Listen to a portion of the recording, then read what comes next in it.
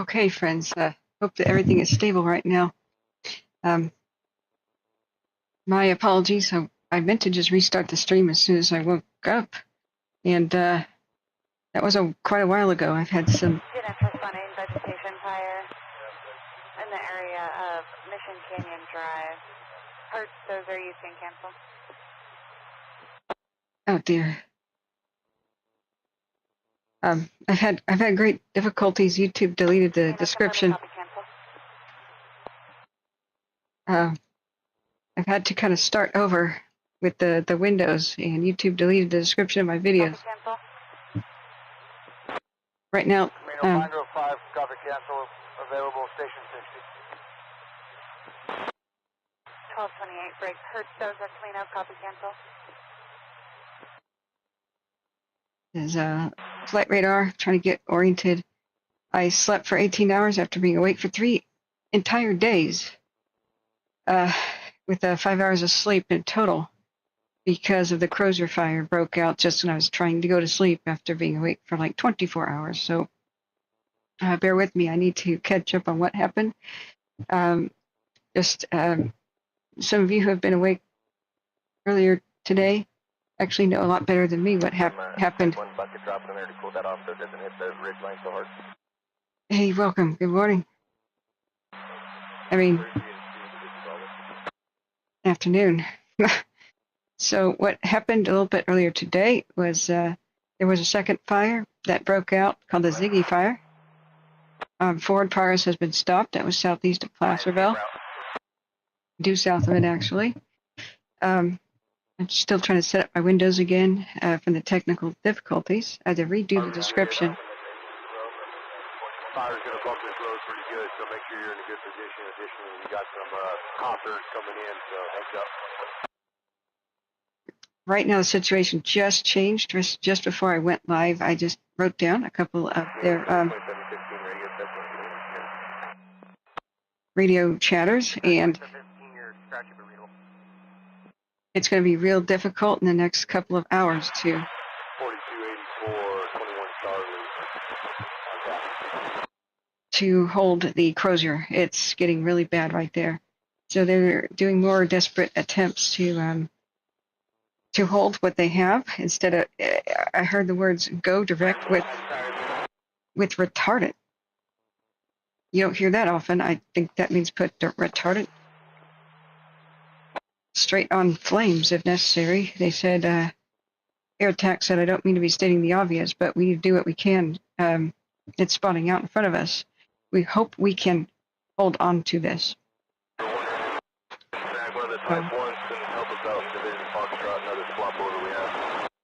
Yeah, they want. We're just finishing up a fixed wing retardant show in there, so right now it's no good to have both in there due to deconfliction. As soon as they're finished around the horn right there, I will give you another helicopter.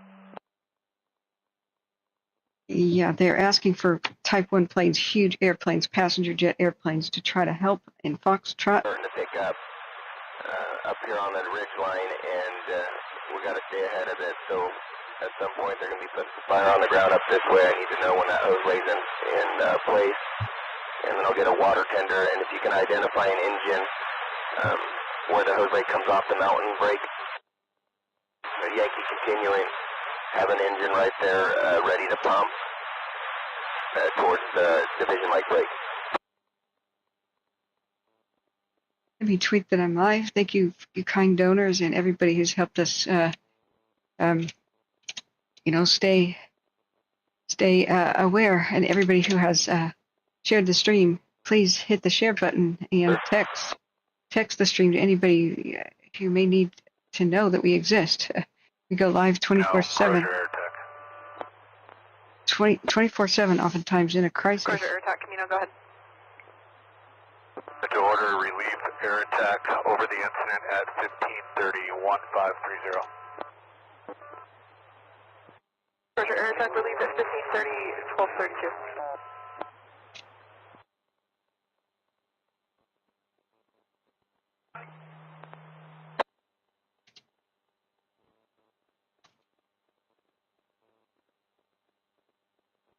Okay. One. Might have to try his cell. I don't have enough service to make a phone call. Camino copies 1233.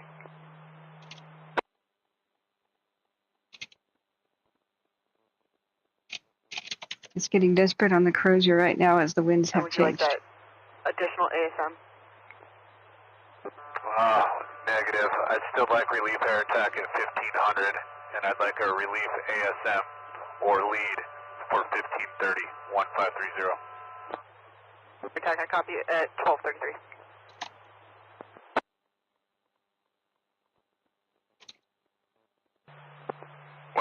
Go to medical, Shakely Lane.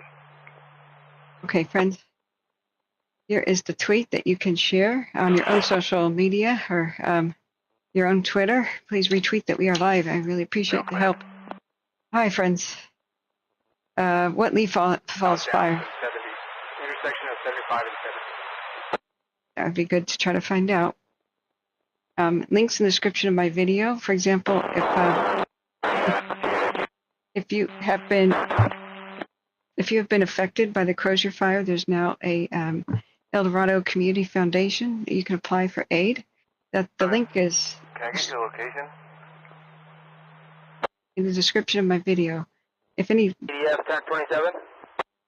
If any links don't work, please let me know about them. So I've been dealing with nonstop technical difficulties, and I had to sleep for 18. Airport, just trying to tie in with you, see where you wanted me to head to. Leaf Falls, What was your identifier again?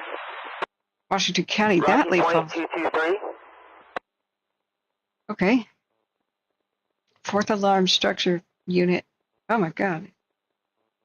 Terminated engine 87 civil. Okay, that's sort of my neck of the woods. Okay, I've been there before. By Cherry Grove, Oregon. Rose to 75 Rose. Oh my goodness. Okay, copy that. I'll hit you up when I arrive. It's a high temperature is 94 degrees today. I don't know anything more than that. You just alerted me to it. I would go to broadcastify.com, Washington County, and go to Tualatin Valley Fire and Rescue. I'm sure that would be their traffic. Alpha 6 code to a 19-year-old female fall from a bike with a minor arm lacerations at 1235. Thank you for alerting me to that. If I do get some information, I'll let you guys know about it. But we can only listen to the park and the Crozier right now because that's the immediate threat to life and safety. It says on watch duty that the fire was moving north and northwest, beginning to get into trees. I know the Hag Lake area pretty well, so it looks like they're Olympus Drive. Yeah, Cherry Grove. I don't know anybody who currently lives there. It's a very small community. I used to know people who did, so we will have to keep an eye on that. But the roads to get there are paved, and they usually do extremely good mutual aid. 2661, squad 51, medic 61, medical 6920 Olympus. Okay, we're going to hear the El Dorado County Fire and EMS. I'm going to try to put it on Northern California major incident right now on switch to see if we can hear park fire status too. We have like no good cameras on the park. So yeah, we can, if you guys could keep an eye on the Leaf Falls fire, I would be grateful so that we can, first I have to catch up on what happened with the park and the Crozier. The Ziggy fire, the new one that they diverted aircraft to, has forward progress stopped, thank goodness. They had that breakout about 11:30 this morning. They turned on the flight trackers and whatnot, surface wind direction, and the like. It's 94 degrees in Portland. I've got the thereabouts. I got the air conditioning on, and I'm being affected by the smoke up here.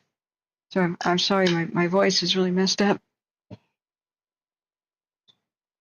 But thank you, friends, for being here. I've had some meetings with the mods. We're trying to get it so that we can have 24 info with the chat live.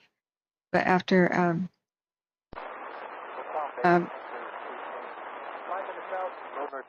Positive fuel, please. Hang on, friends. Yeah, I'm very, very familiar with Hag Lake over there. I don't think we have any good cams we could try to see. I don't believe there's any. Got you, but readable. Go ahead.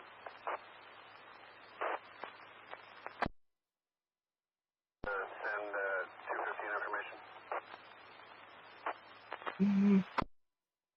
Like Buxton? Yeah. I sent it a while ago, but just realized wrong phone number. Try to fix that volume. Phone number again. I'm ready to copy. I've got to mute that phone number.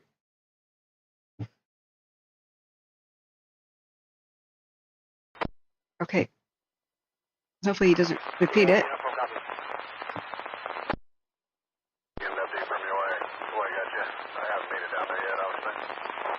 Okay.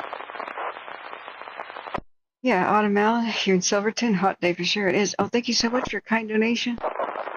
If 20% of the viewers give us between $1 and $5, we will be okay every day because we get like 5,000 views, and no donation is too small. Thank you so much for your kind support. I'm still trying to figure out how I can get to California ASAP, and I've made contact again with the gentleman Dustin, who might have a temporary loan or give us a laptop. It's not the dream laptop that we want, but it's very robust. According to him, and it might get me down there quicker than, say, ordering one and waiting for it to arrive. He may have to mail it to me first. So, yeah, Mukau, you're in Seattle. How is it up there? Yeah, at least they've got Hag Lake there for the Lee Falls fire that just broke out today. But so appreciate it, guys. Command 39. If you have PayPal, Cash App, or Venmo, it's so hard for me to keep track when those donations come in, but those get the money to me instantly, and there's no cut. YouTube takes 30% and makes me wait an entire month to get any donations.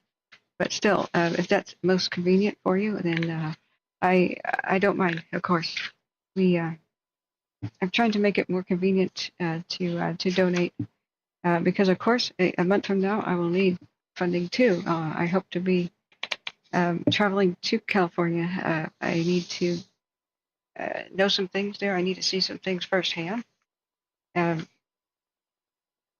better be able to predict what's going on there. And I need to see my family. If they lose their cabins or for different reasons, I need to go down there and see them. And having a robust computer is necessary. I can't just grab any. 15 to deputy uniform. How do you copy? Yeah, we don't have any good eyes down here. I need a really robust computer in order to take the show on the road. It's kept me glued here this the entire year and last year, not having a laptop. So thank you so much, everyone who's donated. We also have other behind-the-scenes expenses, such as the accessories like the cables and SD cards, batteries for the thing. We need one of those battery backup units, with the handle, so I don't have to run my car like 24/7 to run my drone. But I want to complete my documentary and interview people about the Dixie, the Caldor, and maybe now what's going on with the park fire. So thank you so much, friends. I'm really grateful. My phone just doesn't let me know in real time when some of the donations are coming in, but I do notice them. I am grateful. I wish I could read them all out as they come in. And the free way is hit the like button to help the stream, and hit the share button and share with anybody you think needs to know that we do live wildfire tracking. Hey, Jody, thank you, and thank you everybody who's helping us crowdsource information on these fires. So let me see if Fire Captain John Bruno, if he is ready to talk to us. He wanted to call earlier, and I hope he's still available.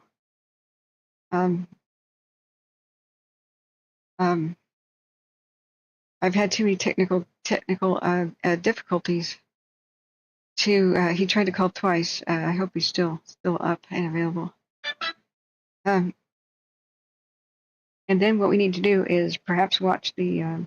We have two things coming up, guys. Already they had an operational briefing on the park, which is probably the best way to get information about that. That is like a 28-minute video, but we'll watch the beginning of it to see what they said in a nutshell. At 3 p.m., mark your calendars. I'm marking mine right now. 3 p.m. we have a hang on.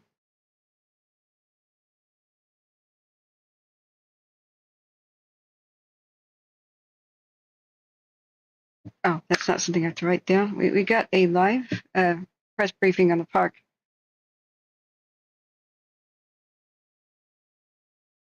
Somebody's saying, meet me at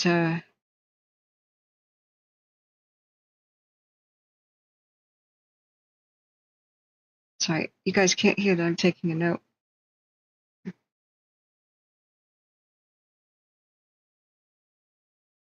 They may be now trying to hold 36 on the park fire. But they're still working on Turner Mountain, so it's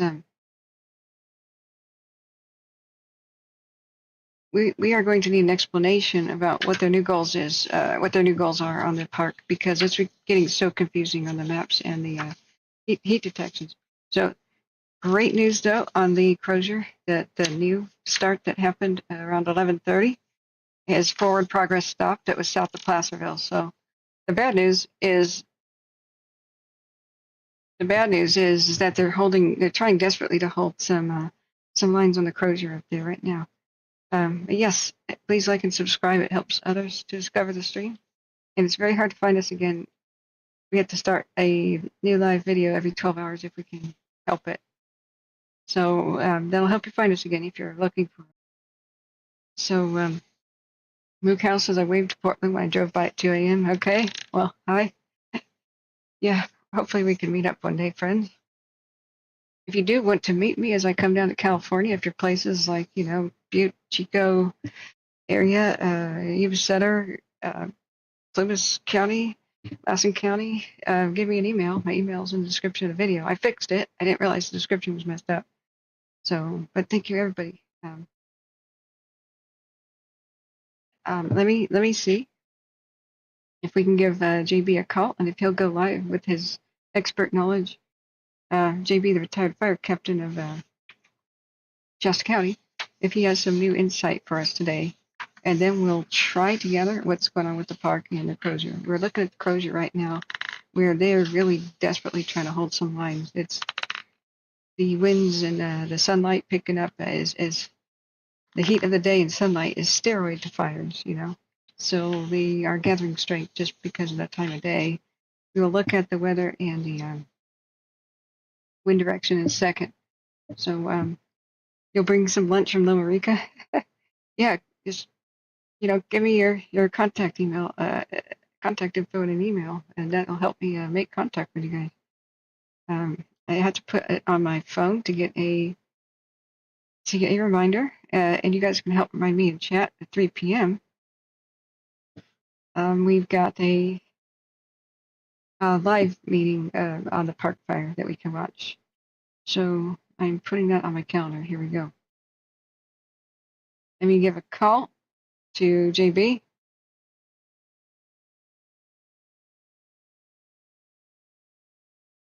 One second.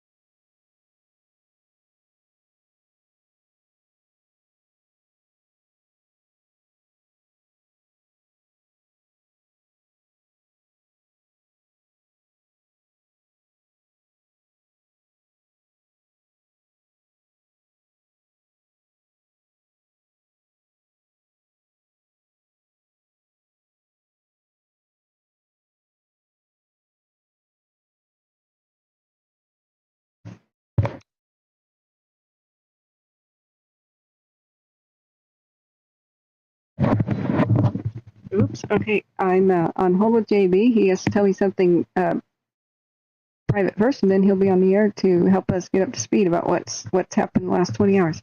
Hang on, guys.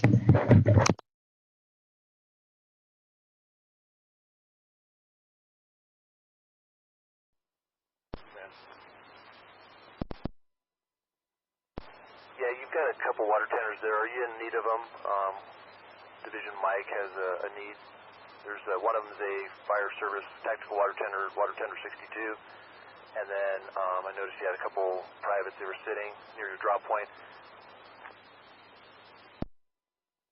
Yeah, I could probably give up one of them. If I could keep the other 3 assigned, for the amount of water that they're using. Okay, yeah, copy. Sounds good. Well, which one would you want to part with? Tactical water tender or the private? Probably be best on the water center 62. I believe they know the area. Yeah, that's affirmative. I'll, if you could, see if I'll get him a location. Copy. Also, I have Dozer 4442. I can place the phone call to you if you want to start placing. And if so, I just need to know where they place. If not, I can do it. Yeah, affirmative. If you got a good track for a good contingency line, then go ahead and push that. Okay, JB is ready to talk live. You had to shut some doors and stuff so we don't get interrupted. And he's now in his office or study or whatever it is. So here's JB, and he's going to help us catch up on what, especially me, what happened last, 20 hours while I've been asleep. Okay, JB, you're live and on the air. The Crozier fire is where I haven't been before. Do you have insight on why it may be giving them fits up there right now, currently? Well, the Crozier fire, I listened to it when it broke. Okay. And I believe you might have in front of you when the start date time was. I think it started evening. Yeah, 11 p.m.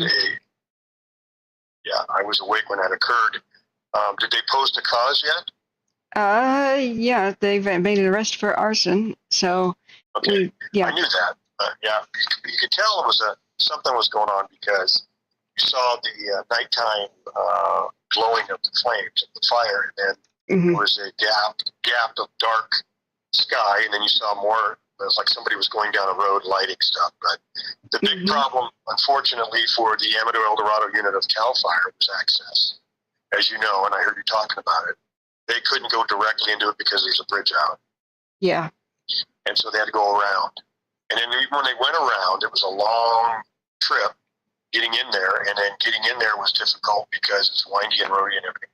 And then they had to get transports. I don't even know if they could get the transports up those roads. Sometimes they'll have to park the transports and catwalk them literally up the dirt road to where the fire is, and that could be for miles. Yeah. So, and it's thick fuels, and very hard to access and very difficult probably to get resources too. They were limited, to a certain extent. So. Yeah, it took them 3 hours to put water on it because, they had to make dozer lines, which is basically a road, to the fire in order to get the actual fire trucks with water onto it. And so they watched helplessly. They had to back away from it because there was nothing that they could do with shovels and rakes at the time, And people have to be careful. I'm going to send you a picture here later on today of the damage that was done yesterday or the day before up on the park, the burnover. Oh, goodness, okay. It didn't burn over people, it burned over apparatus. Oh, it did? Yeah. The park did? Oh, God, okay. So the park had an incident where, and I don't have all the details, okay. And I don't think the incident's come out with a press release unless you've seen it, but they had an injury to a dozer operator, and there was then there were 2 others that retreated from their position. Wow.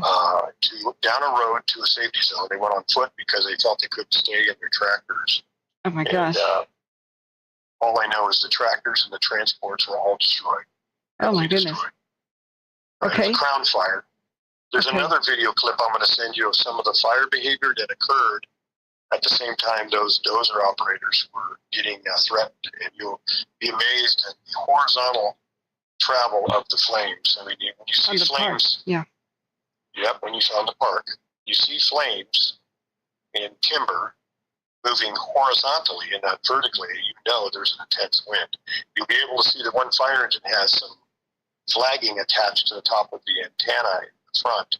And you can see that how that flagging is straight out from, from the gusts. I'm sorry, can you speak a little louder? You can see where the gusts of the wind by the flagging on the antennas of the fire apparatus are straight out. So I'll send that to you later on. Yeah, they're at the park fire. So, as far as this Crozier thing, it's just, it's just like everything else. We're talking about fuels that are really been scorched with these heat waves, and then it's in an area that's hard to get to, and put hose lays in and get lines around it. It might be steep country. I think it's steep in some parts where you can't get dozers, so you're going to use hand crews. Yes, and it's right up against the burn scar of the 2014 fire that was near Placerville. I can't remember its name right now. And I can see a lot of dead trees. On the... yeah, how long ago was that burn scar? 2014. It's huge. It's 10 years, so you have a lot of dead and down wood in there, and then you have a lot of new growth, so the fire can carry through that pretty quickly. What was heartbreaking is yesterday, or... I can't remember how long I've slept now, but my last broadcast, the day after the Crozier broke out, I should say, it was laying down like a good doggy, just begging to be put out. It was trying to go against the wind. They had wind in their favor, and it was very, very mild, and they couldn't reach it because they didn't have enough dozers there to get the dozers there to make access. They wanted to just, they could have put much of it out with actual hoses. KCRA flew above it. Yeah, I think the road access. A lot of these roads, if they're on private land, they're only maintained as good as the owners maintain them. If it's on public land, it's a little bit different. But so the roads are called overgrown, and you can't get apparatus. And these fire apparatus are tall and wide, and so what you have to do sometimes is get a dozer to pioneer or open up the roads so you can get apparatus. Okay. Yeah.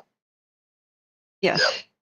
Yeah. That's probably what was happening. Yeah, they were starting to improve old trails, and they were going on old ancient mining roads, the like of which probably haven't been operational since the 30s.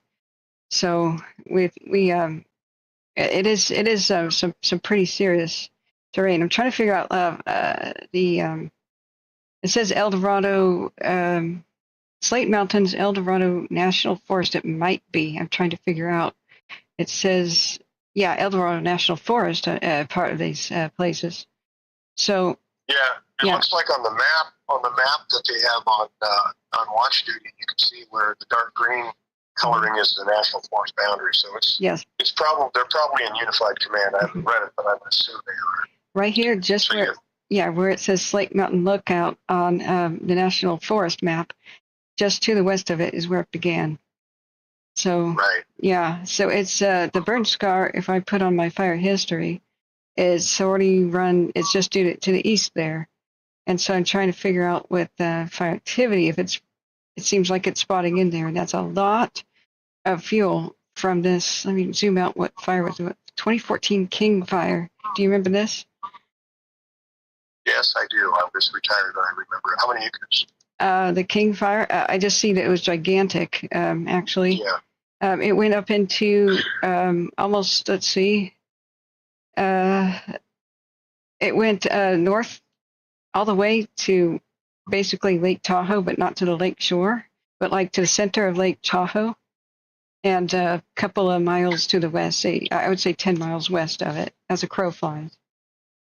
So that was enormous. So if you look at a topog, or if you look at a satellite view of that Crozier fire, you can see where, there's not many roads, which anything could stop, and it's all open country, it's thick timber, inaccessible up and down country, very difficult. I think it's about 1,200 acres now. Yeah, I believe so. It's huge. The enormity of it wasn't clear to us until KCRA flew over it, then I thought, oh man. Right. Now, for example, let's just talk about this. So the park fire is what percentage this morning? 34, or has it gone up? the percentage of containment? Yes. Okay, let me take a look because 34 let me go to that. was 34. Yeah, 34% as of 0800.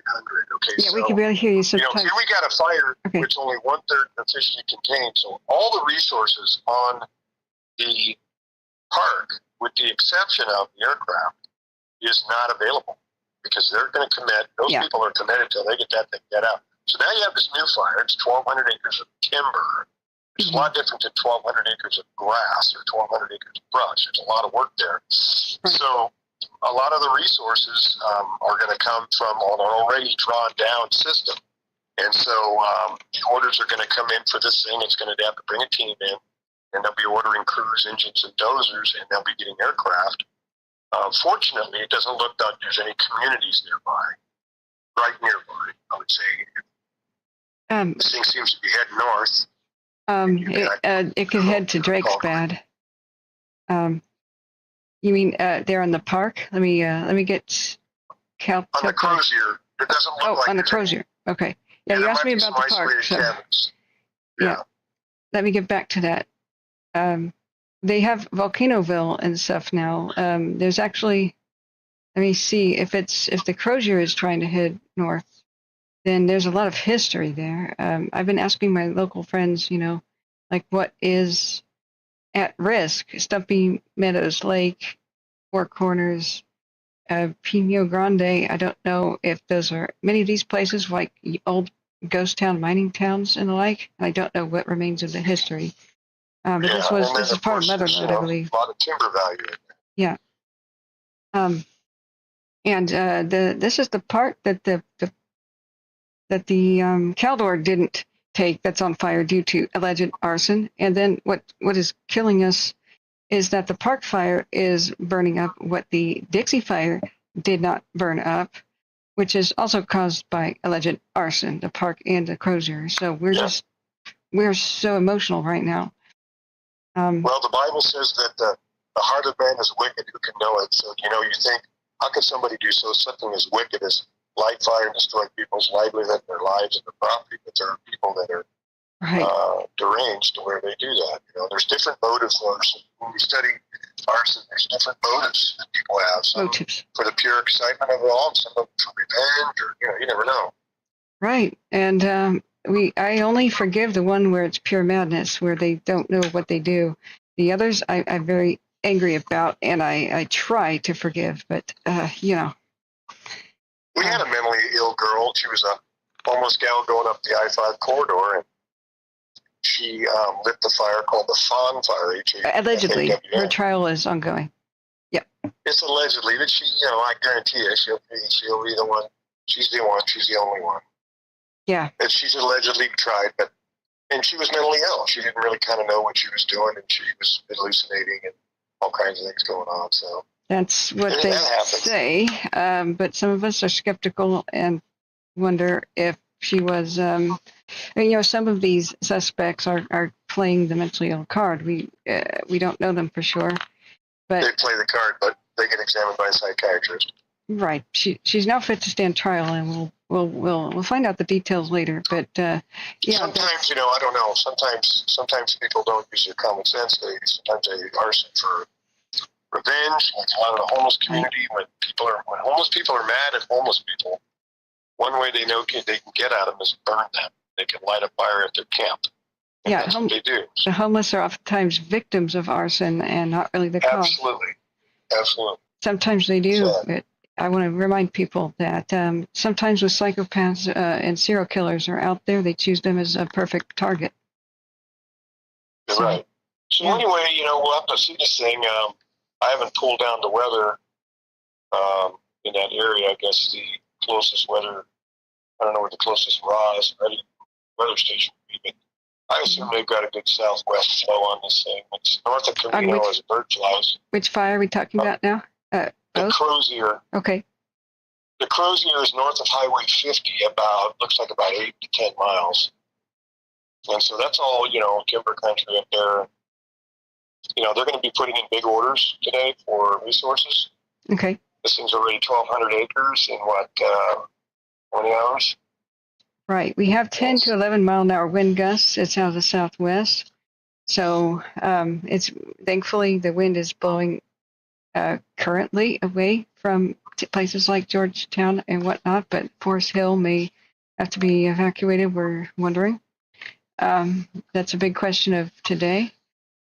They've expanded evacuation orders to Volcanoville while I was asleep. And so it's just, I keep telling people that El Dorado National Forest and El Dorado CAL FIRE, they're very good at what they do. And I believe they're giving people as much notice as possible and to not interpret their evacuation orders as this is where we think the fire will go.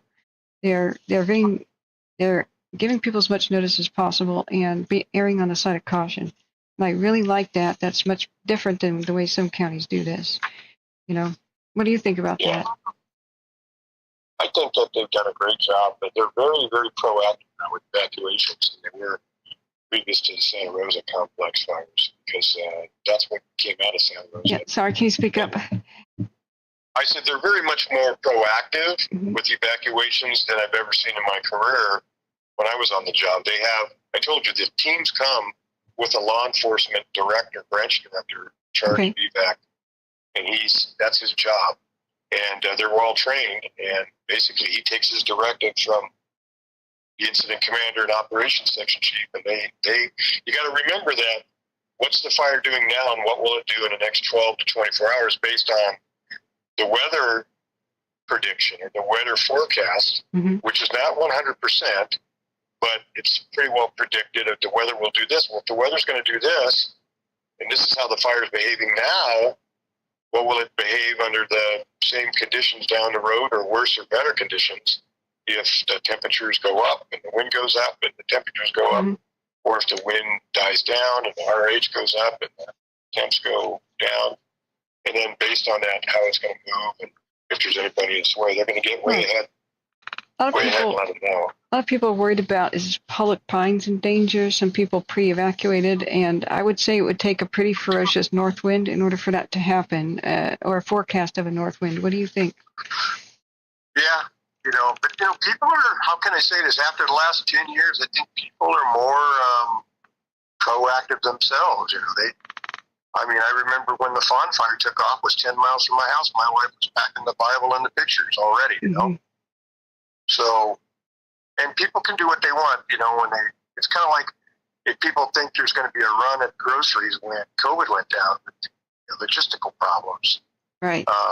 They were out buying, as much as I do, they were out stuffing and stacking as much as they could just in case in the event of. Yeah. So, Yeah. I'll tell people. There's nothing really wrong with that. It's just. Charity begins at home. Check on your neighbors. They may not have the money to go fill up their car with gas, but go give them the $40 or $100. Help them make sure their car starts. Tell them I can help you evacuate if necessary. And this is going to feel better, good the rest of your life, way better than writing a check to some random charity online, right? Yeah. I think the roughest are people who are disabled. They have an infirmity, they have special needs, or they're elderly without any caregivers or family next to kin that's looking out for them. Yes. Now, for example, my mother was in a independent living facility, and after the car fire, they changed their safety plans, and they're very proactive, because look how long it would take to evacuate 120 residents of a senior retirement home. Right. You have to have, first of all, you have to have transportation, and you have to have people, some of them, you have to escort them because they're walkers. They all have their medications, and some they have to take medications every 2 to 4 hours. Right. You have to take them to a place where they can be fed, they can be sheltered, they can be safe, they can be cool. Yeah. So they have all those plans. Yeah. Right now, a great way that people can help their neighbors prepare is say, hey, can I go pick up your meds at Walgreens or something for you right now? Can I help you be ready? How can I help you pack or get things like photos out of your attic for you? Yeah. My neighbor's a widower, and he's 96, and I keep an eye on him, and his family doesn't live in the neighborhood. They live miles away. I have all their phone numbers to call them, and if something happens, but I keep an eye on them. Right. Just as a neighborly thing to do. So, anyway, this fire which one? has potential. Which one? Crozier. Crozier. Okay. Crozier fire has potential, yeah. And so you want to make sure that, we'll see what happens here. Just let's see, what time is it now? It's 1,300 hours. Yeah, watch the next 6 hours, see how it behaves. Yeah. And remember that firefighter, people don't understand this. Well, why don't they just go in there and put that fire out? Well, first of all, you can drop as much retardant as you want on it, but you have to have ground pounders. Right. Firefighters on the ground with hose lays, dozer lines, or hand crew construction, hand line construction, where we cut fire line by hand with a team of 15 to 20 members. That's a crew, a fire crew, hand crew. Right. And that takes time, especially when, and sometimes you can't use hand line. You have to use dozers because of the fuel is so tall. You have to get a wider line. And it takes time to build line because you need lots of iron or lots of dozers to do that and to get them in there. And they have to be logisticized. That means they have to be refueled. They have to be able to have, this is pretty remote. Operate. I mean, it's not remote, like as in nobody lives here. It's not the world's best roads up here because they were built in the mid 1800s. And so the California's taking some steps in the right direction, and the county is, by building this brand new bridge, but it's not complete. So they had a 48-minute detour, but we just must remember we must drive home. The Forest Service has to have pre-made fire access roads. We need to revitalize them. They arrived when it was just 10 acres. They were ready to put it out that night, but they couldn't get to it. They were just like, I would say, I don't know how many feet, but like 500 feet away from it, helplessly watching. I saw that on the map. So that was Tuesday night, huh? I believe so. I've lost track of time, but yes. Yeah. So now it was before your rest time. Right, and you, as an experienced fire captain, knows that if you can do quick response and quick access, that's the number one determining factor if a fire gets big or not, right? Right, absolutely. So fast, aggressive initial attack is vital. That's why air tankers are most effective. Air tankers are most effective when a fire is in the initial attack. That's the first 2 hours. And if we can contain it in the first 2 hours and mop it up for the next 24 hours, that's wonderful. But if we can't contain it, it goes extended attack, and we add more additional engines, crews, dozers, helicopters, and air tankers, then the goal would be to contain it by 10 o'clock tomorrow morning. Okay. Because remember, at night is when we normally have lower temps, higher humidity, and the winds die down. But in this case, it didn't. If you say it burnt pretty good at night, that's because there's not been a lot of humidity recovery. You can look at Holt Hanley's page. He'll tell you about the weather in that country. And it doesn't, he's got different weather stations that'll tell you what the humidity is as only as high as maybe 40%. Well, the fire will burn good at 40%. When it's got the wind pushing it. And you don't have to have a lot of wind. No, 10 miles an hour is a very aggressive wind to move a fire in timber. Yeah, right now we have, I keep telling people we ain't seen nothing yet. Wait for a big, high, gusty wind day, and this will be extreme.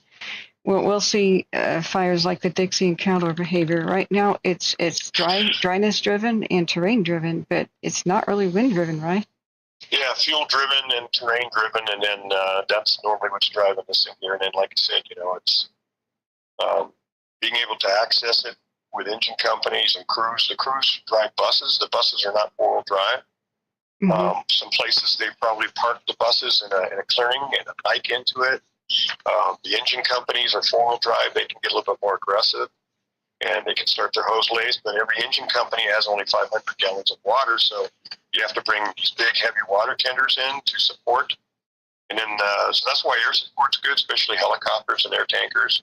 Yes. There's 40 some odd. Let me see, as of this morning, they still had 32 helicopters attached to the park incident. So, they have to get helicopters from other areas that come in, move and cover. And you and everybody else should tune in at 3 p.m. We'll do the live broadcast of the new park press briefing. I'm about to do right now, as soon as we hang up, the earlier today kind of a briefing that they had. It was an operational one, because I would like to know, where did they have their where did the burnover happen? Where did they have to abandon their equipment? Do you know where that happened on the park? There has been no official press release from the incident because it has to go through the chain of command before they will release it. But you're probably any moment now, you're going to see some kind of media release about what happened and who it was, what the injuries were, and da-da-da. I don't know the details. Now, there will be a report that comes out. It's called the Blue Sheet. A blue sheet normally comes out within 72 hours, and then a green sheet normally comes out within, a week or two. And the blue sheet is the initial what, who, what, where, when, and why, and anything precautionary everybody needs to be aware of. The green sheet will be kind of a summary of the investigation team's report. They have to bring an investigation team in, major incident investigation team. And but we should have something, but normally the incident will produce something. I'm sure Sacramento headquarters has to approve it, but then they'll tell us about who, what, when, and why. So how did you find out about it? Word on the street? Somebody call you, or was it on the radio? I think the way that I found out about it was I'm a part of a group of retired CAL FIRE folks, and they have different contacts. I think one of the firefighters on the fire line sent a text to another guy, who sent a text to another guy, sent to another guy. And that's why when I was a public information officer, we had to train our firefighters in the rookie academies, the basic fire academies, that when they're on an incident and somebody is severely injured or killed, they are not to transmit or relay anything about that. You can tell your mom and dad or your cousin or your wife or your husband you're okay, but the reason why is because we went to next of kin to be notified.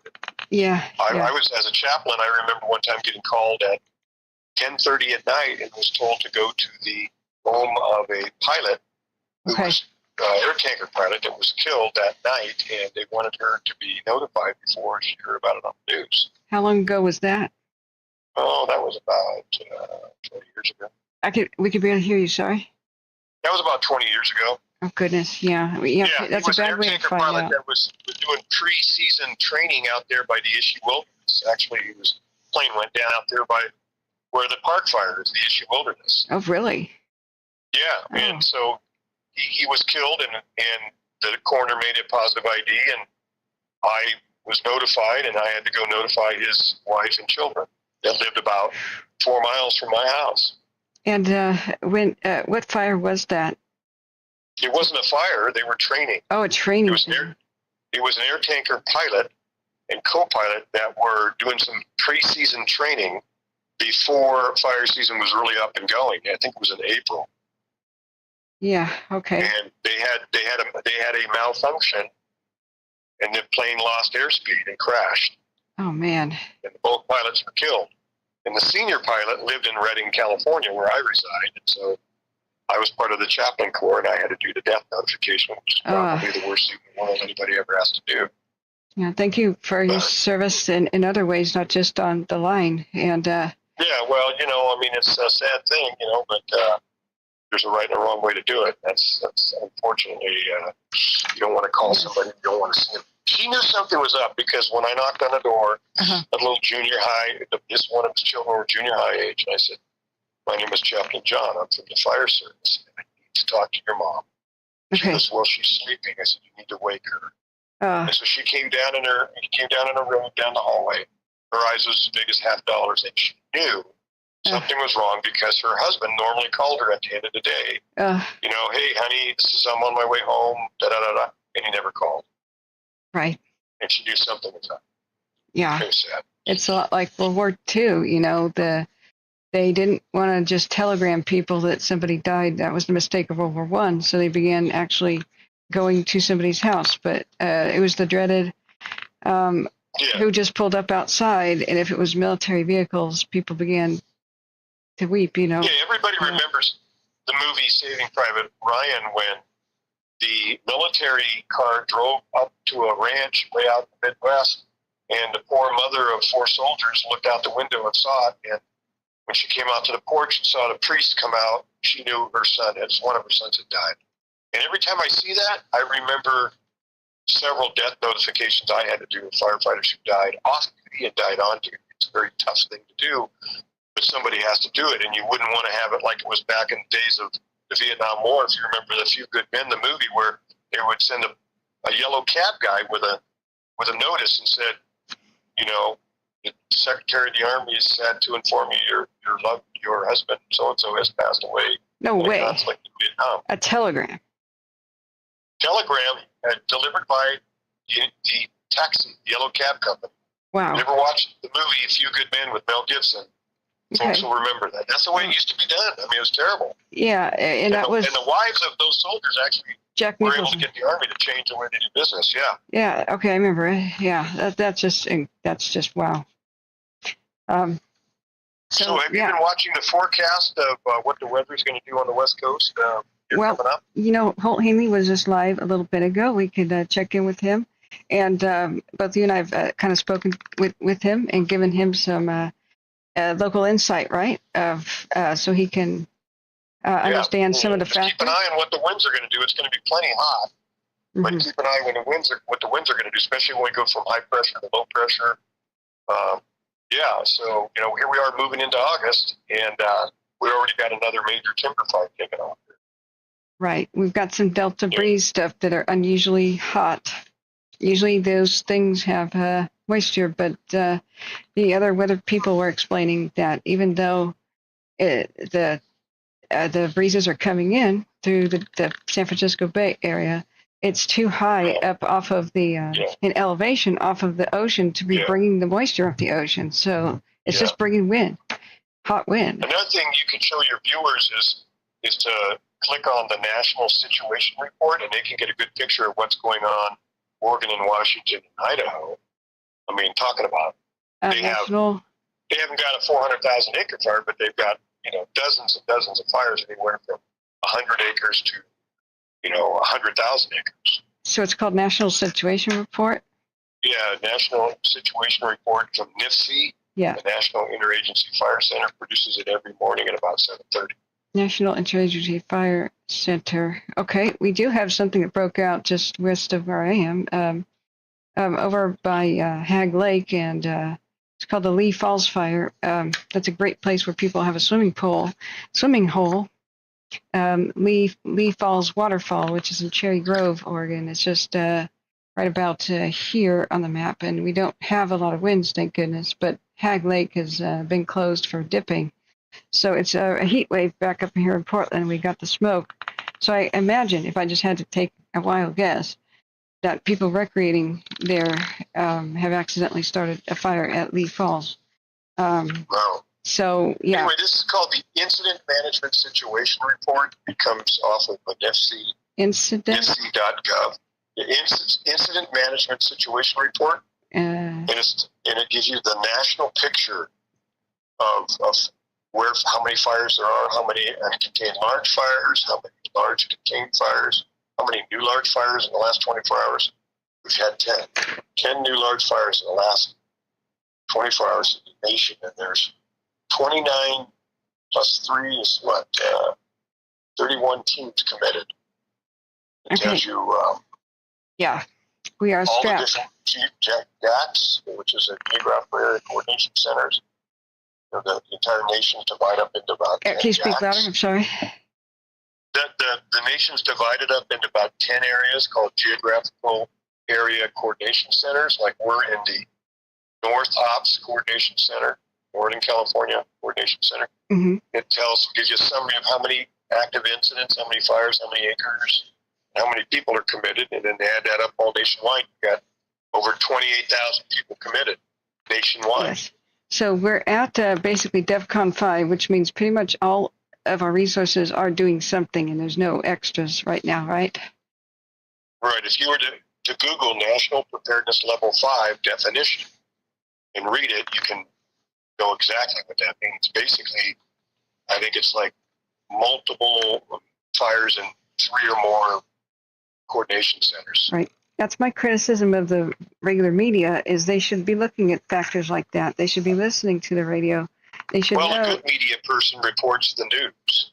A good media person does research before they just say something or write something. Yeah. And they'll just mention the one factor that everybody already knows about it. No duh, climate change, but they'll not mention something like because there weren't enough dozers, they didn't put out the Crozier immediately. They could have. Yeah. But they didn't have a dozer. Right. Because of Arson. One thing I got to say, one thing I can say for KRC or Channel 7 in Reading during the car fire, that news director kept that office 24 hours open. They were live on Channel 7. Channel and 7? they had a reporter that was connected to the command post. Wow. So they were able to get pretty much instantaneous information on who was going to need to be evacuating and where they should go and which way they should go. And I'll tell you, that radio station really went the extra mile for the people. The radio station? Yeah, I'd love to hear about that. Television station. Channel 7 in Reading. Channel 7 Reading was awesome. Yeah, KRCR. They did a great job. KRCR. They live, a lot of these local TV stations and radio stations live with fire as part of their culture, just like people back east do with hurricanes. And so they're really proactive. I think there's a radio station, 97.3 in Reading. It's Country Western, and those guys are on top of it. And most of them are. They're on top of it. They know they live here, they work here, their families are here, and they, this is the fire environment of Northern California, even Southern California. Yeah, we've got, we have a structural fire issue in every community. We have homeless fires, we have home building fires, and all that. Wildfire. So you got to speak up because of riding lawnmowers going by outside. I'm so sorry. Oh, I'm sorry. So anyway, the wildland-urban interface, that has been the fire of the future. And if you look historically, since post-World War II, it gets worse every decade. And we're getting a lot of fire in the woods, and we have a lot of people living in the woods. And we have a lot of people in the wildland-urban interface.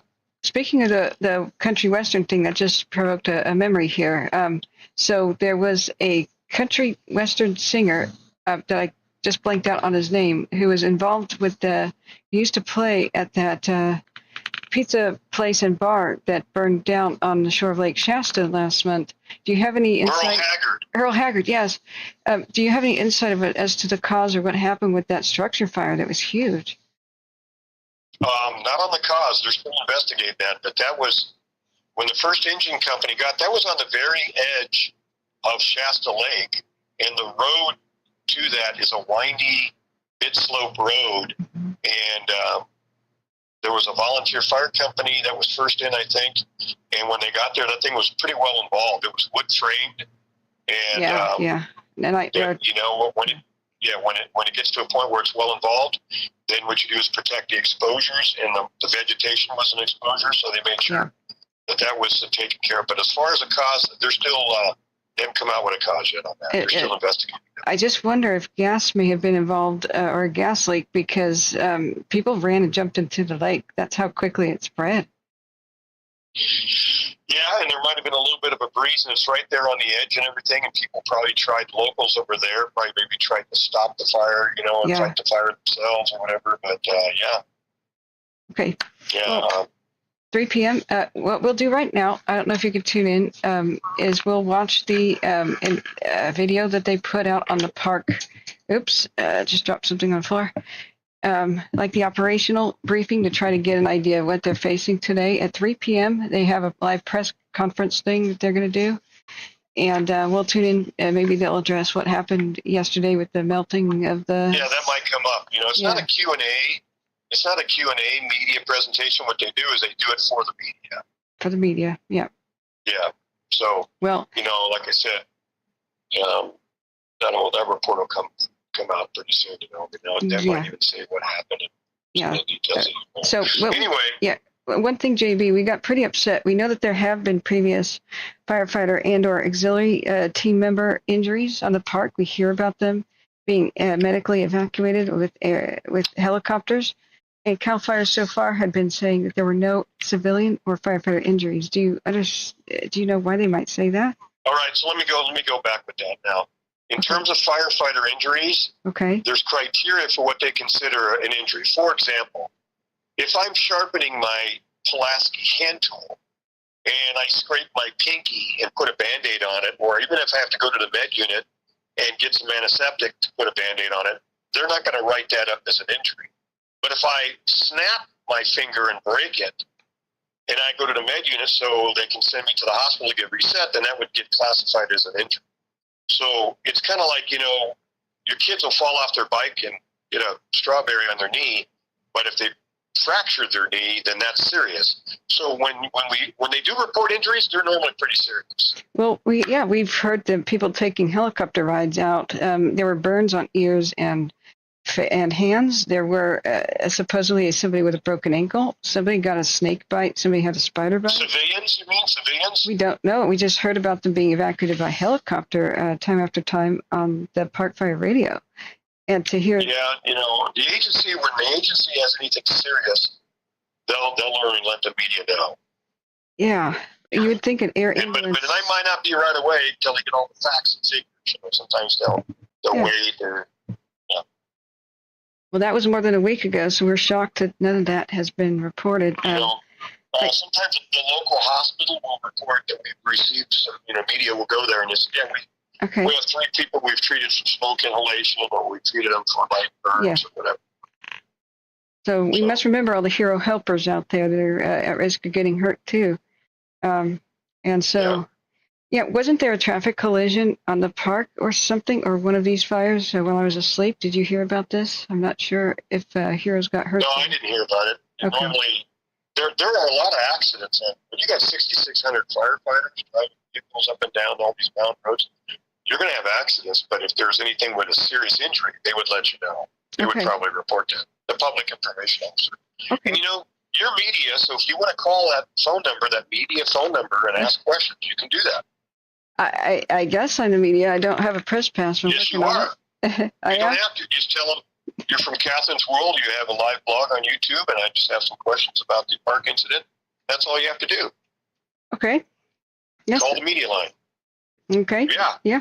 Right. I've totally forgot that I could do that. That's a great idea. Sure. You can do that for sure. Okay. All right. I'll let you know. I'll try to send you some video. Thank you. Okay. Yeah, go ahead and text me that. Thank you so much, JB, or you got Thanks me for now. all you do. Take care. Thank you, JB. We love you. All right. Thank you. Bye-bye. Bye-bye.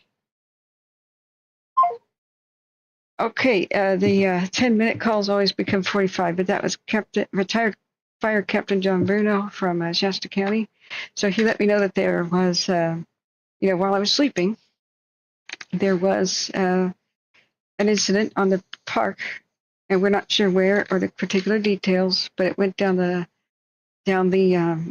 somebody told somebody who told somebody, and he's plugged into the world of firefighting still with his connections. That apparently a dozer crew, that we, I'm sure they'll make the announcement at 3 or something, or tell us more with the live press conference, that equipment had to be left to burn, and they ran away from the fire on foot because something changed really quickly. We must remember that our heroes are at risk and risking their lives every day, and so are the hero helpers, like the unsung heroes, the water tenders, the dozer drivers, the truck drivers of supplies, the helicopters delivering supplies, not just the ones who get the glory and the recognition of regular firefighters, those delivering the sanitation, units, and driving the porta potties there, and setting up the camps, and the people cooking the food. So what's up with the saddle timber cam, Nick? That's the Crozier fire. The one that's north of Placerville, which is also started by Arson, allegedly. That was live on my stream when I was about to go to bed after 11 p.m. on a couple day before yesterday. So I stayed awake for 3 entire days, covering that as it broke out, and they had new evacuations. So. Freedom of the press. We all have a press pass. No, you need an official one, because you have to prove that you are media. Because if everybody just said, "Hey, I'm the media," they could go back there and loot behind fire lines, right? So I'm working on getting an official press pass, so that they can trust me. It has your credentials. you get in trouble if you break the rules. You know, you can't touch people's stuff. Like the media is not allowed to go to a burned up house or something and go pick up, you know, some toy and say, this is a toy that came from a burned house, and touch people's stuff, no matter how much they might want a heartbreaking, you know, a news blurb or photograph. You know, there are rules. So I have to obey the rules. I have to know what they are. And, you know, this helps it so they know who is in the area of a fire. And they don't want too many, because if the fire crews retreat, they have to contact you and say, we're running, you have to run too. Like there's all kinds of stuff that goes into it. So freedom of the press means you actually have real credentials. Otherwise, everybody who just wanted a look-see at things, which is a lot of people, would be in the way, right? So excuse me, guys, I have to get something from my throat. Let me turn on the radio again and put your questions and stuff in there. What I want is your guys' help. Keep me up to date on the new fires as they occur. What's going on, especially in my neck of the woods by Cherry Grove. We don't want a new big fire west of Portland, but it's 94 degrees, and I am very worried about Cherry Grove. I used to have friends that lived there, and I'm familiar with the area. That's a great little, it's actually considered a ghost town. It doesn't mean that people don't live there. It means it once had a big bustling heyday, and so it's much a shadow of its former self, right? So it has great historical significance, as well as people still living there, even though there's no real stores or anything like there used to be in the past. So what we want to do, let me turn on the radio to get a drink, and then we should look at the operational briefing in the park. 3 p.m. Tune in. We're going to watch together the live press conference or whatever is going on with the park. Maybe they will address what equipment got destroyed by fire yesterday. What I need to know out of this is I need to go get a drink. Is 36 the new fire line, and have they been able to protect the structures around Mineral? I have an incredible intense headache that's just kind of forming right now looking at screens. Sorry if I may have to make it darker here. But do help keep me informed. I'm trying to get up to speed, because after being awake 3 days and covering the outbreak of the Crozier live, I had to just crash. I slept for about 18 hours because I can't breathe well with my sinus infection and the smoke here now in the Portland area. So let me get a drink, but we'll start this.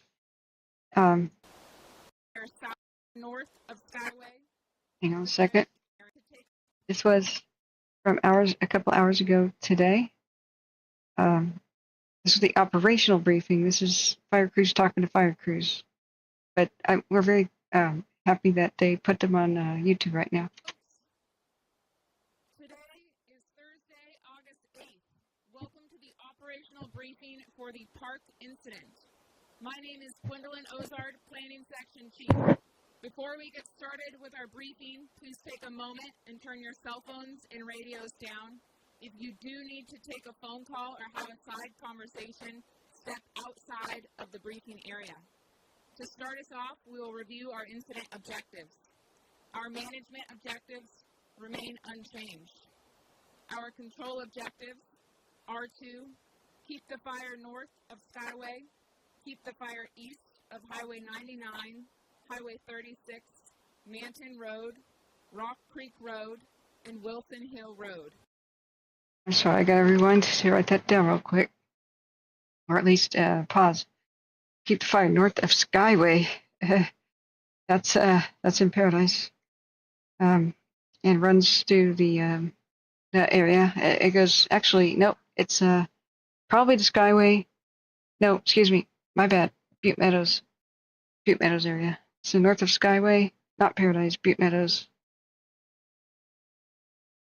That's a long road that goes to the mountains. East of Highway 99, 36, Manton Road, and Rock Creek. That's going to be very confusing. There's a Rock Creek Road when they're going to say stuff about the Crozier down there by Placerville. And Wilson Hill Road. Wilson Hill Road. Objectives.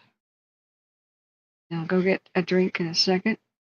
And south of Highway 44 and west of Pacific Crest Trail. You'll have to tell me where the hell that is. In the Lassen, Lassen Park area. Okay, here we go. Keep the fire south of Highway 44 and keep the fire west of the Pacific Crest Trail. Current situation. All right, good morning. The word of the day yesterday was spot fire, and we had a lot of them. The good news is all the folks that were out there yesterday worked diligently to pick them all up. So I'll start from the south, working our way around. On the south side of the fire, this lower portion was on patrol and mop up. Nothing significant in there. A couple calls for services, but nothing significant. Then up here, right about Dye Creek area, right about 8 o'clock last night, we had a spot fire, went about 10-15 acres. We got resources on it, aircraft on it. There's going to be some work out there, but they picked it up, stopped it up in this Dye Creek area. But this is on a side of the fire that's been pretty quiet, so it just reinstitutes the fact that we got to stay diligent on these things and make sure they're put to bed. So as we wrap around the horn, we still have some issues up on our finger up by Manton. Heavy, thick brush, had some fire in it, put a lot of work in there, and the folks did a great job, but it's also going to need some more work up there. That's going to be a problem child for a little bit. No significant growth in there, just a lot of heat and a lot of smokes. Then as we come around in a branch 15, that's where we had all of our big fire operations. So trying to get around Turner Mountain and tie that whole area in. There's a lot of work picking up some stuff. Coming down through TQ, TU, that area over there, they went direct on just about everything that they could. They had to do some indirect stuff, and they'll have to tie that in. And then working our way up into TW, same thing. There's some issues up there trying to tie in that Turner Mountain, but a lot of progress was made, and there's a good plan. We're going to continue with that, but they did nice work. Yesterday, the 36 corridor down 32 and then 36 into 172. That area, we had a firing operation that was very successful. We did have a couple of small spots, short-range spotting across 36. They gridded it yesterday, picked them all up. I would expect to see some more over there. And then along 172, we had a swap over, initially it was only about 5-10 acres, and that spotted up onto Doe Mountain. And we had about 50 acres up there with multiple spots. So last night, a firing operation was started about 1 to wrap that all up. Continued through today and into this morning was successful, and they were able to wrap that down and bring it back down to 172, and so there'll be a lot of work up in that area as well. As we come down, the rest of the fire coming down into BK and up off of the L line up there in the K line, they did have a 5-acre spot fire up there as well, and we're able to wrap that up. But they've had spot fires up there every single day, and yesterday was no exception, so I would expect the same. And then coming down into the 32 corridor, all was quiet over there, a little bit of calls for service, still a lot of smokes that popped up in the afternoon once that wind got on it, heat got on it. A lot more smokes than the day before, so I would expect the same. So yesterday's word for the day was spot fire. I would say today's word for the day is spot fire, but don't give up on them. Go out and get them. Make sure you put them to rest, get them all wrapped, and thanks for a good day of work. Weather.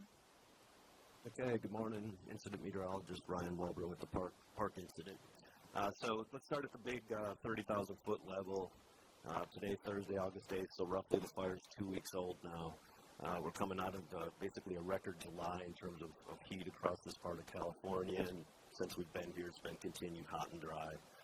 In terms of what we have in the IAP forecast this morning, I urge you to kind of take a peek through that. Feel pretty good about what's in there, although right now the raws this morning, starting the day between 6 and 11%. Colby Mountain down there in Branch 20, 6%. The Lassen Lodge laws out near the raws at the branch break is 11%. So single-digit humidity recoveries, that speaks to the spot fires that operations was talking about. So we're starting out dry. A lot of you guys maybe were last working Tuesday. That was a really active day. In comparison to that, we expect conditions to be more moderated. But now the changes are so subtle. We're still talking if you're working in branch 10, branch 12 today, high temperatures, 100, 105 degrees, up in branch 12 and 18. Excuse me, branch 15 and 18, high temperatures in the upper 80s. So single-digit humidity through the afternoon, temperatures still incredibly hot. So hot and dry, we've got a watch-out situation. In terms of just walking the fire, whether you're working a contingency branch, branch 5, branch 10, branch 12, this afternoon we know those southwest winds pick up under the full sunshine. The difference up in branch 15, branch 18 is you're under the inversion. The inversion on the webcams this morning, it's much more shallow. The smoke is laid in. I will tell you another difference today is we have a lot less heat on the fire this morning. So those trends are in the right direction. As you work through the day, sometime around noon or so, you'll start to see a little bubbling. The inversion will attempt to break. Then as we get towards 1400 hours, some of that clear air, that really dry air from the Central Valley gets sucked in. So use 1400 as kind of your watch out for when the inversion would break. I will end it with saying that up there, right at that kind of that choke point where the zone break is, Highway 36, Highway 89, Dome Mountain, Morgan Summit, really tough country around there, a lot of canyons, obviously steep terrain. At that point, you're up to 6 to 6,500 feet, so the winds can be really unpredictable, really tough out there. As you go into the night operations, we do have really favorable down canyons, another night of really poor humidity recovery, so we still have 2 more days of just bone dry conditions out there. Thank you. Fire behavior? I have to write that down before they go on to the next thing. Okay, so it's coming up on 2 p.m. It's 1:45. They said that's when the skies might clear out. So all those working on Highway 36, 172, and the 89 highway, look out for unpredictable winds. Right about 2 p.m. They shall come into force. And night ops, though, will have favorable winds but bone dry. 2 more days, 2x more days of bone dryness. I'd like to know how things get better. We might watch Holt Haley's video next to get a better idea about things. Remember, at 3 p.m., there's going to be a press conference live thing on the park. They'll probably try to explain what happened yesterday or last night, where it sounds like some apparatus melted, that they had to run for their lives on foot. I don't know how many, how, where, or the particulars, but you have no sound for his briefing. What about, can you hear me, Snow White? Can you hear me? Good morning, Ross. Sound is good on my end. You should have sound. Check volume. Fresh. David Dillon says Manton and Shingletown still aren't in the clear yet. Yeah. So, okay, I'm just going to proceed with that. I do have a little bit of food to shovel in my mouth here. So, we were listening to the radio. We'll have to keep an eye out, keep checking back on what's going on with the Crozier, see if there's any new evacuations or info that I need to know about. It's really touch and go in the Crozier. There's new extra fire activity. They're calling in for new, very large aerial tankers. They're getting replies that the smoke's too thick for where they want them. Pretty desperate measures being taken there, such as putting retardant directly on flames with some of the tankers. That's unusual. It makes the smoke really messed up, and but they are trying desperately to keep it within the lines that they already have. We don't know where at. They keep saying this division, that division, instead of like the north side of the fire or whatnot. But the radio was kind of chaos. So I have to, we've got a lot of people listening to it on watch duty. Keep me informed. We have to check out, what's going on with near Portland. This fire that's over by Hag Lake, southwest of Forest Grove. Their attack is in the area. Let's look at a couple new photographs that people have put. I hope this doesn't become a big fire for Oregon. You know, it's hard for me to click on the other. Yeah. So at least they have Henry Hagg Lake to dip out of right there. We don't have a way to look at it with live cams. But that's not that big of a drive if I have to go look at it myself, like in the evening when you can see fire better. So we are concerned about it. So they closed the lake to recreation. I bet there's a lot of people there. It's 95 degrees here in Portland area. And I do wonder if it did start by the Lee Falls, at least Lee Falls Road. I'm very familiar with that. That's something that's really gravelly, and they have a gate there. At least they have some road access. It's a waterfall area and a swimming hole. It's really beautiful. So please do keep an eye on it. We can't listen to all kinds of every single radio at once. But I'm sure if you guys went to broadcastify.com and went to Washington County, Oregon, Tualatin Valley Fire and Rescue would be the one to listen to if you want to help me keep an eye on it. So you had to crank it up. It's bouncing into the red. Let me see what I could do for volume. Dollar High Fire Behavior Analyst Park Incident. So really quickly, I'm going to start over in branch 20, bring around the south end of the fire and up. Is volume good now? We're trying to watch this morning's operational briefing, like what we're getting valuable info, such as, it's right about now that the smoke might clear out and the fire might kind of be explosive with erratic winds over in the Childs Meadows type area, Butte Meadows to Childs Meadows to Mineral. So they're now talking about having to fall back on Highway 36 in some places as a new fire line. I don't know how well established past 172 it is. At the same time, they're still making progress with those lines on Turner Mountain, which is kind of a head scratcher to me. It's like, if it's past Turner Mountain, why are you working there? So maybe it's just kind of bigger than I think, and it's just sections of Turner Mountain that they want to put those lines on still, maybe to help protect specific things like Boy Scout camps or Lassen camps or something. Locals, you may be able to. Yeah, David, I interpreted that. He said, I interpret that's what they meant. Just before I kind of went live, and I was listening, and it was around 11. It was about noon. They said on the Crozier fire that. Let's see what time stamp did I have that on? 12:25 p.m.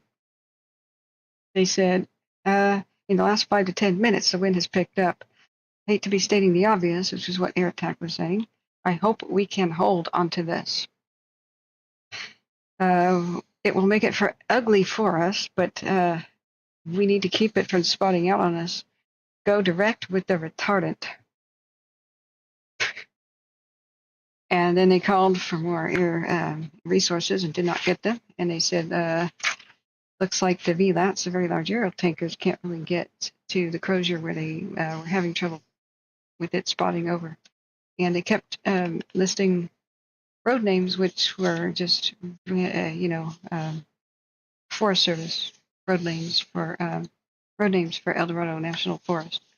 So we don't have specifics about exactly where they're having huge trouble, but they are. So the park and the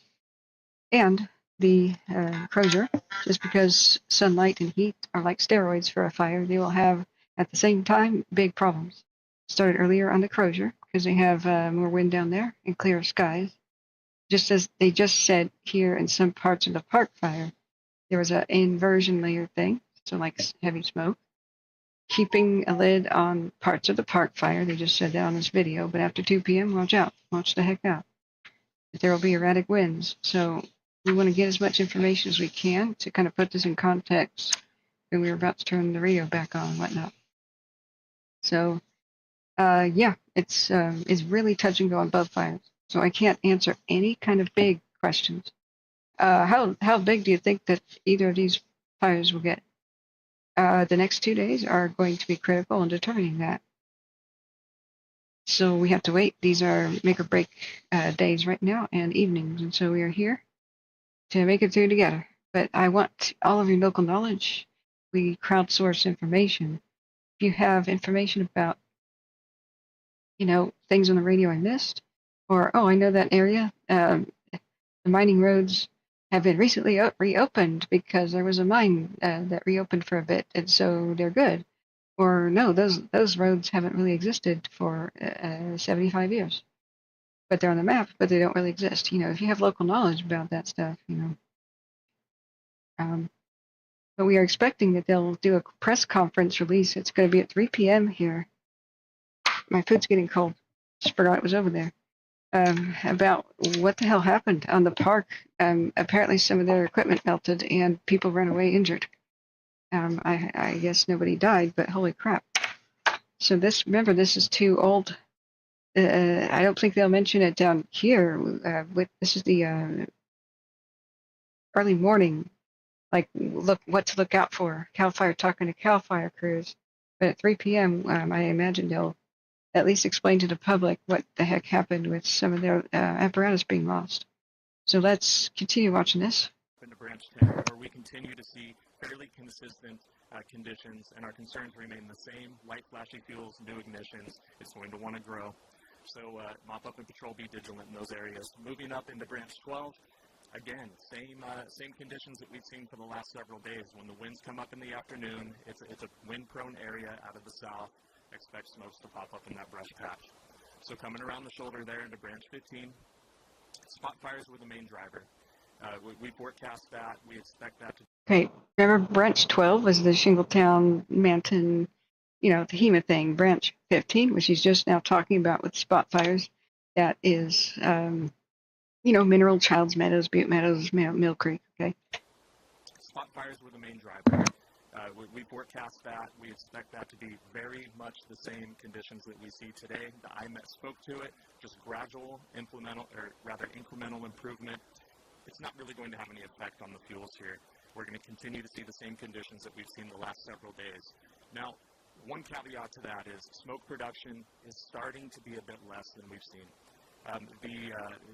The inversion has smoke settled in the drainages right now, and as that fire footprint gets constrained, expect a little less smoke across this division.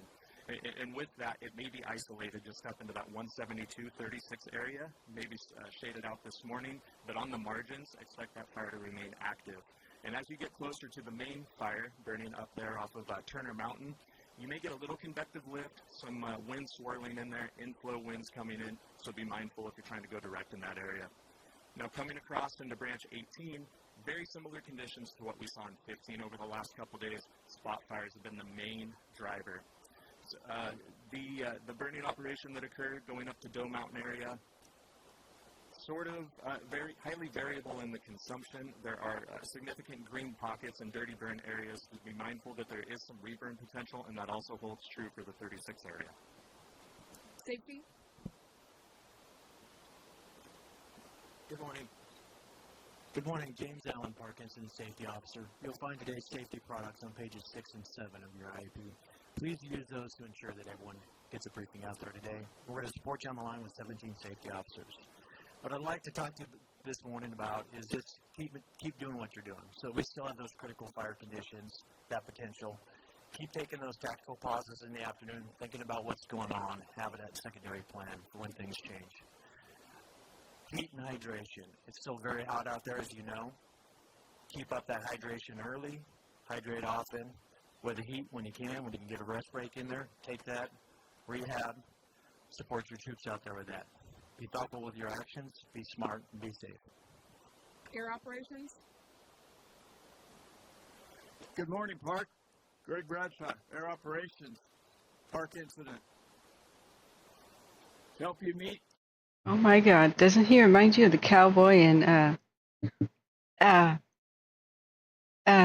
classic movie about the OK Corral thing with the he was Virgil Earp. What's that classic movie? The Val Kilmer was Doc Holliday. So the actor who plays Virgil Earp in there, doesn't he remind you of him? He's a classical Western actor. Oh, man. Okay, I love this guy already. The operational objectives. Air operations has tankers and air attack on early up. Helco will also be over the fire. We have 20 Type 1 aircraft, 4 Type 2 aircraft, and 7 Type 3 aircraft.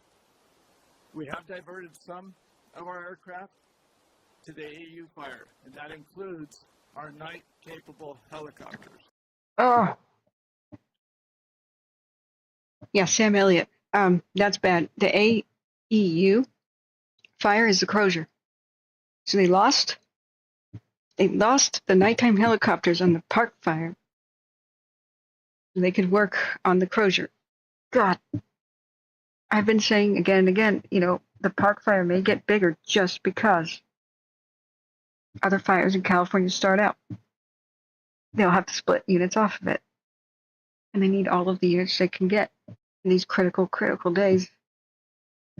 God, if they can't stop it in this little corner of the intersections of 172, Highway 36, and 189 here, yeah, it may get tremendously large, God, Tombstone, yes, that movie. So I want to point out something. I just became aware of a Lake County fire over there by Clear Lake called the Lee Fire, which is so stupidly named because there's a Lee Falls fire now just west of Portland, southwest of Forest Grove. Those are two totally different things. It is a structure fire here by Clear Lake, California. A fully involved structure with minimal spread to the vegetation, about a quarter acre in grass. So I am keeping an eye on it. But now that's mega confusing, and they need to reform how they name fires. There's got to be an approval system about this. If there's two fires with the same freaking name in different states, just what do you want to do to the public? Confuse them? So, okay, what? There's a new watch duty fire. Hang on. Sacramento County, the Iron Rock Fire. Southeast of Laguna off on 99, where 99 meets Granite Line Road. Right, quarter acre vegetation fire. So we have those to look out for. Let's continue this info on the park for now. We do have 3 UAS modules on the fire. Drones. And we have 2 mobile retardant bases. We closed Pierce, but we relocated it over to Battle Creek. Closer to the firefight, shorter turns, increased proficiency. So we have double capability at Battle Creek. CAL FIRE still is supporting us with the daytime rescue ship, and the National Guard is supporting us with a night rescue ship. The word of the day you heard is spot fires. As you're out there chasing spots. Whoa. Rescue ship. Air National Guard is ready to rescue fire crews on the park fire. Whether you're working with aircraft or not, monitor your air to ground. We are a key part of your LCES. If you don't monitor, we can't talk to you. Clear eyes, full hearts, can't lose. Communication? Good morning, Bernie Rapp, Communications Unit Leader for the Park Fire. Clone 5 is still valid for today. Open up your IAPs to page 70 and 71. Good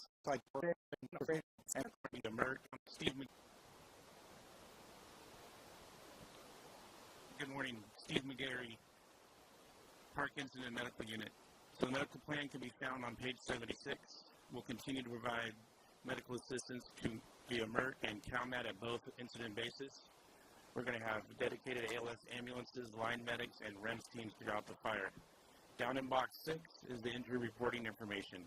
Please brief your crews on that information and have them pass it up the chain of command if you need any of our resources, and we'll get the closest available. Thank you. Information?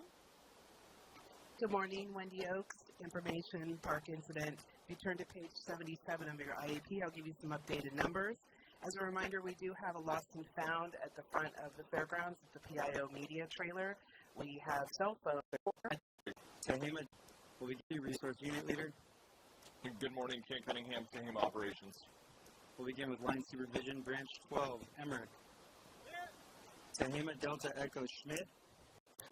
Just because we know we're gonna throw some more resources at you today to get it in there.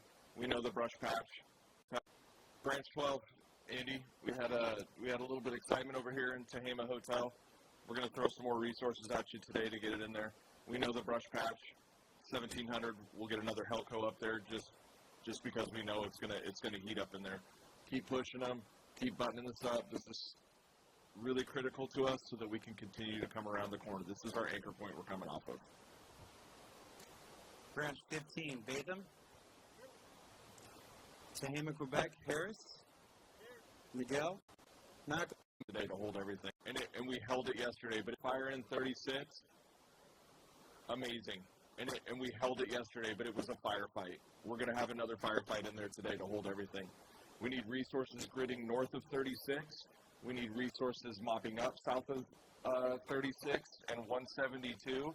And we need engines to remain mobile. Strike team leaders, we need your help. Make sure your engines and your crews are staying mobile if that is your assignment. Move them around. Help the divisions. Hey, we got a spot here. We have a flare up here. We have to hold what we have in here today. Up here on the left side in Tehema, Uniform of Quebec and Whiskey, continue to go direct, continue to tie that piece in. That is our last piece that we got to tie in while we hold everything at Highway 36.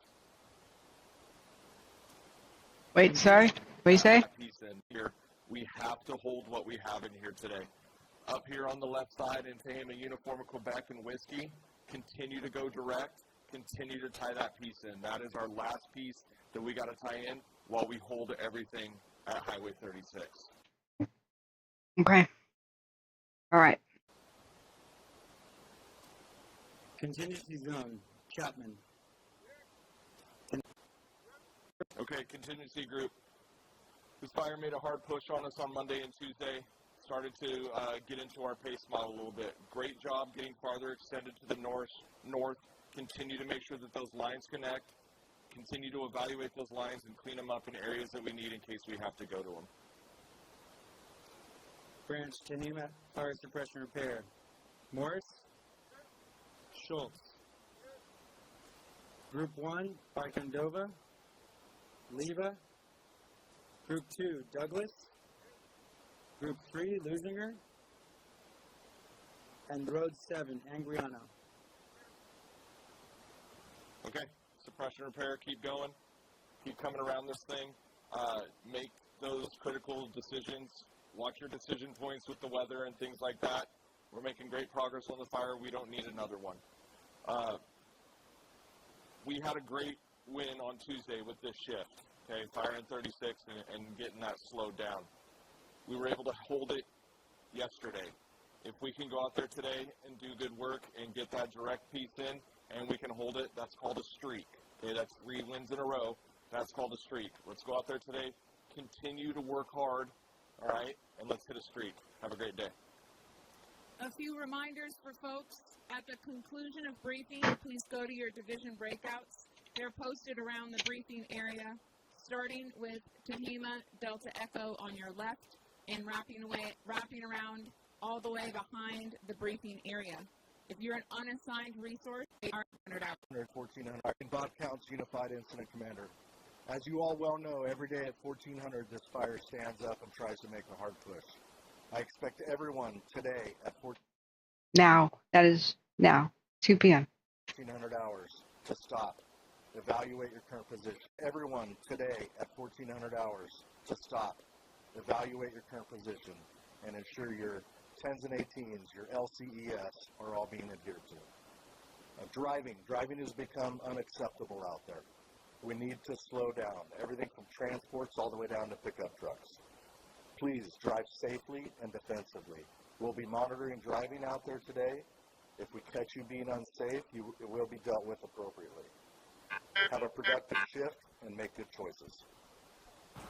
Good morning. Just to pick up for where communications got buffered out. So page 70 and 71 of your IEPs are going to be the Butte and the Tehema zone. Did they just teleport? Or is that just a zoom out?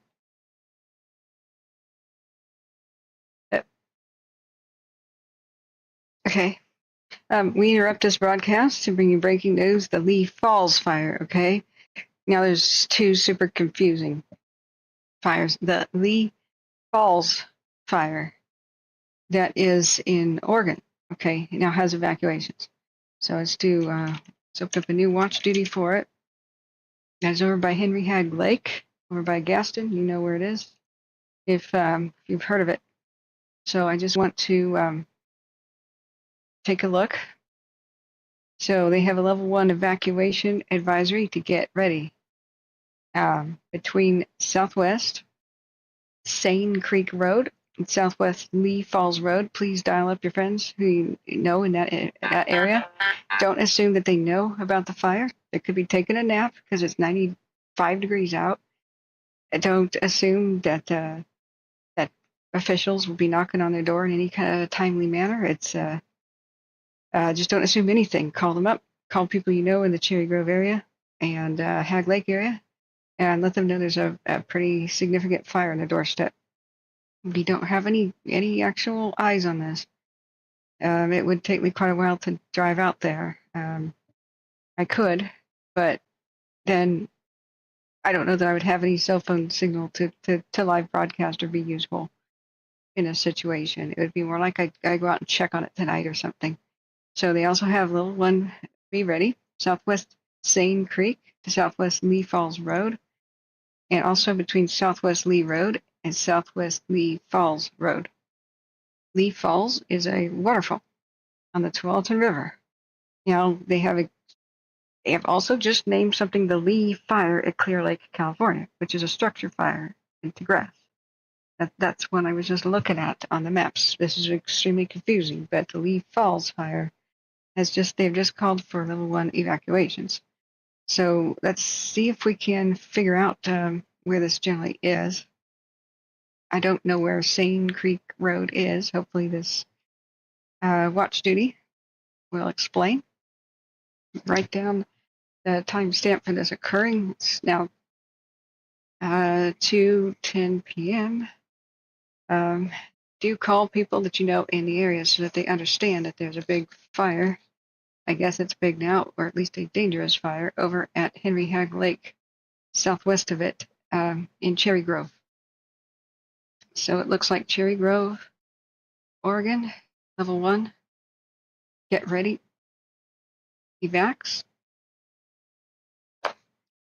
are being called for. And I don't know which direction the fire might be heading. Let's see here. Washington County Sheriff's Office on Facebook. I've got airplane mode on here for watch duty, but I don't see. Oh, I have to turn it back on. Jeez. Looks like it doesn't. It doesn't change. It doesn't change from one moment to the next here. Okay, so mind you, it's Cherry Grove. These are general hotspots area. Let's look at the roads. Lee Falls Road. Okay. So this one, Konecki. I have no idea how to say that. Their evacuations are Southwest Seine Creek Road. Let's just go to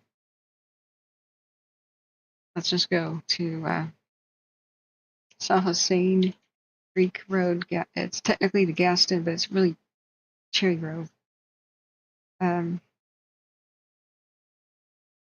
Technically, it's the Gaston Post Office. Okay, so wow, what? That's big. No wonder I couldn't find it on the map. Seine Creek Road is there, so the fire is started out down in this area off of Cherry Grove where the Lee Falls is, So they're now putting a level 1 evacuation all the way up here, almost to, from Cherry Grove, almost to halfway up Henry Hagg Lake. So that this whole area is now under level 1 evacuations for Cherry Grove. We'll get a map here, hopefully soon. Let's look at the Washington County Sheriff's Office. So remember, it's a ready, set, go. Level 1 means make yourself ready to go at a moment's notice. Level 2 is you should already be ready to go at a moment's notice. And do not expect that there will be a 1, 2, 3 step. Sometimes it goes level 1, boom, level 3, get out. Do make all your calls right now. Let people know that there's a fire in their area around Hagg Lake, Cherry Grove. Maybe even Gaston should know about this right now. And then check on your neighbors. Remember, they may not know. Like, knock on their doors, make sure their car starts, make sure they have a way to get out, make sure they have gas, make sure that they, if they need a ride, that you're willing to provide one for them. Call the Washington County non-emergency number. You just Google that real quick. And if you know anybody in the area who may not know about this fire, need special help, have special needs, or may not have the mental, wherewithal, elderly or something to realize they're in danger, or if they're on vacation and maybe they have animals that are there, like cats in the house or dogs on the property, call the Washington County Sheriff's Office and let them know name, address, and phone number and the circumstance so that they would know who to do a welfare check on if this thing gets out of control. So, there's a Stony Ridge cam. There might be a new fire near Auburn. Okay. Let me go check on that. I will check on it. But right now, there are now level 1 evacuation notices for the area, basically Cherry Grove to all the way up to the middle of Henry Hagg Lake's west side. So that's pretty serious. I'm trying to get eyes on it, but I really don't think we have a way to see anything up there by Portland. And that is the Lee Falls fire, which is Washington County's west of Portland. Totally separate than the Lee fire, which is at Clear Lake, California, which is this image right here, which is a structure fire, which we do have an image for. So, like I said, if it gets to be a big deal, then maybe I'll check it out tonight myself. But help me keep an eye on that because it'll be chaos if we have too many radios on at the same time.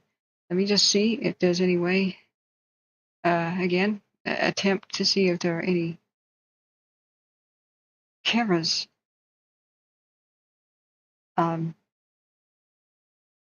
don't believe there are, though. West of Portland, that might possibly, I don't believe you can see it that far. Buxton's pretty dang far away. Just kind of a big, hazy, smoky situation in Portland anyway. So Portland can't see it. That's a really far distance. Buxton camera can't see it. The stupid camera at Cooper Mountain is not looking that way.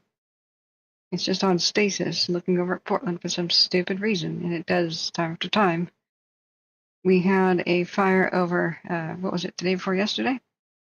A 5-alarm fire called the Laurel Fire, which was here at Laurelwood, that the stupid camera didn't turn around and look at.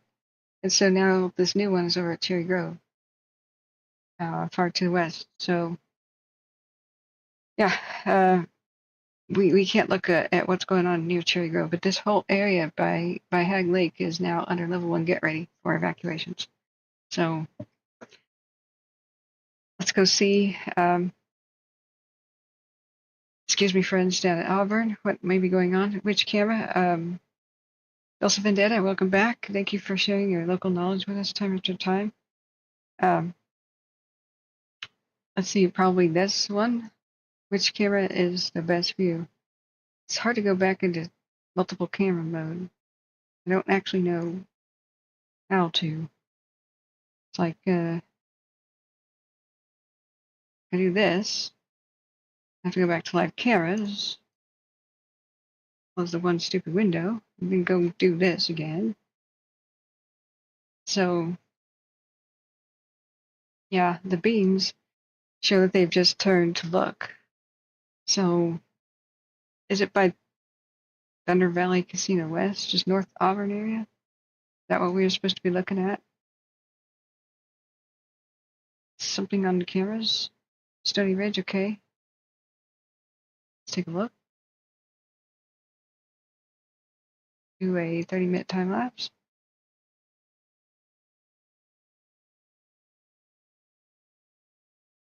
Yeah, something happened there. On the other side of that hill. Let me know if Watch Duty does have it. Thank you for the tip. So, because that's north side of the hill, it'd be nice if one of the other cameras would go around and look at it. So Garden Bar should be looking that way. Okay, this is the other side of that hill by Auburn. I should link the Washington County Sheriff's Office post if you guys can help me keep track of what's going on with the Lee Falls fire by Cherry Grove, Oregon. I'd be grateful. So this is Washington County Sheriff's Office, and they've got the evacuation info. So I'm going to make a new tab group called the Lee Falls,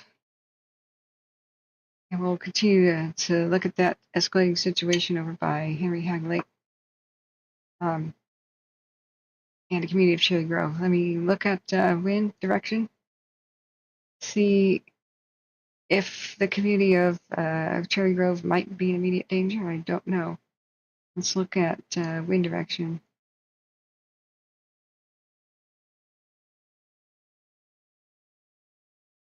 So there's Forest Grove. There's the lake. Right now, the supposed wind direction. Let's see. We have to go to right now. Geez, not at noon. Now, supposedly out of the northeast. So I don't know why that this big wide area has been put on evacuation notice. It may be because the winds are forecast to change later. So let's see if they are supposed to. Yes, they are. But it's out of the north. So I don't know why this huge area has been put on evacuation notice. North of where the fire is. Maybe it's just some other situation that I don't understand about it. So I think we're done with watching until 3 o'clock comes around. We're done watching the park fire meetings. Right now we have to check the park fire cams. Let me know what is happening over by Auburn, guys. We still just don't have any eyes on what's going on in Oregon. I really hope this Cooper Mountain cam just turns over and looks at it. It's still pretty far, but it's the closest cam I think we got. Called Peak something. Is that like a traffic cam? Yeah, it's like a traffic cam. And once again, the Lee Falls fire is totally different than the Lee fire, which is by Clear Lake right now, which is a structure fire. So there's tree torchings here on an alert cam, Spitty Dude. Okay. Yeah, that's the Crozier. Remember to label what fire it is, because some people cannot put the volume on. They're at work just looking at our broadcast, and so it's helpful to name the fires. People are just reading chat. Thank you, Spinny. Wow, yeah, what's going on with the Crozier right now is holy crap. With the Mount Danaher, not Mount Danaher. Which one is that again? Goldfish memory mode. The what did you just link? The Bald Mountain El Dorado one. Thank you. That's Sequoia. Why in the heck is it not? It's not looking great there. Okay. So, yeah, I'll just drag it over. Just drag it over. to our Crozier. That is, this view is the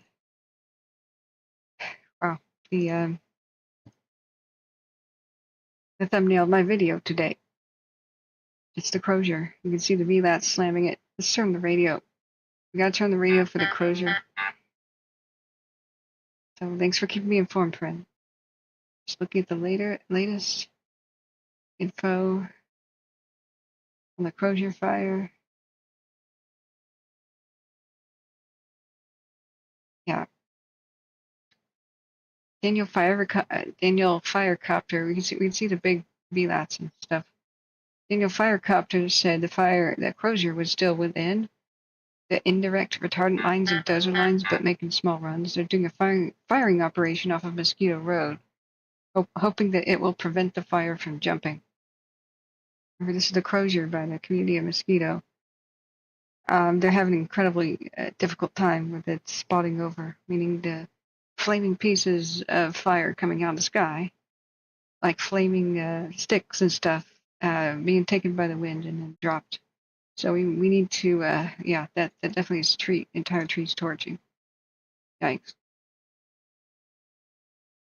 If it gets into the fire burn scar of the 2014 fire that was near here, there's a lot of dead trees still in the Eldorado National Forest. Let me see which direction this cam is looking. Okay, so my cheat sheet, the camera is looking south. Then the smoke is, if the camera's looking south, the smoke is drifting to the east. Okay. So that'll be just nightmarish because it'll be getting into the previous fire footprint where there's heavy fuels and dead trees and stuff over there. You can see how thick the forest is. So another trick to do this is see it like that it looks south. Remember, the fire's still trying to go to the northeast and east of where it started. So remember, we're looking south. It is not heading at this time towards Pollock Pines. Or Camino.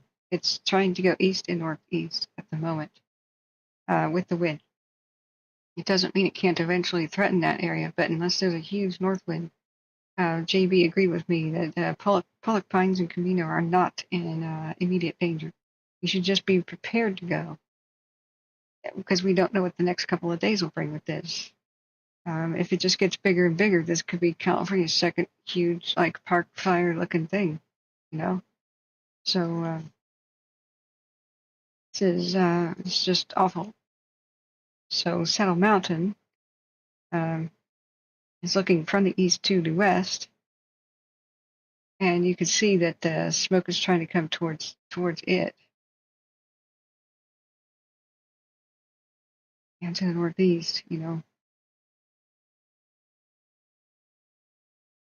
So this is a better idea where it's trying to go. Fire goes where the wind blows.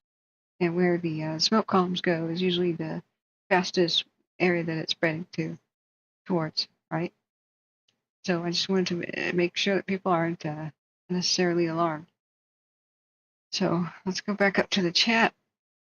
Oh, no, don't apologize. I'm just trying to give some guidance. Of course, your links are and your monitoring is awesome, Spitty Dude. What's the China fire? So John Sanders says, "Hey, Kat, ever thought of pre-recording 30-second evacuation notices, stressing common sense priority? Perhaps the news stations could pick them up." I'm not sure what you mean exactly. So, like, you mean that I could post 30-second update videos on evacuation notices and like what people should do? Yeah, Jeremy Ito says the Edge Hill fire was human caused. They didn't say arson, but human caused. Interesting. Hey, Terry, welcome from UK, and thank you for your kind donations, and support in the past. It's very appreciated. Everybody who has donated, thank you. We've had 1,000 viewers. Please hit the like button, friends, to keep us relevant in the search results. We have our handful today. So where is the China fire? It helps me to know what in general where these fires are when you alert me to them. So let's look at watch duty, I guess. Everybody should be, aware and prepared. Places like Pollock Pines, which can be known in Placerville. I mean, remember the fire that happened in Placerville, the Pay fire, and how crazy that got out of control. New starts right now are the current biggest threat near Placerville. There was one earlier today, but they pounced on it, thank goodness. So, okay, they gave it a name on the Stony Ridge Cam in Auburn. Okay, thank you. Remember, a lot of people are deaf, and so I don't make that much sense with the auto-generated captions. My voice doesn't, and so you can really help the deaf or the hard of hearing by being very specific in the chat, or for the people who are at work or they can't turn on the the audio portion of this broadcast. You will really be helping friends. Those with special needs, I really appreciate it. Okay, so the China fire is 1 acre with a moderate rate of spread, with one structure threatened, and that is northwest of Auburn in the foothills, northeast of Gold Hill. So that is in like a rural neighborhood. And yeah, keep taking a look at that. They have air attack on there. So let's make sure that the flight tracker is on. 5 cameras. There is a helicopter there checking it out, and air attack is flying over it. Okay. Let's do northeast of Auburn. No, northwest. Actually, northwest. If watch duty is to be believed. Almost north of Newcastle, pretty, a couple miles north. So, that's Crow 5. So, like northwest of Auburn.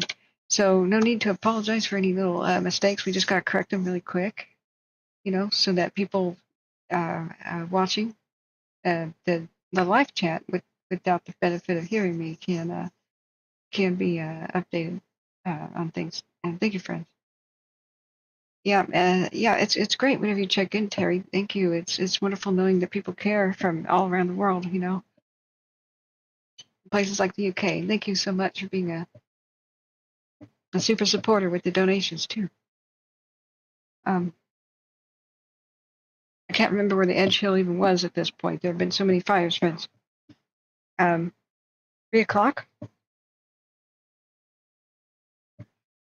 Help me keep track of those guys. 3 o'clock. We're going to watch the press briefing for the park because something happened yesterday or last night where fire crews had to run away from the park fire and their vehicles melted. Dozers or something. I heard briefly on the chatter that a refrigerated truck was on fire and the food burned in there. Like, I don't know how or what happened, but JB had just the basic knowledge that he thought some dozers may have burned up or been impacted by the fire, that they jumped out of them and ran away from the park fire on foot after something occurred. So I don't know the particulars, but we're hoping that the 3 o'clock press conference briefing thing will explain. Yeah. Yeah, no problem. Thanks, Christopher.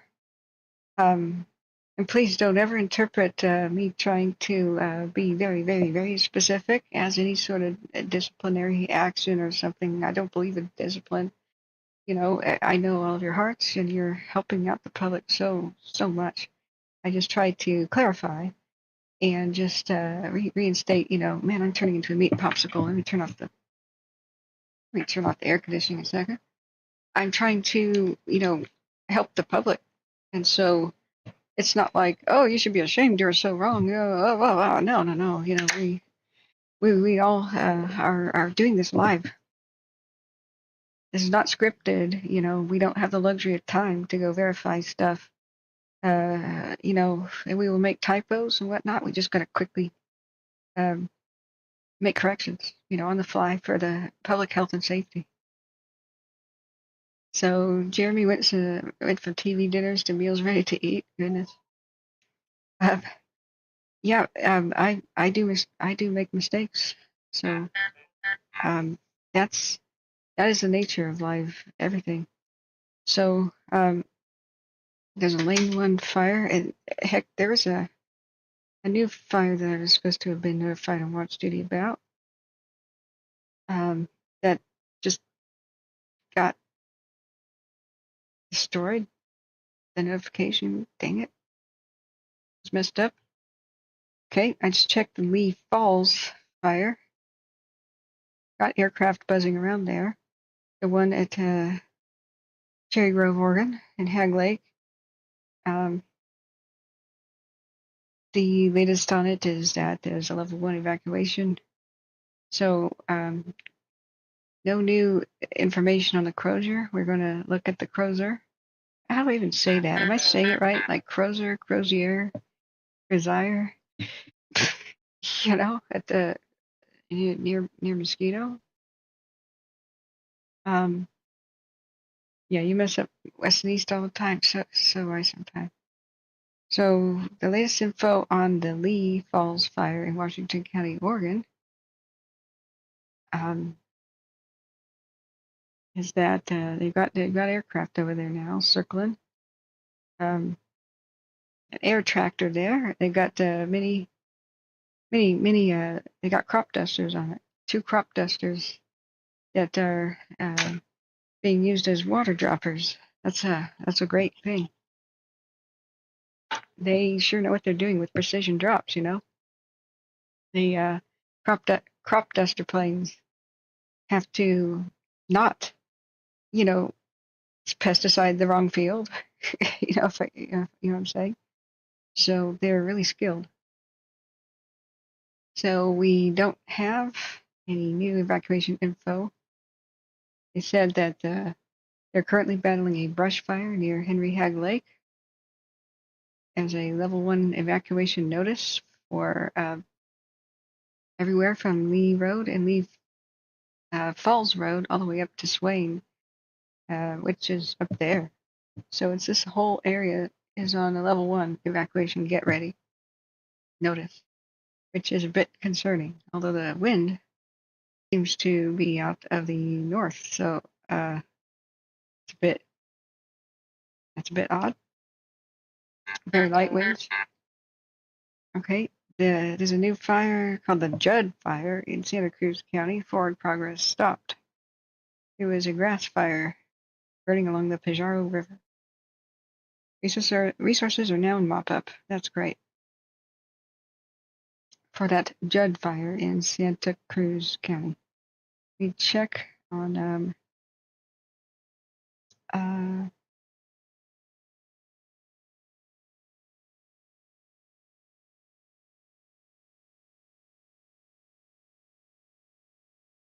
all right.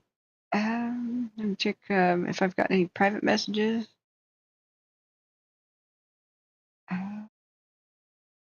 From anybody? Okay. All right. Thank you for being here, friends, and thank you. Please see the doing a donation drive to be ad-free and on the air. Still, I quit pretty much all side income and work to do this full time. Donations are supposed to support me as my number 1 source of or number 2 source of income here. So if we can get at least 20% of the viewers every day to donate between $1 and $5, then we probably can make it. We've had 1,099 views.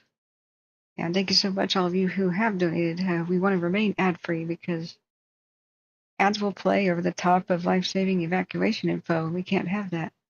So we either are donation-based or ad-free. So I want to give you guys a big thank you from the bottom of my heart. The best way to donate is in the links that are in the video chat description, the pinned chat message, or you can hit the super sticker or super chat button and I'll read live on the screen whatever I can, what's appropriate to leave right to read on the screen. Right, that's what that button is for. That's over there by the chat, the live chat. So Crozier is how I heard it pronounced, like Crozier, Crozier, spelled out for me like how to pronounce. Oh yeah, the San Bernardino Edge fire. That's right. The Edge Hill fire was the one that took out the mansions, I think, or the nice homes. Oh yeah, that seemed to be human caused from the get-go, but San Bernardino County down there, that was messed up. So thanks for helping me keep an eye on that, friends. All of these. Washington County Sheriff's Office. No new information on the Lee Falls fire. So remember at 3 p.m., which is 20 minutes from now, we will be tuning in to the park fire. I'll drop a link here to Butte County Fire on YouTube. And hey, Jag, look, how are you doing? Are you feeling better? I hope doing a good recovery. We hope that they'll explain what kind of there may have been firefighter injuries, and they seem to have jumped off of dozers or something and run from the park fire while I was sleeping sometime in the last 24 hours. There's chatter about that amongst firefighters, but they will have to inform the public of what happened, I guess. We hope that the upcoming live at 3 p.m., the park incident virtual press briefing, that they'll explain what happened. It's also after 2. We have to check on the park fire cams. They said, look out, crews, after 2 p.m. when the smoke starts to blow away from the intersections of like 36, 172, and Highway 38, Mineral to Childs Meadows area, especially to Mill Creek. They said once the air starts to clear and the wind picks up, the fire might be very dangerous with erratic winds. So we're just trying to see if any of these cameras, like Morgan Summit, get a lot less smoky. Yikes. Now they did what we heard on the morning operational briefing that we just watched. Crozier. Okay, am I saying it correct now? Crozier. And where do I put the stress? Highlight the word with the stress, like boldface it. Is it Crozier or Crozier? Right? Thank you. Thank you for the guide. Remember, a lot of the smoke in the air was from them doing their own firing operations, which they say were very successful. And some of what you see on the cams at night, which is protective of the communities, and they're trying to hold it now. I'm going to look at the battle maps off screen. But let's look back at the Crozier fire. Crow? Wait, is it like Crow the bird? Crozier? Or like crow, like the bird? Bird or not? They are really having quite a hard time here. Let's look at the which one was our front row seat? Not saddle timber. The current view of the fire at Clear Lake is looking pretty mild. Thank goodness. Not Mount Danaher. Did I just close it? Not saddle timber. The one with the thing in front of it, the radio thingy.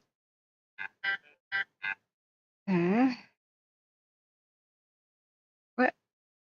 Volcanoville and Georgetown are offline. I wonder if it's because of a power outage. Where's the... Okay, I'll have to go back to Spinny Dude's link. Thank you, Spinny, for that link for the camera.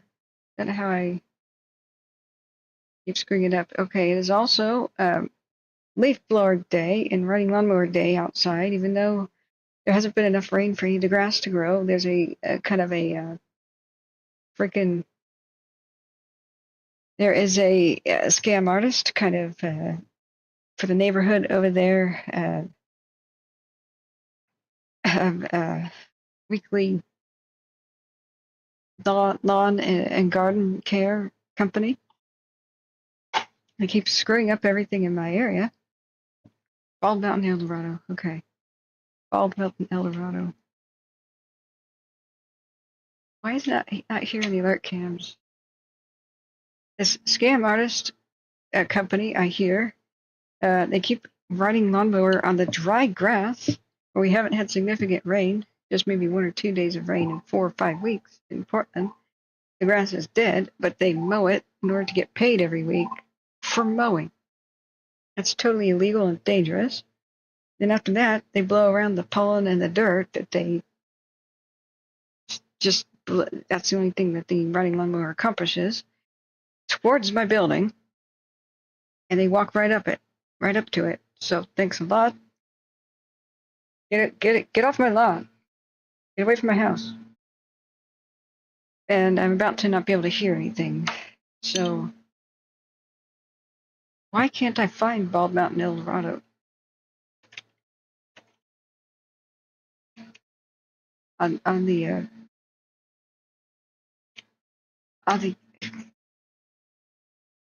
what the heck? That's the one we're just using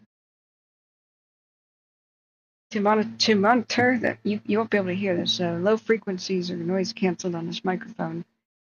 But do you have Spitty dude? Can you give me a link? Are you listening? Crozier is in bonjour, but crow instead of bon. Crow like the bird. Deer. Crozier. Crozier. Am I now doing it right? Thank you. Crozier. The Crozier fire. Rate me. Yeah, thank you, Dulce Vendetta. They're canceling responses to the China fire northwest of Auburn, so it must be under control. It's looking good on those cameras. So where's Speedy Dude's link? Where is it? I'm gonna have to not mess with it. There it is. Okay. Here we go. Let's do a 15-minute time lapse there. All right, in about 10 minutes, we're going to be tuning into that press briefing. Hopefully, they'll explain what happened on the park. So, thanks everybody for helping me keep track of that. And hi, Lady Bird, by the way. Crozier fire.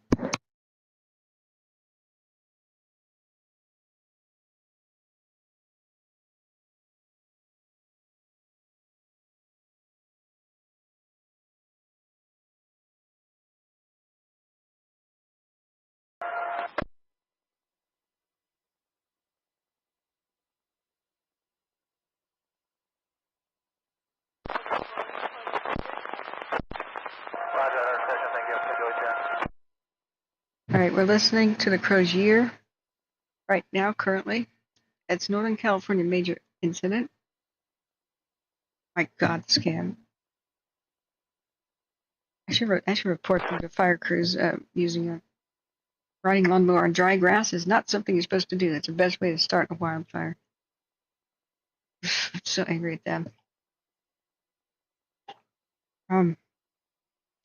Okay, so I don't have any red heat detections on the park or on the Crozier, which makes me wonder if I had some tractors up in section 15 that were supposed to push down all the way from the northwest corner of 15 down through 22, and none of that was completed this morning.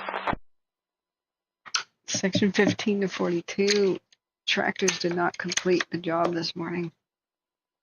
Section 15 to 22, tractors did not complete this morning. That's the Crozier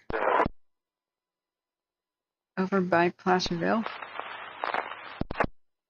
you have an identifier on my relief? We'll look at that section in a second. There's 4 tractors this morning that were on that were supposed to complete that. I don't even know where they are now. Here. relief will be Air Tech 6 Tango Papa. Copy, 6 Tango Papa. I'm about to not be able to hear anything due to the riding lawnmower coming here. 1450. Okay. 6 Tango Papa at 1448. Break. Crozier Air Tech, you copy? Yes.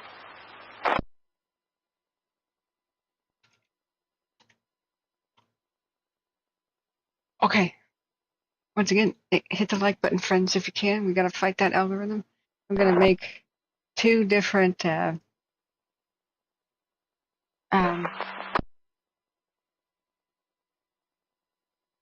gonna do two different CalTopo things, one for the park, one for the Crozier.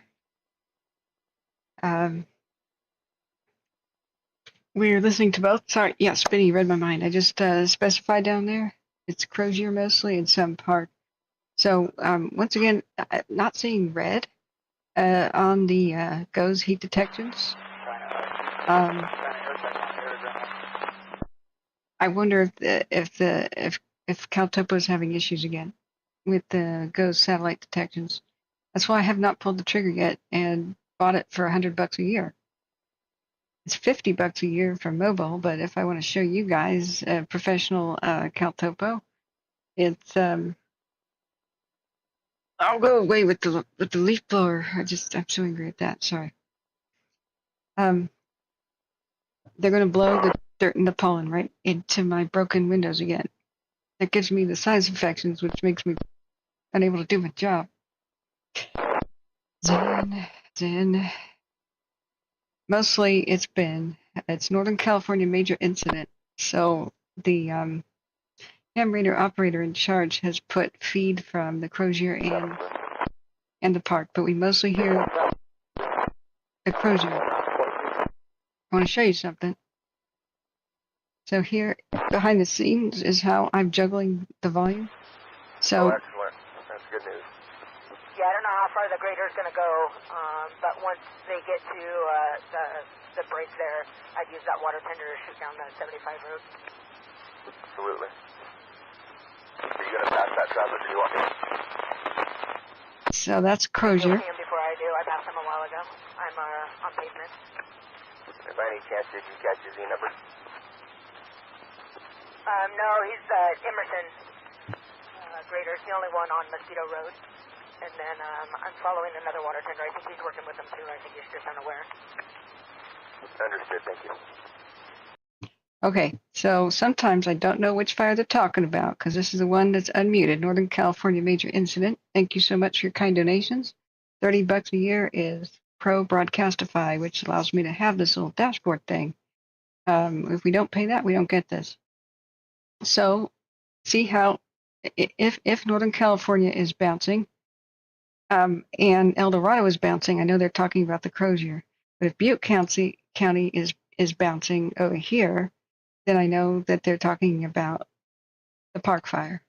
So I'm constantly going back and forth trying to figure this out. So thank you for your kind donations, guys. That's why $1 to $5 really matters. I have all these expenses of Pro Broadcastify, Pro Flight Radar 24, Pro this and that. I have to pay local news, for access to articles about the fire. There's so many expenses behind the scene that are monthly. $15 a month to YouTube Premium, so you guys don't have any ads. There is no donation too small. Thank you. Sure, thank you. Okay, so that's why I'm trying to juggle with the behind the scenes, trying to this is why you guys are so vital to help me keep track of what's going on. Where it's boiling up would probably be a good use. Not on the top where you were using it, but down low, like below the slope. You know what I'm talking about? That's Crozier. Let's up the volume a tiny bit. I am hesitant. Crozier. Crozier. Right now they're under Kilo 5 command. I will pass that on to them. Air Attack Yankee, I want to utilize these match bucket work to pull this. Oh, Cash App and PayPal. So I'm so sorry that Air you Attack got Yankee to on air transfer. sign up for it, but I'll try to get the others on, like Apple Pay. And right now, my big question is, if you guys know, how can I accept just like a straight up, you know, Your scratch a bit readable?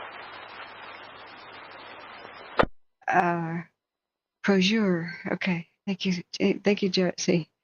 How can I accept just like a minimal fee thing? Maybe Square.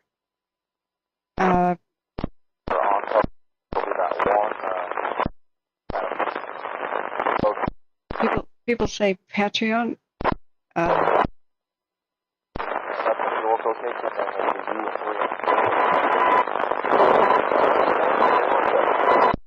Okay, we can't have it that loud. Let me go back. That's some El Dorado County stuff. Patreon, I'm still looking into that. You would. That's affirmative. I'm tying in with 2 state caps right now.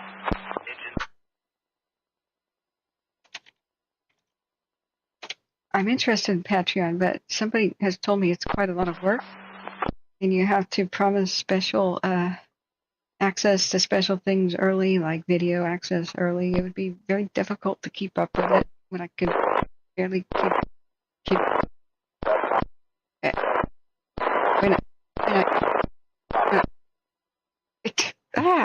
when I can barely keep up with what's going on, you know. So, but hey, Angela, hey, welcome to the chaos. In just a few minutes,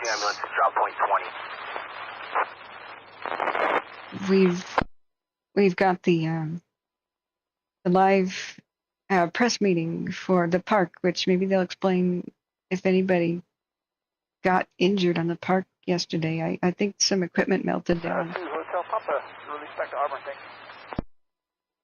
So right now on the Crozier, Does this ambulance need to be an additional ambulance other than Ambo 4?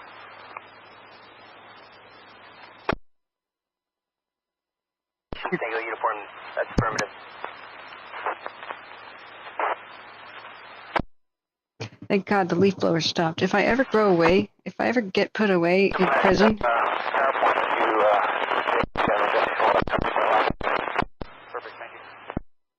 if I ever have a mugshot online and I went away to prison, it's for leaf blower side. I killed a leaf blower, or I mass murdered them. Yeah. Hey, good afternoon. So, it seems to have stopped right now, but my God, it's 95 degrees in Portland, and desperately trying to keep this room cool.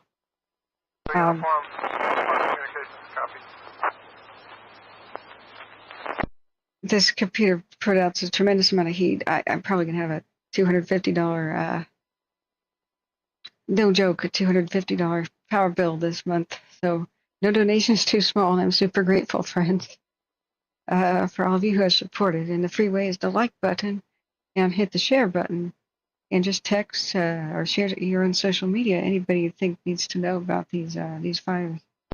Ambo 3, Park Communications. So we're about to watch Ambo 3, go ahead. press conference and see what happened on the park yesterday. So. Ambo 3, Park Communications. Confirming you are at drop point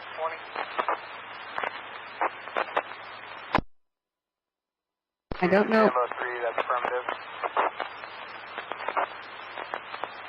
I don't know what's up with the GOES satellites. When was 1944? 230, 5 minutes out, pause with you. 1244. It's broken. We refresh. It looks like GOES satellite information is broken. No update since just before 1 p.m. on Caltopo. dang it. Dang it.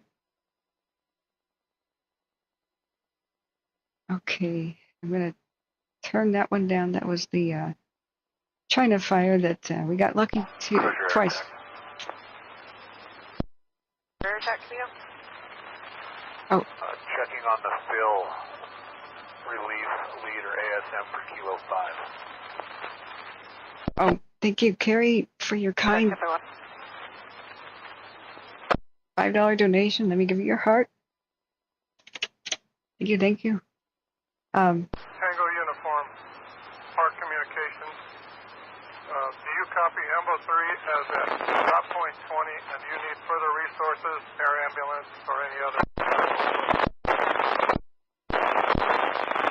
What are they talking about an air ambulance for the Crozier? Crozier. All right, this is Clear Lake. It just seems to be one structure fire still. We have a fire just not too far away from Portland, maybe about an hour's drive, at Hog Lake at Cherry Grove. If people can help me, keep an eye on that too. We just don't have a camera for it. Yeah, the thing at Clear Lake looks like a done deal on the camera. Hey, Christopher. So that's in UTC, actually, Greenwich Mean Time, whatever. UTC. Tango Uniform, did you copy my last transmission? For the GOES satellite. So it looks like they're down, or Cal Topo's not getting their feed anymore. So we are blind to where the biggest flare-ups are due to that. So any moment the press conference thing is going to occur. About 1 minute. Oh, you do. Thank you, J-Cat. That's what I was going to ask, is do you guys know of a different map? You're a lifesaver.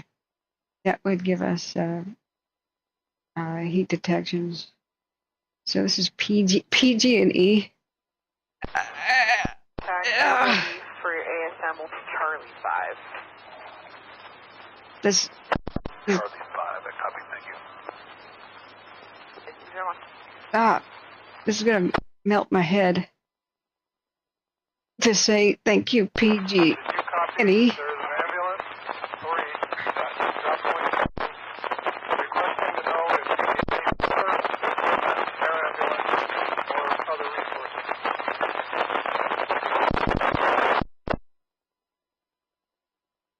Now, I remember some was hot drifting smoke, but it's over by Mineral. So hopefully they're about to give us a press conference briefing thing. I'm the first like button person. Here is the link, friends, to watching it. Play it with the view. Okay. Whoops. Play it. Play what?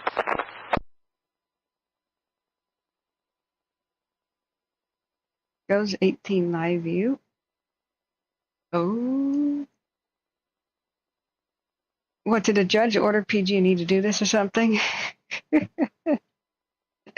Or are they just interested in tracking the fires that they start to see how much damage they did? I'm sorry, that's a bitter comment. You're in Lake County, very near this fire. Holy crap. Clear Lake, right? That looks like it's okay. There's a structure fire.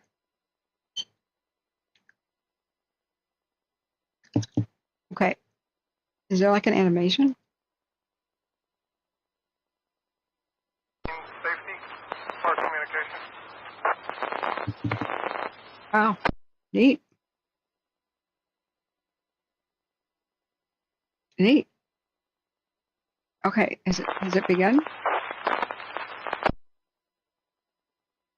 I have to refresh?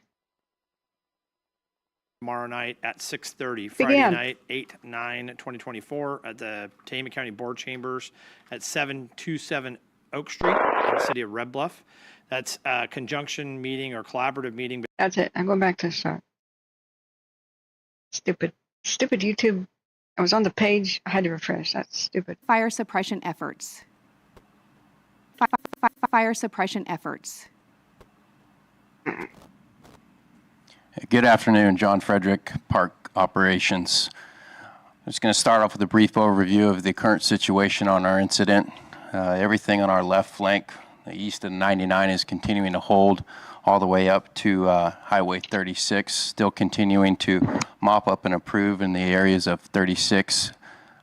Working to the north in the South Battle Creek area, crews continue to go interior and find hot spots. Everything up there is holding very well.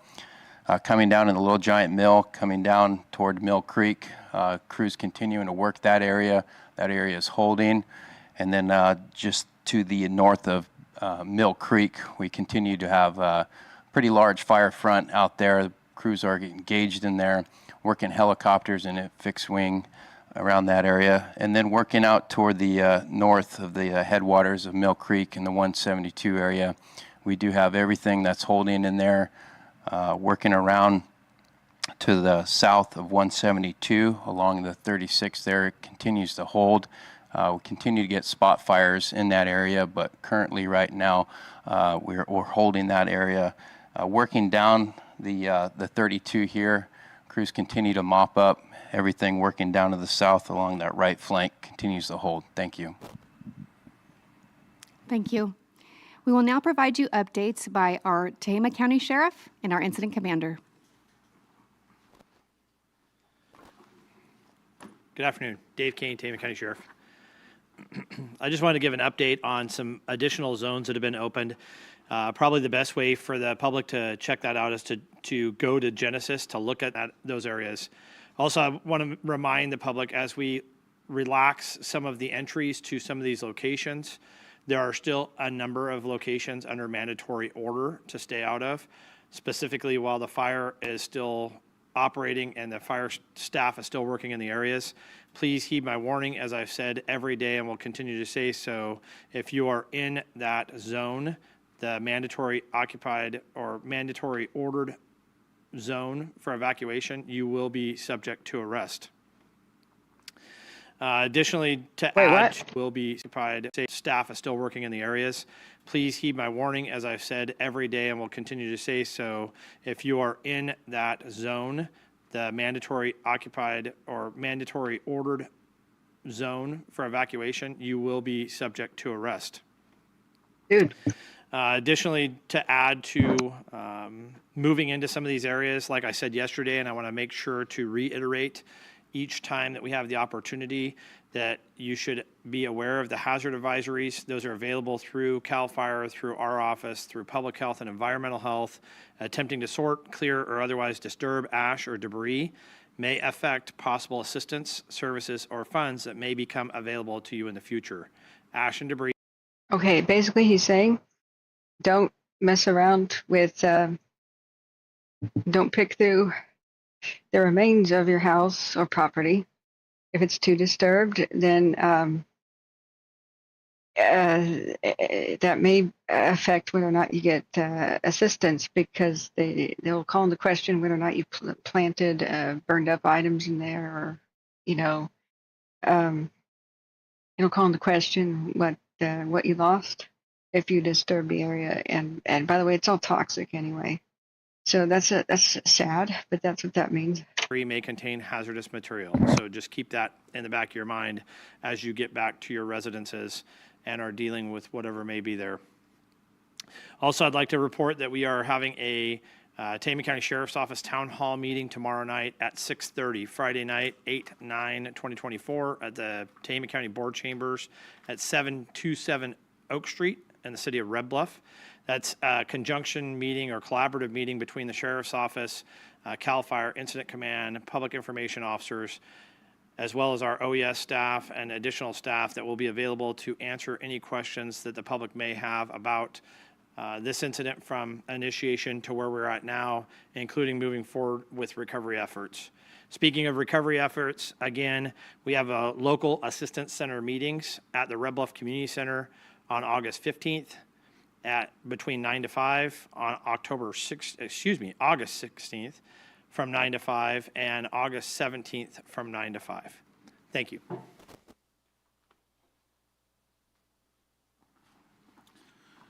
Good afternoon. Dusty Martin, Incident Commander for the park incident. So as you heard from our operations section, we still have a very active fire up in that east side in the Mill Creek drainage area. And we've got well over 2,000 firefighters up in that area there to help work on combating that incident. It has been a challenge with our weather pattern that we've had, with extremely dry conditions starting as early as 7 o'clock in the morning. Some of the humidities in the area have been down as low as 9%, which has aided to the explosive fire behavior.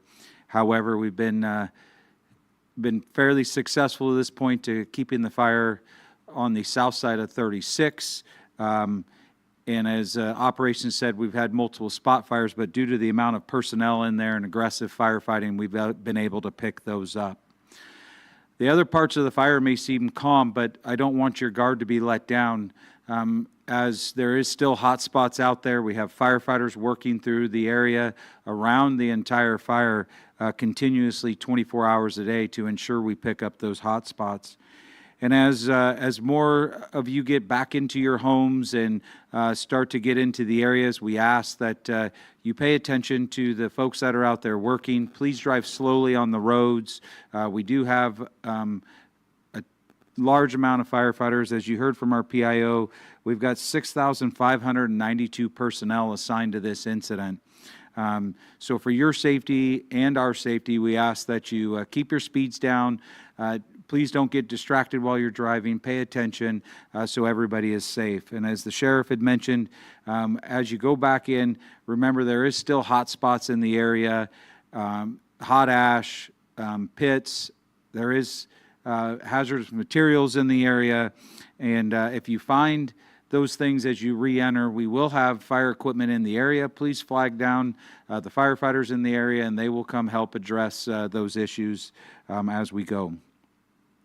Along with the amount of personnel and firefighting equipment, our aerial efforts with our aerial firefighting equipment has been fairly astounding since the start of this fire. And between our air tankers and our helicopters, we have dropped 2,320,604 gallons of fire retardant across this fire, and as we continue to today. And that just shows a full total force concept of our aerial firefighting supporting the ground firefighters on the ground to give them some extra space and time and to slow the retardant down. With that, please continue to be safe out there.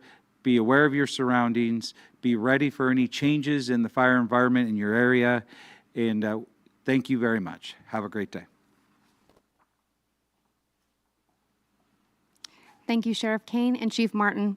That will conclude our presentation for today. For additional incident information, please visit fire.ca.gov. Sorry, what? Again, that's fire.ca.gov. Thank you. What? Okay. What happened yesterday or last night with the whole, come on, you got to put the rumors to rest. With the whole dozers melting or something and people running for their lives and a possible firefighter injury with possible burns over a dozer crew, like what? If you don't address that, then the rumor mill is just going to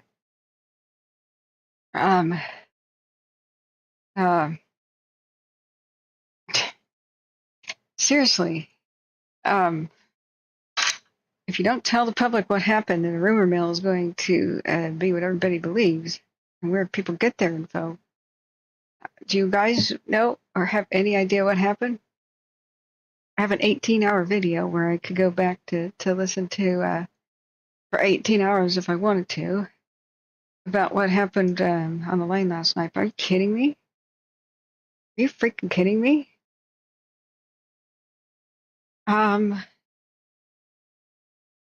What? Video unavailable. Yeah, it'll take a second for the live video to become a regular one. I do not want to hear anything that man has to say.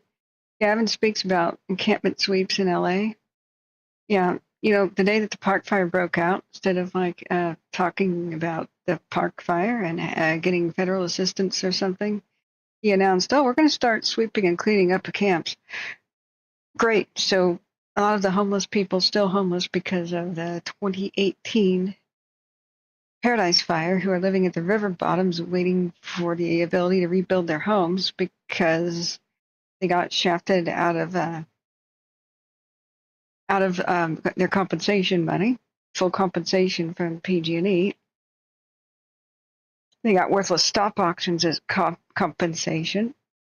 So there's still a lot of homeless people from the campfire, like camping at the river bottoms, waiting for state federal help to rebuild. He announces instead we're going to start destroying the camps.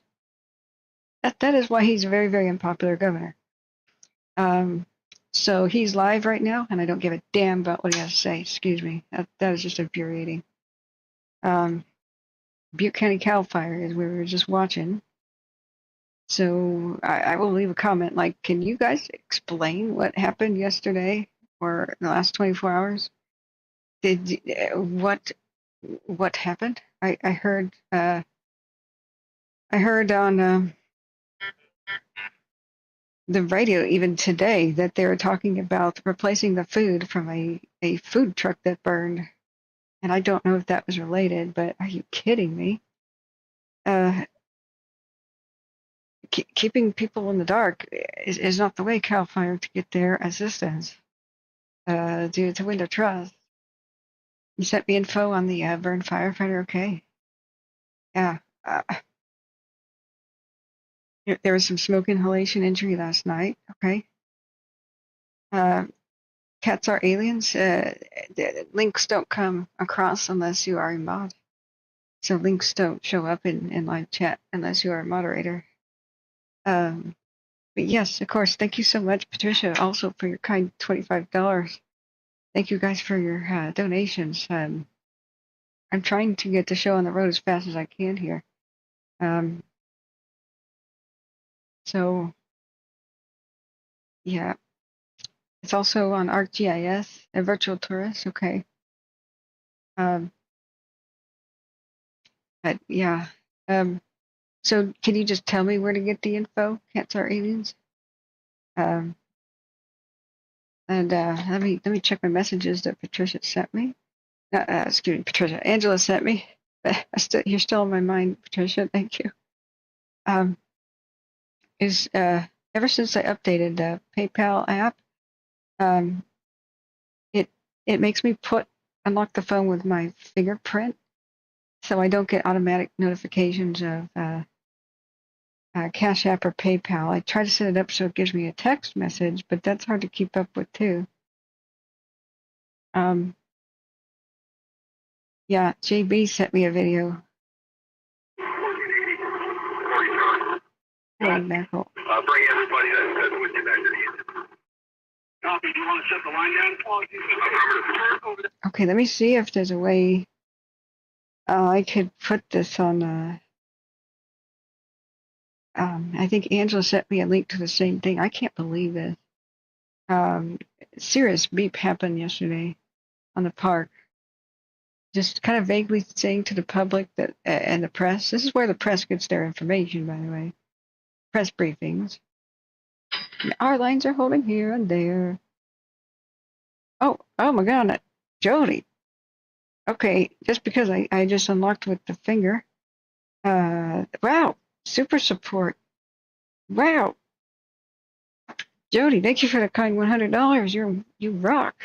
You get 5 hearts here. Jody, that was 4. I can't count. Jody, thank you for the kind 100. Yay!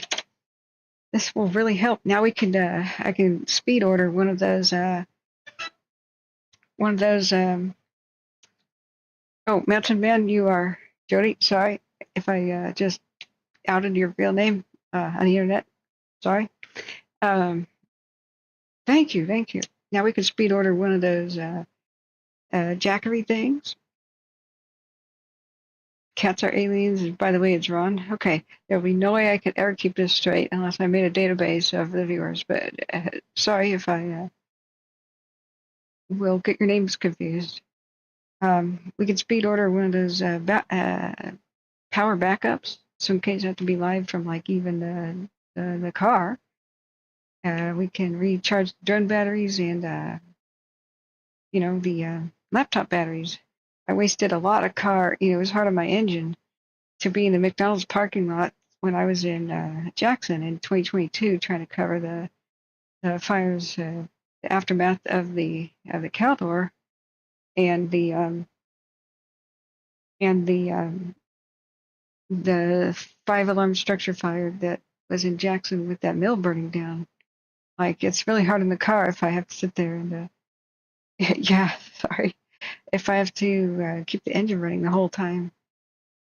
But if I have to go live from a McDonald's parking lot, if I have issues here or elsewhere, I will. Yeah, thank you. So, but truly, no donation is too small. If 20% of the viewers gave us $1 to $5 daily, we'd be good. And these big ones help us afford the new equipment to make this a whole lot better. So audio is better. Audio is a big priority, but we need lots of accessories to make laptops work. So what I do need to do at some point is, since since we didn't have enough money on Prime Day for a laptop, I did buy some accessories for it. We got 2 solid state drives, 4 terabytes, one for the laptop, one for the desktop, or maybe for the meantime, we could have one as a external drive, fast transfer external drive for taking this on the road.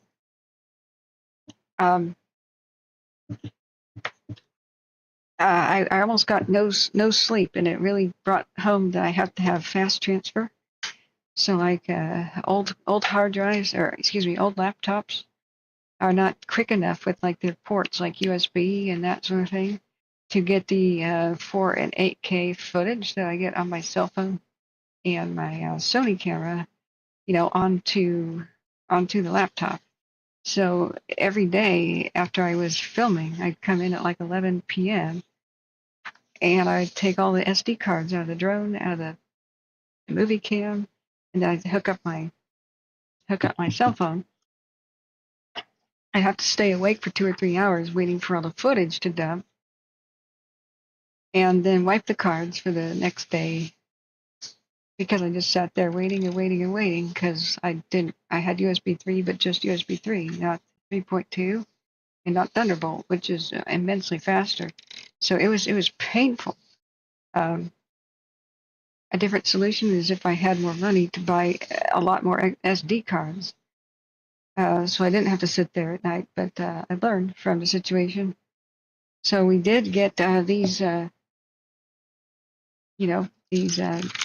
were $209 each on Prime Day. They were usually like $280,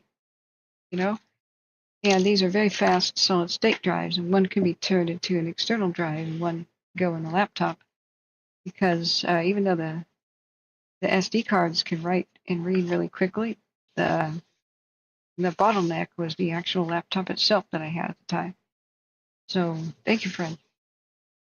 Smitty says, per Sacramento Bee, the firefighter injured on the park fire was a contracted dozer operator. He was treated for burns in his hands, smoke inhalation. So, goodness gracious. So let's look at Sacramento Bee. Park fire, dozer operator. Maybe this will just. Geez, see how bad it is? Google search is just crap anymore. Talks about the car fire, an August 16, 2018 article. Fire tornado kills firefighter and bulldozer operator. But that's the way that Google works. Its algorithm is dumb. It doesn't connect you to what you want to know. It connects you with what's already popular. So articles that have already been read thousands of times is what comes to the top of the search results. So that cripples our channel too, We have to restart every 12 hours. If we didn't, our channel would be immensely popular with 1.5 million views. It would be like a video with 1.5 million views. We'd be up there in the search results, connected with people. But since YouTube doesn't save a video that goes over 12 hours, we start at the bottom every single day. Which is why I'm so grateful for you guys hitting that like button. You know, people won't find us without that.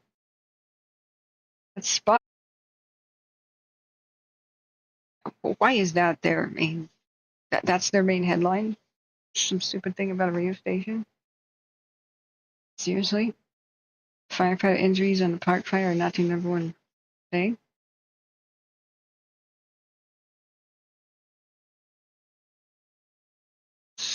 Okay. Crozier fire. What? El Dorado County referenced arson. 99 cents a month. See what I mean? Like, this is what I have to spend some of the money on. It won't let me read the article. Okay, so fine. Sacramento Bee, whatever. Yeah. Portable solid state drives. They're not cheap, but they're really good. Yeah. Okay, I take your word for it, Smitty. Park fire, firefighter injury.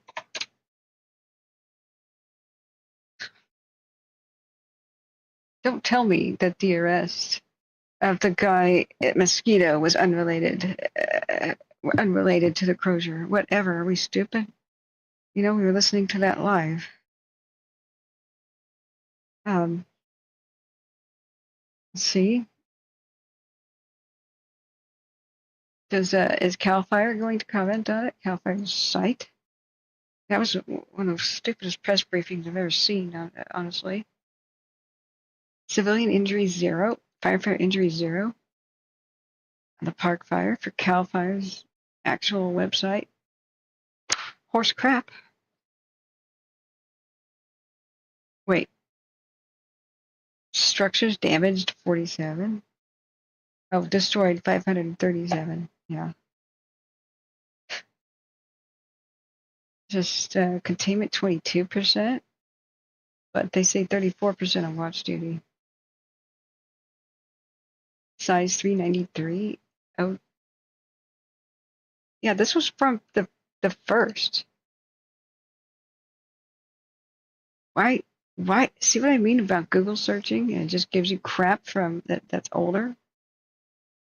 Now they're saying 34% containment, 427,000 acres. What? Okay, what does it say here for injuries?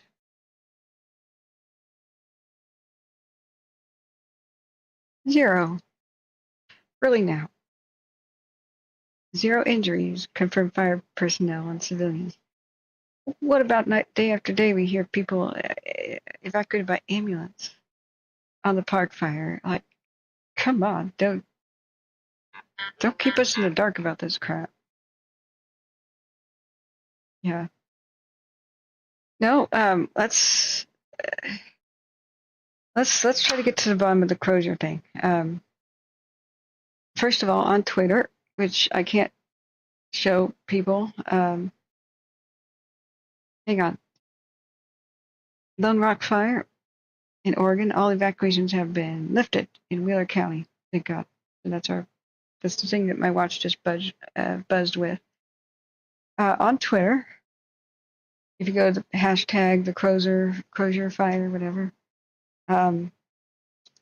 there's somebody who claims to have apprehended the person who started the Crozier and perhaps the earlier in the day, several hours prior mosquito fire, right?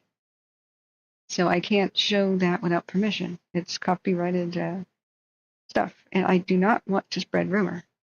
Now, Twitter's great at spreading rumor. I want to explain verified information. I will address what's being said, but I don't want to be part of, especially mob justice, right? Or mistaken identity. I would rather just go straight to the horse's mouth and see what, El Dorado County has to say about something. El Dorado County, an arrest, the Crozier fire. KCRA, Placerville police say the arson arrest is unrelated to the Crozier fire. Are you kidding me? Officers arrested a person, and live on the air, we celebrated at like 4 in the morning. A tow truck driver apprehended somebody, made a citizen's arrest, and then PD came and picked them up. The police. The same night the Crozier broke out. So now, what are they saying? Officers arrested a person suspected of starting a fire in El Dorado County about the same time. A large wildfire sparked and forced evacuations. Police did not go into detail about the arson arrest, but stated that it is not related to the Crozier fire, which has burned more than 1,100 acres since it started. They did say that the alleged arson happened close to the time the wildfires started. The department did not disclose where the suspected arson happened and what burned. There is much interest online and on social media speculating whether the Crozier fire was caused by arson. It led to El Dorado County addressing that speculation on Facebook. For people, quote, for people asking about the cause of the Crozier fire, or any, it is CAL FIRE that investigates and determines the cause, says El Dorado County. Great.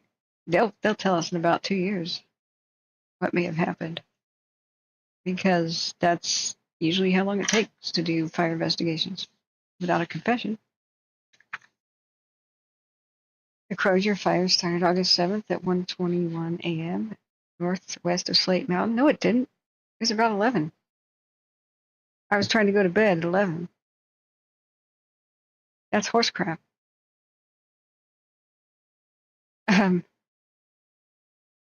Wow. Or an error, I should say, a journalistic error, where they're not checking their crap. Wow. So the mosquito fire that started just down the street, where the Crozier fire was, that one started around 8. They were just wrapping it up, and they declared forward progress stopped. Like, hell, we can go to watch duty.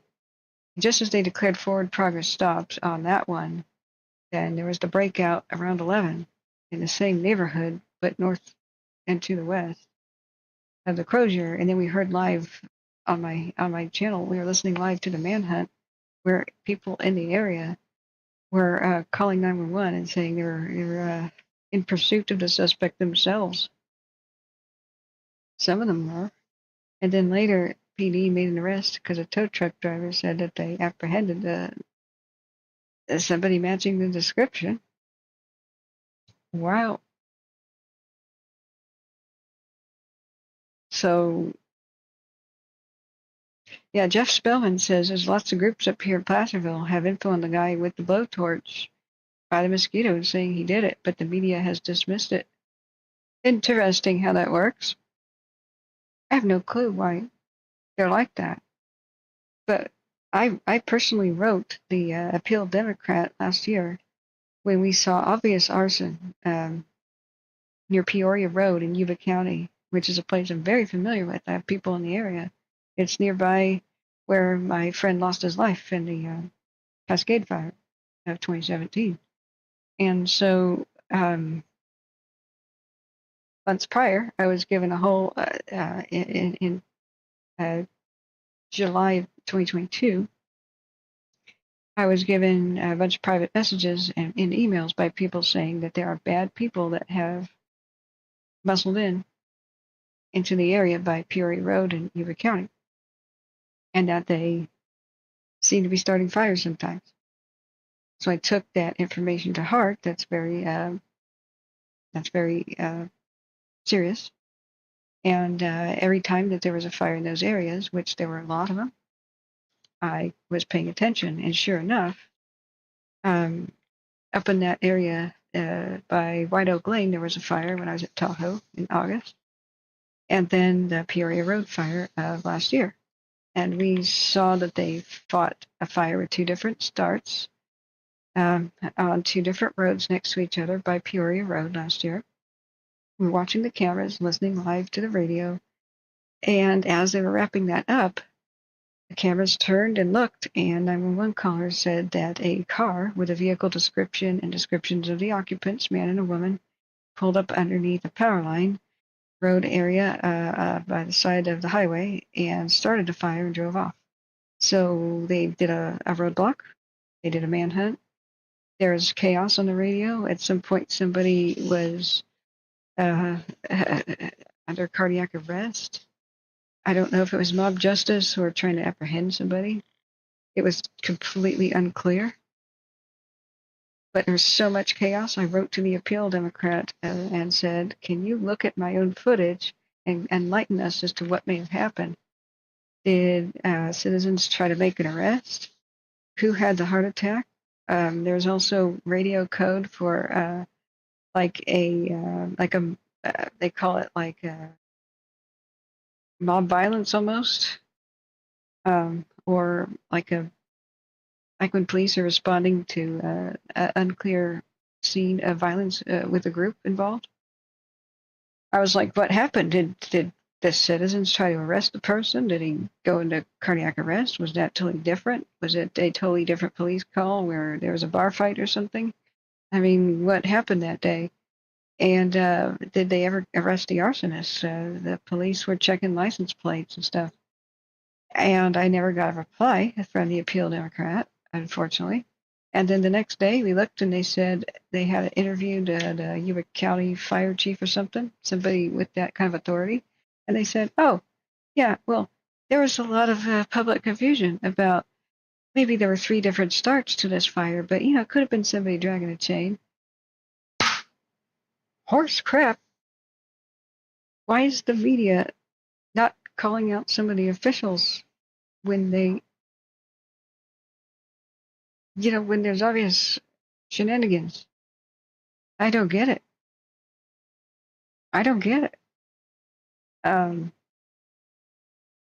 Yeah, Husky says California likes to censor or block information about the fires. If CAL FIRE is the investigative unit, sometimes they shouldn't be.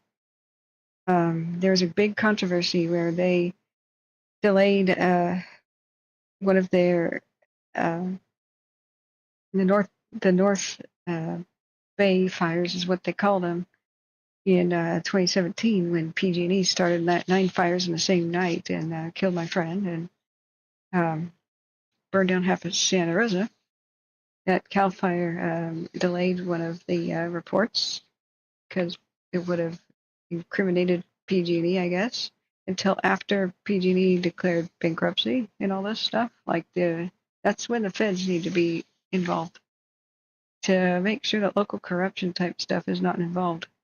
And that was 2017, but CAL FIRE got flack and heat for that. Also, the agencies involved on fires don't oftentimes actually cooperate with each other. The Bobcat fire, we didn't know if SoCal Edison really truly caused it, even though it was obvious that they did. For 3 years, that's when they finally came out with a report on the cause of the Bobcat. And then it was heartbreaking to read that the investigators had no cooperation from the Forest Service, and so it was inconclusive. Seriously? Freaking seriously? Yeah, potential riot is what they said to me on the radio. So this is really upsetting that if you tell people the way it is, we'll be a lot less upset. But you keep us in the dark, we get agitated, and if you need the public to cooperate, you better tell us what the hell's going on. California criminals have special rights. What we found out with last year, how I found out is that the arsonists who may have been involved with the Peoria Road fire, which was probably arson, from what we were listening to last year, they may have slipped right past the police roadblock because arsonists have special rights in California. If they do their time and they do really good parole, they're off parole, then even the police, when they run the background check, can't see prior arson convictions because of discrimination. If the arson conviction occurred before the age of 21 for the arsonist, then also the police are deaf, dumb, and blind. They can't see, even when they run their plates, pulling them over. Something they can't see a prior history of arson conviction. That's absolutely insane to me. That's how we found out about that. So, yeah. Jeff Spellman says, I got to check the plume from my porch in a few. It looked scary again when I got home from work. Yeah, let me see where you're at. Just his picture, name, and booking info is all over the Facebook groups up here.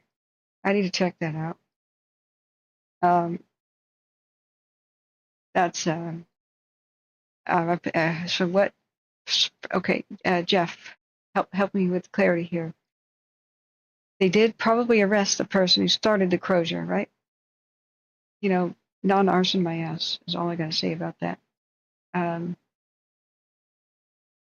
Prior fire in the area, all those 911 calls, people witnessing things, you know, non-arson my ass is all I got to say. But that person was apprehended up there by Mosquito, correct? Like not down by anywhere else. They led police on a merry goose chase. The shirtless, shoeless, short-haired, tattooed, covered in ash, holding a flashlight in one hand and a lighter or torch in the other hand, a suspect description. They were arrested up by Mosquito, correct? And held by somewhere by the airport, as far as I know, by the tow truck driver. That's what I think happened. Quagmire Off-Road says Smoky Bear hot shots are inbound for the Crozier. Okay, good. Good, they need all the help they can get. Yes, okay. Yeah. The Caldor trial is still ongoing. It's the world's slowest trial they've ever heard. I've held back my own personal opinion of what may have happened because I wanted to make a documentary about it. But I highly doubt that the people on trial for it right now, the father and son who are supposed to have been shooting and started target shooting, started the Caldor, they did not behave like anybody who accidentally starts a fire and who's reckless. They went above and beyond the call of duty to call 911 again and again and again and move on to bed or cell phone service area to try to describe where the fire was to get crews there in the right place. And then they warned people in the vicinity, campers and hikers, that there was a fire to look out and to go. So I have my suspicions that they're being scapegoated. This is also the same El Dorado County because there's a couple things that don't match, don't line up. The fire chief or fire captain, I can't remember which, of Pioneer, California, somehow magically teleported and got to the exact place that the Caldor started, and he flagged on a tree branch where he magically saw some bullet shells where that fire was supposed to start. I tried to get with local assistance, like I had locals in my car. In August of 2022, I tried to drive to where the Caldor started. That was the biggest rat nest maze of ancient logging and gold mining, gold rush, you know, ancient roads with giant pits in them that were like potholes that were like 3 feet deep. That was the biggest rat maze I have ever driven on. And so somehow, and other fire crews and helicopters couldn't pinpoint where the Caldor started for days.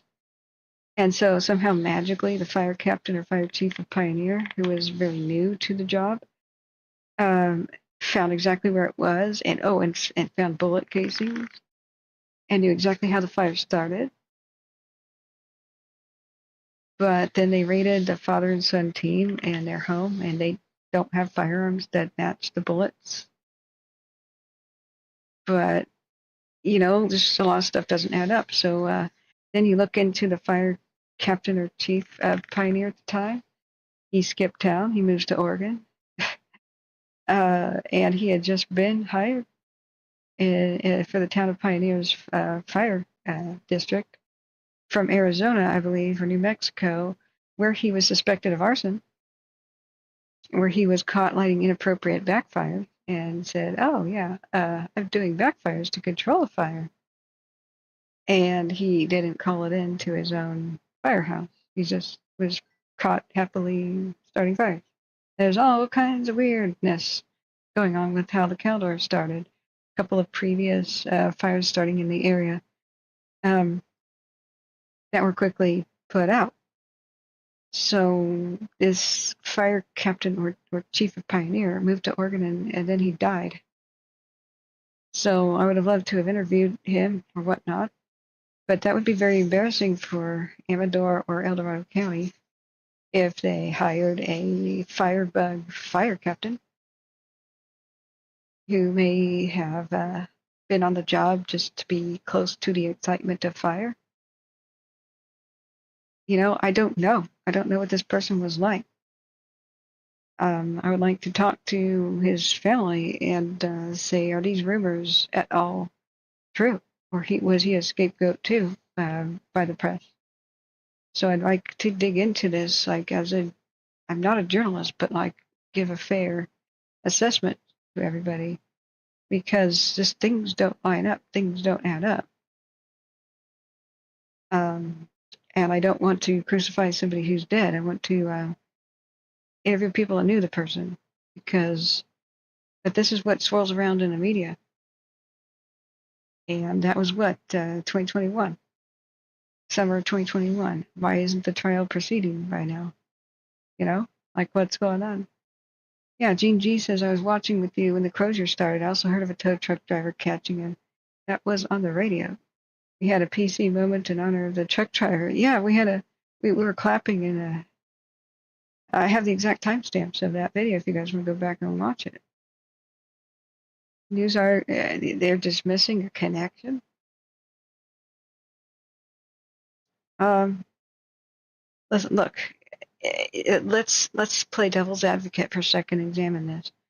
We want to look at the Crozier right now and keep watching the cams. Let me check the park fire cams, because this afternoon is when they might have big problems. So let's look at the last 3 hours. The plume has started over the park. Let's just calm down and examine, okay? It was a pretty calm night. A pretty calm night. We know that lightning in prior days happened in the Sierras nearby.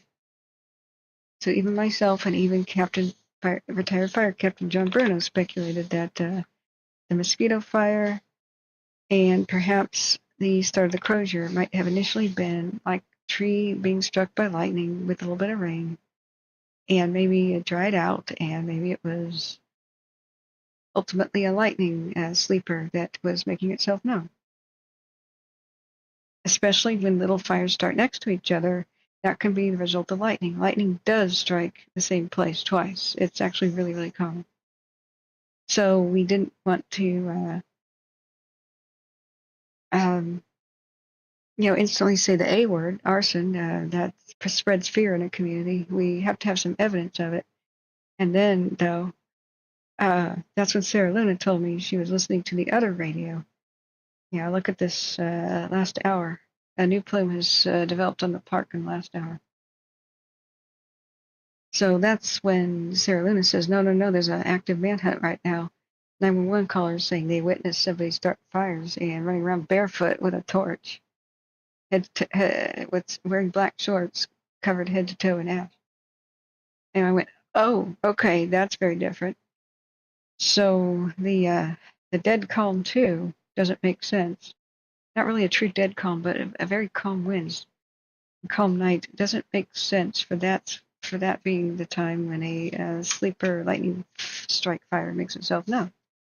You know, Jason West says, "Hey, Catherine, the corrupt media work with the corrupt government to hide the truth." I I don't know. I don't know what to make of that. I know that media is struggling to fund themselves because everybody's turning to social media instead. So they don't have the funding to keep the really good, journalists like they had, the ones who do serious research. That kind of media, that investigative journalism is on life support due to funding issues. But I do wonder if the media trusts the government way too much, for sure. I've worked with the Appeal Democrat before. They featured me in their newspaper. They've been my childhood newspaper. They have a good reputation. Like I can't explain why they didn't get in touch with me about the Peoria Road fire. Why they didn't watch my broadcast. Yeah. Right. Well, the thing is that lightning fires sometimes they're accompanied by rain. So, like, say lightning strikes a dead tree, but there was some rain on it, so it could be hollowing out that dead tree and eating the heartwood that's still dry, and it just will not show any smoke, really. Not that you can see from the air. You can even walk right past a dead tree burning and not see anything. I can testify to that myself. I was at a friend's house in 2021 taking a break from the Dixie one night. I went to my friend's house. I sat down on the couch. I plopped down. I said, in the middle of Portland, I said, I don't want to hear about fires ever. Like the rest of the night, just don't say anything about fires, okay? And that's when I heard air brakes outside. And there was a fire truck. So I walk outside, and there's a group of people, and there's fire crews. I walk right past a tree, and they yelled at me, get away from that tree. It was just near apartments. And I looked, and I went, that? It was a willow tree. They go, get away from it. It's on fire. I thought they were messing with me. I looked at it. I was 3 feet away from it. I went, pfft. They said, serious, get away from that tree right now, ma'am. And the firefighters start marching over to me with an axe. I went, what? It's nighttime, I took steps back. Firefighter says, look, watch. He slams it with an axe. And also showers sparks. It was in between the bark and the heartwood, a smoldering fire. No smoke whatsoever. I couldn't smell nothing, and I have the nose of a hound. That's how trees can be on fire without anybody knowing. So what had happened was a child had lit the tree on fire by putting leaves at the base of it and lighting the leaves on fire. And parents came over and stepped on the leaf fire and thought they had it out, and they scolded the child, dragged the kid away, and it went up into the rotted heart of this willow tree, and it was on fire for 3 days, until a little gust of wind picked up, and somebody walking their dog reported it as a tree on fire. And then the wind died down. I walk outside, and there's no way to tell. So with lightning strike, this happens a lot, and it can be up to a week later, sometimes like a month later, that finally, if the tree on fire doesn't have enough oxygen getting to it, it smolders like a cigarette. It'll just eat the heartwood like a cigarette slowly burning. All it takes, though, is it to finally burst through to find a knot hole, right? For wind to go and airflow to go down into the trunk, and then there's a chimney effect, and then boom, you get like a plume of smoke. And then the dead tree will collapse and send fiery pieces down onto the ground. And then you get a big plume of smoke. So those are called sleepers for a reason. So sometimes people go, that can't be lightning. But it can, as long as those factors happen, especially if the tree was struck and then rained on, and only the center of the heartwood's on fire that was dry. So those are called sleepers. Sometimes it takes a month for them to become known. So, but usually it takes wind. Like wind picks up and then you see it. Now, a lot of the conspiracy theories, I just want to touch on this for a second, and the park is looking bad. This is our 1 hour time lapse. Plumes have developed right on schedule. There was a popular YouTuber, I won't name names because I don't want to drive traffic to the panic he causes all the time, and the conspiracies that he puts forth all the time. But I went to his channel, and he was looking at Canada, rural Canada, which had had lightning rip through like the week prior. And he watches some replay of a satellite, right? A satellite replay. And so as soon as a big windstorm picked up, there were like 9 different plumes that show up in Canada all over Alberta and Ontario. A huge wide area, at least 9 plumes. Boom. They formed at once. And all the plumes, of course, had trailed off in the same direction, I think to the north. And he literally is freaking out on his stream, and he goes, "Oh my God! 9 fires started at exactly the same time. There's not a cloud in the sky. There is no lightning that's happening right now. There's no storms.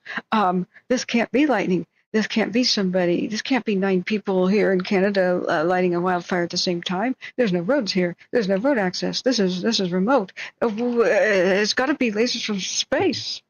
Could it be lasers from space? It's got to be the government." Dude, lightning from the past week. The fires were already starting, had already started for a week, and then it took a windstorm for them to all be visible big enough to see a plume from satellite. He goes, "Well, then why didn't we see the plumes a week prior?" And that's because they were really small. You know, you can't see a campfire from space. You can't see one tree on fire from space. But as soon as the wind picked up, all those dead trees, they fell down and lit the fire because they were on fire. So that's why I try to explain this stuff. But back to the Crozier, a calm night, okay, without the sun's rays to make fire go, and without big winds to make a fire go. That's very unusual for a sleeper to make its appearance in a calm night. So I started thinking about that, like, but up by Mosquito, there's camping. There's lots of campgrounds. So I was thinking along those lines. But as soon as Sarah Luna tuned in, this is the park. Sarah Luna tuned into the scanner radio that I wasn't listening to. I was just listening to fire dispatch. She was listening to police too. That was the 911 callers saying there's somebody running around the neighborhood with a torch. Oh God, Angela, thank you. Angela says the radio traffic now indicates that the park fire slopped over a primary control line just south of Turner Mountain and is making a run towards the ridge. Let's turn it on. Damn. Thank you. It's looking bad. Okay.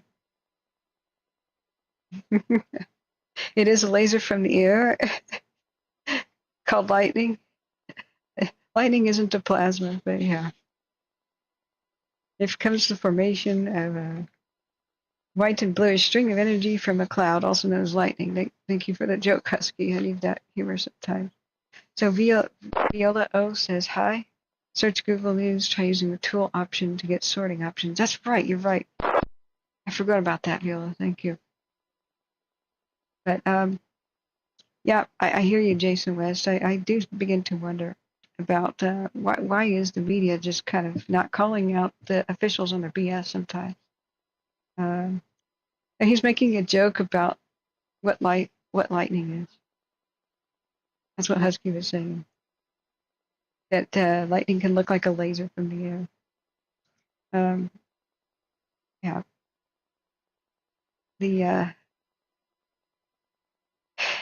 It's we have to joke about some things here. We're gonna die of stress. Now I do have some battle maps. Let's look at the Mill Creek battle maps, and where they this is Turner Mountain. I do have the radio back on. This is not the best way to see it because it either You only have 2 zoom levels up in the browser. This is such a crowded thing to look at. Yeah, which is it? Northern California major incident you're listening to, or is it Butte County, guys? Let me ask Angela here. Butte County radio or Northern California major incident? I just can't believe it. It's now 4 p.m. Now until sunset will be the make or break moments on the Crozier and the park. How big will these fires get? Dispatch, helicopter 116 on National. Let me see which fire they're talking about right now.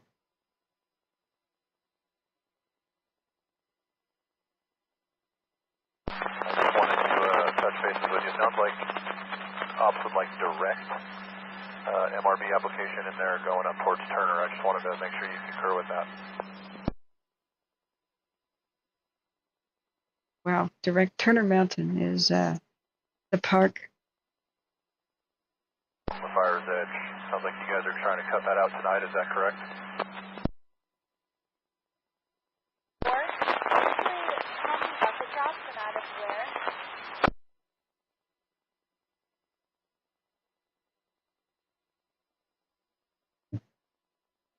We'll have to have another more informed discussion. Bartender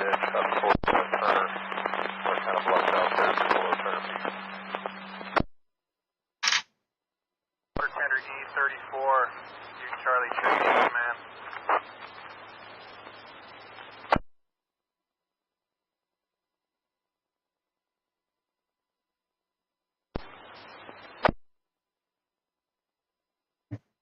All right, let me look and see if I've got any private messages.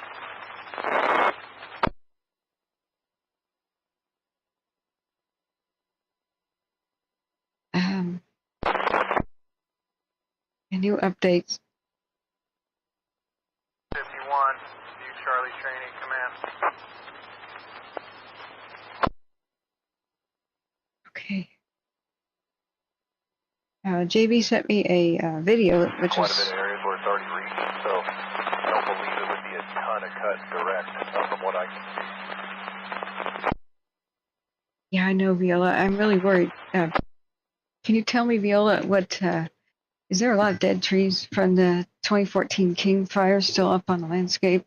If so, that's Charlie Training Command. it's around 15 miles an hour, I think. This is just a wind animation. We got a better one. That's the one. That's PG&E's map. Let's go to actual Ventu Sky. A true weather app. Let's take a look.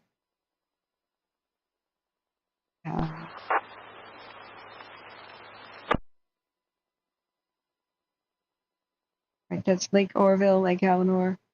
So this is wind speed 10 meters above the ground. In general, it's around 15-ish miles an hour where the Turner Mountain is. Wind gusts. I think from what I can tell, going direct from that road system up to the top would probably be the quickest option, especially if we can go direct with retardant right now. I think it'll put it to bed.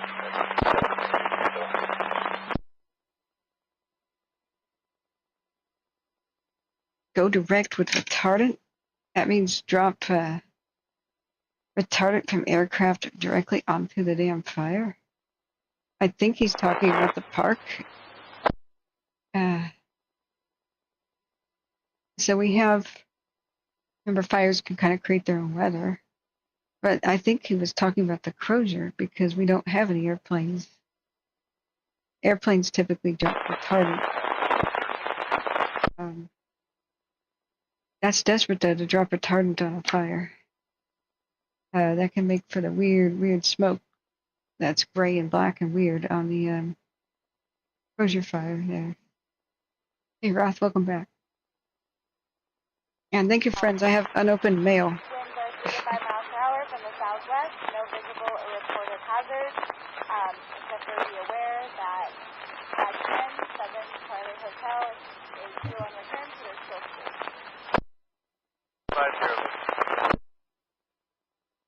right, mostly it's El Dorado chatter right there about weather and stuff. 35. Hey, I got 3 copters in that area. They're going to try to pick up your little smoke on the other side. 3 copters in your area. Yeah, Crozier.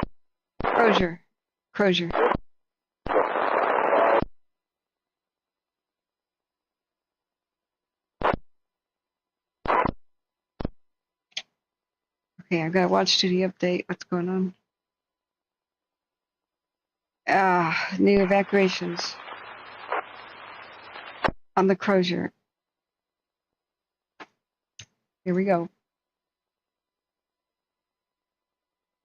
Okay, evacuations have been upgraded to an order for a section of the southeast corner of the existing evacuation order area. Please see the map. Well, okay. We have new evacuation orders on the Crozier. Base anchor 210. 5 minutes, load and return, negative fuel. Soapweed Clausenius Pino Grande area. Let's refresh.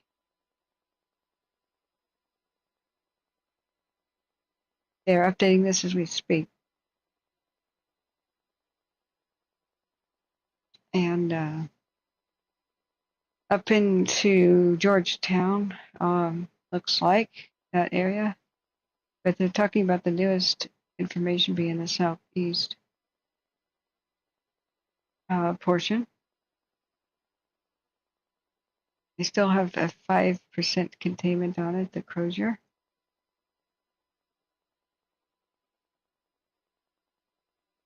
Okay. Yeah, hit the like button one more till 100. Yeah, it's going to be like 100. We have 1,700 views today, friend. Almost 100 likes. Can we get that better? And if you could help us out with a small donation of $1 to $5, the pinned chat message is the best way. Hotel, helicopter 116 on National. But helping us. Hello, you got 0 Bravo Hotel. Helping us with the like button is free. We're low and on off your left. Sounds good. Just check Twitter on the Crozier. I'm not hearing much about the park on this. We're supposed to be hearing both park and Crozier on this channel. When they talked about Turner Mountain, that was 5 Sierra Crozier attack. The park. Incident Management Team 5 has been activated on the Crozier.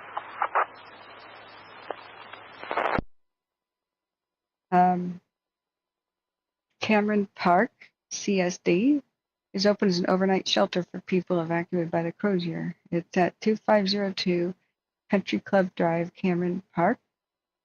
Leashed pets, welcome. Finally, they have an overnight shelter. Did people stay at the library last night? I mean, where did they stay last night? This is CAL FIRE AEU Twitter. This is a great source of official info. A little bit later, when it's calmer, we'll have 2 friends try to get to the bottom of what the hell happened with the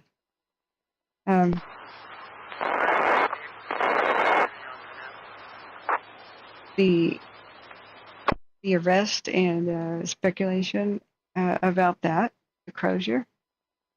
I'd like to try to get as much Branch 18 safety. verifiable info out to the public as possible, because I'm very, very curious about that. Thank you for Viola. Evacuation orders for Garden Valley, Georgetown, Volcanoville, Mosquito, Swansboro Airport, and Quintet. Well, they just expanded. In the southeast portion, which I'm thinking is the Soapweed Clausenius Pino Grande area, and Wentworth Springs is now warning. 4 minutes out. This is getting big. Southwest, no visible reported hazard. Yeah. Number 7 Charlie Hotel just departed at your discretion.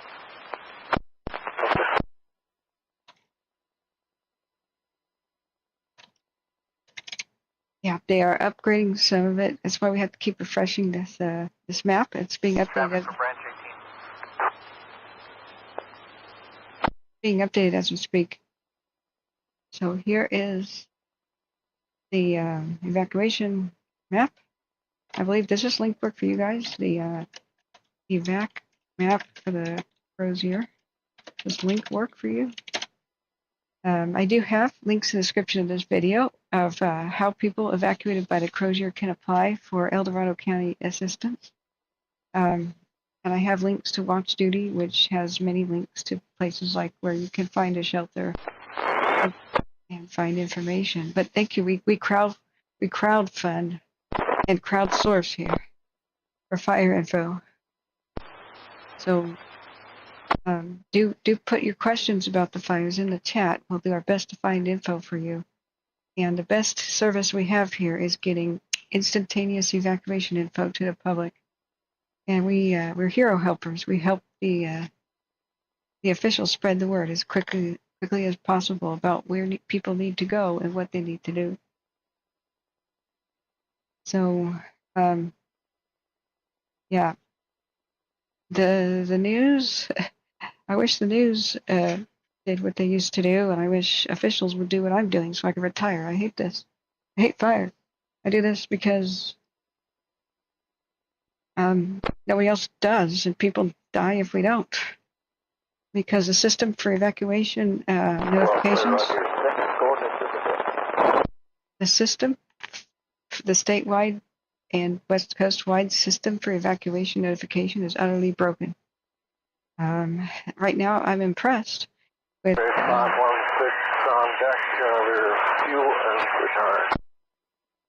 return. I'm impressed with El Dorado County and their sheriff's office and their map.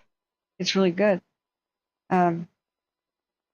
But we have seen too many times with the old red tape Byzantine policies that the Forest Service and CAL FIRE has to follow sometimes. They have to sometimes get approval from Sacramento or Washington, D.C. to notify communities that they may be in danger because of really old, stupid rules. The trigger point system has to go. The trigger point system says, oh, if A is on fire, you evacuate B and put C on notice. They put pins on the map, literal trigger points. If the fire reaches that point, then they notify people. That is totally wrong and obsolete. With today's climate and today's fires moving as fast as they do, you just have to look downwind and say, is there anything in between that community and this fire? If there's nothing in between the community and the fire, and if they can't build something in between them in time, then you should just give people as much notice as possible. 3 days notice. 3 days notice is way better than 3 hours or 3 minutes. But helicopter 116 on deck. But they don't, because of the trigger point system. 25,000 people in Lake Tahoe were not told to evacuate until 10 at night. When they had a press conference at 5 p.m. 14 for 116. Told Winds are 3 to 5 miles per hour coming from the southwest. Helicopter 516 at pad 3 is fuel and return. Land at your discretion. At our discretion for 116.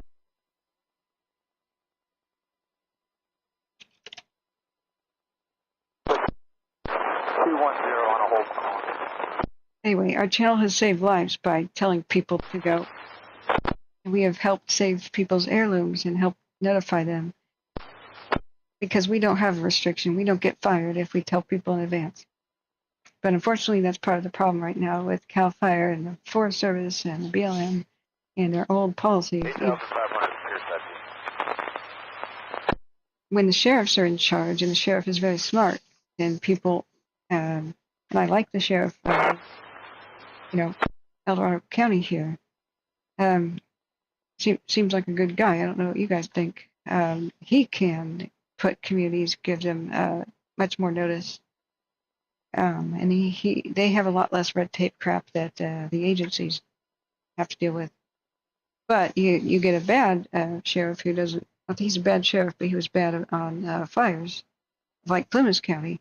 He told people to go back to Greenville the same day it burned out. So there's huge flaws in the system. And sometimes officials tell people to go and evacuate the wrong way towards a fire. And that's how we have saved lives before, by saying, don't go that way. The fire's going there on the cams. So thank you, everybody who's donated and helping us crowdsource info. That is the goal here, to save lives. I'm not a freaking reporter. I'm just a concerned citizen picking up the damn slack, and so are my mods. So are half the people in here.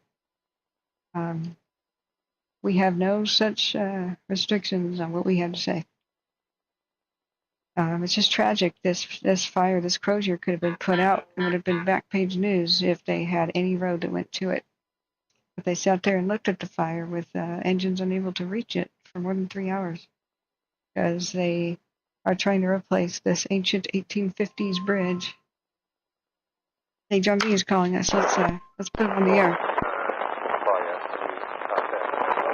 Hey, JB, you're live and on the air. What's up? Hey, so I did a little checking, and they haven't produced any official press release on the injuries that occurred the other day on the fire. There was bulldozer operators. On the park. On the park incident, yes. Yeah, we just watched that press briefing and they didn't even mention it. Like, what? You know? The only reason why I think is they basically want to get all the facts first, and they're so busy with suppressing the fire. But they should be doing that. They normally will do that forthcoming, especially if the media pressures them a little bit. Sometimes the media will get wind of it and pressure them. So the organization will do an investigation, and they produce a document called a green sheet. And the green sheet is a summary of who, where, when, and why, of what happened, what the conditions were, and what to be cautious of in the field to do and not to do. So it's kind of an interesting document. If I come across it, I'll let you know about it. Okay? Oh, yeah, so, thank you. You got any other questions out there before I have to go have a medical procedure tomorrow, so I'll be tied up, but I want to make sure I answer any questions you might have. They keep saying on the Crozier we have to go direct with retardant. I think they're talking about the airplanes. Does that mean dump retardant on the fire? Yeah, they're going to take the retardant and go direct on it, directly where the fire's burning rather than go ahead. Sometimes air tankers will be used to reinforce an indirect line, like a dozer line on a ridge.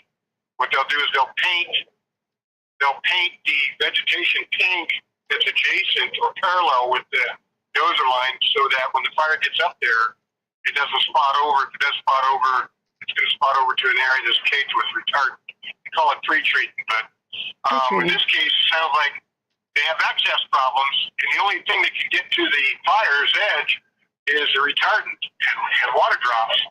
So they're going to try to knock it down and then work their way to it on ground, either with dozer line or hose lays, I would think. Yeah, and it could that be an explanation for some of the smoke being really weird, dark colors is hitting retardant? It seems like it. No, that's the dark.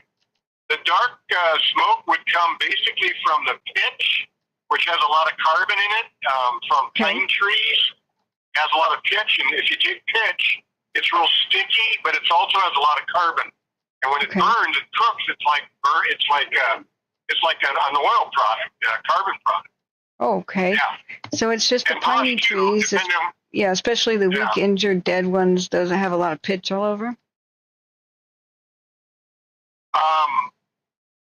Especially those? But normally the dead wood, like the dead brush, that'll burn really hot and gives out kind of a gray smoke. Okay. But yeah, you got all. If it's dark well, it's either two things. It's either structures, but they know there's not structures in there, or it's just the pitch of the timber, you know? Yeah. That's out Okay. there, so. Yeah. It seems like smoke goes to weird colors when it hits the retardant. Maybe it's more whitish. I don't know, because some of it is steam as the fire kind of dries it out, I think. So they said. Yeah, when the firefighters are doing a progressive hose lay, it's only under conditions that they can go direct because they're right on the edge, and it'll put out kind of a white strip on the edge. You'll see that from converting to steam. Yeah. But this one is so big and it's burning pretty good. I haven't seen the video in about 2 hours. Is it still rolling pretty good? Yeah, we have a brand new plume on the park now, and they're still struggling really hard with the Crozier. They just blew some new evacuations to level 3 on the southeast side of it, which is by the plateau, like the cliff edge, where the highway is, you know, just north of Camino. I would like to know, and I don't have a document, it'll probably come out tomorrow, how many crews they have, because when you can't get it with dozers, and you can't send people in there because it's too dangerous with a hose lay, they have to pound it with the sky and then follow it up with hand crew members and cut a line in, and then when they cut the line in, normally they plumb it. So with hose, they do progressive hose lays. So yeah, it's a challenging place. That's the problem, you know. Yeah. We would like it. We're kind of infuriated about two things. It would be good if CAL FIRE at least acknowledged an injury and said, we'll get back to you later with details. You know? Well, if they did a press conference where they had media Q&A, they would find that out. But I'm surprised some of the media hasn't pounded them about it. Even their agency people, like I checked at a fire station, and the fire station had no email or nothing about what happened yet. So. The public needs to know the sacrifices and risk being made for them. Yeah, well, absolutely. Yeah, and we also. There must be some reason why, and I don't know. I'm not privy to it. Okay. Yeah, even on the radio, I was hearing about a refrigeration truck where the food melted inside because it was on fire, and it's like, what? On the park. So, so the thing with that we're also a bit kind of angry about is KCRA reported that El Dorado County Police are saying that the arrest for arson that they made, which we were hearing live on the stream, which seemed to be made up at near Mosquito, had nothing to do with the Crozier. And we're just calling BS on that. They don't even have the time that the fire started correctly. They're saying it was like 1:20 in the morning and it was 11 p.m. I mean, I was trying to go to bed. I remember that. So. Well, they might have arrested a guy on the evidence of something else, but eventually they'll tie it into that if it's the same guy. Well, yeah, he's got $10,000 bail. They better not let him out on bail or he'll disappear, I swear. You know? The system's messed up, isn't it? The catch and release problem in this state is crazy. Mm-hmm. It's crazy. Yeah, I mean, there was some lady in my local grocery store that filled her bags up with groceries and walked out, and the cops came and they took her and booked her, and she got released at the same time because she wasn't a violent offender. Yeah. She probably stole a couple $100 worth of groceries, you know. Well, criminals repeat their behavior, especially when they know that there's no consequence. So there are very, very few percentage of people are criminals, but those who are repeat their behavior. And arsonists do, for sure. So thank you for your time, and I hope good luck on your procedure. We are just. You made a comment the other day, and I wholeheartedly agree with you. KCRA does a great job with coverage, and they do a great job with weather. They've got a gal named Monica Woods that's a chief meteorologist, and boy, that gal before she does a presentation on TV, you can tell she spends hours researching and documenting. Okay. And she has a really good historical perspective on heat waves and temperatures and highs and lows, and does a great job. They have a great meteorology division in their radio TV station. Okay, well maybe we'll look at that real quick. And you like Holt Hanley too, right? You're a big fan of him as well? Say that again? Are you a fan of Holt Hanley like I am? Oh yeah, Holt Hanley. He does a great job. I talked to him yesterday, and he said that you mentioned that he could get some help from me, and I told him I'd be more glad to help. Yeah, thank you, JB. You're totally awesome, and everybody in chat loves you too. Well, I'm retired now. I gotta have something to do, right? Yeah. Okay, Yeah. you take care. Have a good day. Keep up the good work. Thank you. Yep, you're a rising star, JB. Thank you, and we love you. Bye-bye. Bye-bye. Isn't he wonderful, guys? So, yeah, the Monica Woods is Channel 10, not KCRA. Oh, okay. There are many good forecasters for California. So let me, ABC 10 is really awesome. Is that what you're saying, Placer 1000? ABC 10? They do the best coverage of the wildfires. We should check in with them a lot more often. Mark Finnan is the best. He retired from KCRA, but does Newswinter on YouTube. Let me take some notes. Okay, JB call, a brief one. I can text message, guys.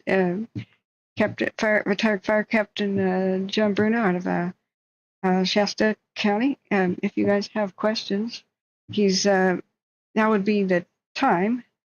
He can sometimes text back. Oh, I did ask him about the PACE system. Maybe he'll reply. I just forgot. Let's see. Thank you. See my above question about PACE. Maybe he'll explain that again, so I don't have to go look it up. So let me take a few notes. Monica Woods is Channel 10, not KCRA. Okay. She's a real good fire forecaster, right? Okay. JB is happy to help Holt Hanley. I got in touch with Holt. We can watch his fire weather forecast today too. ABC 10. Yeah, ABC 10 has consistently given us a straight dope, explaining like very few journalistic institutions will do how PG&E is responsible for things like the Dixie Fire and not global warming. You know, but that's about as deep as any other national news chain will go on it. Because people are afraid of PG&E and their power. They're a huge monopolistic corporation, but they're not afraid. So, climate is the condition, but oftentimes the power companies like PG&E are the ignition, right? And arsonists running around. So we need real journalists, So, yeah. Yeah, we totally love JB. If he's listening, we love you guys. So if you guys do have questions, I can reach out to him with text message. Let's see here. This is wildfire forecast. We can watch that real quick. There is a plume developing over the park. I do want to kind of keep the radio on again. There's a big battle for the Crozier and their new evacuation. Level 2 is going to level 3, but they seem to be the southeast corner where the Crozier was at. So they got quite a fleet of helicopters and air tankers slamming it.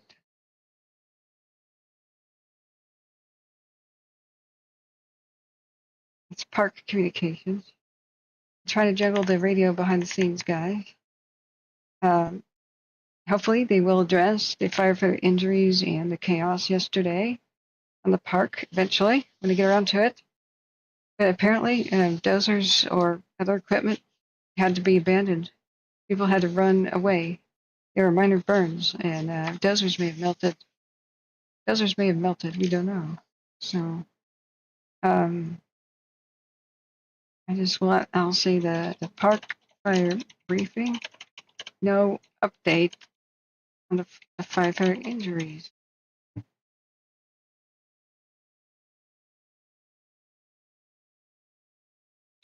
Let me check in with people. Yep. Let me look back up at that. Colby Mountain has a big plume. It's quite concerning. Yeah.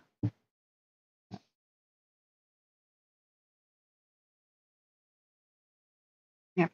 Guys, please hit the like button to help us fight the algorithm. Much obliged. It's really hot and smoky here.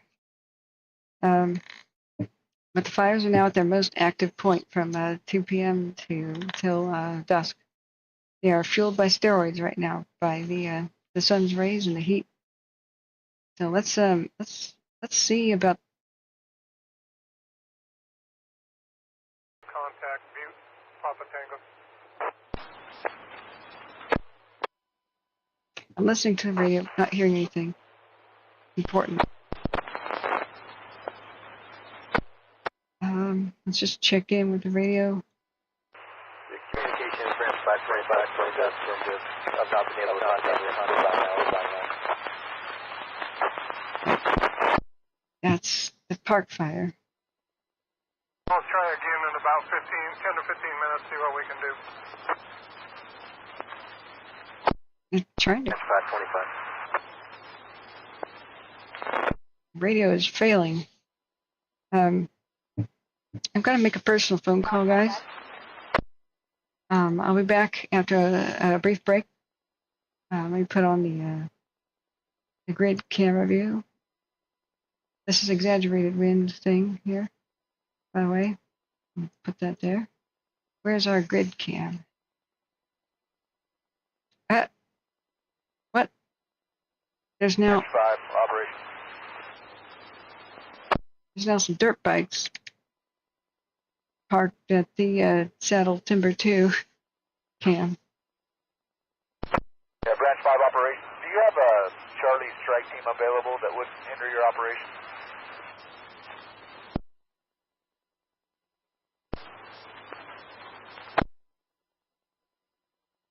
Yeah. I'm employed. If you really need something, I might be able to break a task force free. Now, if it's going to hinder your operations, just continue holding what you got. Just looking for them. They're still doing good here. Just trying to get a little more reinforcement. Yeah, copy. If you really need of them, I could break them loose.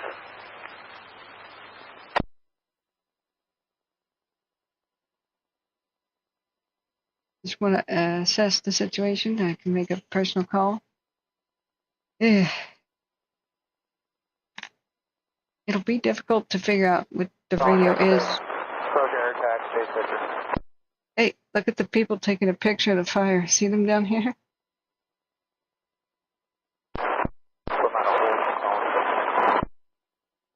Wow. It might be fire crews, I don't know.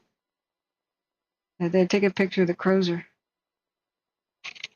Crozier. It's probably the dirt bikers.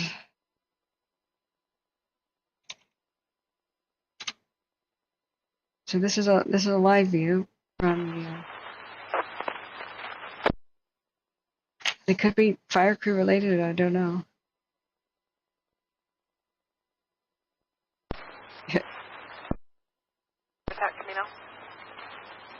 But there's the dirt bikes. All fixed wing on a hold.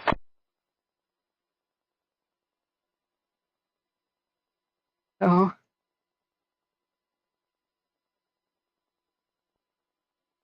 Check them out. Tango on command 40.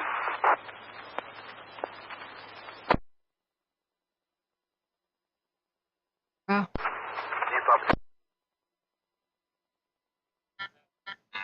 Yeah, 32 is open. The Soldier Creek fire is 80% contained. My new jingle on my phone. In Wildfire County, Oregon, it's 11,000 acres. Wow. Put itself on a hold. Negative fuel. Okay.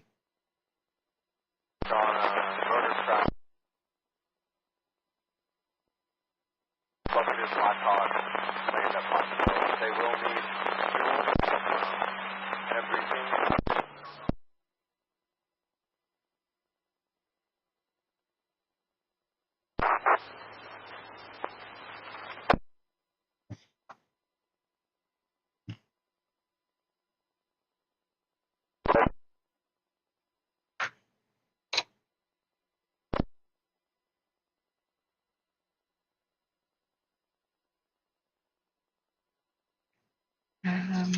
People take pics from a dirt bike.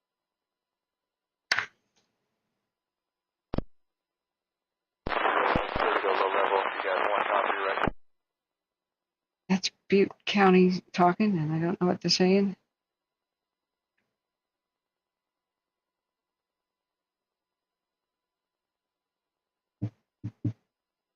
This is a Saddle Mountain cam. Sad.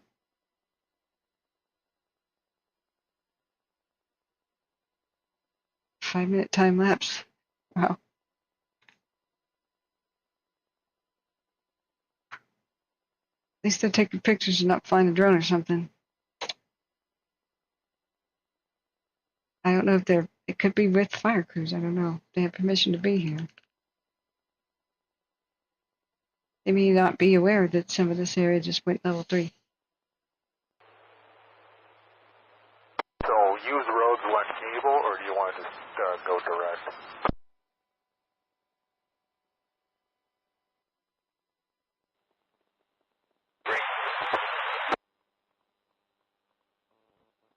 Trying to juggle the radios is difficult to even know which fire is which, what they're talking about.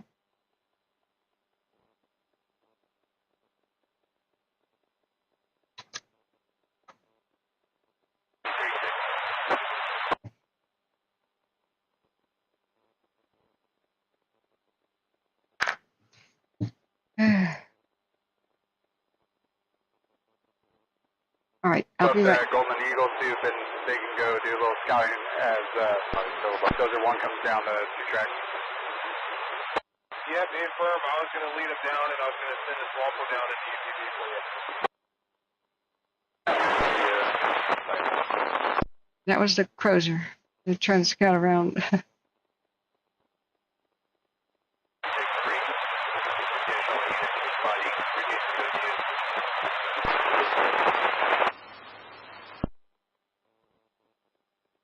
Okay, friends. Sorry, it's chaotic. I'm going to leave the.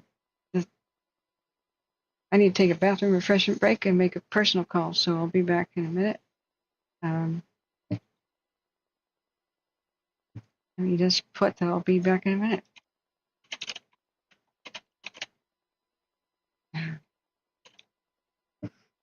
Stay safe, guys. Well, we're looking here at the Crozier.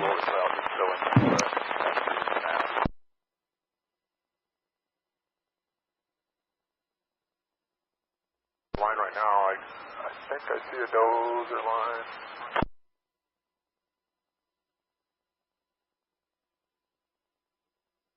There'll be a factor eventually in there. Right about where we'll roll up to, maybe that won't be a factor.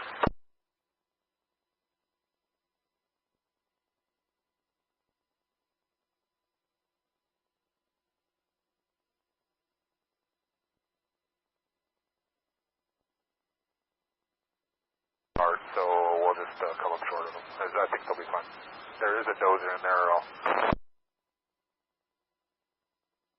Other than that, I didn't see anybody. Quest on command.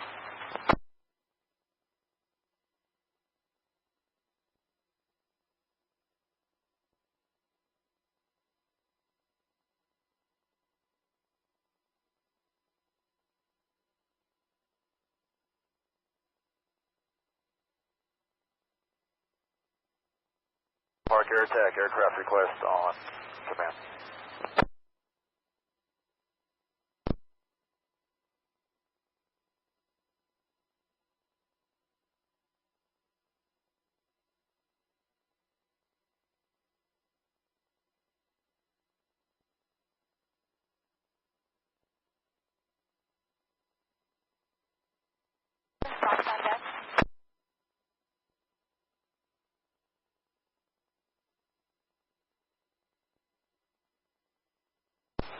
Park Air Attack on command.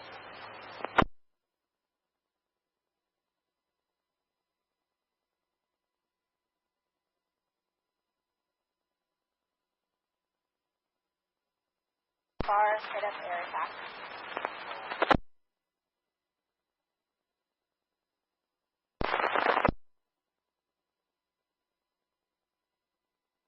Captain 507 on net.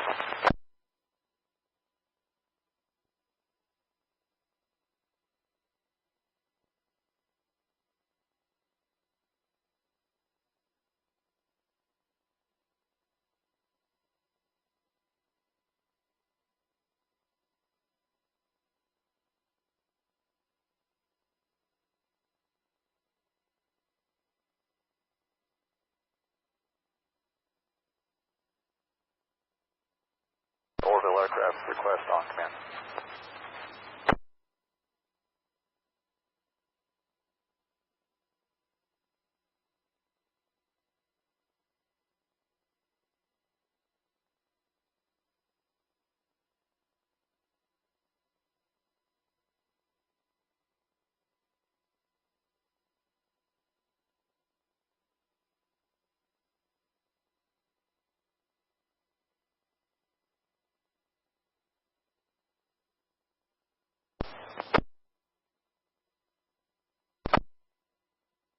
Park Air Attack Orville. Now you hear me get out, or is am I weak?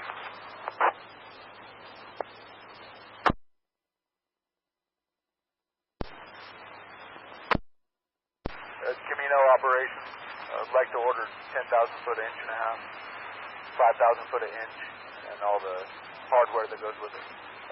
To be delivered to Division Yankee.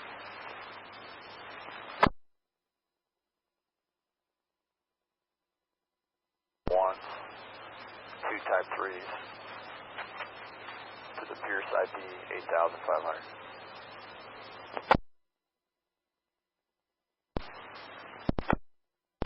5,000 foot of inch and all the hardware that goes with it to Division Yankee.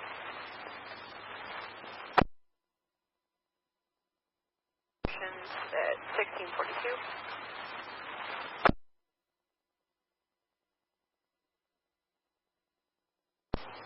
On command.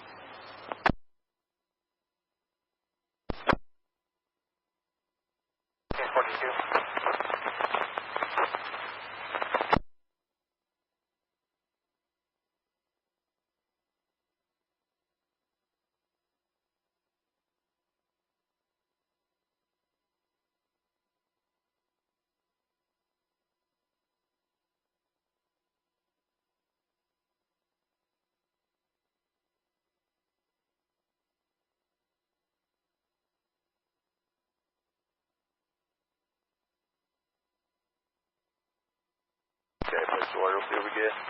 Probably Type 3 is coming in pretty quick, but I did Pierce ID 8,500. Is that going to work? Ready to get that high. Is that just for the Elko, I'm guessing? For the fixed wing, Chico 8,500 with Pierce ID. You guys are using that the other day. High is just because the Elko's at 75, right?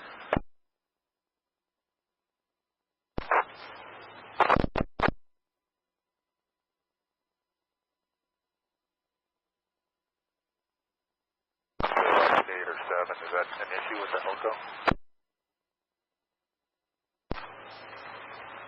Reading dispatch, helicopter 507 on mantle.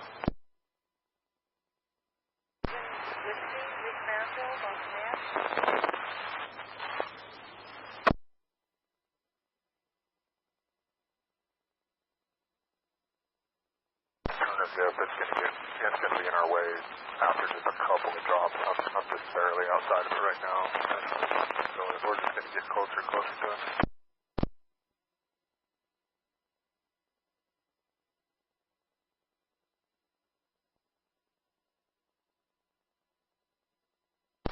Maryville, by command.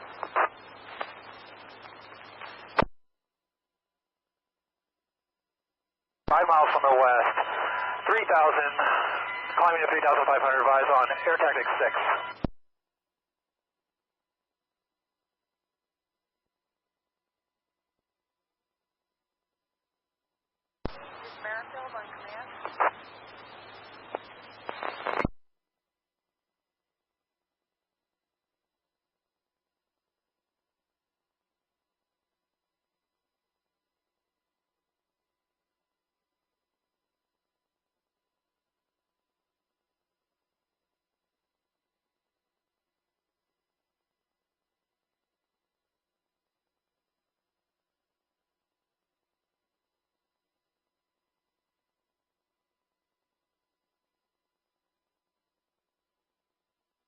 601 is 5 miles from the west, 3,500, advise on 122.925.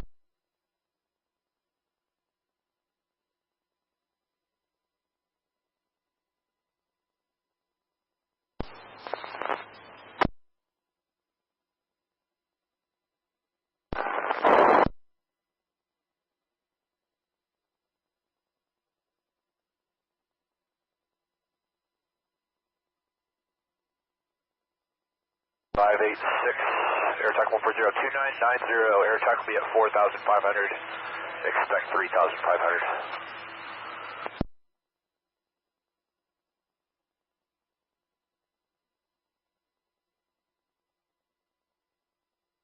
Gonna reply back in a second.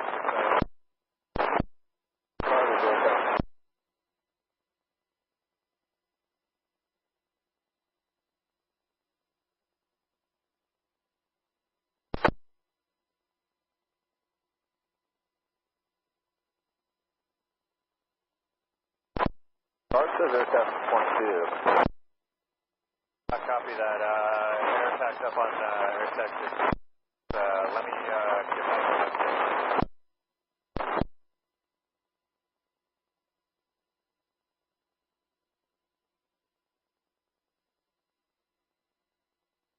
Let me just check with the tower real quick, get the frequencies. What's your call?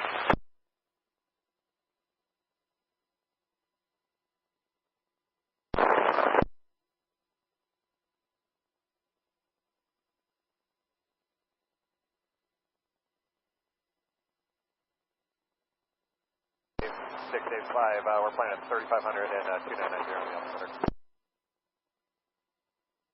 John, air tactics 22, that's the assigned frequency. 22, confirm for Evac.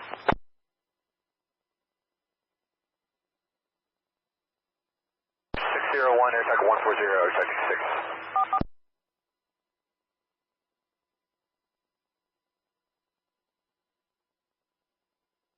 Copter 601, air attack 140, air tactic 6. Attack 140, go ahead for Copter 601. Which over to air tactics 22, that's going to be the assigned frequency, and we're 12 miles from the south, 4,500. Copy, switch over to air tactics 22, and then I'll clear you in. They're on air tactics 22. Alright, up on air tactics 22, we're 8 miles from the south at 4,500, 2 tankers in tow. Alright, air attack 140, altimeter 2990, you're clear at 4,500, tankers 3,500. Copters 2,500, we're the only aircraft at scene looking for hazards. Copy, cleared in 4,500, and both tankers cleared in 3,500, 2990, looking for hazards, 140. Alco will be 7,500 below on the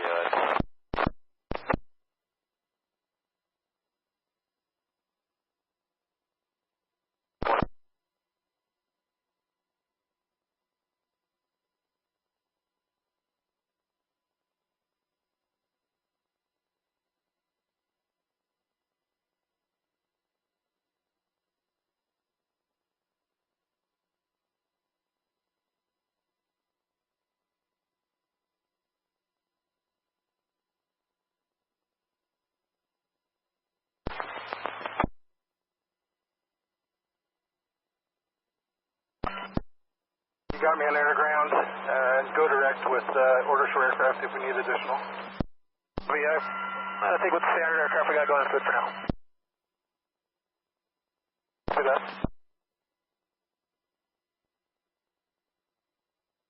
Haas, I see 601, air to ground. We'll be landing on the highway near CHP. Copy that. We'll make sure the roadway stays closed. Everyone. Pressure repair 3. Suppression repair group 2. Group 2, copy. And you guys are all going to be off of the line off of the Yeah, those resources were from group 2 and they're out of X-ray now.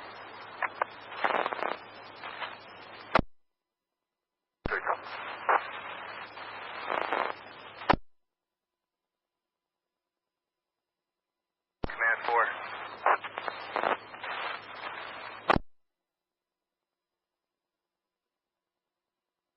6 arriving on scene 3,500. I got the helicopter set down. So we're calling the heel of the fire, the highway. Head of the fire is burning uphill towards the structures. 6 has orientation. Behind 86, 3,500.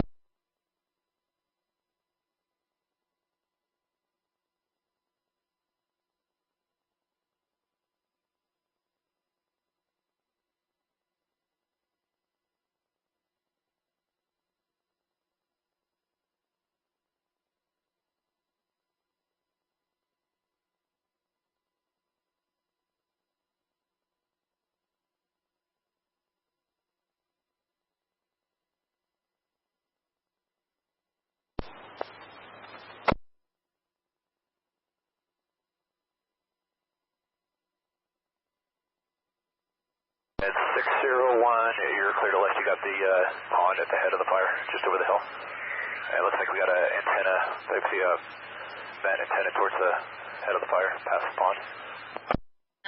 Yeah, copy. We know where the pond is. I don't know if we're going to be able to dip out of that, or we'll have to go to the lake. We'll assess it. Copy, yeah, you're clear to left. 85 target, we're going to go right shoulder, right where it's kind of crested the hill. We're going to work across the down towards where the copter's exiting right now. Okay, friends, breaking news. Have that tied into the road or bring it down to the road. Right shoulder. There are some mandatory evacuations. There'll be a full load 4 if you have the copter exiting. Exit B 3000, you're clear to maneuver. Secure 1 will use the intended valley of our dead. Remember, bringing your head down to the road for the left shoulder. Take your A5. You got the target. Maneuver, take your A5. Okay, there are some mandatory evacuations. Level 3 go now on the Across the head of the fire, parallel to the highway on the uphill side. on the Lee Falls fire. Okay, so not to be confused with the Lee fire, which was down by Clear Lake today in California. In Oregon, west of Portland by Forest Grove and Cherry Grove. There are now level 3 evacuation orders, which is in my neck of the woods, for Southwest Oak Street and Southwest Nixon Drive in Cherry Grove. So the fire has jumped the river, the Tualatin River, with an estimated 15 to 20 acre spot fire spreading north and east for radio traffic. So, great. This is the Washington County map for the evacuation zone. So it's not going well there, I guess. So Southwest Oak Street, Southwest Nixon Drive are now in level 3 go now status. I hope that they will actually paint the evacuations on watch duty. There's not a lot of people in the Portland metro area that know about watch duty, so anybody who comes in, Mobs who is asking for information about the Lee Falls fire, absolutely remind them that watch duty exists and that they should get it. I'm kind of wondering if we should tune into Washington County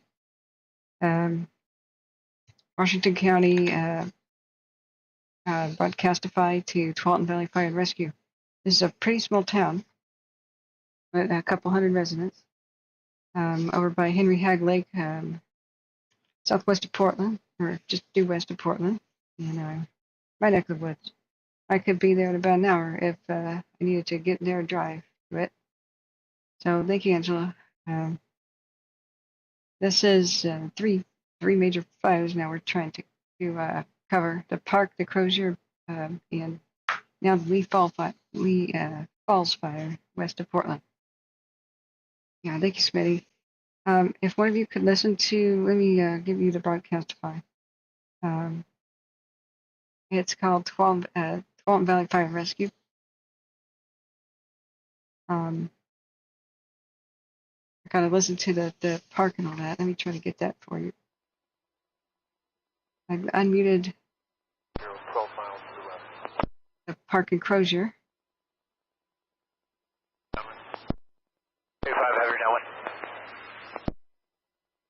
Now, if you need to listen to what's going on with the Lee Falls fire, this is your link I believe. This is Palm Valley Fire and Rescue. Well, it's excuse me. It's Washington County Fire and EMS. Excuse me.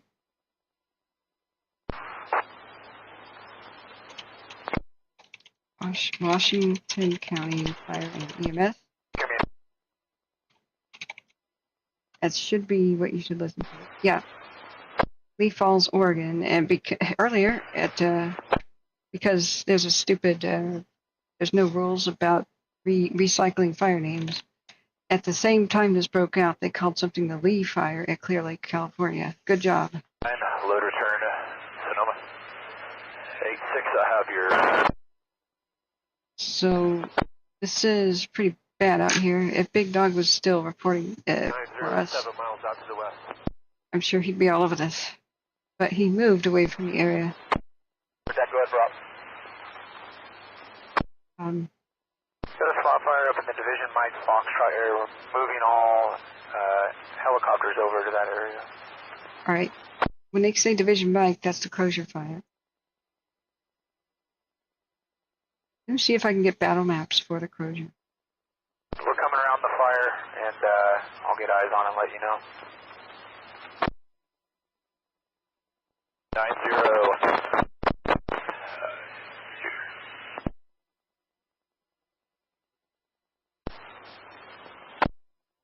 Traffic.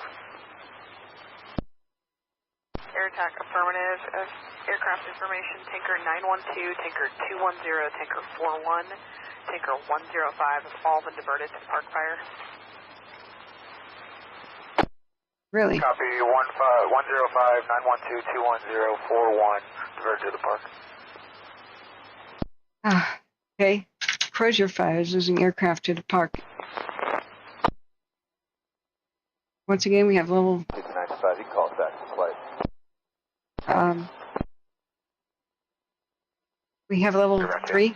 Go now. Evacuations. Any other structures? I think we have 2 visible from the roadway. Anything up from the view you got? For the Lee Falls fire west of Portland by Henry Hagg Lake and Cherry Grove. So please call people if you know people in Cherry Grove and let them know that this fire is worsening. Or by Hagg Lake. There are level 3 go now. Evacuation orders. Southwest Oak and Nixon, which is the west side of Cherry Grove. There's a lot of people have horses and livestock. The retardant lines coming across the head right there, and I see the hose line coming up. I think you're. It's going a little bit more direct than the return. I think we're looking pretty good. The copter's inbound right now to just take care of that right shoulder. And I do have 1 tanker in orbit. And I'll hold him in orbit right now. I think once the copter takes care of that right shoulder, we're looking pretty good. Okay, no rushing back in. Just the structures out in front of the head, which I identified 2 up on the hill, but there's 2 more. I think it's out ahead. It's kind of parallel to the road. I don't see anything out ahead of it. Just uphill on that left flankish area. And crews are going direct on that right now. I think they mitigated the structure threat. Copy that, thank you. There's a slop over on the Crozier. We got Chico, Or all the helicopters. Okay, and just to verify, so we come up to the top, if I turn... Oh, you want to just keep going until we tie into that other retardant past to the north of the towers? That's what I've been looking at now.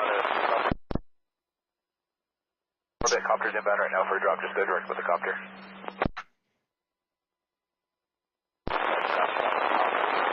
If we watch where the copters are going, we'll know what they're talking about. But crews are defending structures. I do not have any maps for the Crozier. There's a folder. Dropping right now. That's right shoulder. We're just going to keep an eye on that right now. And it's empty, unfortunately.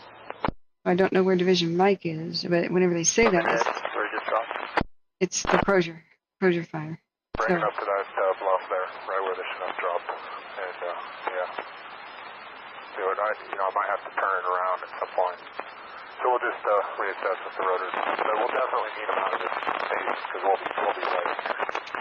Yeah, the only thing else I'll confirm with the division, if he wants to go direct across, perpendicular to dozer liner and try to reinforce the dozer line going up to the drop point. Okay, I'll say go now, Evacs. For the line. You just want to be fairly indirect through here, you're thinking?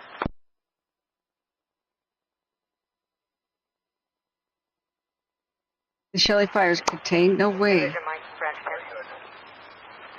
10. Oh, no way. That would be amazing at Siskiyou County. No way. What a good job. So the helicopters are now headed to where they are helping Division Mike, wherever that is. I just looked. There are folders for maps for the Crozier, but they're empty. I don't have access to them yet with the person who shares them with me. So maybe by tomorrow. Thanks, Nick, for the reminder to change my title, my little thing. Base, off air tech, on base feature. Yeah. So the fire jumped the Tualatin River. Here till 18:30, so we'll hold off on relief for you, and then she closes the day out. We did everything, should be able to get it done. Okay. Courier attacker around. Can you please check me out of Division Whiskey?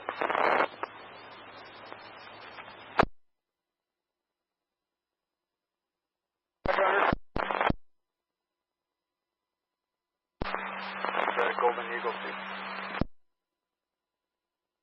Right now.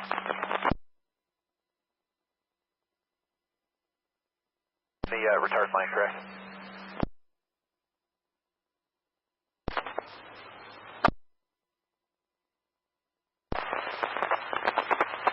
Request the release air attack over the fire 30.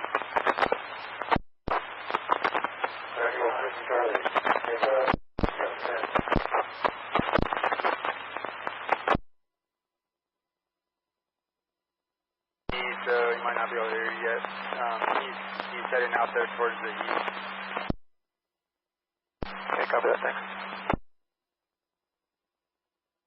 Maybe like drop 120. Leader only.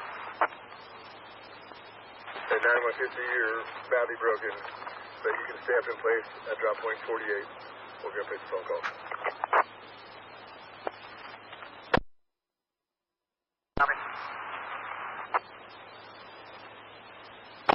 Drop point 48 would be the park. You can see some of the helicopters Coming buzzing inbound, around. right shoulder, can you confirm line's clear? Tractor ground. See some retardant ropes. Yeah, if you can just get a hold of them on ground tactics and have them come up on air down 3 to the air check. They're doing some desperate moves and Have some. you had a chance to come up to the top of your division at your division up on the top of turnaround? They're putting Right shoulder retardant. just pop out once the copter's got a couple good drops on there. I'll try and get you released. No rush.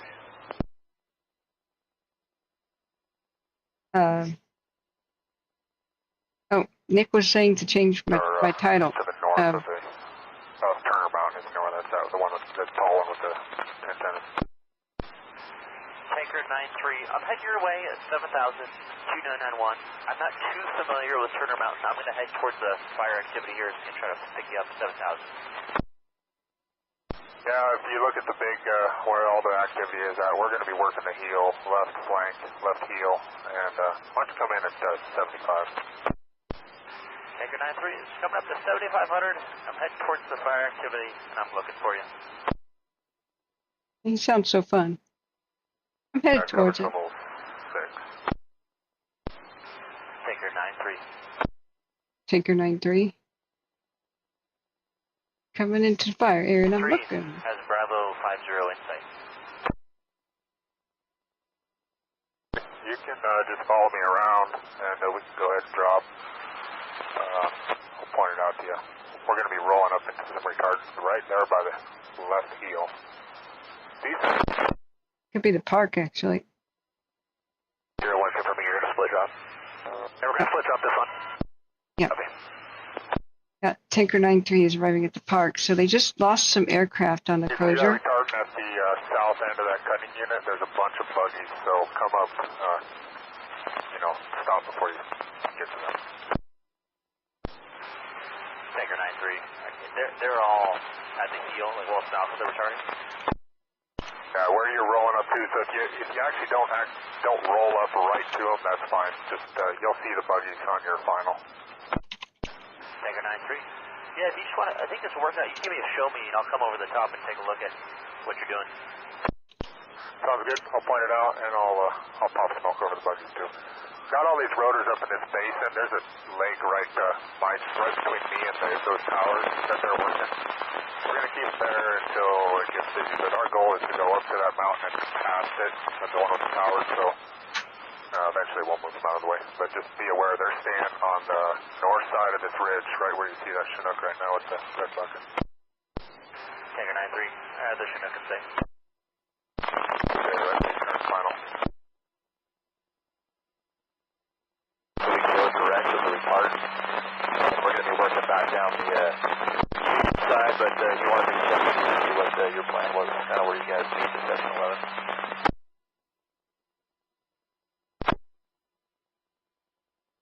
Now, they keep saying going direct with retardant, which is the unusual The move. line you have up there is Rock Gulch, which unfortunately runs kind of perpendicular to the edge of the fire up there. Right through here. Those buggies are right here, but there's a road there, so we don't need to tie the retardant in necessarily. Tanker 9-3, I'm coming over the top now. Here, are you in position to do it or take a lead? I'll take the lead. I can join up behind you. Okay, I'll meet you at 6500 right down there.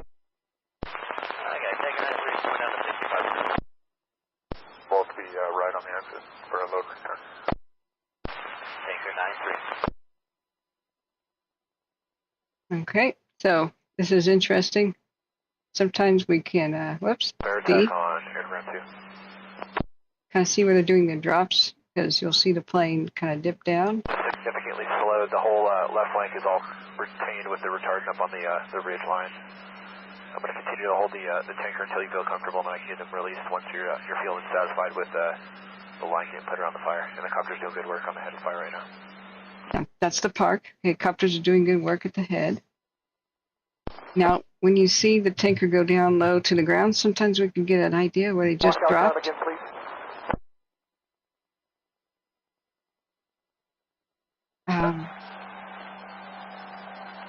So, aircraft and then keep that right shoulder.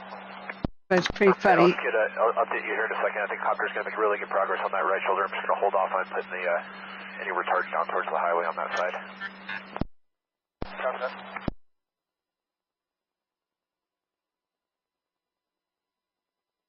But we lose.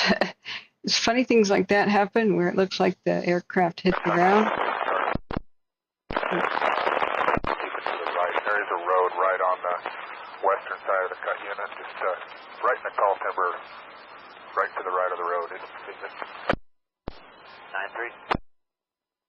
It's 9-3. No, Tinker 93 did not just crash. When they go low for a drop, the transponder loses radio connection, and so this program, Flight Radar 24, kind of animates a brief crash. 9-3.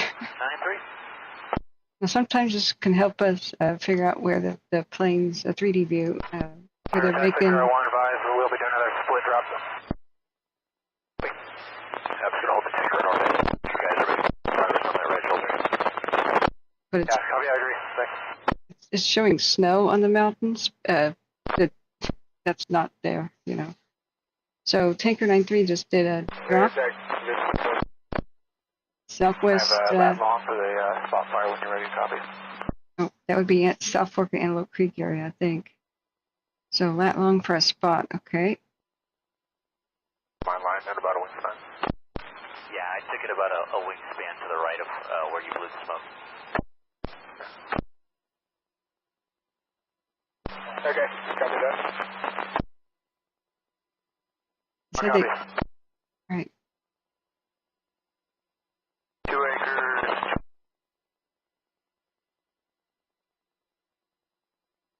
Two acres what? It's burning up towards that 75. What? Running up toward the what? And then go back to Chico for the reload. 6,000 on the exit. Yeah, if you're going south, 6,000 works, and as I come over it, let me take a good look, but I think you dropped about a wingspan to the right. So it didn't drift at all. You're about a wingspan to the right of the road. Tanker 93.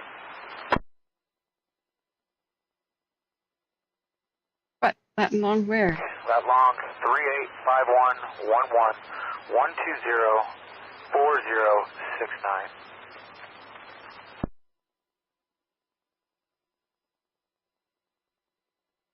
385111.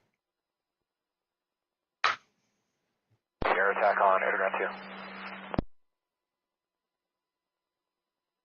2. That didn't seem like a complete that long. How would I type that into a topo? 38.5111. 595 is about 10 miles out of your position. 95, if you got all the rotors out to the north, you're clear down to 7,000. I was looking for the rotors. It's a 2-acre spot fire. Yeah, they're all grouped up right there by the top with the towers on it. We'll be to the south of them. Just stay south of that basin with the towers on it.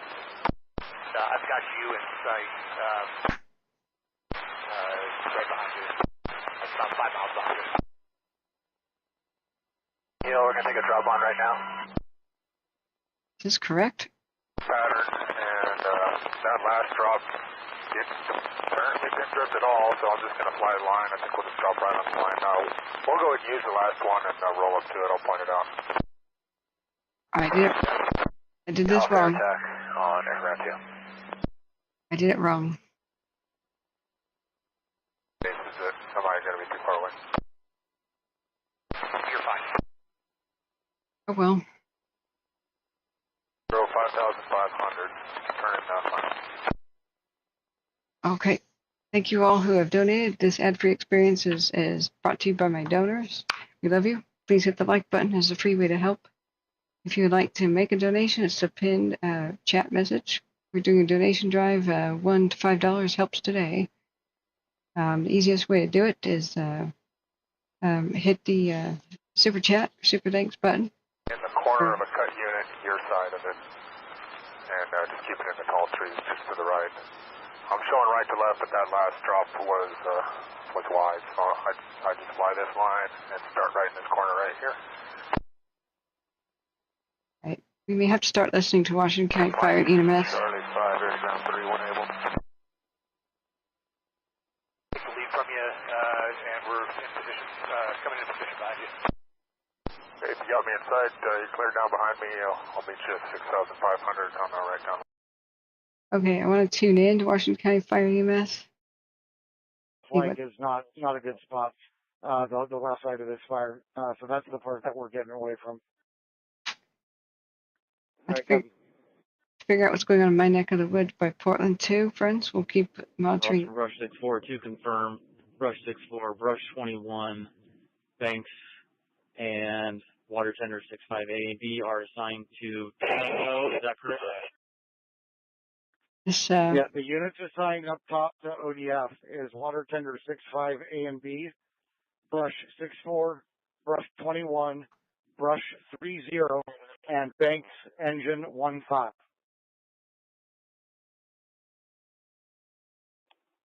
And that's being identified as Tango.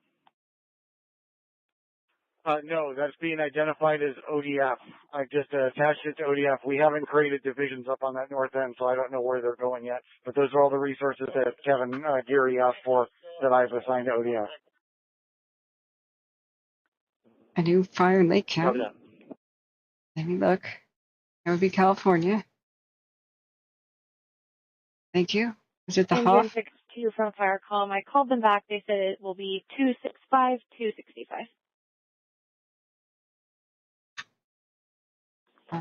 The situation. Excuse the patient. Update room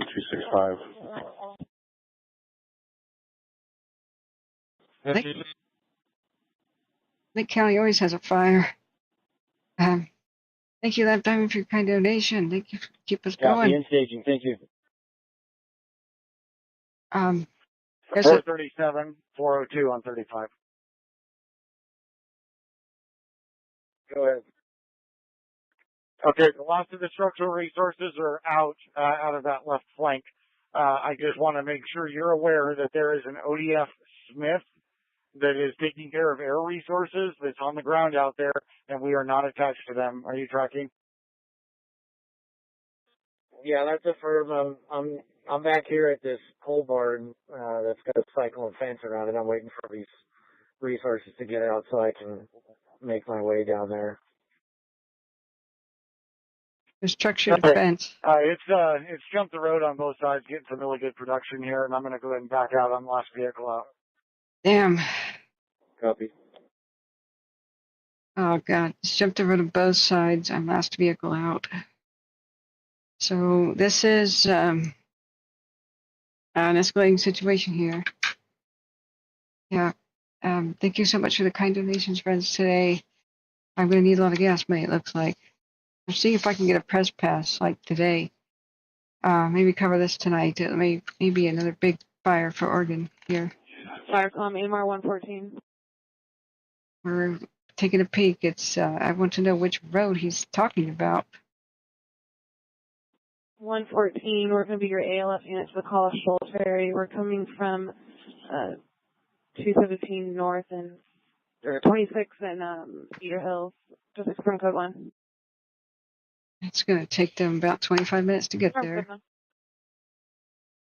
38 minutes.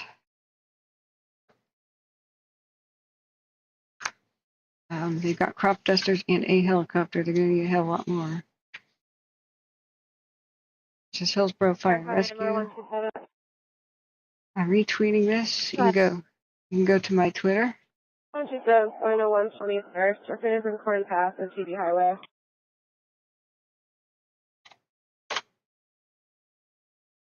Yeah. There's forest out there, tree farms, pasture lands. You name it. 14, I'm just going to back right in here and stay here.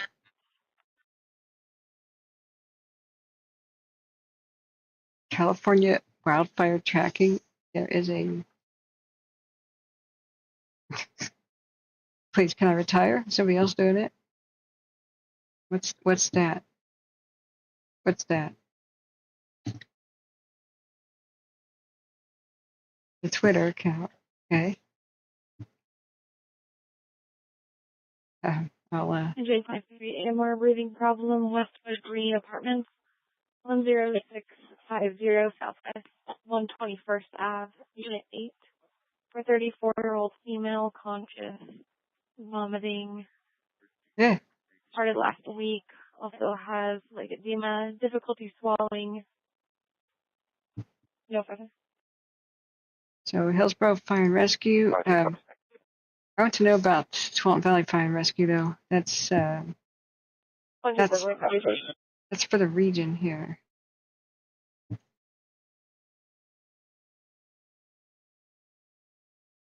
So we're listening to Washington County Fire and EMS, but there's usually another channel to listen to. 6-8.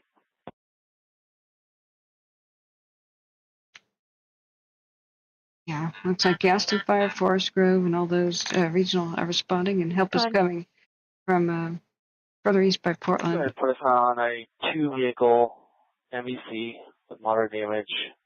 He sent us a code 1 ambulance. We're going to be on 143rd Avenue, right next to Terra Linda Park Apartments.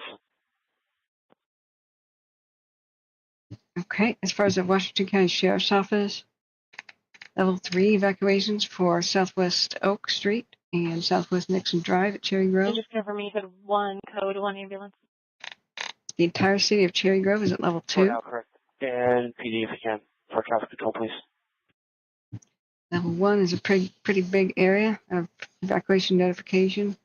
North of Southwest Seine Creek Road to Southwest Scoggins Valley Road to Southwest Stepien. 35 and AMR. Respond to suicide attempt at 16200 Southwest Pacific Highway. Jeez. Unit Y. Cross streets are Southwest Durham Road and Southwest Royalville Drive.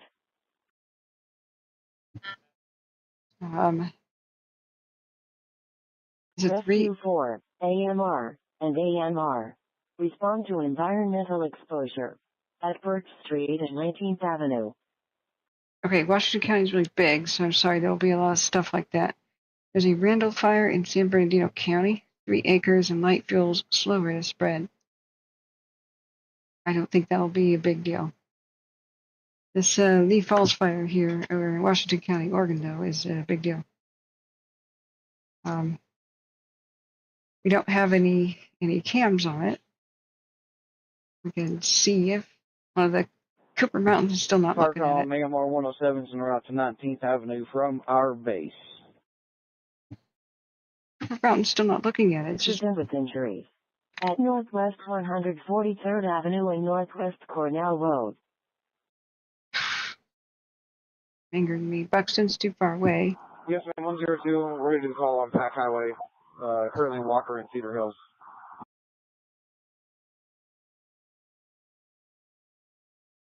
Fern Hill Road cam. Yeah, this won't be able to see it.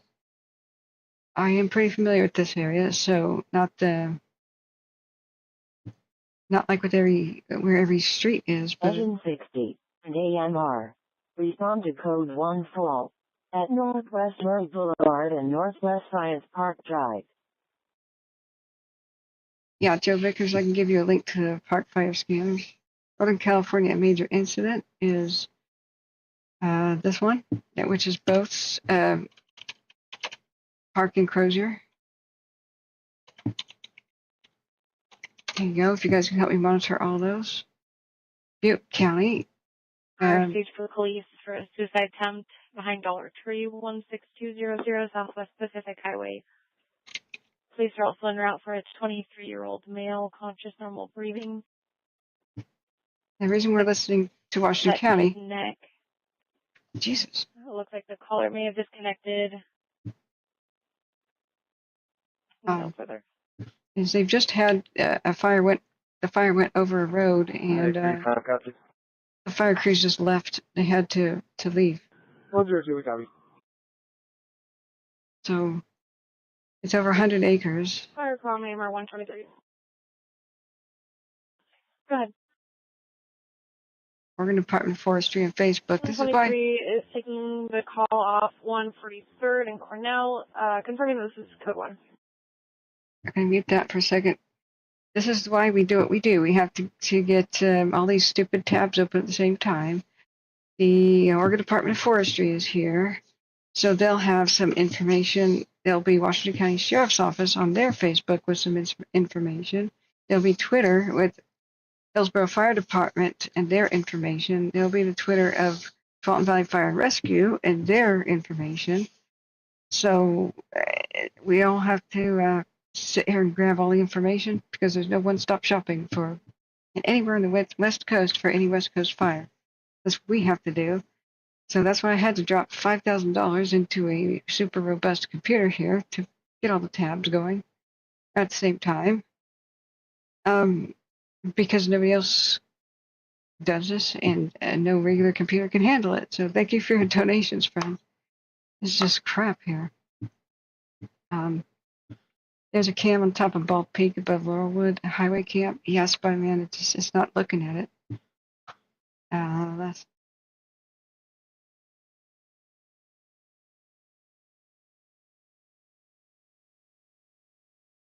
okay. They're talking about intoxicated man. Let's see if the Hillsborough fire feed is better than this, because Washington County is huge. It's one of the most populated counties, if not the most populated, outside of Multnomah County in Oregon. So let me go to my tab that has Washington County Fire EMS. I'm going to add regular Hillsborough fire, and they may be talking about it since Hillsborough has responded. So bear with me in the back end, but somewhere on some road in Cherry Grove, the fire crews have left because the fire jumped a road. So this is escalating really quickly west of Portland at Cherry Grove. So let's go to Washington. Let's see. Washington County Fire Channel 5. Dispatch. Fire EMS. There's no actual Hillsborough Fire.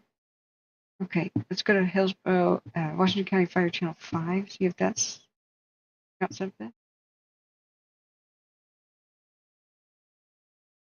Just got an annoying crackling sound. It's got 23 listeners. Hoping there was a more fire-oriented channel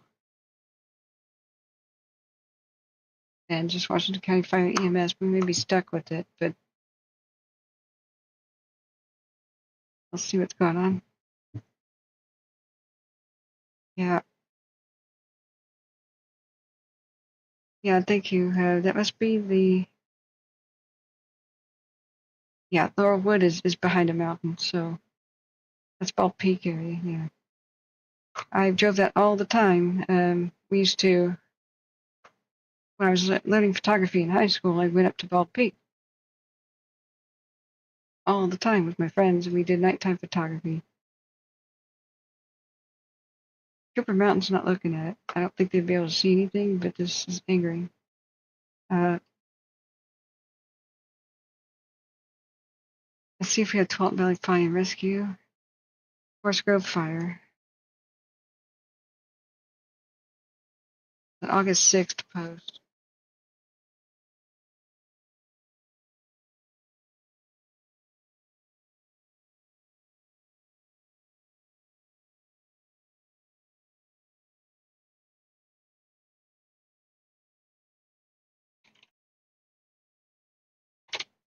Let's check Twalt Valley Fire and Rescue.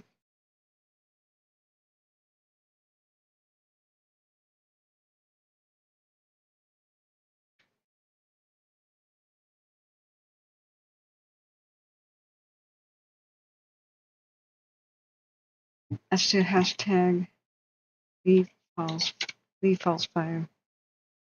Yeah, Washington County. See how you have to have like 7 different social media things? Okay. Washington County has their own. I'm retweeting this stuff, guys.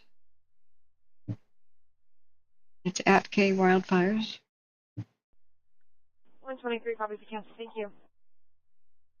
They're making sure everybody's off Hag Lake. We're heading back out to Summit Road. We've had a significant weather change up here, and water temperature can't get a hold of ODFW. Summit Road, significant weather change. Okay, get to a safe spot. If you need to, just come back down into Cherry Grove. That's where we're putting all the other structural resources. The fire's blown up down here on Lee Falls Road, and we're withdrawing everybody here. Oh, man. Yeah, operations, water temperature 65A and B, and the banks. Yeah, copy that. We're heading back out to Summit Road. We've had a significant weather change up here. I can't get a hold of ODFW. You can't contact Oregon Department of Forestry, Summit Road. Okay, get to a safe spot. If you need to, just come back down into Cherry Grove. That's where we're putting all the other structural resources. The fire's blown up down here on Lee Falls Road, and we're withdrawing everybody here. Jeez. Okay, that is some... Copy that. We've got pretty significant winds up here. We're here with ODFW, so we're pulling out. They're pulling out. They're pulling out. Sounds good. We'll see you down in Cherry Grove. Fire calm from operations on 35. They're retreating to Cherry Grove. Right.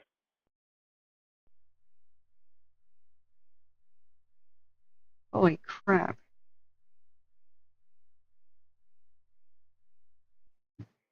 Firecom from operations. I am the last structural vehicle coming out of Lee Falls Road. We have accountability for all fire, Washington County Fire Department apparatus. There are some OEF units being kept in place, and they're maintaining their own accountability.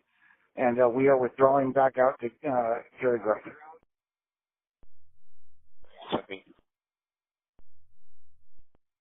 Wow.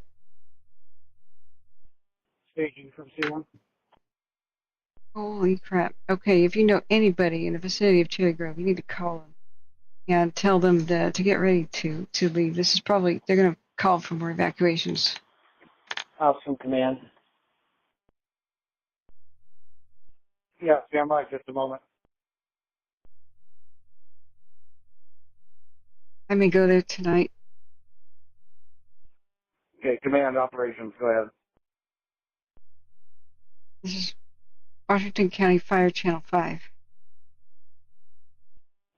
We've got permission to be on a large driveway here at the intersection of Cherry Grove Drive, just by South Road, just at the end of staging. It's a good level place for us to meet up, so anyone that is going to be part of the ops plan, head over here.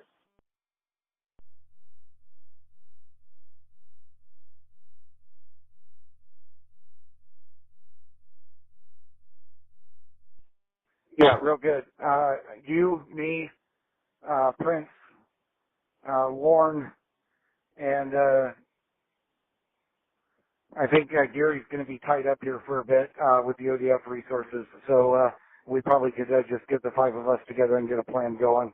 A structural protection plan. That fire on the both sides of the road here is pushing now to the east, right towards Cherry Grove. Oh God, the fire's going towards Cherry Grove. Okay, copy. I've got a couple things set up for more resources. We'll make the decision here pretty quick when you get here.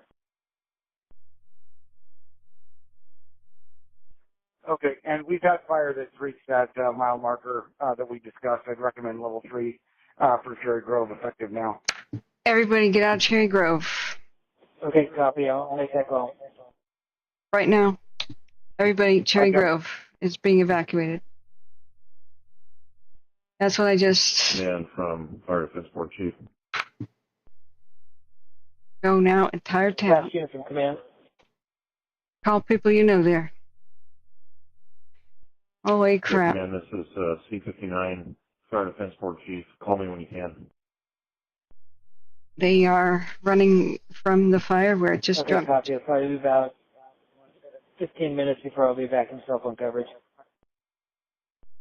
Okay.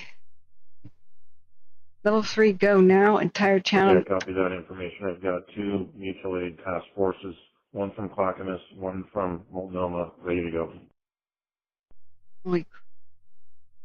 Governor, invoke okay, the copy. I'll let you know over the air here shortly if you want to send them. I hope the governor declares the Conflagration Act here. Hey, welcome back, Isaiah. David, C-Pro, look. This is on our neck of the woods. Staging for C1. Okay, they are calling for a level 3 go now evacuation for the entire town. The entire town of Cherry Grove. It jumped Lee Falls Road. So you know C1's arriving staging. And it's headed in the town's direction. Copy. C1's in staging. Yes, J-Dog, mandatory evacuations for Cherry Grove. Jeez.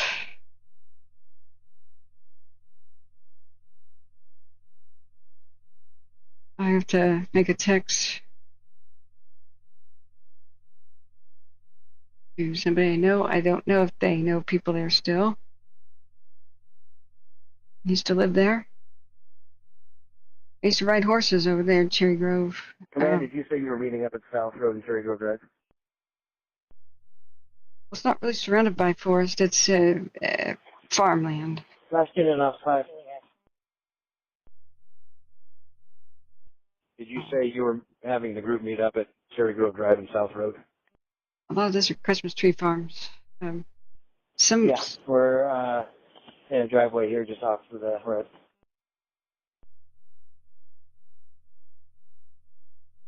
The entire town of Cherry Grove is under level 3 mandatory evacuations. Could you please call anybody you know there to let them know?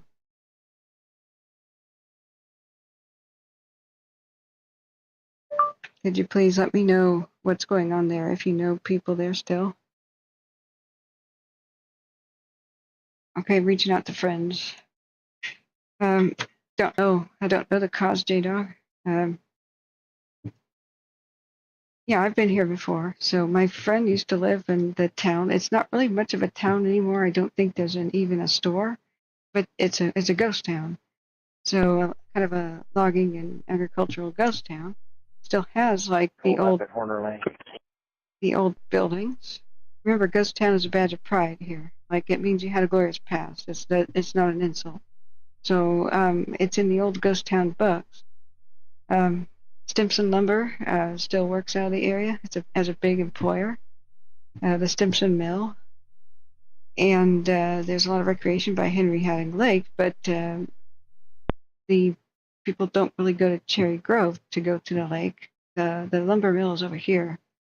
So they still use the lake for recreation, and it was created as a reservoir for the Tualatin River.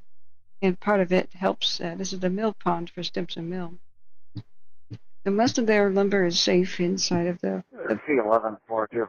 the pond, but they do have some tracts of their own timberland out there that they harvest. This is the Oregon Coast Range. Yeah, I'm down at Horner. Where you at? But the glory days of logging and agriculture is gone. So intersection of Cherry Grove and South Road. So there's like old, general right store. Right at staging check-in. There's old. Go to Gaston, by the way. Road. Yeah, logging, agriculture, and the like. So it's just that agriculture. There used to be a lot of jobs involved when it was horse and plow kind of stuff, blacksmiths, farriers. I'm gonna head down there and I'm bringing safety with me. Almost every cultural town is agricultural-based town is a lot smaller than it used to be, and almost every logging town is dead. To just become rural living instead of a town. So a town is a place of commerce, remember? So they've got like a post office, but the main street is like doesn't have stores, if you know what I mean. Yeah, 6-5 operation. But the entire town is under evacuations. FYI, we did make contact with ODFW 65A and B and a Banks unit based up on Summit. They just ran away from Summit Road. Okay, you're reintegrated back with ODF, is that correct? That is correct. Still assigned to them. Let's see, Summit Road. Okay, got it. Thank you for the update. Technically, it's Gaston. This must have gotten pretty damn big. Summit Avenue. It's pretty long. Actually, it's kind of long. So the fire crews are retreating off of Summit back to Cherry Grove, and it is crossed Lee Falls Road. So this is pretty bad. They said we are the last people out. I fear that people that live on Lee Falls Road, they may lose their structures if what we're hearing is correct. They did some structure protection. They said we were by a pole barn. Some of them may just shelter in place and protect what they're trying to protect, but they said it also crossed the Tualatin River, which they said the river, which has to be the Tualatin. That this is very confusing information because the Tualatin feeds Ag Lake, or at least tributaries do. So there's a lot of creeks that start to become the Tualatin. This is the Tualatin right here where Lee's waterfall is. Little Lee Falls, which is a great little area. And basically, Lee Falls Road is gated right here, and you can park and you walk all the way down. It's quite a brutal walk, actually, on a gravel road. And then people recreate, and it's a swimming hole over here. So, being 95 degrees in Portland today, maybe people caused this fire accidentally, doing recreation, or who knows. There's a lot of rural living, and it could be spark from somebody's backyard something, or a total freak accident. I don't know. But it is a very, very popular destination as a swimming hole, and it's really hot right now. So Coin TV has live view of the fire on YouTube. Thank you. Let's look. Coin 6 News is really good. I've worked with them before. They featured me in a couple of things. County being produced with the unhealthy air quality in that prime area. So that would be the Cherry Grove area, which is getting kind of bullseyes. Those winds are out in the north right now, and then they'll slowly start to transition a little bit more out of the west, an onshore flow that would increase the. That's an air quality thing. We're still listening to Washington County Fire EMS. The entire town of Cherry Grove, they're issuing a level 3 go now evacuation. So that may not have hit watch duty yet, but we just heard them say that. So on the radio. Across the region, you can see with our surface smoke, just kind of time everything out. The worst of the smoke now just starting to move its way a little bit south out of Multnomah County and into parts of Clackamas and Marion County as well. And as we put it into motion, you can see that onshore flow really kind of pushing it out of our area. Still really thick through the northern sections of Clark County as the fire, the major fire, producing a lot of the smoke. For fuel. Okay, those who are evacuating Cherry Grove are told to go to Gaston. 1741. That's a air quality report, I guess, on COIN. We'll keep checking back. I don't know why watch duty doesn't have the evacuation order for Cherry Grove yet, but the fire crews are retreating to Cherry Grove. So you're supposed to go to the Knights of Matthias Gaston Lodge, 210 Front Street in Gaston. There's only like one road. There's only like one street in Gaston, so it's not too hard to find. Animal shelters at Washington County Fairgrounds, and where they just wrapped up the fair. So once again, I don't know why they haven't put that on watch duty. Maybe nobody's actively listening. I don't know. But we are listening. So let's see. COIN's brand new live streaming studio, so we appreciate you tuning in to get the latest information readily available no matter where you are away from your television set. We are the source of news in your pocket, and this is going to be the easiest way for you to stay informed as wildfire season continues to ramp up here across the Pacific Northwest as the fire concern does just the same along with the high heat. That's why we've got that COIN 6 weather alert in place today due to the high heat, the poor air quality, and unfortunately now the fire concern starting up as well. And you've all been joining us on TikTok live as well. This is an ongoing situation, Lee Falls brush fire update. And if you're just now joining us, I'm going to go ahead and bring in Ariel Yakabazi. Some of you may have already seen this report. I want to just reiterate that this is a changing time. I was only able to save over Ariel's one hit, but we have the latest information right now on COIN News on television. That's where you can see the latest information and the latest report. So I'll go ahead and give you Ariel Yakabazi on the scene from about an hour and a half ago. Yeah, hey guys, we don't know too much as of right now. We actually just got to the scene. There's actually some roadblocks behind me. We're at Old Highway 47 in Scoggins Road. Just take a look right here. You can see people are still going towards the fire, which is likely something that you will not want to do. And if you look to your right, you can actually kind of see the remnants of a column of smoke. But again, we have better video for that. Just take a look at your screen right now. What I can tell you about this, it's the Lee Falls Road fire, and it started at about 11 this morning, and it's fueled by brush, grass, and a few trees, according to the Washington County Sheriff's Office. At last check, the fire is at about 100 acres, and it's growing. So there are crews from every Washington County Fire Department and some from Yamhill to help battle these blazes. The thing with this fire is it could impact several homes in the area. That's forcing some level 3 go now evacuations that are now in place for Southwest Oak and Southwest Nixon.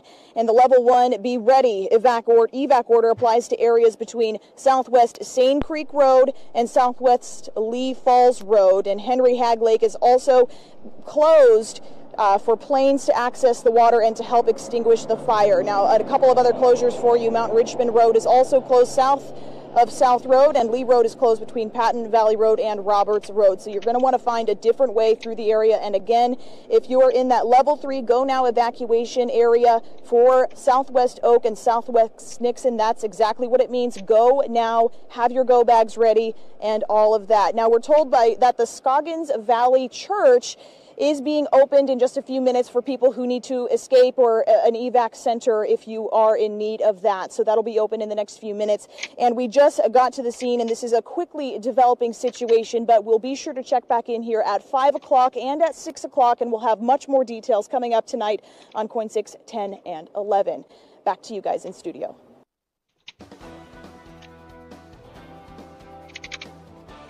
And if you're just now joining us, you are taking a live look from our Tualatin Valley camera out of Forest Grove as a fire has started earlier in the day, now producing not only smoky skies, but also evacuation orders. A level 3 evacuation go now is currently in place for some locations.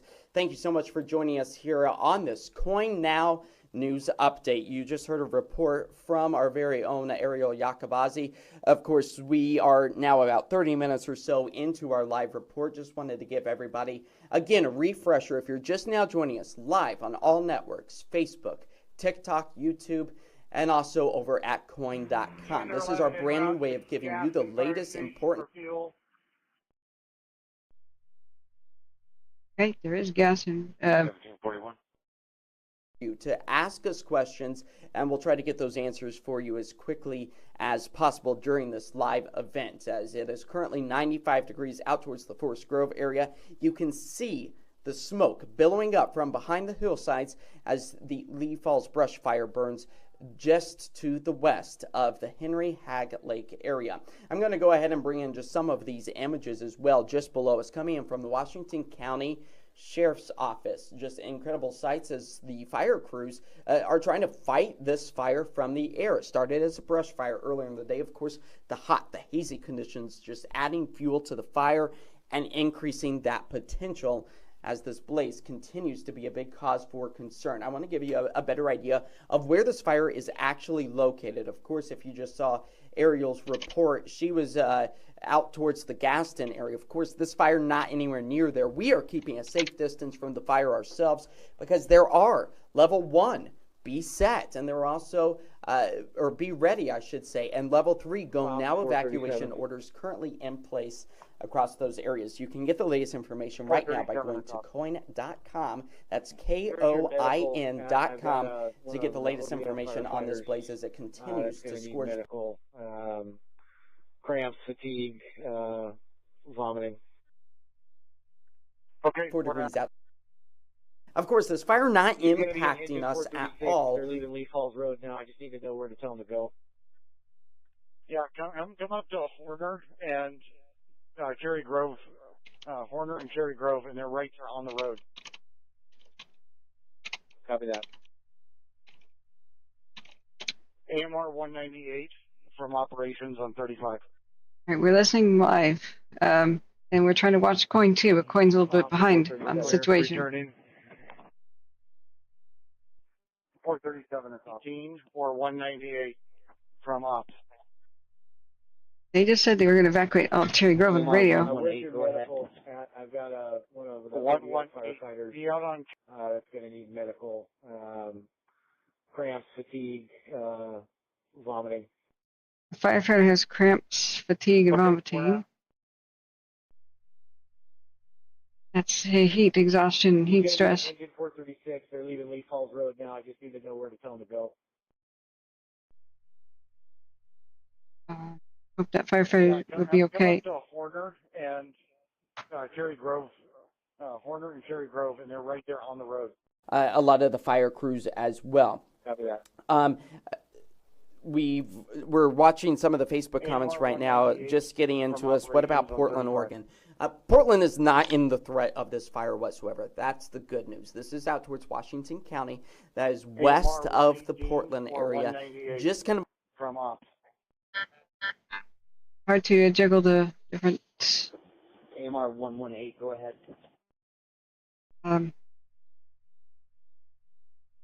118, be out on Cherry Grove Road and look for ODF engine 436 coming down. They're bringing you a forestry firefighter. We have one firefighter injury on this, but it sounds like vomiting, heat stress stuff. Currently burning. Now, those winds have the potential to start to kick up a little bit throughout the overnight hours, nearing about 15 miles per hour. We don't like to see the winds ramp up because that just adds that concern for our area. Again, I'll just show you an image of the smoke plume from our Tualatin Valley, Forest Grove Explore Tualatin Valley camera here. You can see the smoke in the fire. My division that was up on this right side, he's telling me that it's kind of a lost cause in there right now. It's jumped the line in several places, so they're more or less pulling out. Jeez. They're thinking that they might try to re-engage up above the range house there along what more or less is Summit break. Oh man, it's a lost cause. I do have, I think, 6 South Fork crews down here that I could lend for structure protection if you need them, just to give them something to do for now. They're saying air attack division up on the...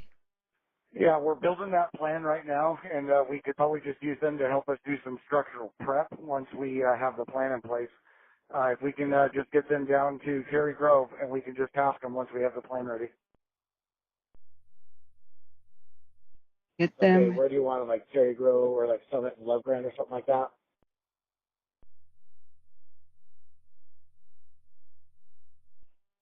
Yeah, give or take. Have them just come down Summit as they come back into town, and they're not going to miss the line. And we'll just find a white spot for them, and we'll call them when we're ready. Okay. The fire jumped the line over there at Summit, and the crews have retreated from Summit down to Cherry Grove. They said it's pretty much a lost cause up there. They will try to re-engage when they can, but they said that the situation changed with the wind. Oh God, thunderstorm potential. Not wet enough. Start and spread brand new wildfires. Nothing in the severe realm, but it is a possibility to see a bolt of lightning, rumble of thunder, although it looks to be minimal. C-59. Command. With our current air quality. Brush 19. Go for staging.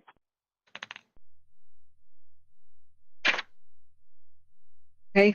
Yes, District 19, we've been tasked with doing a welfare check on a person halfway down Lee Falls. We're heading out now, all 4. Staging copy, thank you. Further south, places like Medford, all of from command.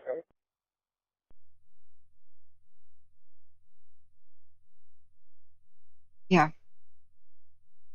Yeah, Spyman, I'm very familiar with Bald Peak. There are huge trees there now. From command. It's pretty hard to get a commanding view from that location. I'll go there. I'll try to look. Can you have C-59 Ventress come up on 5? This is Summit Avenue. Can you repeat what you said? Is a lost cause right now. It jumped in many places. 4911, are you copying the traffic on Op 38?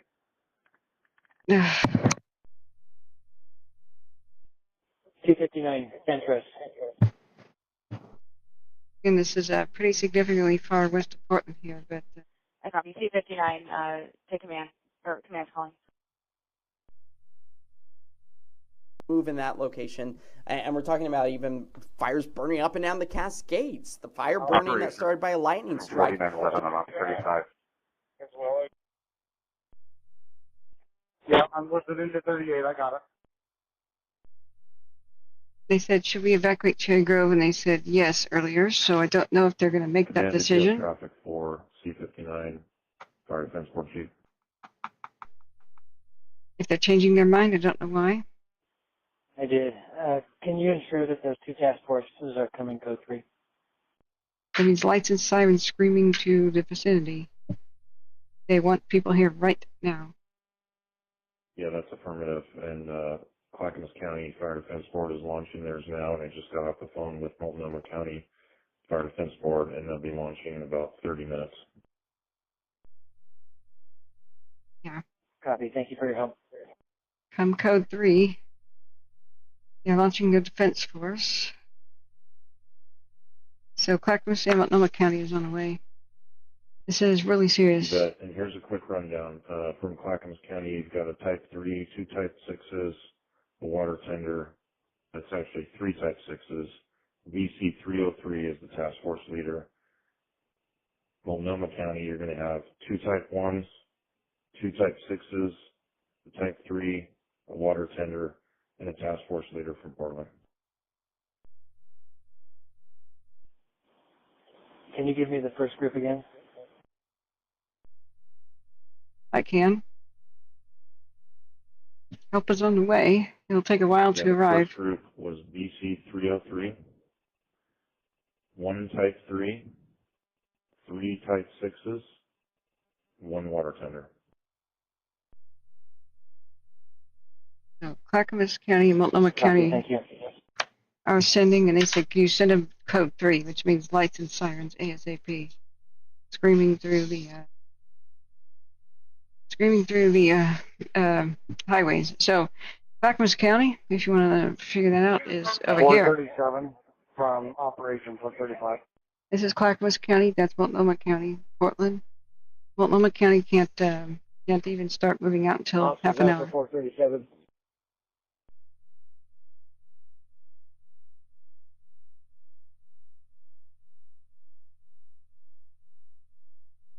They said, should we make 437, ODF 437, operations 135. Go ahead. Lake area. Again, thank you for joining us, and have a safe rest of your evening.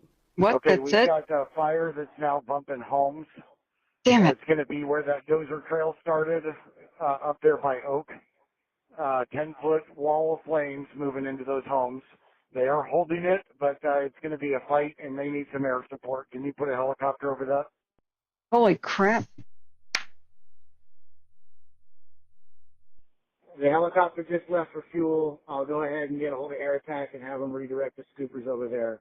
Start giving them a heads up and working on clearing that line out. 10-foot walls of flame are bumping up against homes on Oak. Yep, he's calling for air now. He says he needs air over the top of that. They're just going to stay next to the structures if you can get the scoopers overhead. Holy crap. Copy. Yeah, the winds are not accurate on Caltopo, or on watch duty. Okay. Caltopo's better. Let's zoom over. Also, Ventu Sky would be better, I believe. We've got heat detections by Hag Lake. Okay, let's put on the,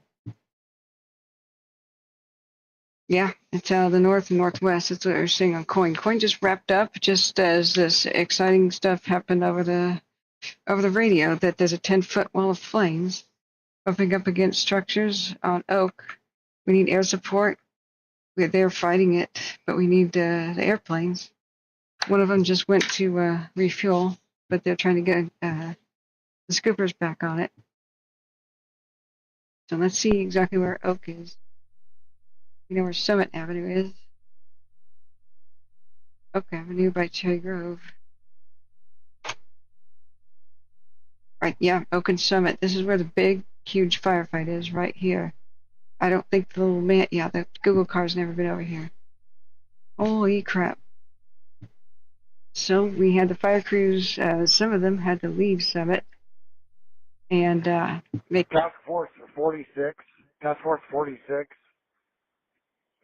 on Ops 35 from operations.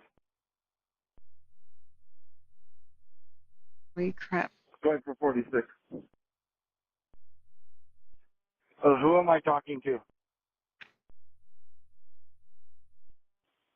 TFL 4, Task Force 46, which is BC 12 out of Minnesota. All right, I'll write that down, Spyman.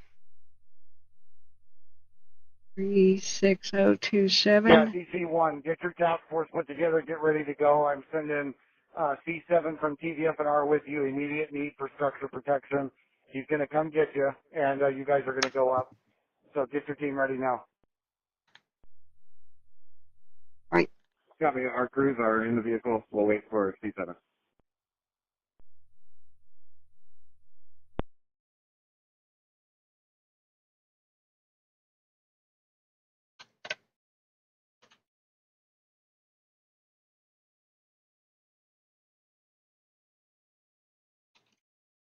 this fire have a name? Yeah, Lee Falls?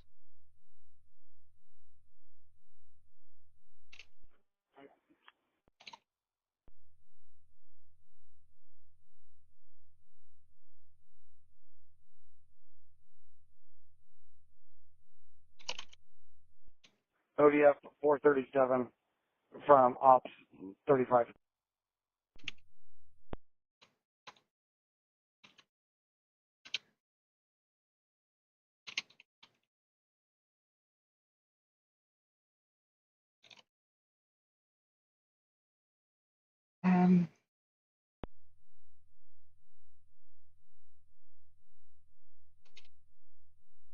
Foot walls of flame approaching Oak. ODF Summit. 437 from 402 on 35. Go ahead.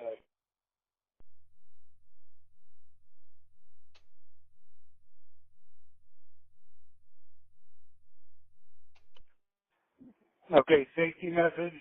I'm being told that we've lost contact with a track hoe from Bell Construction somewhere in the area of the main line. Nobody's been able to get a hold of him. He's unaccounted for. I'm sending an engine that way to start looking, if you can advise your crews. Okay, I copy that. VR 1121. Okay. 1121. I don't know how I could film this or cover this live. It's not the best reception out there. That's probably why they lost contact with somebody. VR 1121, C1102. I need you to join me. We're going to go to the main line. Take Lee Road up to the main line. We're looking for a construction worker who we have no communication with. Copy. Was he in a vehicle? Okay, it just finally they caught up with me. I tried to tell Coin Live. They just ended the broadcast. Level 3. Go now for Cherry Grove. We have a law enforcement going to head that way as well. So you should have a deputy up there. I can't edit my post. Thanks a lot. Thanks a lot, Twitter.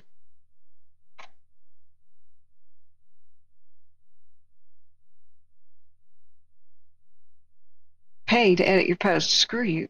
C1102, 1121. Do you want us to meet you up there at Lee and Summit?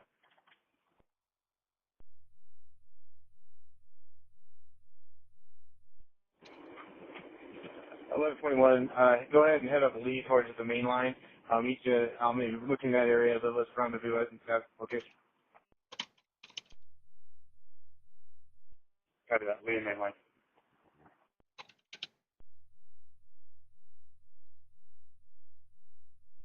Ops 437, the scoopers are telling me that the smoke's laying over too bad. They cannot get in there safely. No air support. Okay, we're not going to get the scoopers. I'll let them know. They're going to try to grab this southwest corner off of Lee Falls, though, and start seeing if they can take water that way.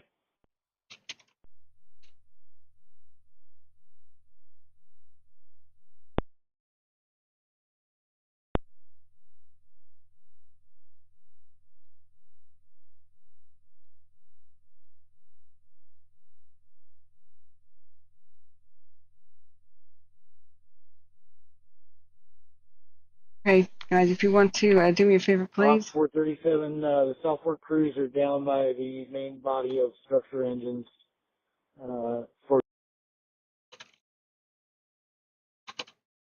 Share that tweet, please. Yeah, I was explaining that. Use if needed. I just tried to tell Coin News. Look, the entire town's under evacuation. Can you please check that out with authorities? 437, did you copy? They didn't listen to me in the live chat. Command for Firecom Ops 35. Coin News, put your broadcast back up. Firecom, go ahead for command. 437 is trying to reach you. Okay, Coin News. 437, go ahead for command. I just let you know those South Fork crews are down by the main body of engines. Oh, my phone number. Okay, I'll be doing this offline then. All right, that was level 3. Available to use. Go now. Evacuation orders for the entire town of Cherry Grove. As I tried to tell people as soon as it came down the pipe, at Okay, 5? I copy. The South Fork crews are down on the road, and we'll use them when we have the plane ready. I tried to tell people half an hour ago.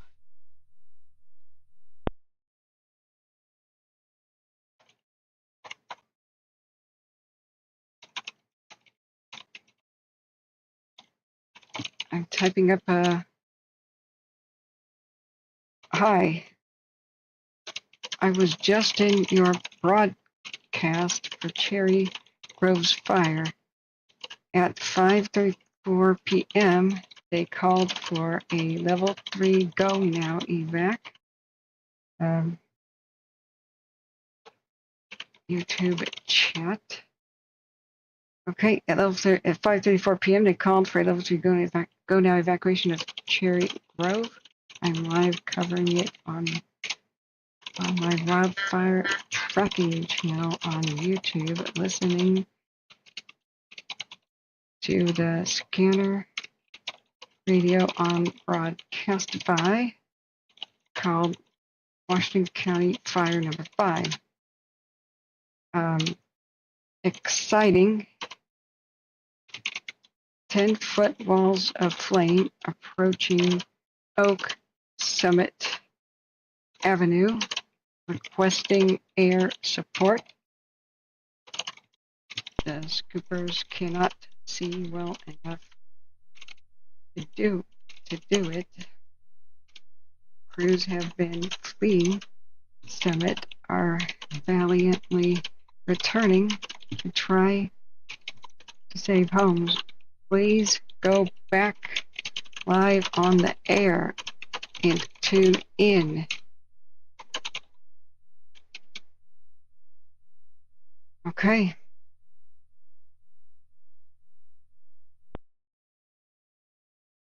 All right. Your message has been sent. Jeez. Yep, Viola, we tried to tell people that at 5:34 when we heard it on the radio. That's what we do. We try to get level evacuation information to the public the moment we hear it on the radio. That's much faster than how the officials can even get it out to the public, because we're the hero helpers. We tell the public so that people are already packing up and ready to go, and they don't have to go door to door. We give people as much time as we from Brush 19. possibly We're can. headed back to base. Negative findings on our welfare check. They did not find a missing person. Brush 19, copy. 1102 from operations. Headed back to Cherry Grove. If somebody. Did you guys get the update that the individual was located? Oh, he was found. Negative, sir. Copy that now, though. 1121, did you copy? Jeez. Yeah, he was located. He's affirmative. Go ahead and return. 1121 can clear. Wow. 1121 copies. He'll be returning to Cherry Grove.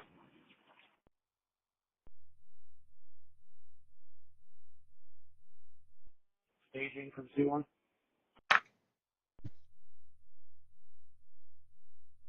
Okay. Staging, go ahead.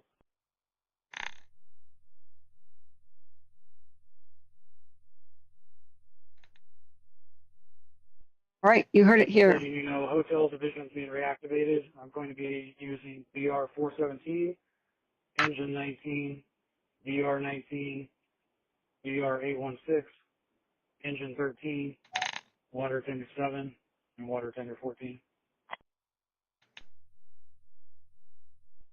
Staging copies. Thank you.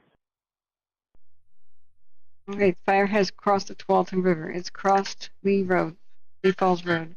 There's a massive battle right now with 10-foot walls of flame. Following units from C1, check in on Ops 36. You're being assigned a hotel division. BR 417, Engine 19, BR 19, BR 816.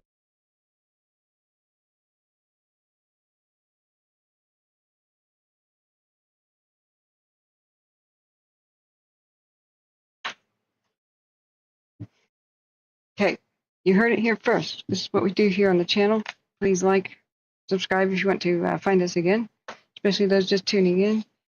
This is what the channel does. We try to help. In 13, water tender 7, water tender 14. I'll report on Ops 36.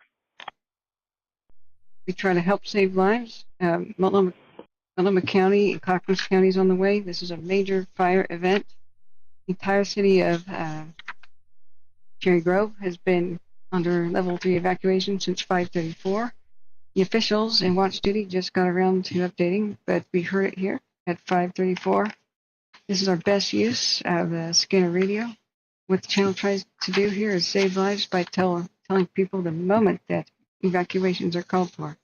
If you do have a dime to spare, we are donation-based. We just can't have advertisements breaking into this life-saving information and talking all over us.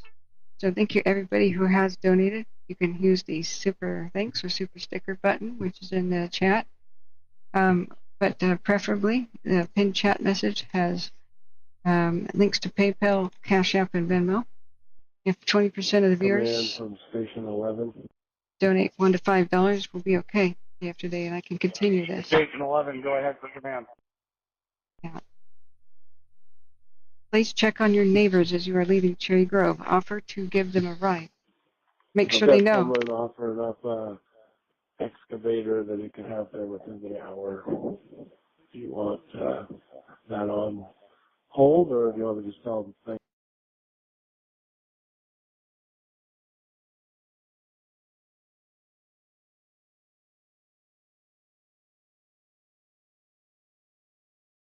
You want me to tell them somebody's offering a tractor?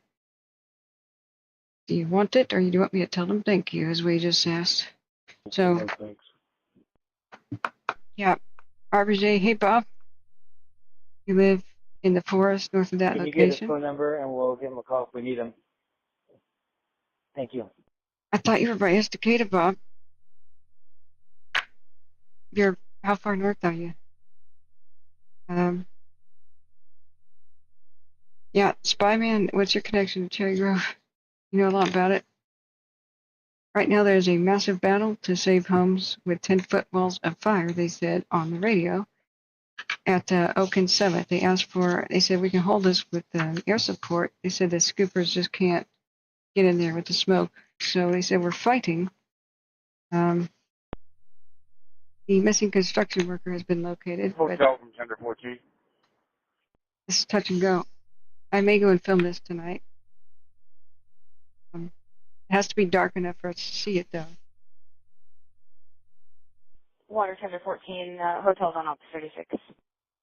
Is the volume good enough for you guys to hear? We're listening to Washington County Fire Channel 5. Not looking good at all. Water Tender 95 now. They said parts of Summit Road are a lost cause. 1814.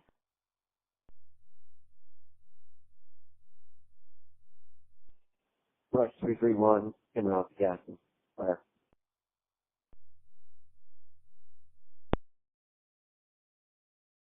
Help is coming from Multnomah County and help is coming from Clackamas County. Clackamas County is already on the way. They said, could you please get here faster?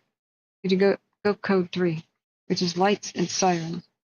So that would take them about an hour to arrive. Multnomah County has a bunch of units to send, but it would take them half an hour to even start sending them. So they should be leaving on the way to help. That'll take them at least 45 minutes to get there. So right now the Hillsborough Fire, Gaston, and Forest Grove are doing their best to save homes. 1814. You're by Mountaindale in wintertime. Okay.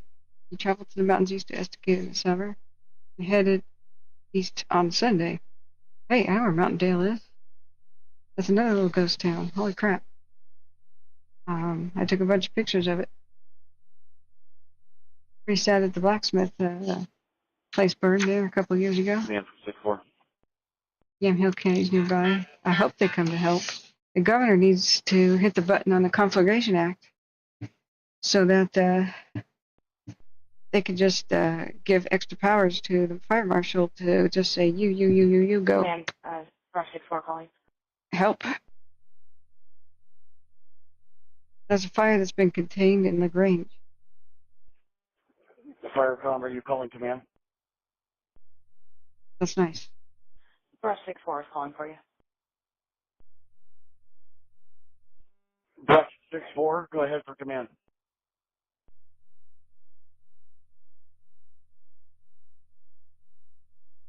There are 27 VLATs in the United States. Brush 6-4, Brush 21, Brush 30 have all been reassigned for structure protection off of Oak and Summit.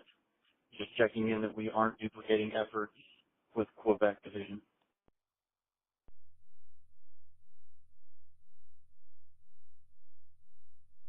Yeah, you're duplicating efforts. I've already sent a task force up there, and they're already engaged. So if you are unassigned, go to staging. And I just want to confirm who you have. So confirm the units again.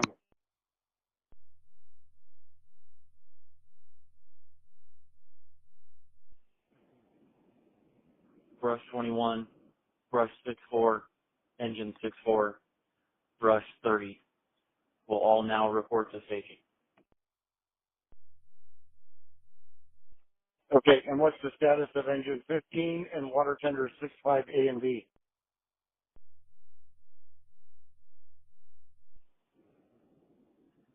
Standby 1.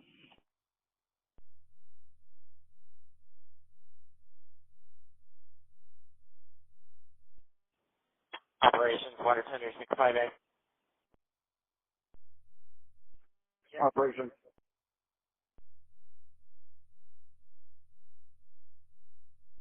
I heard you asking for the status of 65A and B. We have been based since assigned to ODFW.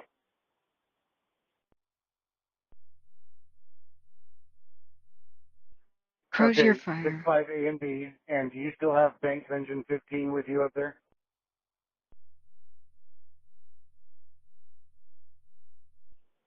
Yes, we still left Banks. Unit with us. We're based upon Summit.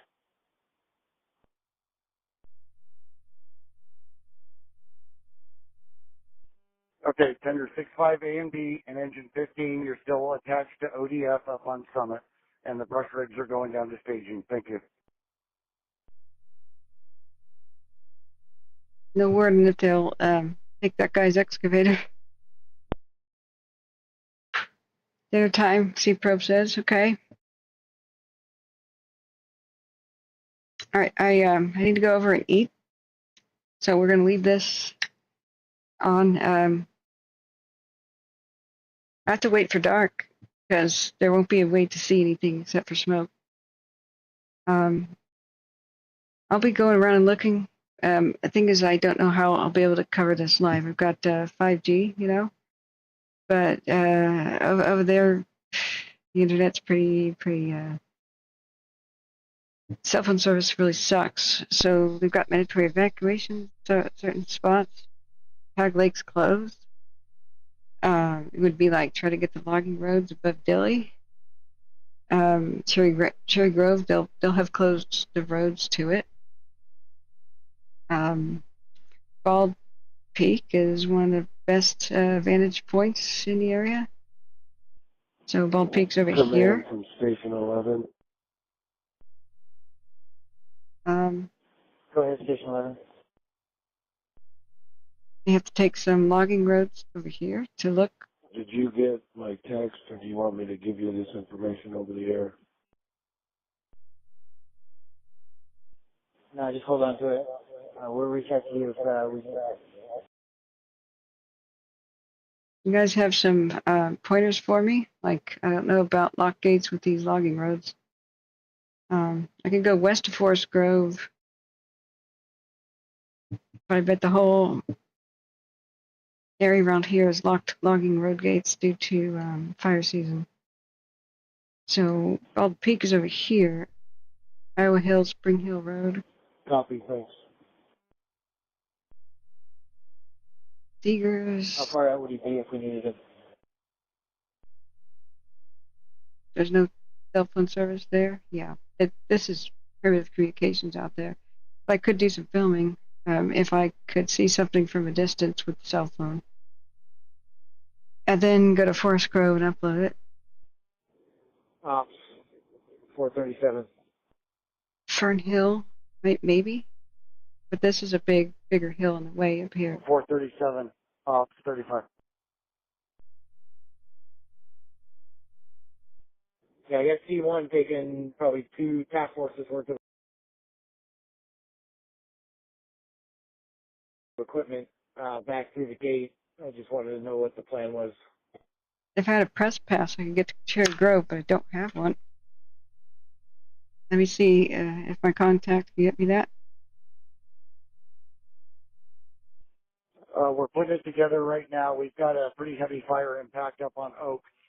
We've got 2 task forces actively engaged up there protecting structures. We've got another task force that's being assigned to structure protection on Lee Falls towards Cherry Grove, and another task force that is going to be doing triage and prep here in town. I've also got a few units that are still supporting up on top on the flats. Wow. Okay, what's your location so I can come find you?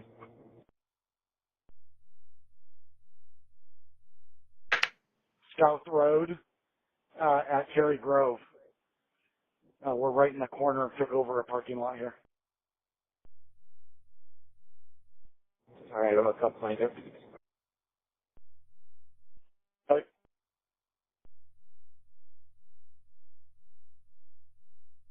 Holy crap.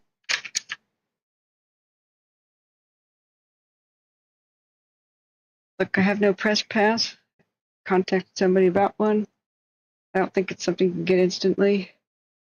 So they won't let me to Cherry Grove, and I don't have the safety gear.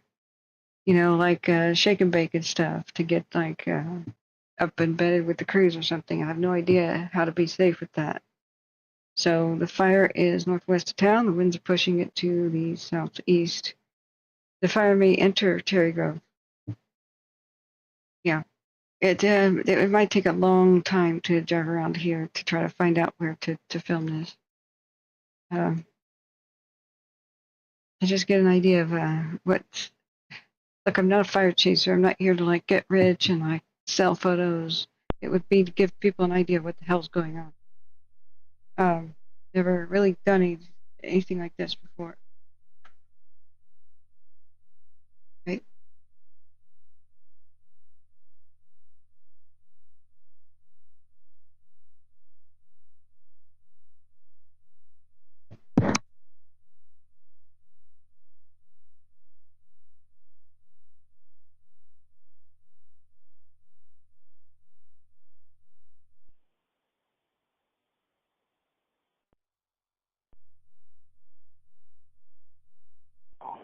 Well, Brush 385, GMB Brush 363.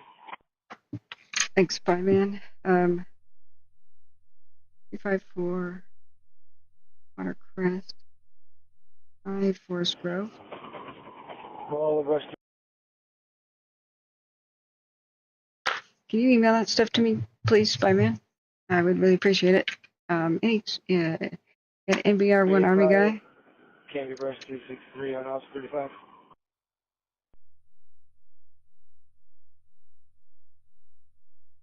There were a lot of these places are like gated driveways and stuff. I can't just like show up. Hi there. I'm a sort of non-journalist. 385. Are you trying to reach Van? Thank you. Yeah, please email me, guys. So I'm going to leave this on with a view of the aircraft going around. And I'll take my little book with me over there and I'll monitor this at Sea Probes. I'll have this on the big screen. This is one big hell of a fire. This is probably the biggest, most serious fire since 2020. And I hope it doesn't become like a serious Tillamook burn kind of situation. We're in pretty much a drought. Whether they say it or not, we're extremely, it's extremely dry. It's unusual for the Portland area. This is really a scary situation. So, yeah, thank you. You must email me this stuff because that'll be what I'll be able to check, not really the live chat of my. I really appreciate you guys checking up on this for me. Negative. All right, I'll be right back. I have to go eat, friends. This is a really sketchy situation. We'll leave it on the. Somebody says, I'm going right now to dinner, friends.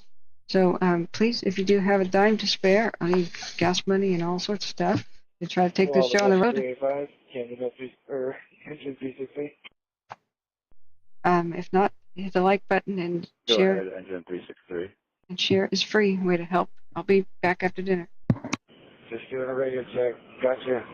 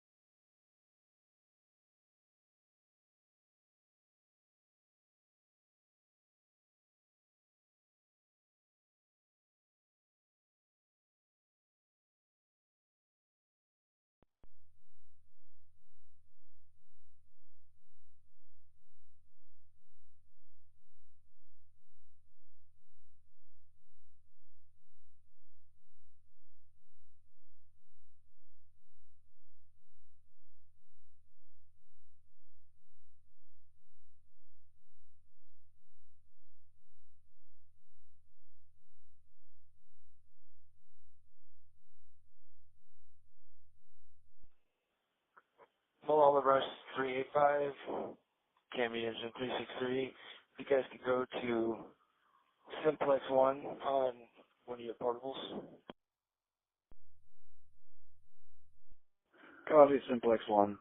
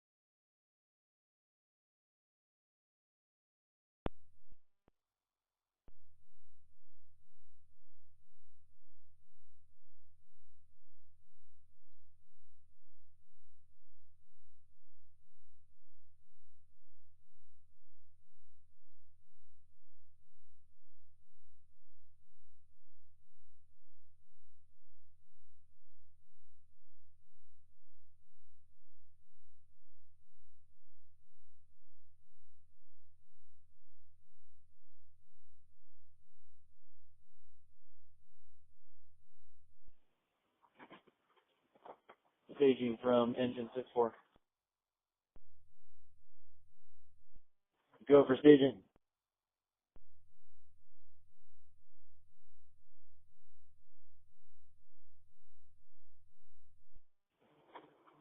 ODS is requesting engine 64 and brush 64 for structure protection house on Oak. I'm confirming if 21s and 30s are coming with us as well.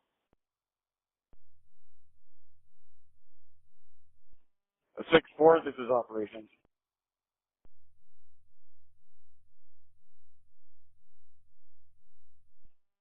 Brush 6-4 from operations. Go ahead for 6-4.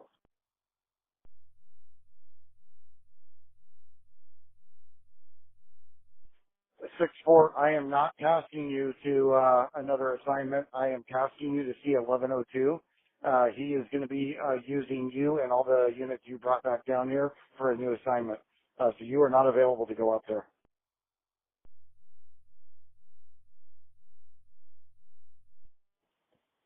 6-4 copies. We'll stand by and await assignment. I'll communicate with ODF that we are unavailable for assignment.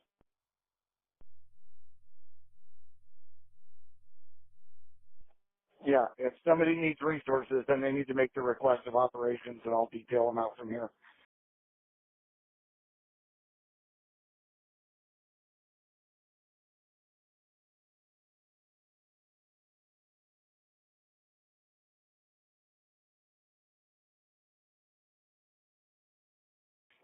Just stand by for 1102, and he'll give you the details. 6-4 copies. Stand by 1102.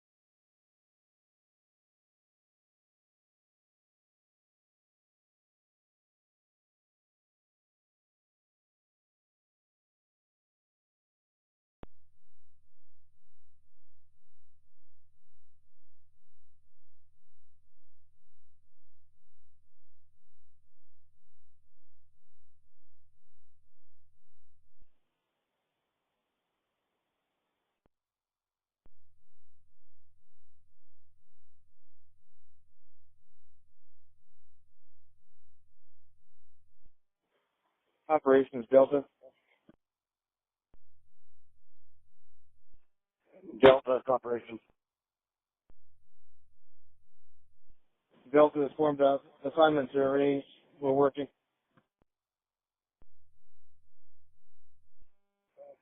Copy. You have accountability. Assignments have been made in your individual.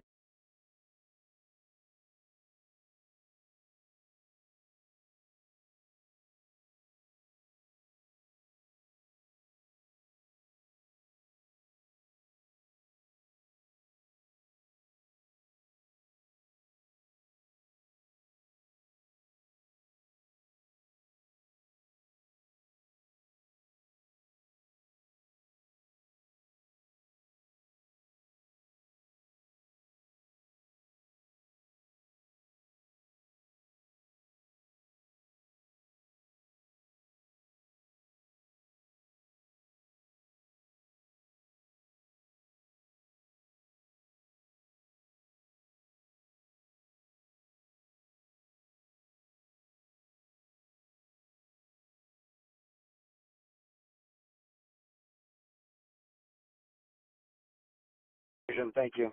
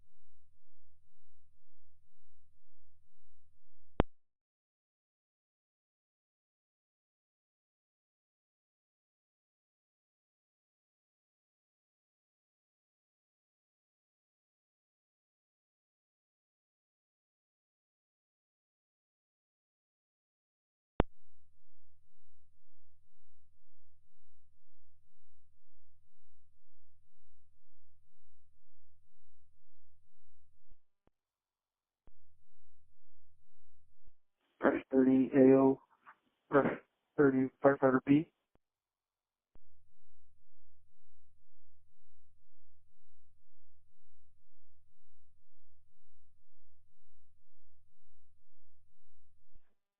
Delta Division Operations. Delta.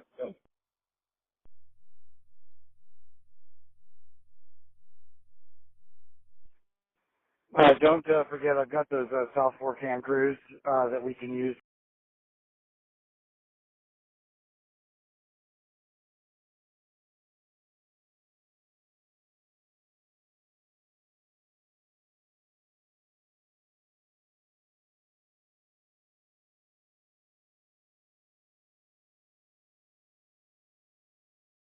For prep, if you have a need for them. I think we've got 4 or 5 of them on the run.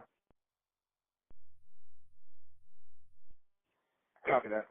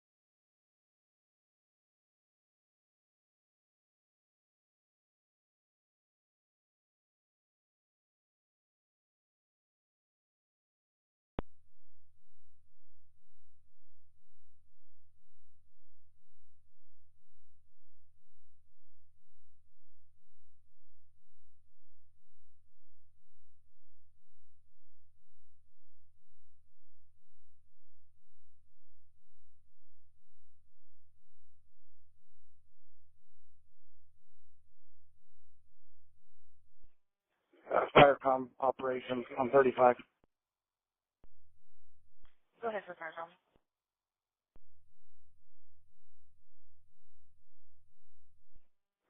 Firecom, the incident command post for fire and the operations base has been relocated. I have an address when you're ready. Go ahead with the address.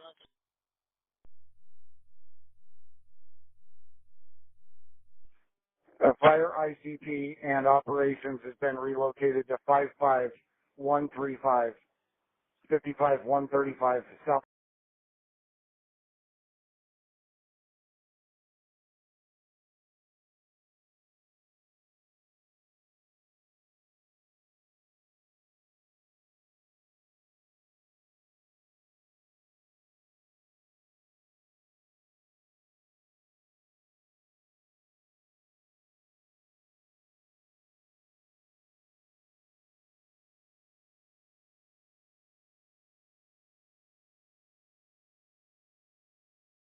West Cherry Grove.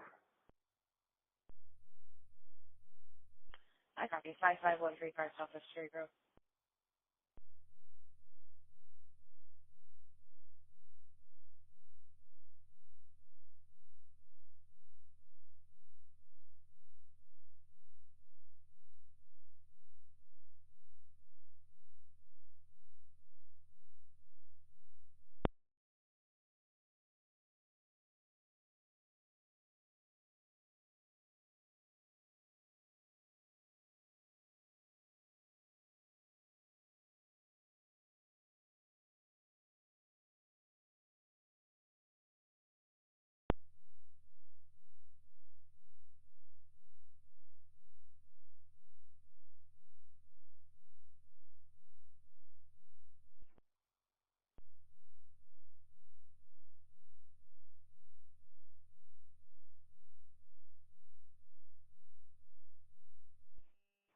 Brush 19, Brush 19. This is operations on 35.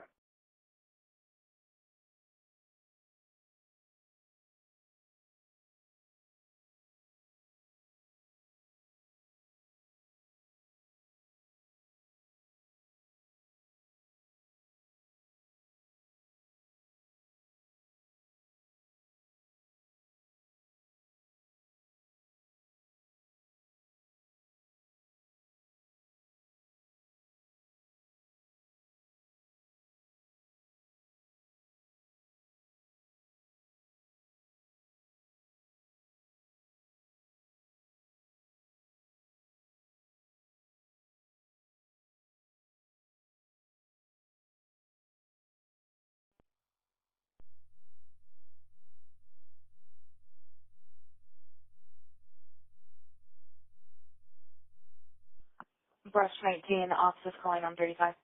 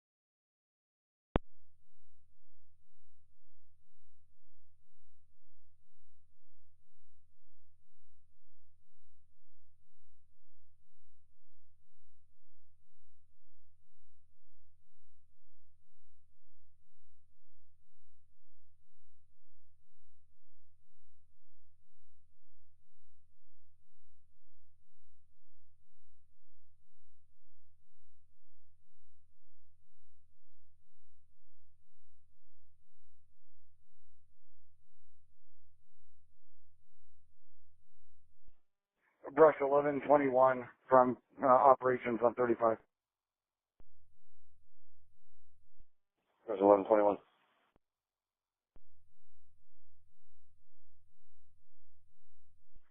Brush 1121, I want you to report back out to C1.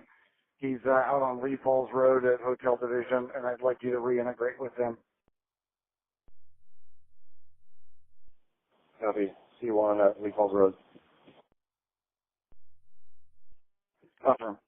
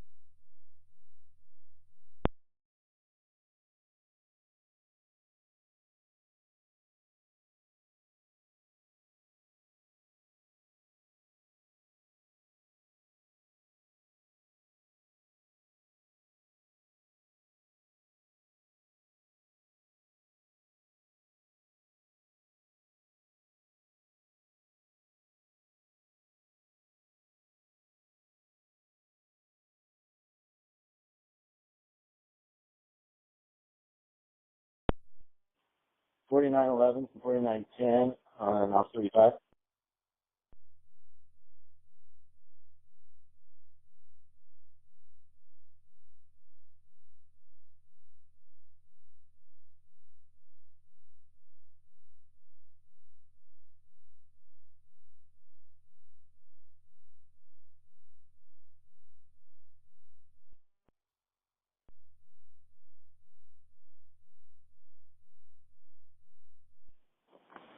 $49.11 from $49.10 on off 35.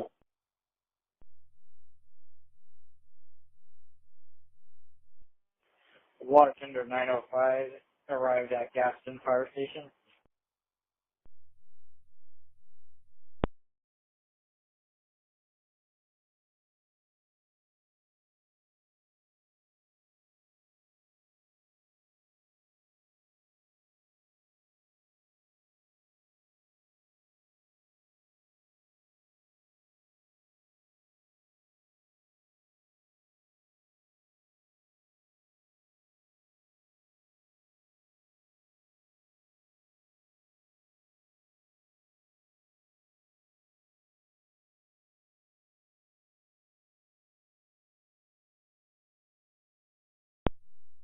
Thank you.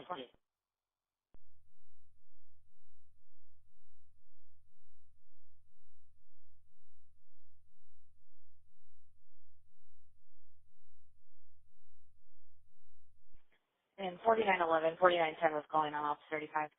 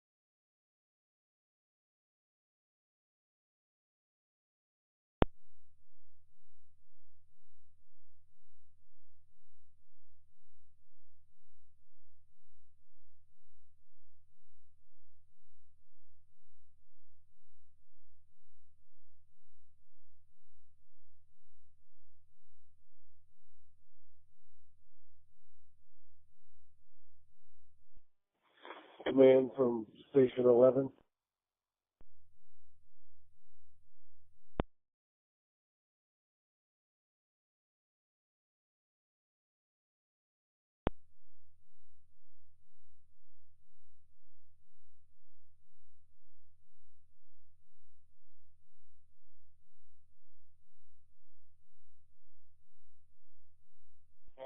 Command, Station 11 was calling. Command from Station 11. Command, go ahead, Station 11.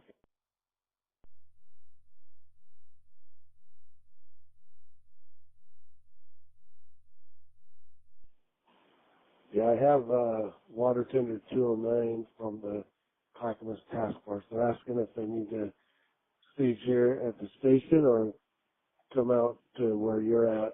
They don't know where the rest of the task force is currently. Go ahead and have them come to staging here in Cherry Grove.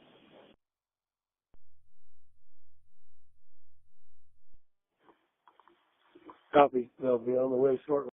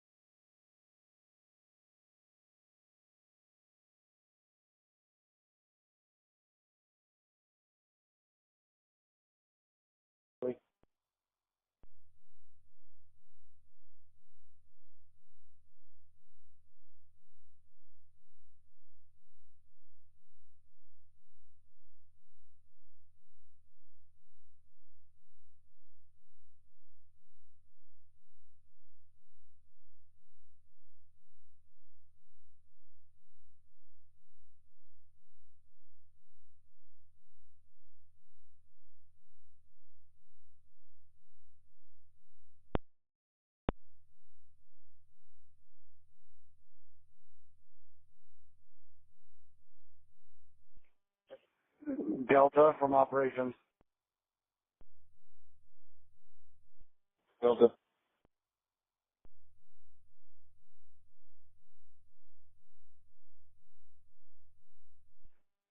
Delta, can you relocate some of your resources up to Peach Lane, fire close?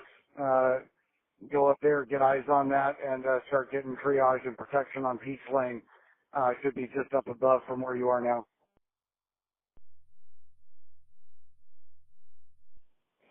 Copy. Redeploy to Peach Lane. Should I leave resources here or should I take them all?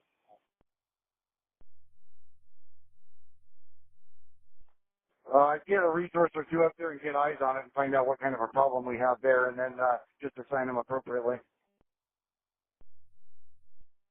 Copy.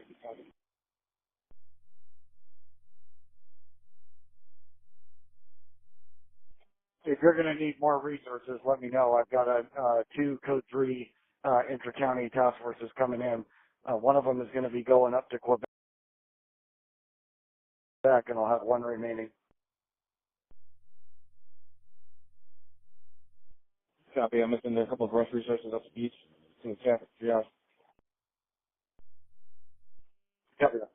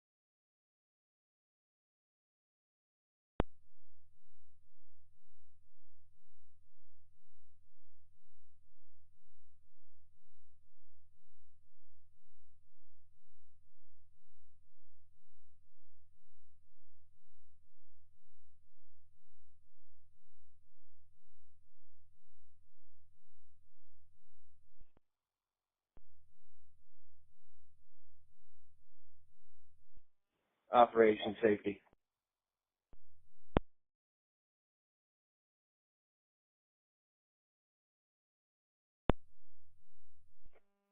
Camera.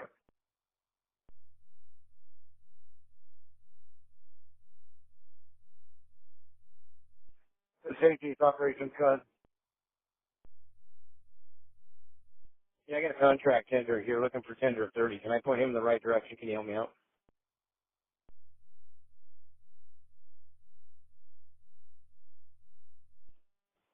I have water tender 3030 is staged. They're in staging. And I don't have any contract tenders being called. So if they're here, they may be an ODF resource. He is an ODF resource. I'll get a hold of him.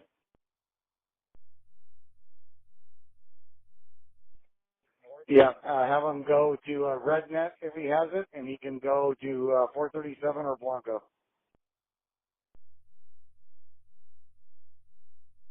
Ops Delta.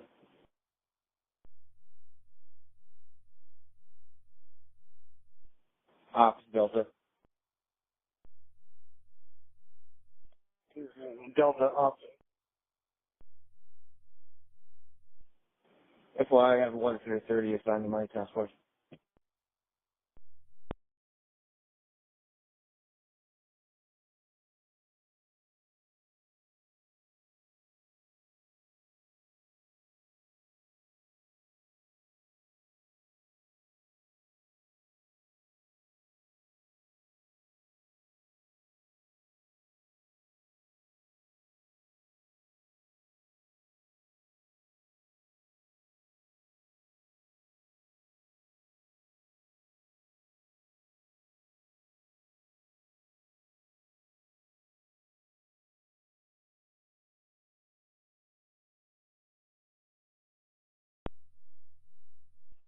Okay, tender 30 will be with Delta. Thank you.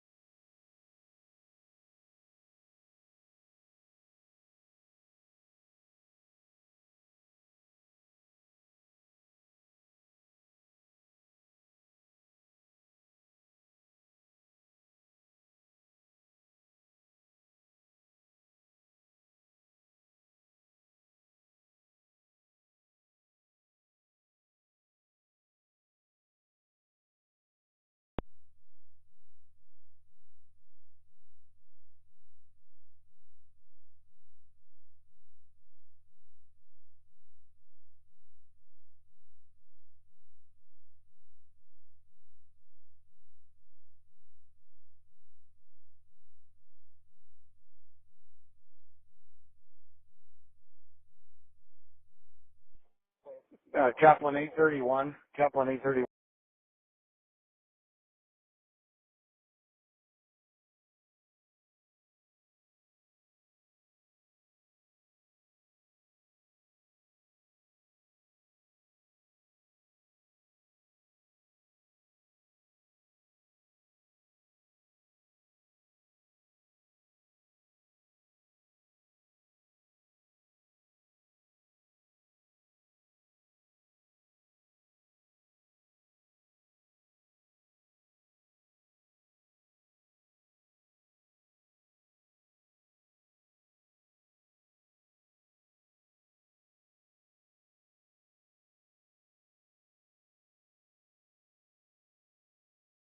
One is operations.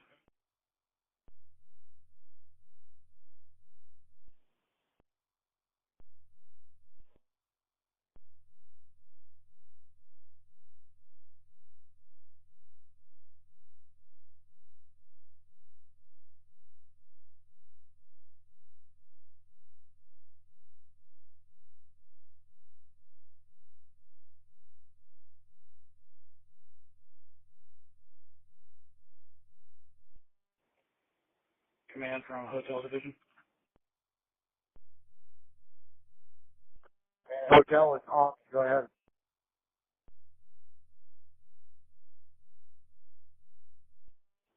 Yeah, I believe I've lost Ops 36. I'm not getting any reception up here.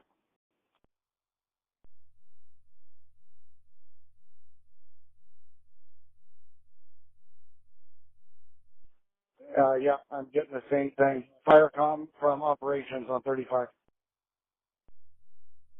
Go ahead for Firecom.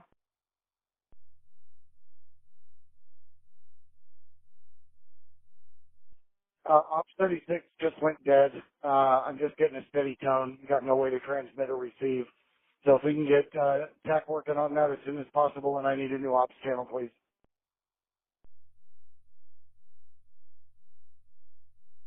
Copy, I'll notify our supervisor. Nope.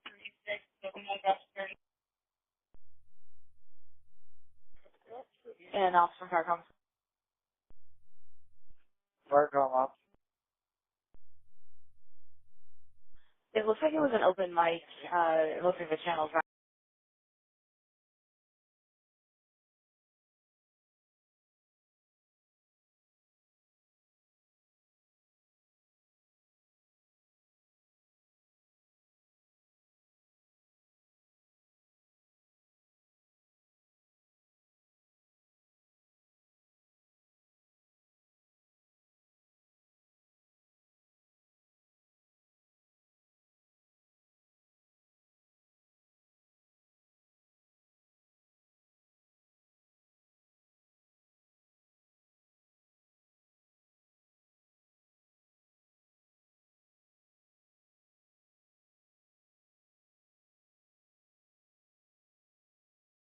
Back open now. Okay, we'll try it again.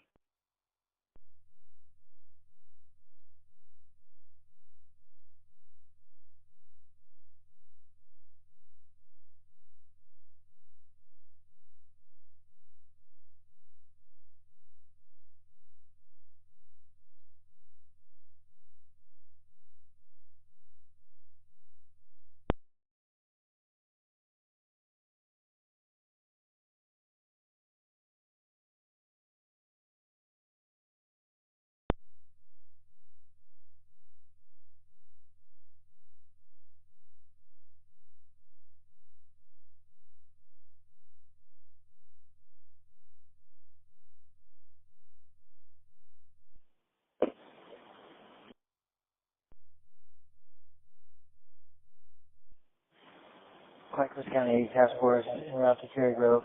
Who's the task force leader?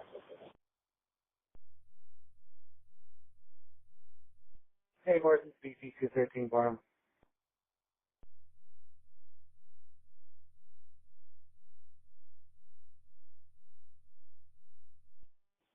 Excellent. When you get here, directly to the command post, which is going to be Cherry Grove, Southwest, and that's going to be at that corner. Go ahead and stage any apparatus that are with you. Just out on the road. Copy that. It looks like they are just arriving, and we'll be heading in direction shortly.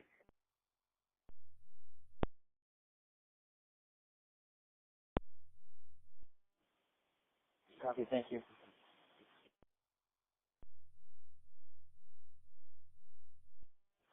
Multnomah County Task Force. Who's the task force leader?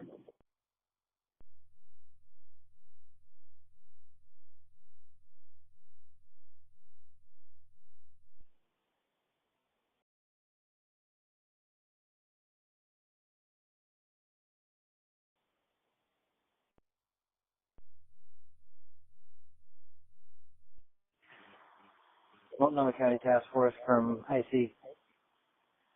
Are you monitoring this channel?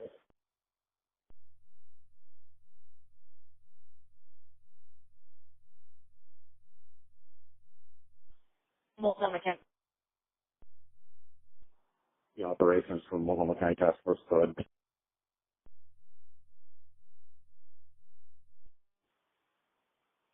Multnomah County Task Force. Who's the task force leader? Portland C1 Miller.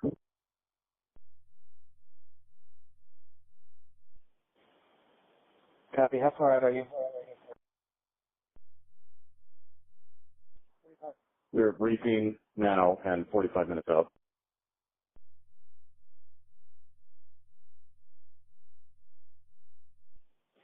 Okay, copy.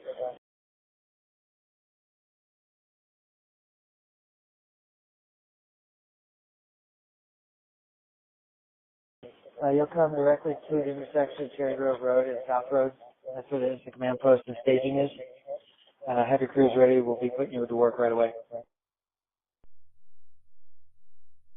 We'll be covered up.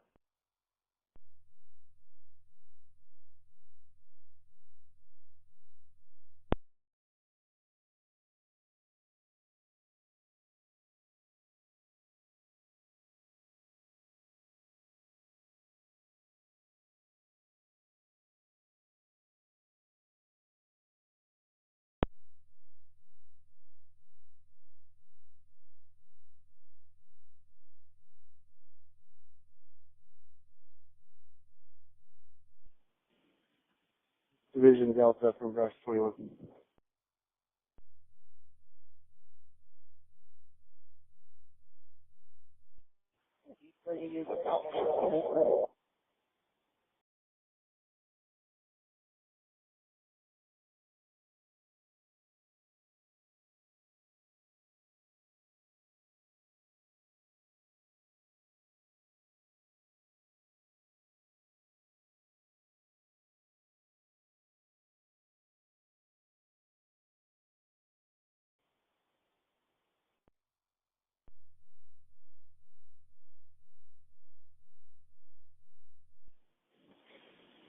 Division Delta from Rush 21.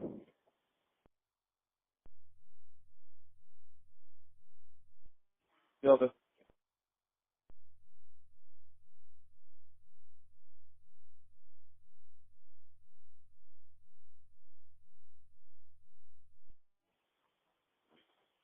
We're working on structural prep on two houses at the end of each, 56335 and 56350. There are 6 people that haven't evacuated down here. They have some livestock. They'll be evacuating in about 10 minutes.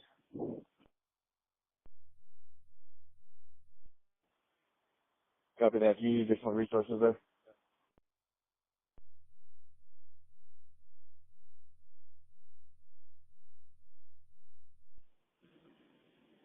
It looks like I have brush 6-4 coming down the driveway. I'll start another structural prep up on the first 2 houses.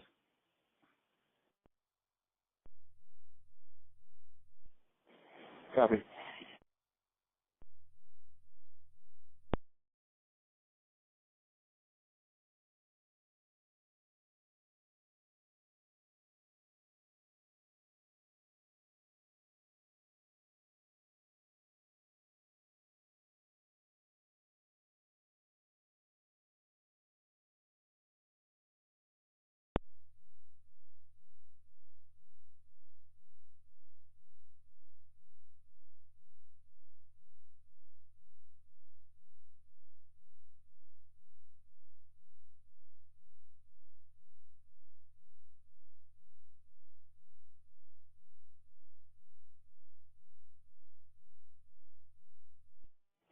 Command from AMR 118.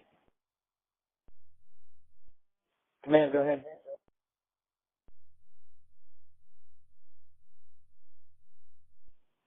From 118, we've been relieved by 106. They're taking over our position. They're parked in the same location right there off Cherry Grove Drive.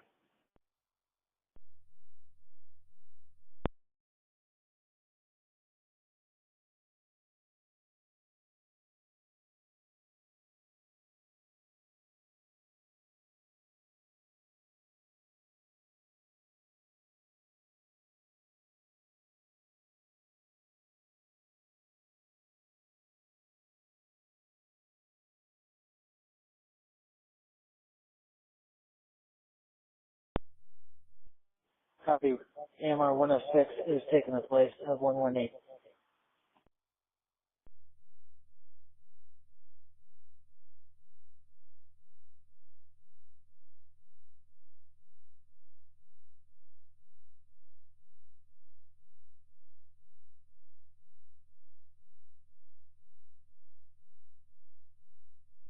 Option safety.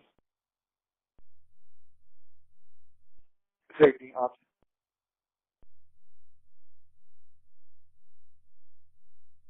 I can't pick up any of the ODF guys, but if Gary's there, let him know PGE is still that the line going down in the leaf balls to the watershed.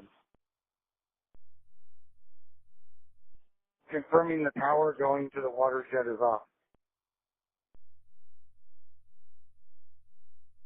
Now the one that runs down the leaf balls to the black there, they just terminated that connection here on Summit. Okay, very good. Thank you.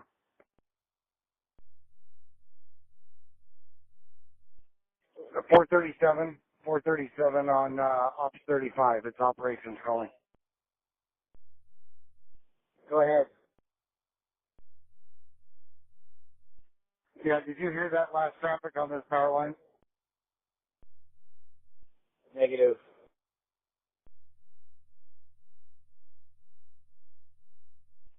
That power line that comes down off the road there and goes across the black, that's been turned cold by PGE.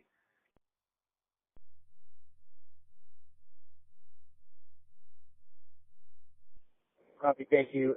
If you could relay that to Blanco and Morton that are on that side via RedNet for me, I appreciate it. I'm trying to get some South crews re-engaged.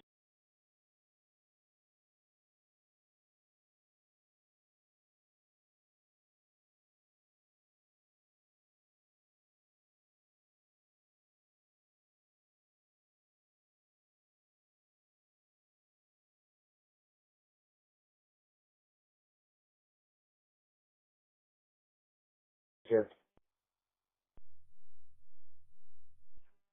Copy. Morton and Blanco on red. I'll let them know.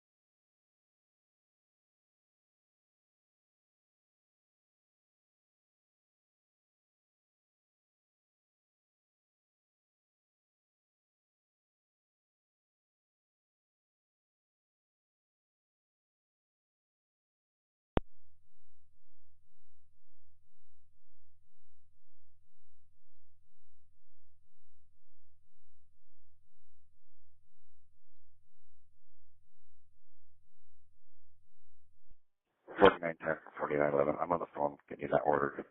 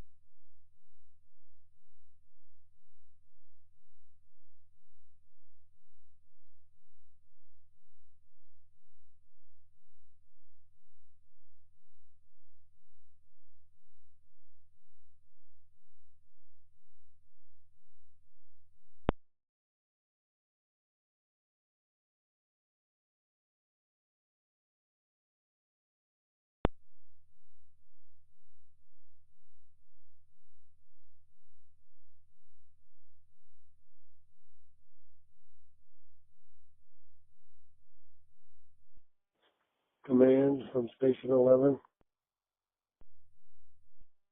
Command, go ahead.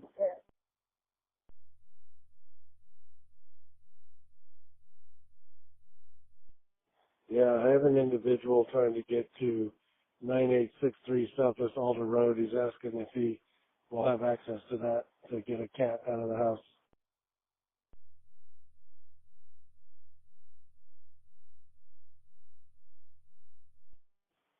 Okay, law enforcement may not let him through, but his house is not being threatened at this point.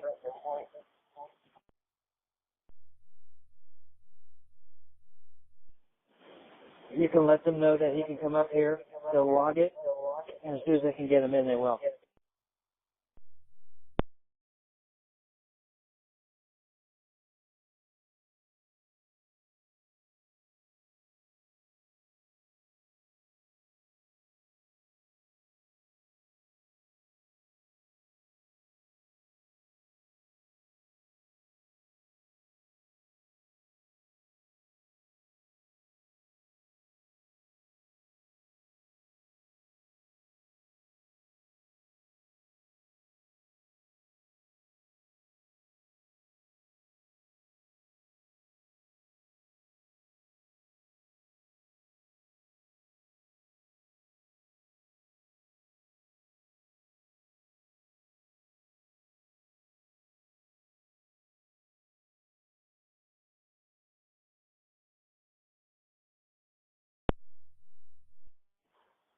Copy. Thank you.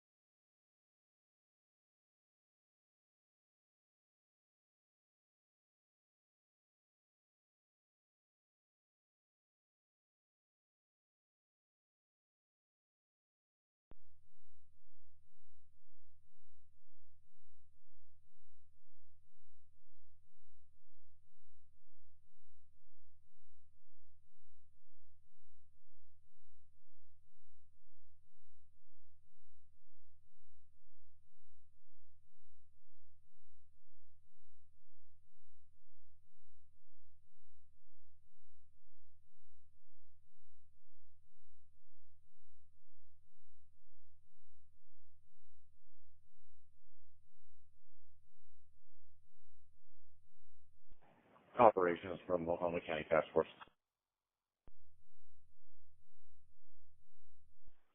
Multnomah County and your task your task force leader's call sign, please.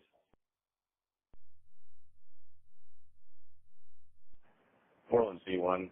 We're about 15 minutes out, just confirming that we are going into the town of Cherry Grove. That's where the command post is at.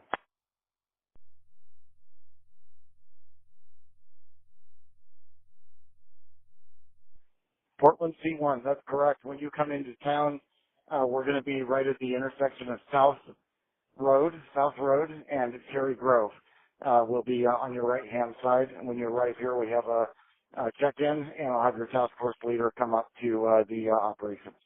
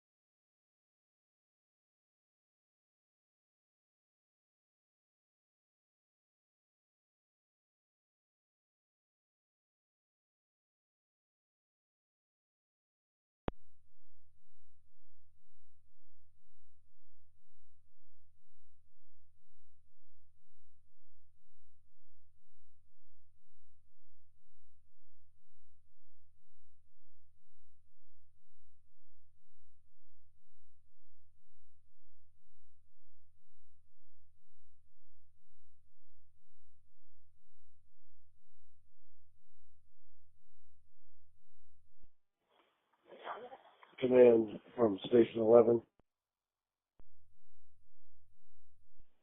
Go ahead, Station 11.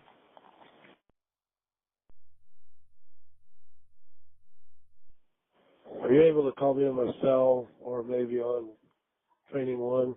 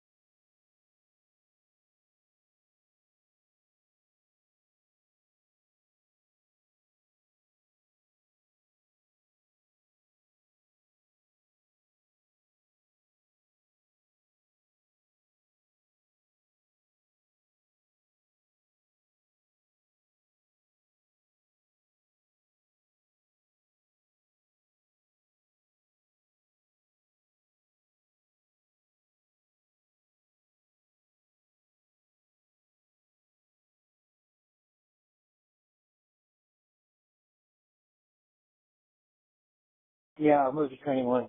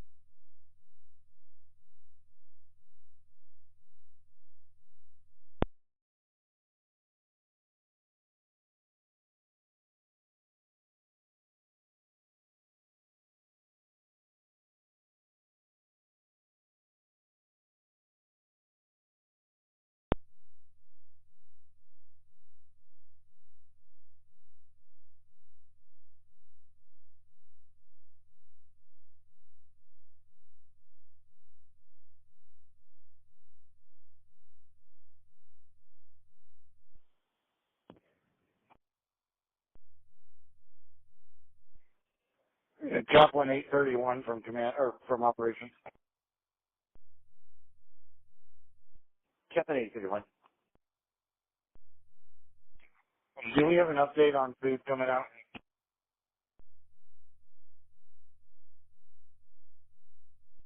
Not at the moment, but I will check on that. I'm almost back to where you're at, and I'll make a run to Gaston and see what we got. Okay, thank you.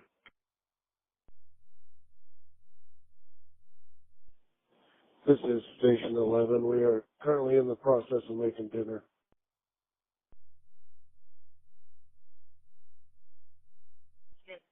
Hey, Woody, can you give me an ETA and just making sure that we're prepared to feed probably about 100 people. Copy.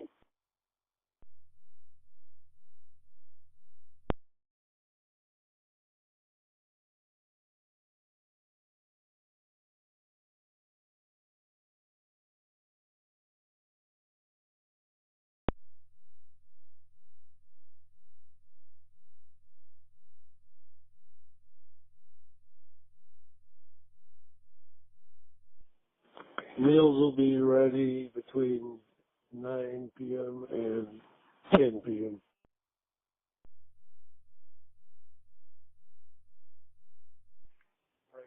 Okay, 2100, and I'm going to have Chaplain 831 come your way, and he'll be able to provide the transport of it up here. Copy. And if you even just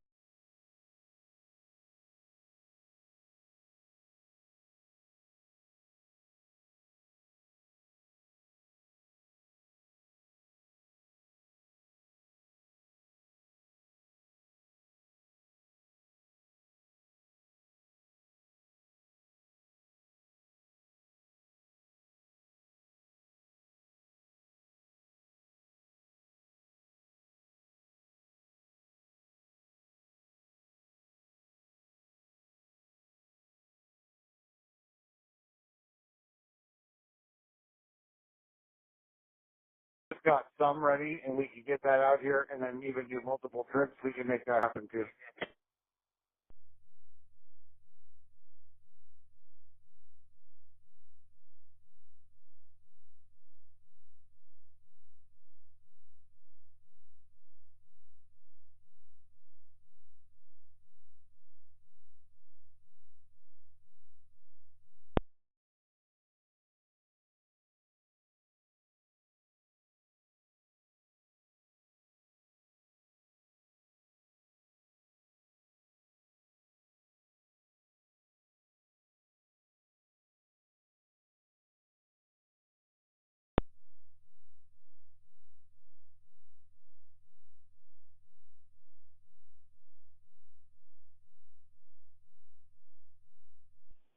.402, 437.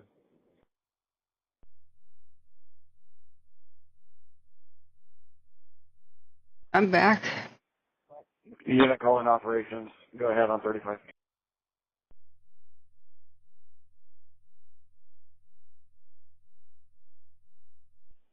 Yeah, this is 437, Patrick. Just wanted to let you know that I wasn't disappearing on you. The office is trying to get me to call in so they can build their plan for tomorrow, so I'm trying to find some service up here. I'll probably be up by the main line.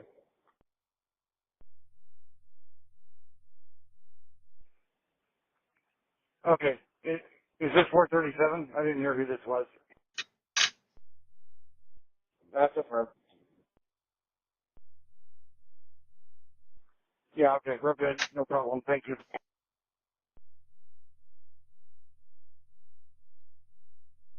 Hello, friends.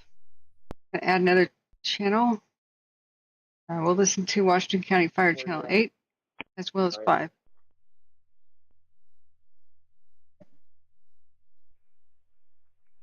Okay. Is The this 437? I didn't hear who this was. Line all the way from a home on Nixon Road all the way down to where you are on Lee Falls. I copy that. Do you know about the conditions above you? Do you have any info on that? Just the same? Transitioning a few. We'll put eyes on it right now. The fire was definitely not heading in that direction, but I'll take a look at it. Definitely not headed that direction, or definitely was?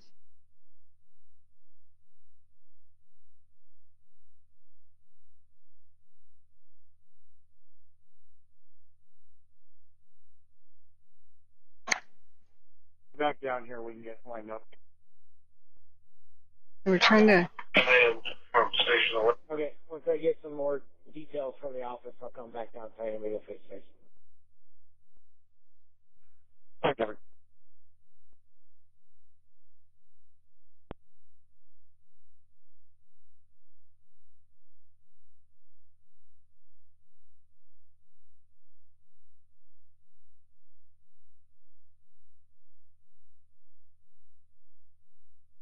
Okay.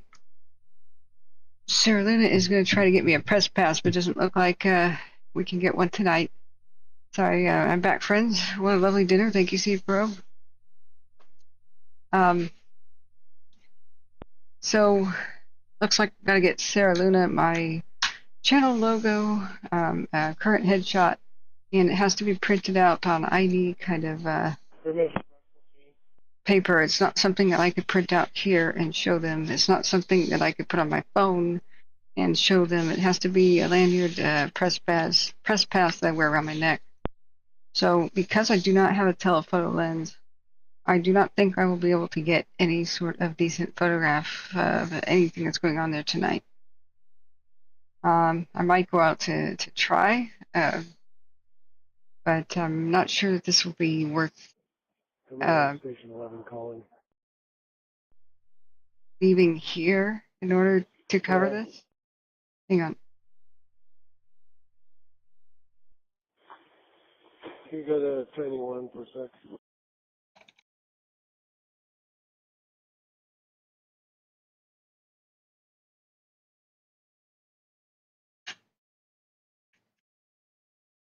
Now, once again, we are doing a donation drive. Thank you, everybody who has donated. This keeps us ad-free and on the air. Without your kind donations, I have to find a job, you know. So there's a lot of expenses of video production. Remember to support us the free way with the like button and hitting the subscribe button. Ring bell will let you know whenever we go live. Oftentimes we are 24/7 in a crisis. It's just $1 to $5 though. Can matter. There's no donation too small. So that would be the best way to help. Is the links in the pinned chat message. We did get an hour. We did get evacuation notice out an hour before the officials did and before watch duty did. We told the entire town, of course, Cherry Grove here, that they are at risk long before they got any sort of official notice.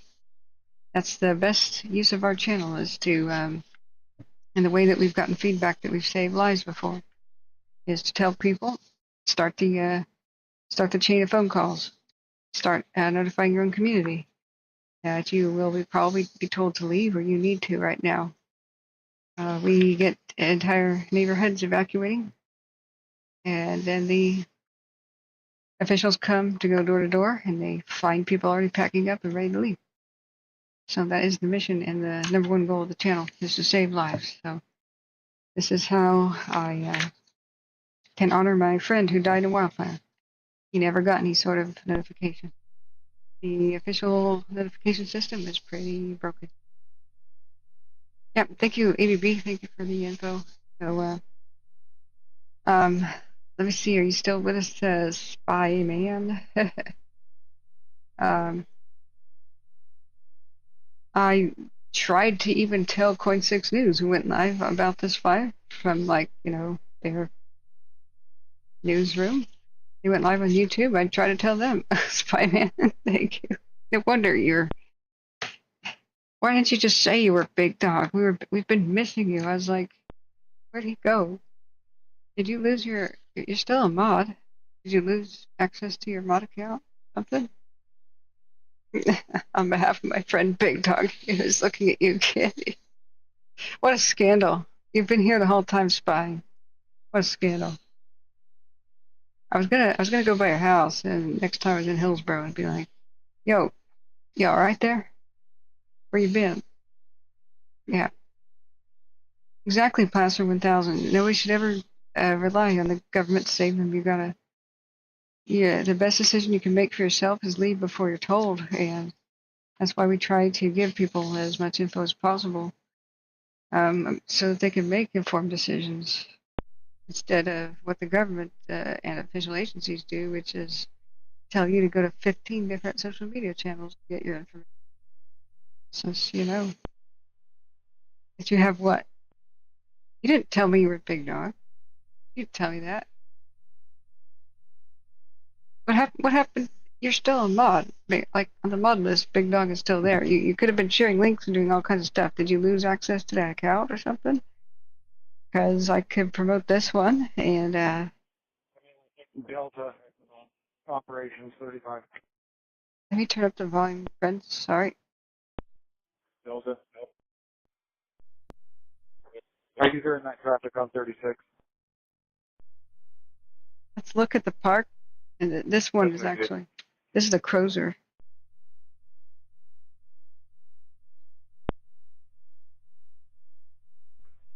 Okay, sounds like the fire has now jumped Lee Falls, back where you and I had the operations posted up.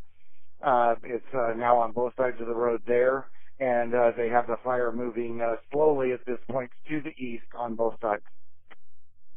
Agent 1 from Romeo. Brush 14 headed down to you right now. Copy that. It's moving slowly east from our location. We turned our direction, both sides of the road. Shit. See what I mean? Now we can tell people exactly where the fire is. Yeah, that's correct. So definitely starting to get some clarity on that. Plan for Horner and Fur is probably going to be a good call. Okay. Copy. I'll need to pull my two Type 6s back off of Peach if we did that. Do we want to go that way and leave the task force to handle that side? All right, they're pulling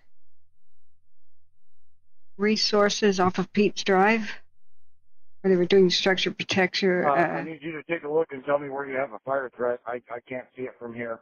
So if you've got a fire problem up on Peach, we probably need to leave at least one unit up there.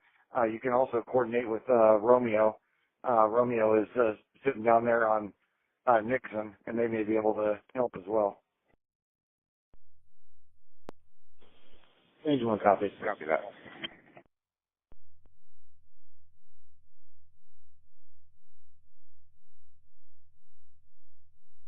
I kept asking Spy Man if he wanted to be a mod. Ha ha, silly me. So we 1102, 1104. I'll meet you at City Halls and we'll do a little discussion there. all right, let's go to our map. Back Copy. Be there about 1 minute. back to the Lee Falls situation. There's where there was a huge battle earlier, and I don't know the results of it. Oak and Summit. I think they're still battling to save structures. At one point, they had to abandon Summit up here. There's Cherry Grove. There's Summit and Oak. They said 10-foot wall of flames were approaching. They asked for the aircraft to divert and help them protect structures, and they couldn't. The scoopers off of Hag Lake said the smoke was too thick. You're on your own. They, at two different occasions, they had to leave Summit, and which is up there. Summit goes into town this way. Let's just put it back on a different terrain view. Maybe it's easier to see, or map view. Just regular map view. Default view. Get off there. This is Summit. Stand that way to Cherry Grove. Lee Falls. It's a gate right here that it is a gravel road. So it already jumped the Tualatin River. They said it jumped again a couple of times on Lee Falls Road.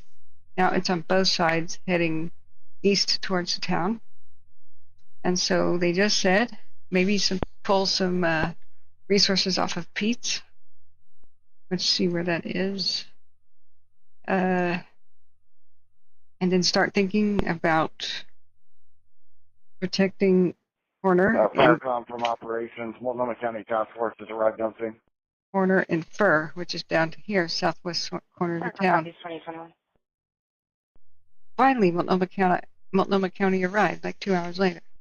And just so that we're all tracking on the same page, this will now make 7th alarm worth of resources. We're now 7 alarms. 7 alarm fire. This is gigantic. I copy. Wow. That means the amount of units that have responded. It's not every day you get a 7 alarm fire. This is the kind of thing that is spoken about for decades. Like 3 alarm fires are pretty rare. 3 to 4 alarms, and 3 3 alarms are maybe happen once a year, once every 2 years in a town like Portland, city like Portland. 4 alarm fires are once every 5 to 10 years, 5 to 8. 7 alarm is not something that you hear often. And it's usually about what you speak about in cities. To have a wildland fire go 7 alarm is wow. Just wow. So, yeah. 7 alarms, Force of Resources, 2021. Thank you for the kind donation as spy man. But no, seriously, I need to know if you still have. Now, Big Al is gone. Big Al has moved on to other things. So I got notification from him that he needs to do other things, and he will not be involved with Fire Channel with us. He may say hi from time to time, I guess, but he's on the East Coast doing other things right now. So there's a new fire by Shaver Lake in Fresno. Pete, like PEAT. Oh, okay. That would make sense. So they are now moving to, trying to move some resources to her and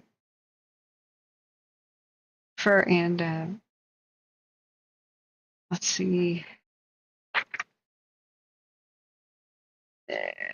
Fur and Horner. So that's like Fur to Horner right here.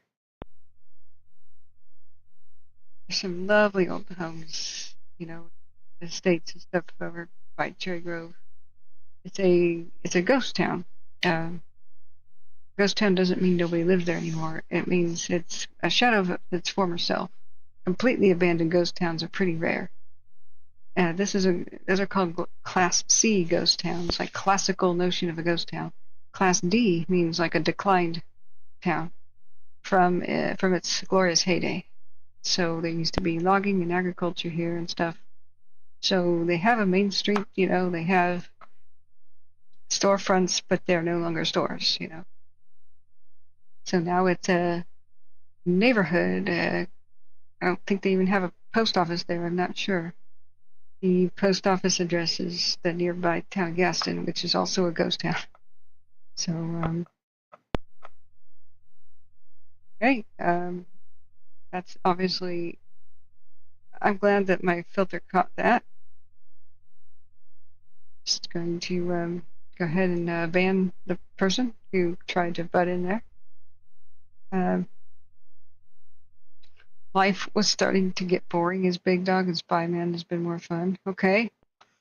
All right. So okay. If you don't have access to the account. Vision go back from water tenders 50 Bravo.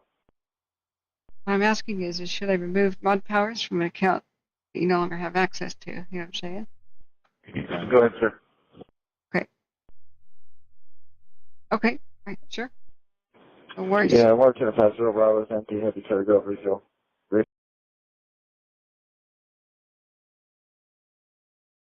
Just that mod powers allow you to share links. So there's 2 types of mods: the police and link sharers. So just letting you know it's open if you ever want the wrench back. You don't have to be police. So yeah, I know 7 alarm is holy crap. I don't think the Google car has never been even over to Cherry Grove before ever. I do have some photographs of the area, but not too many. I've rid a horse around here. I can't remember which. I think it was off of Arson. So. Property was. Copy. Thank you. I may drive out there. I mean, would you be willing to go now, Spyman? But I just don't think we're going to be able to see much without like a telephoto lens. I can't get the press pass. It would be amazing to go and film them right now, trying to save homes, but I didn't realize I had really special. I have to go to a special printing place. to get this press pass printed out. So let me try to get my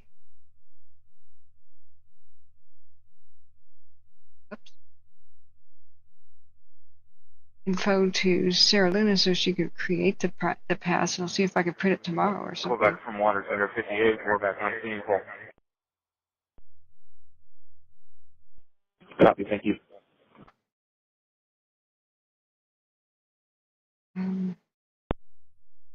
Like, is there any quick views of the town I can show people?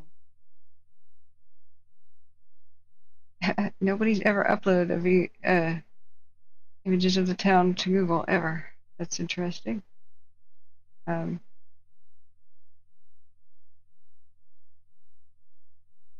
it's in Patton Valley, North Bank of Tualatin. What a stub article about it. Founded in 1911 by a Swedish immigrant. And his first choice of Appleton was already taken by a place in Oregon. So his cousin suggested the name of Cherry Grove. Lovegren established a sawmill and then started a private electricity grid. He used the sawmill's boiler in the operation when he completed a dam on the 12th to create a large log retention pond. January 1914, a flood destroyed both the dam and the boiler, leaving the community without electricity until Portland General Electric added service in 1935. The post office ran from 1912 through 1959 when the service was transferred to Gaston. Population is 503 as of the census. Yeah. So there's that. Spyman says, yes, I would. Just stop by here and I will be your guide. Okay. Let me see if how late can you stay out though? You know what I mean? Town history is great. Yeah, I have a couple of books that show it's called Lumber Ghosts. It's an out-of-print book about those in the Pacific Northwest, and Cherry Grove is mentioned on the driving tour guide. Yeah, I would love to know about town history. So I would love to be a Google car driver. It was pretty sad. There's one guy, while I was at dinner with C-Probe, he said that he wanted to go in and rescue his cat on Southwest Alder. They said the police probably won't let you in, but stand by, and as soon as it's safe, we'll try to let you in.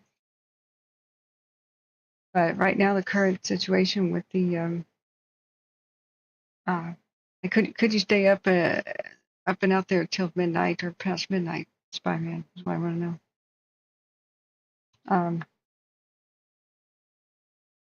That's I just don't want to screw up my sleep schedule again. But we do have darkness pretty soon. I could start charging up the various phones and stuff that I have. I don't know that we'd be able to go live. I just trained C-Probe a little bit on how to terminate how to terminate the feed here, so I can go live from the field. I can't do that from my cell phone. It's stupid. On the park fire, we got 3 helicopters, the nighttime Chinooks at Mineral, and then 1 Global Ranger, which could be there just dropping off supplies. But the 2 nighttime Chinook helicopters are on the scene at the park.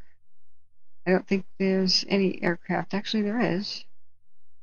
There's 2 Firehawks on the actually 1 Firehawk and 1 different helicopter over on the Crozier. So you will be up for many hours knowing that Cherry Grove's under threat of fire. Okay. Yeah, apparently you can't contact Google and say, hey, I want to do Street View. So let me fix up my phone and try to get as much of a charge here as I can. Settings, battery, excuse me.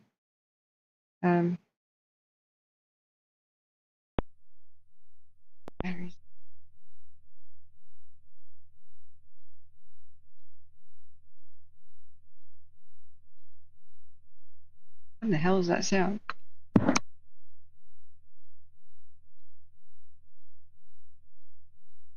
Yeah. Okay.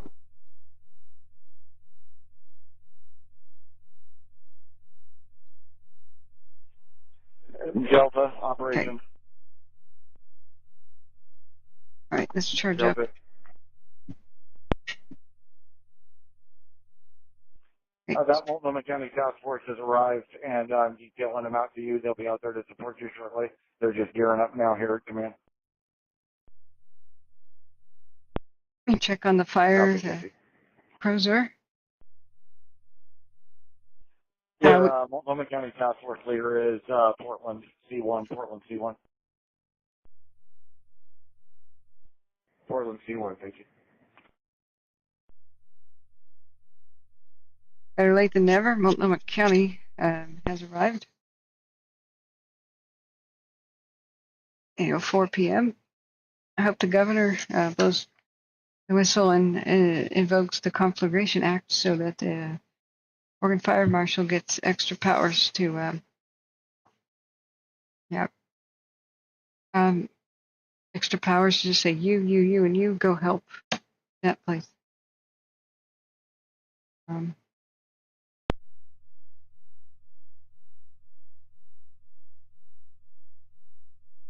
I can't believe that just as this exciting stuff came down on the radio, that the 10-foot walls of flames were approaching Oak and whatnot, that Coin News decided to go off the air and stop covering their fire. It's like, do you guys not listen to the scanner? I wrote them immediately and said, dude. Oh, hey, Husky, welcome back. Spyman says, no freaking way I could sleep. My Cherry Grove is under threat. Right, so okay, the main phone is charging. Let me charge the others in case we go on a mission tonight. Let me make sure they're going. Now, warning, I don't have a telephoto lens, so I don't know how, if we're going to see anything but like a red glow. But I told C-Probe, hang on a second.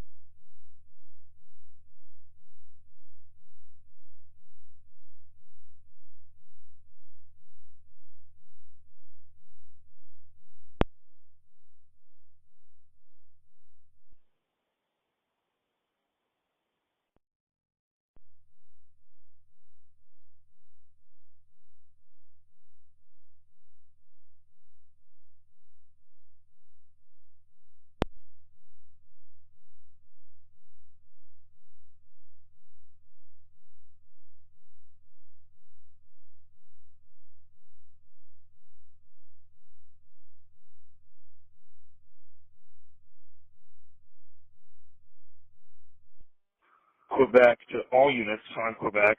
Just a quick safety announcement that our primary escape route is going to be back out Oak to Summit, then down to Cherry Grove. Secondary escape route, if necessary, is going to be marked with yellow caution tape at 56825 Oak.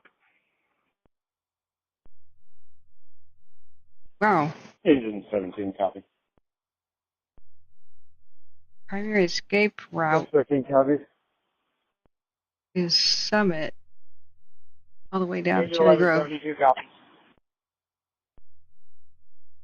Engine 1171 copy. 17 copy. Marked with flagging tape. Copy. Wow, safety Roger, announcement. copy. Safety announcement. Safety copy. Wow.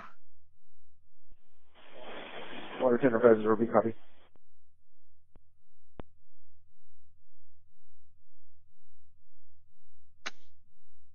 Uh, 22 copy.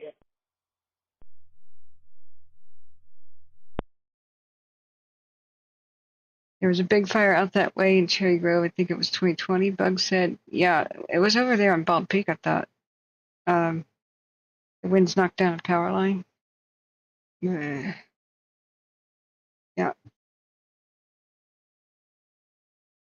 Yeah, hey, Bob and the Pups, and thank you for your kind donations and previous support. Thanks everybody who has done that. Thank you. It's hard to keep track of PayPal and those. What a chilling message that just came down here. I have to now I have to perpetually unlock my phone with my finger in order to see Cash App and PayPal came in. But thank you, everybody who has done that.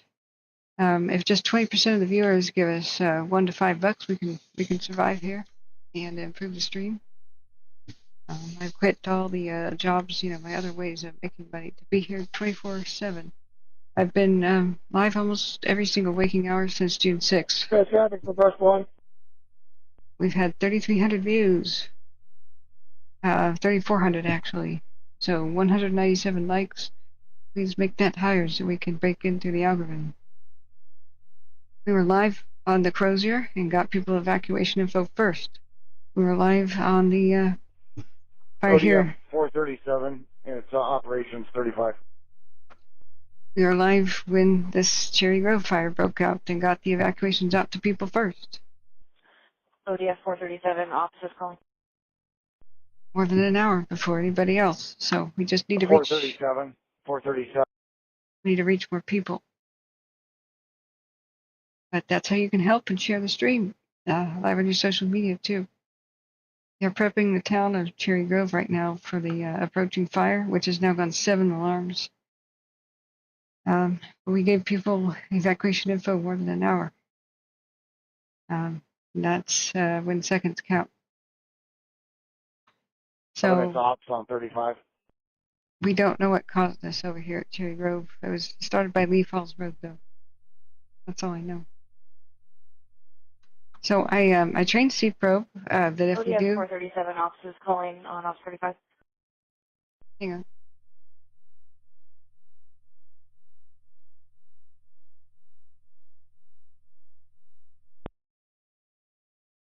ODF is Oregon Department of Forestry, which is out here on the fire, as well as Multnomah County and Clackamas County. Hillsborough Fire, Forest Grove Fire, Gaston Fire, Trump Valley Fire Rescue, Multnomah County, Clackamas County. I don't know if Yamhill County's here, but hey, they're getting a band together. Not sure if Columbia County has arrived, if they need to arrive yet. Yeah, these fire crews do not go into anywhere where they don't have a quick escape route. Number 156, looking for direction. We're currently at Bates Road in Patton Valley at the roadblock.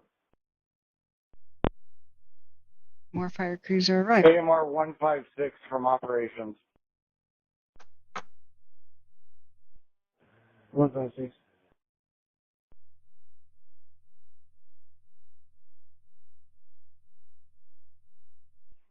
Yeah, 156.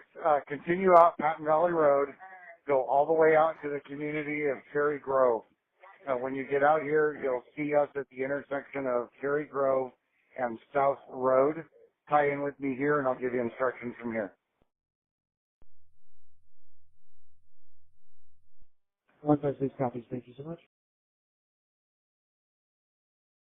So you have to go to a million different social media places to figure out what's going on. So Forest Grove Fire is at the scene, but they didn't update. Hillsborough Fire and Rescue did. 4 hours ago, they said, this was some of what they were showing pictures of. That's an extremely thick bunch of grass. Poor little trees. I don't believe any of those made it. It says, look here for your evacuation info, though, which is Washington County Sheriff's Office Twitter. For the people who don't have social media, we're here to find your info for you. So I retweeted that to @KWildfires. Now I did train CProbe just now on how to shut down the stream here on the computer so that I can go live from the field if necessary. But he probably goes to bed at 10 to 11, so I don't know if he even will be awake by the time we hit there. So I'm charging up some of the other cameras and gear I have right now. But I don't have a telephoto lens, so I don't have a press pass yet. So I don't believe I can get anywhere close to anything except like, oh, here's an orange glow in the distance. There's a pretty abysmal cell phone reception out there. The fire crews are even having trouble contacting each other, and they keep losing contact with different units. The contractor was... Division, Break 1. Go ahead.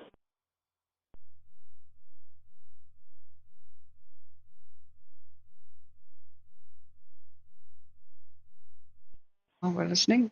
Yeah, we've got a good mop-up from down the road where we're at, where we tied in with Engine 1, 15 feet in the black, all the way up to the skid road, and the hand crews meeting us there. Brush 14 and Brush 1 have not eaten lunch or dinner yet. If there's any food or a possibility for a break, that would be greatly appreciated. They haven't eaten yet? Yeah, I'm headed down there right now. I've got some pieces of sandwiches that you guys can have, okay? Headed over with pieces of sandwiches. Aw.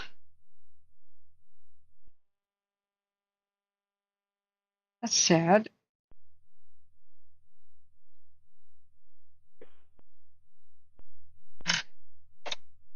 We've heard Much appreciated. Thank you. We've heard some pretty chilling radio calls today. There are a few. So Hillsborough Fire and Rescue, Washington County Sheriff's Office have no new info. One must assume all the roads anywhere near are closed. But being up by Bald Peak, all the damn trees that have grown up around now. A lot of the nearby properties that might have a good vantage, they've got, gated driveways sort of things. It's not like you just go to the top of a hill.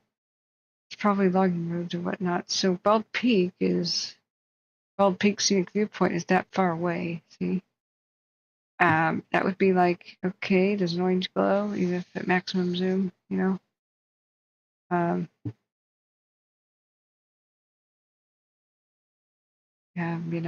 like look at the huge trees. Looking to the southwest, this is basically what you're going to see.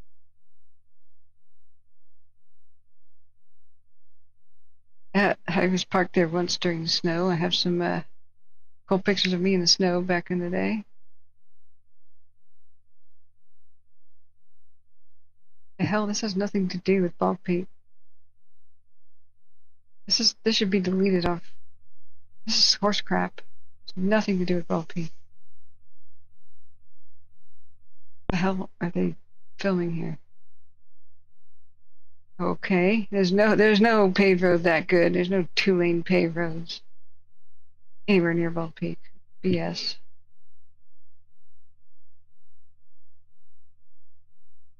Yeah, there's a bunch of horse crap photos here. There are no elk. This has nothing to do with this. There are no elk over there, like giant, expansive, knee-deep rivers. This is like somewhere else in the United States. I'm going to report this. This does not have anything to do with Bald Peak. There are no commanding cliffs basaltic commanding cliffs nearby, and it's just a bunch of hills. Yeah, what a bunch of horse crap. I'm going to report this one. Report a problem. This is not Bald Peak. Not a photo or video of the place.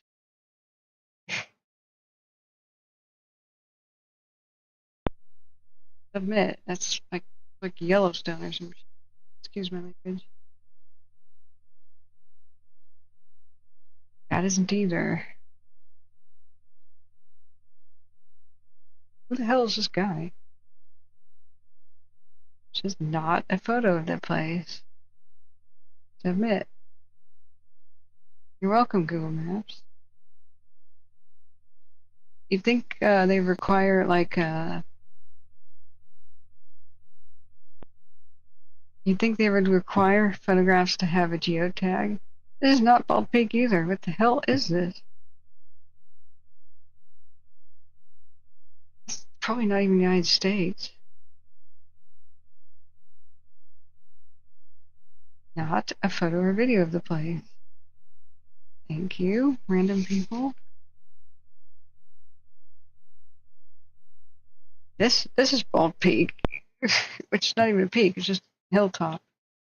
It looks like that. Yeah, what the hell is this? Not Bald Peak.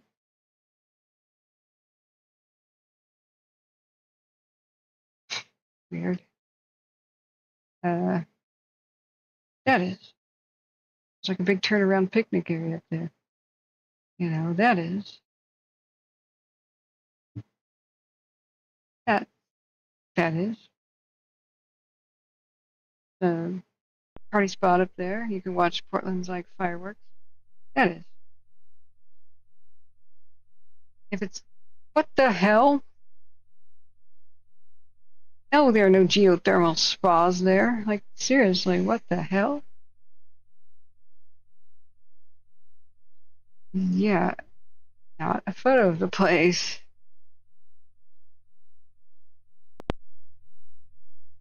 Man, Google Maps needs to be pruned. Oh, I know what that weird sound is. That's one of the, there's a pulsing clicking noise on Washington County Fire Channel 8. That's what that is.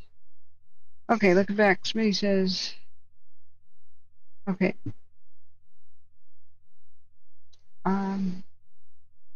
You did a ham radio field day at Bald Peak? Yeah, it's just, yeah.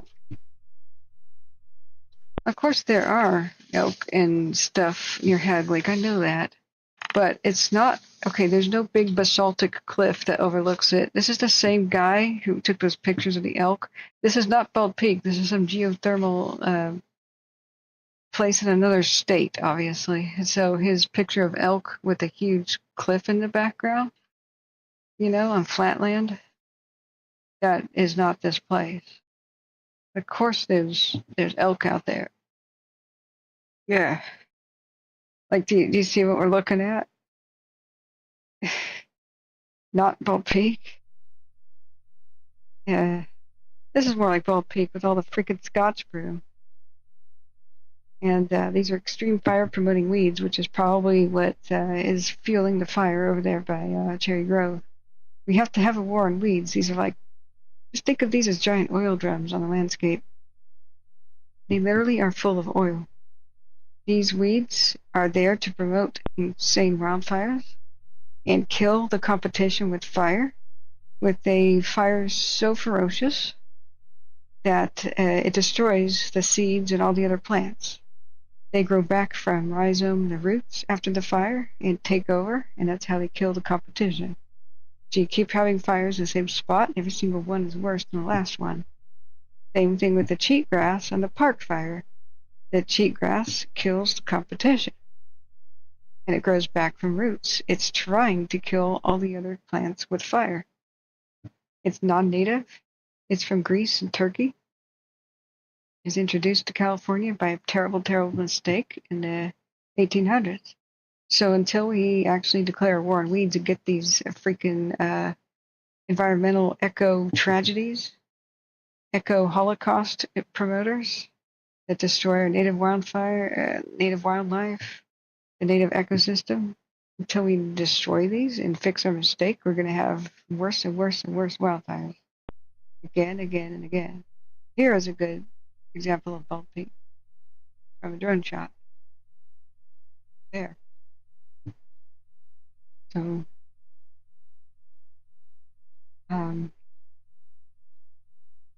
what the hell is this? What kind of an idiot thinks that downtown Columbia, the Columbia River Bridge, downtown Vancouver is Bald Peak? Yeah, report a problem. It's not the freaking place. Sorry, I'm not trying to call people an idiot, but like seriously, just check what you're doing with Google Maps. Aw, that's cute. Is that a trillium? Yeah. But brush like this and you get massive fires. Yeah, but especially the Scotch broom. It's got to be at play here with the ferocity of the fire. Once again, that's not Bald Peak. That's not even the state of Oregon.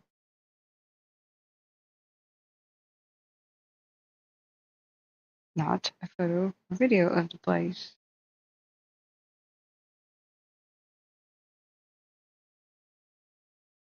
This is the area in winter. Bug says it was an iris. Oh, neat. Yeah. The Williams mine fire was miles from Ringler Starr's house 24 hours ago. Oh my God. Yeah, Ringler Starr we love here on the program. He came in and wanted to know about things. Oh my God, what kind of person is this? This is not a whole problem posters. No, it's not a photo or video of the place. These are great photos of Vancouver and Fort Vancouver, but not Bald Peak. It's probably Bald Peak, yeah. And you can see Mount Hood. This is where we used to go all the time to watch the fireworks from Vancouver and Portland from a distance, but they let these trees grow up and now you can't see it anymore. What the hell? That's also Vancouver. Isn't that Jansen Beach?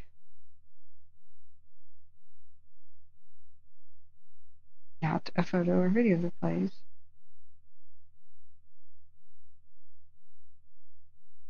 Now this is Bald Peak. No, this is not Bald Peak. What the hell is this? Operations from Quebec. This is not the United States. Quebec, go ahead.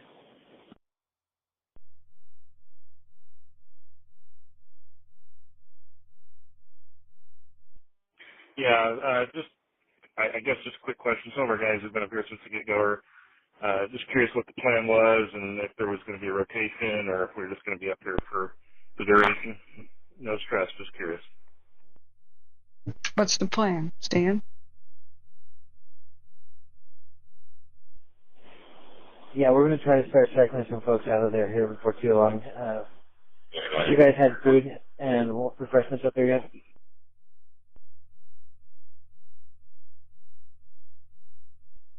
We had chips and cookies. We could absolutely use something a little bit more substantial and refill our water canteens.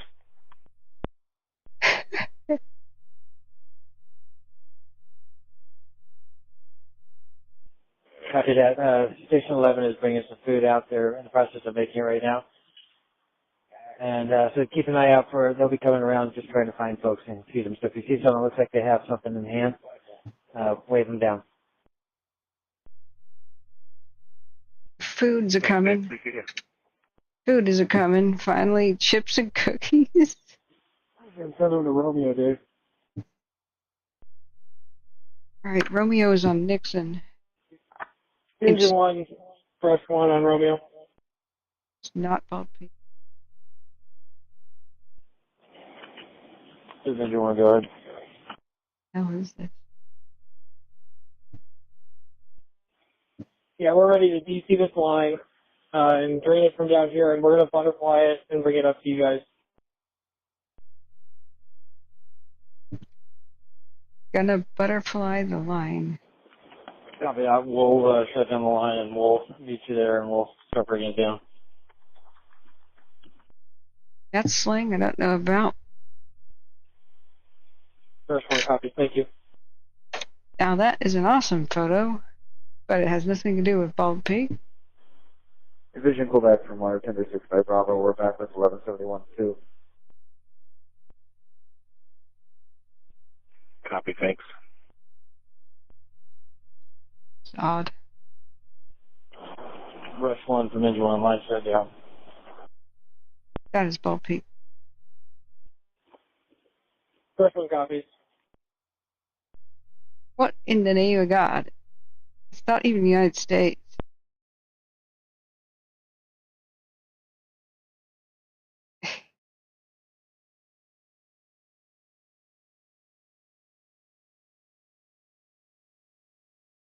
That's a moped, not a motorcycle.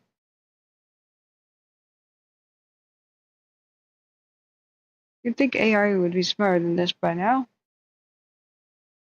Think, what does that look like? A Bald Peak scenic viewpoint to you?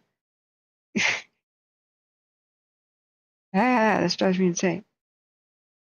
I want to defend my Portland here.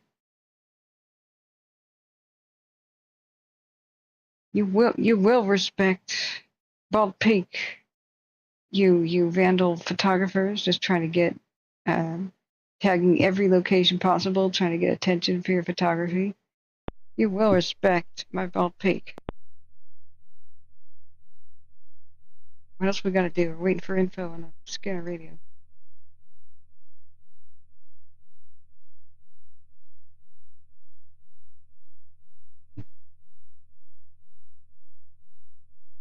That is a weird sound, but that's the radio. Alright, fine. This is gonna drive me insane. I'm not looking at it no more. Now, if we can see the park, yeah, we can see the faint glow of the on the cams under Crozier. Let's see if we have any new information about those five. Yeah, Husky, it does look nuts. Oh, that kind of looked like Rainier, but it was too flat to be Rainier.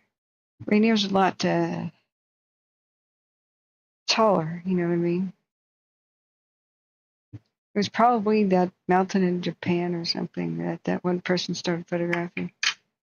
It could have been Glencoe, Scotland also. The Crozier has incident sheet, incident fact sheet, updated by CAL FIRE. They said on the Crozier, the 7 p.m. update, 113 engines, 17 water tenders, 12 helicopters, 31 hand crews, 13 dozers, 1,300 personnel, and 70 aircraft was peeled off today to help the park. We've got nighttime helicopters on both the Crozier and the park right now. And remember, a lot of the nighttime plume type stuff is their firing operations.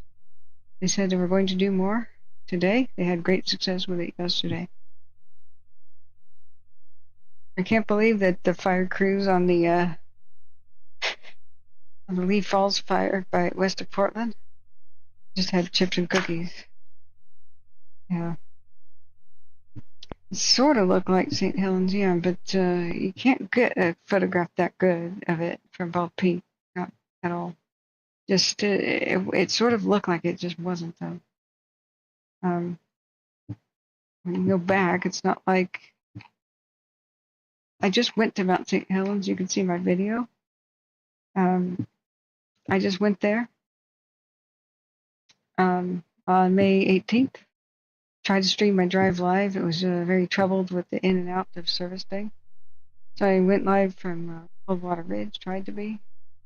Uploaded a video, and it said that it uploaded it to YouTube, and it didn't actually upload it till I got back home. So, yeah. Am I buying? Big Dog wants to know if I'm buying pizza and beer with the money that Big Dog just donated. Look, 30% was just taken by YouTube. I'll pay for the gas. How about that? I don't think that's St. Helens. You see that little bumpy thing?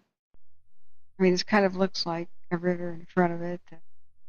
But you see that little bumpy notch? I don't think so.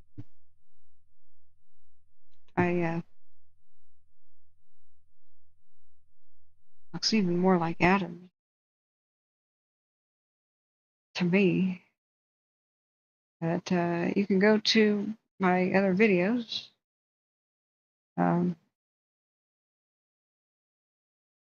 go with I have an archive of the video, the footage.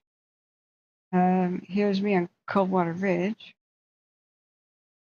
40th anniversary of Mount St. Helens. Almost nobody was there because Johnson Ridge Observatory is nobody can get to it. So they opened up Coldwater Ridge, and I couldn't even film the mountain because it was shrouded in mist.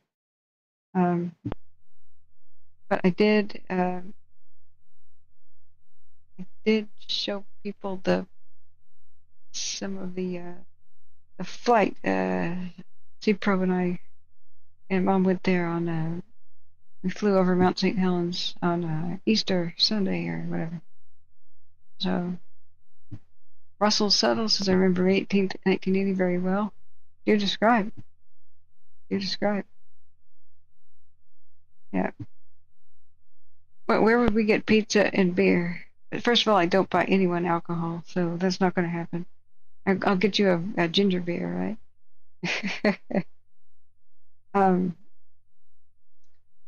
But didn't I do a community post that showed at St. Helens in May? Yeah, here's me and Mom, one of the clips from that was one of the highlights of being live near Coldwater Ridge. So this is one of the places on the way to get there.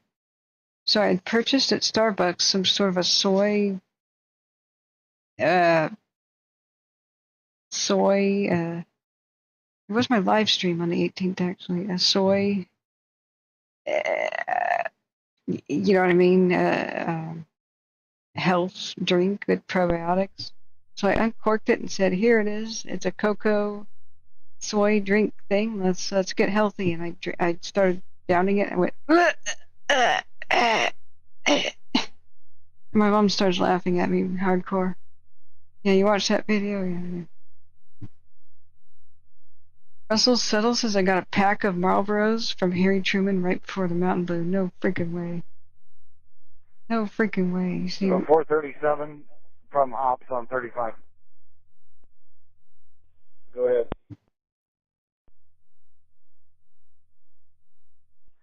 Yeah, I've got a water tender here from Raz Construction. He was told to come to the command post looking where to send him.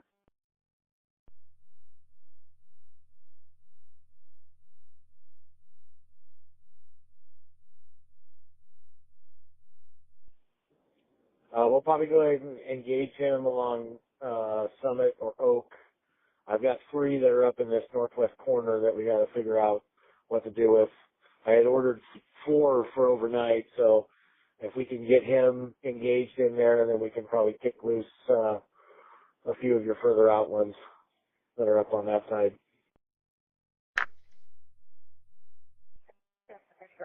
Okay, I got it. And Liberture's calling in.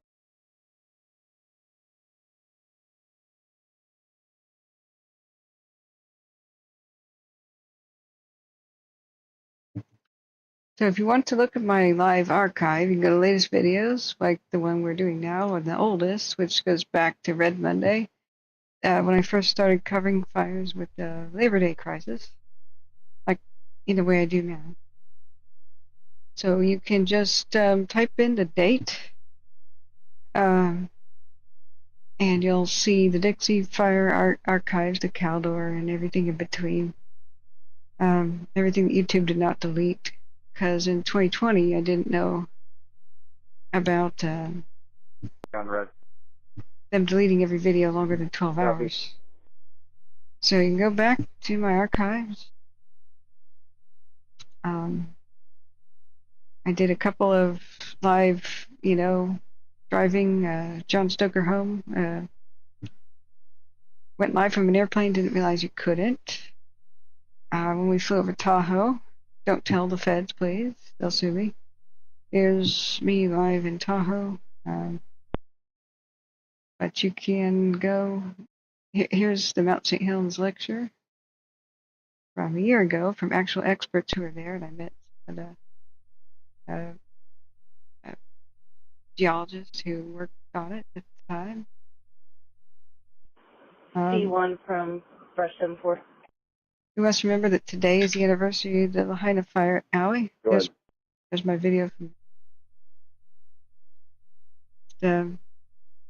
here's the incredible. Engine 6-4 and Brush 6-4 have already been assigned to FIR and have already done structure protection and recon down here. Got it. Okay, so structure protection on FIR. We're going to head up back to you for reassignment. The current situation with the fire at Cherry Grove is it's on both sides of Lee Falls Road, and it's headed east slowly towards the town. So they are doing structure protection at FIR, and southeast corner town at Pete's, and also they're doing battling the fire at the Oak and Summit, where it tried to eat a bunch of structures. They called protecting Summit a lost cause at one point, and I don't know if that was a reference to structures or just holding the fire at Summit. On Summit and at Lee Falls Road, the fire crews had to run away for their lives, all the way back to Cherry Grove a couple times. Then they had to get PGE. Romeo from operations on 38. PGE to cut the power there so they could go back. Romeo's off Nixon. Romeo, I want to try and get water tender 1 freed up and send them back home so that we can get them back in the system for some relief. I've got a contract tender here. If we send them out there, can you swap those out? P1 from Brush 27. Take a look, and yes, we can. Go ahead. That's over on Nixon Drive area, as far as I know. Here on Tehema. I understand. He's not going to be a resource for fighting fire on the ground. He's just going to be a tender operator, so he'll just be there to give you water. But that'll allow us to get that tender freed up and look at inviting them back out tomorrow. To check in with them and see what we need. But if that's good, just head out to Cherry Grove, the main road, and we'll figure out if we need to redeploy somewhere else. Sorry, there's 2 channels. Especially down for our assignment, picking up hose and reloading. Both of the channels begin to talk at the same time.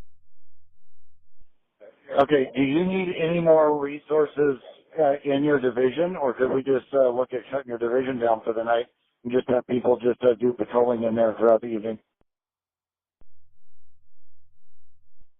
I think patrolling is going to be adequate.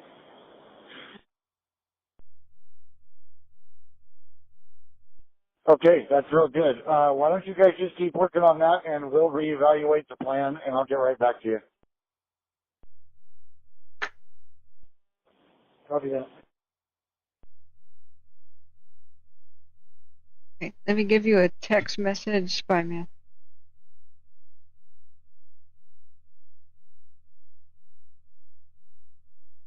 Copy that. We're on our way.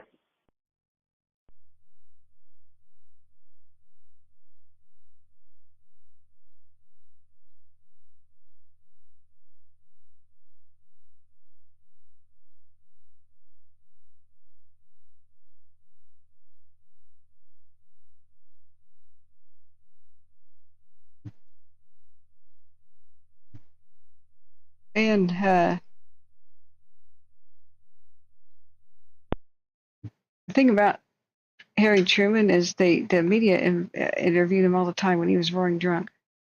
And when the mountain was just rumbling and it wasn't really clear if it would erupt, he made all these grandiose statements just trying to be as entertaining as possible to the media so that they would, and saying grandstanding stuff so that they would give him free advertisement for his lodge. You know, he was he owned a vacation, destination. So later, when it got more serious, they kept playing his earlier statements from like weeks prior, making him look like this guy who never wanted to leave. But I've seen interviews at the end that are pretty rare, where he was like, "The mountain scares me. There's strong earthquakes now, and I want to leave." But it's like people think that they'll think I'm a coward now or a liar or something. You got it? Okay. So the media kind of painted him into this corner where he would now lose face, and look like he thought he would look cowardly if he left, and the mountain did not erupt. So he was also heartbroken, and his wife had died somewhat recently. So he if he had lost his lodge, he'd be a totally broken man. He just couldn't psychologically deal with that much loss. Yeah. So let's see. The Reed Lynn says my husband worked for Harry Truman when he was a teenager. Wow. Yeah. If you guys have more insight on what he was like, that would be I'd be very interested in that because I want to make a screenplay about the life of David Johnston, actually. And of course, Harry Truman, and he died about the same moment. And it would be good if I knew more about them. If you guys who knew him and met him could email me then and let me talk to you about it, I'd like to know. I went and met some survivors. I asked if they would accept for me to film their story there. This May 18th, when I went there to Coldwater Ridge, and they were really shy, but yeah, they were not very happy. They were told, just like everybody else, by the Washington State governor that it was safe enough to go back near the mountain and on top of the mountain. Oh, just it'll start smoking, and if you see smoke, then that's when you should leave. And so this a-hole governor of Washington put the loggers back on there. The loggers no longer could refuse to go there, or otherwise they'd be fired. So the tree taggers were sent there by Weyerhaeuser, and they had some of the biggest death toll. Some of them were overrun by pyroclastic flow, and they only survived by being face down, like trying to hide underneath hollow logs and in creeks. And they had the skin burned off their backs and had their hands like the size of huge, giant Mickey Mouse gloves with the burns. When you see their pictures of them in the rescue helicopters, entire families went, and they were in the safe zone. Almost everybody who died was in the safe zone, more than 55 people. There was pictures I've seen of Delta's operation. Of a child in the back of a Delta. pickup, dead, with the parents inside the pickup. And the child's body is bloated up. Okay, can I get the Multnomah County Task Force cleared up and made available? I'd like to retask them. That's affirmative. Jeez, Russell. Yeah. Okay, Portland C1, its operations. Go ahead.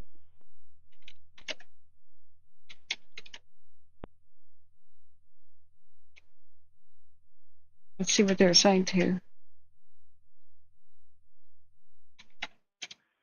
Portland C1, I want to retask you. I'm going to be pulling you out of Delta, and I'm going to want to move you to Lee Falls, and I'm going to have you assume Lee Falls.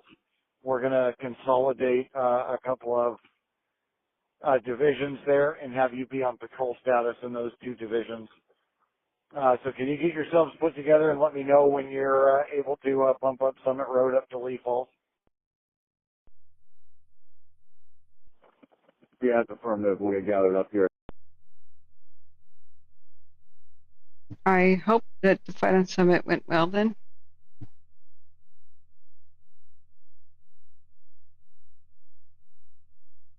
They're talking about Lee Falls Road. Sounds like Portland showed up just in time to watch the other crews leave after the road. I'll let you know.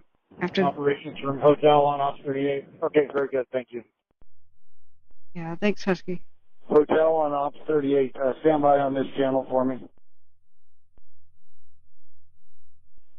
Break. Romeo on Ops 38. Go ahead.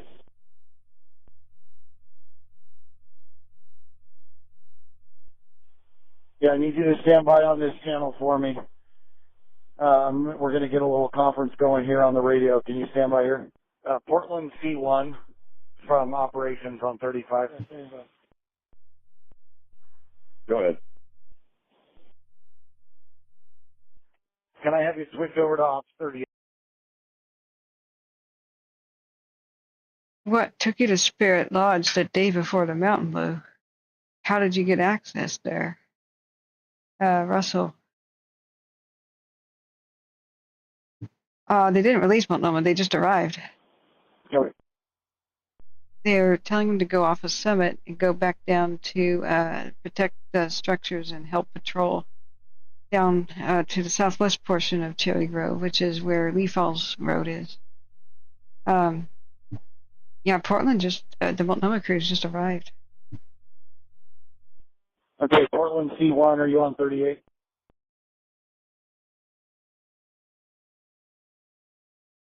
Thank you, Husky, for being here.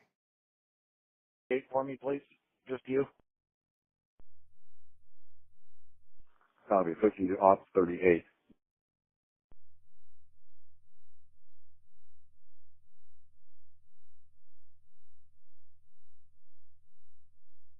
It's from way earlier today. This is a 7-alarm fire. They are releasing some of the crews. Yeah, it's affirmative. They just released a water truck to be replaced by a private truck. Is what was on the radio just now. Spyman says the land directly behind the lodge was covered in forest with thick giant trees, never logged or burned. You mean Spirit Lake Lodge? Where the mountain blew? Yeah. Okay, Portland C1, Romeo Division C4, and Hotel Division C1, Hillsborough C1. We're working on a crew swap plan. I want to make sure everybody's on the plan. Multnomah County, Portland C1 is going to be bringing Multnomah County Task Force up to Lee Falls. They're going to assume Hotel and Romeo for patrol status.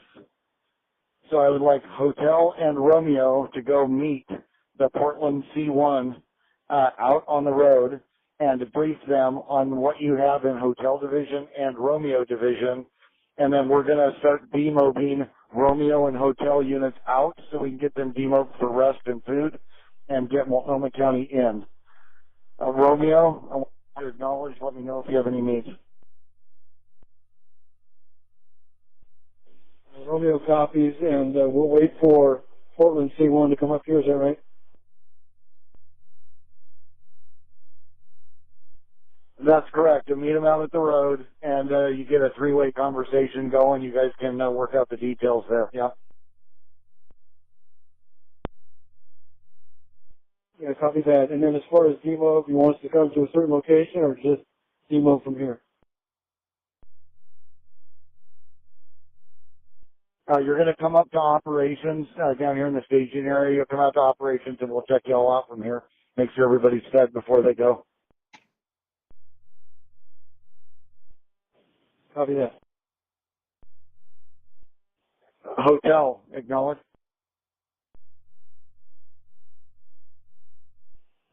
Hotel copies that, and we're meeting Portland C1 out on Lee Falls and Summit. Is that correct?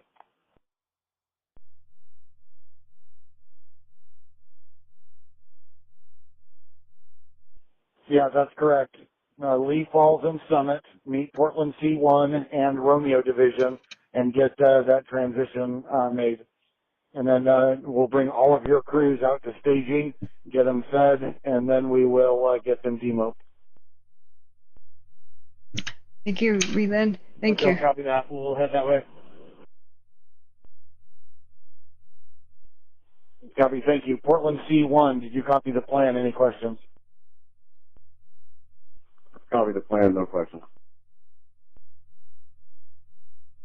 Yeah, I would love to talk to you. Okay, very good. Everybody go back to your channels, and I'll see units out here at staging.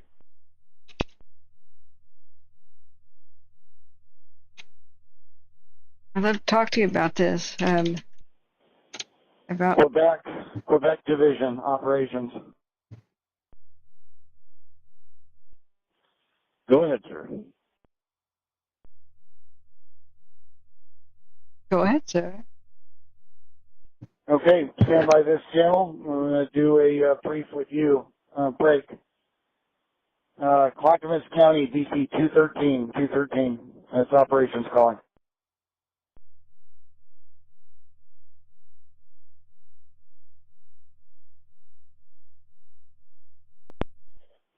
BC 213, Clackamas County, BC 213. It's operations calling.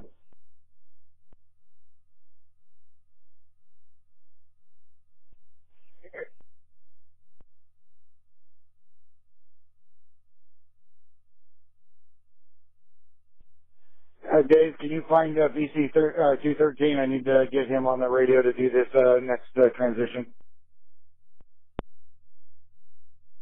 Yeah, stand by one. I'm going to walk to my car and I'll start heading that way.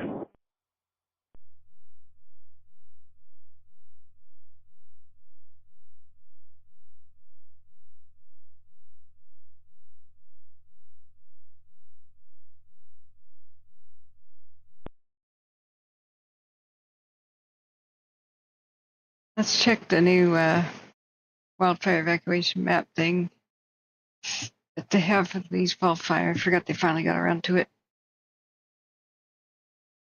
Yeah. It's a pretty big area. There's Portland. Failure. Red, green, colorblind. Failure. What the hell are you thinking, Morgan? 38% of men in the world are red, green, colorblind and can't tell what the hell that means. That's the same color to them. Fail. Hall of shame. C7 from Quebec. Chaplain 831 from Operations 35. C7, I'm just up the hill from 1171. So stupid. So, my major was web design. Checking on the I was just wondering if you had eyes on that out here so I can get these guys fed. I'm going to start working on a demo plan. I don't want anybody going.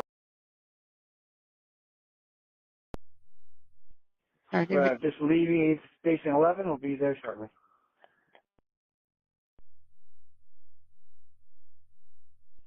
Excellent. Thank you very much. Why don't you just come direct to me?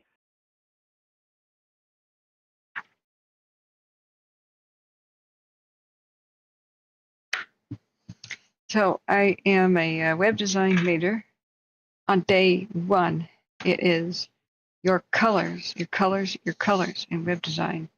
You have to understand color blindness. Otherwise, people can't see what you're trying to freaking tell them.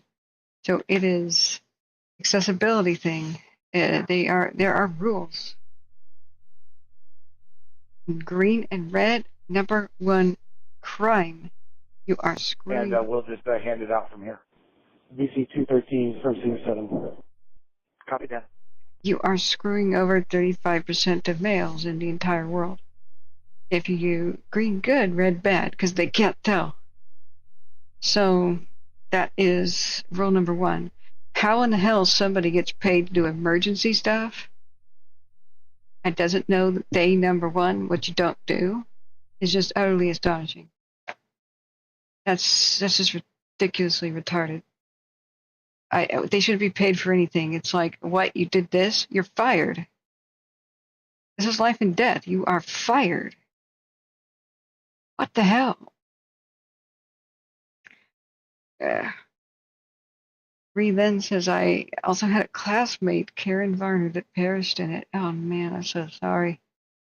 But when I saw the pictures or the photographs of the dead children with their bodies bloated up like they're big inflatable dolls in the back of the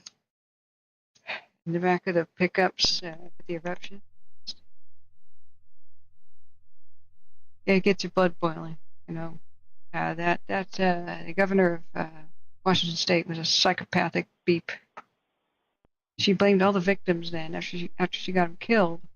As soon as President Carter came in, she told President Carter, "Oh, by the way, all the victims ran the roadblocks and all that. That we tried to keep them out, and they were just headstrong and stupid."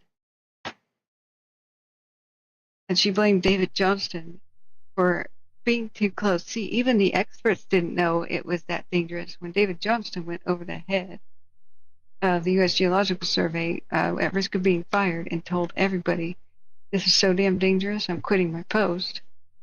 And no, the situation is not safe. No, the mountain should not be reopened. The evacuation area should be expanded. He had quit his post. One of his best friends said, "Can you cover my shift for a day?" So he did that for one day, and that was the day it erupted. But thousands of loggers would have been on the mountain again working, and there would have been like 1,000 to 2,000 deaths if it didn't erupt on a Sunday. Did they pull the aircraft off of what? Which fire? Had 2 nighttime Chinooks at the park. It's always good to ask about which fire we're talking about. They did have a couple of things down on the where the heck is there it is. They did have some nighttime helicopters and a Firehawk over on the Crozier. This task force. Someone's trying to reach me. Hops 38. He's like, oh, when the yeah, first... BC 213, it's operations. You hear me okay?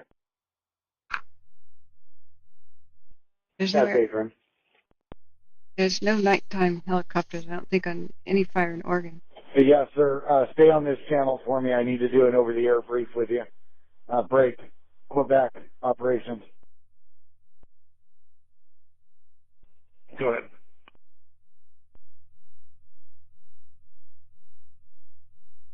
Yeah, Reman. Okay, Quebec and BC 213. We're going to do a crew swap for the night. Quebec, I'd like you to go face-to-face with 213, brief him on your plan, what you've been doing, what you have left tonight, and I want you to transfer Quebec to BC 213. Break.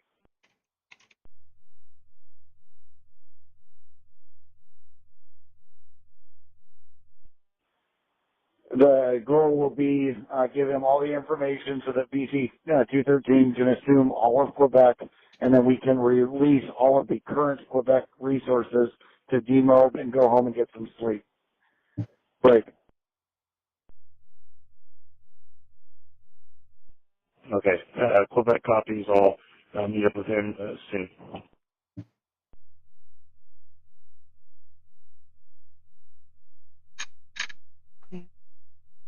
How did your... Okay, when that's done, Quebec, I would like you to have all resources come down here to operations. You're going to check out here at operations with me. We're going to make sure everybody gets fuel. We're going to make sure everybody gets food, and then we'll send them on the road to demo back home. Okay, affirmative. Are you guys down in downtown Cherry Grove? Yeah, we're right here at Cherry Grove and South. Copy. What is... BC 213, can you acknowledge, and do you have any questions?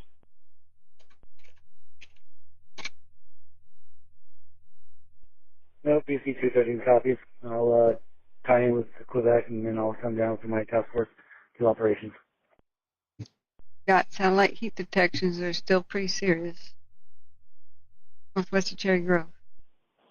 No, BC 213, you're going to stay up there and you're going to assume Quebec. So you're going to spread your units out there and take over for Quebec with all your units.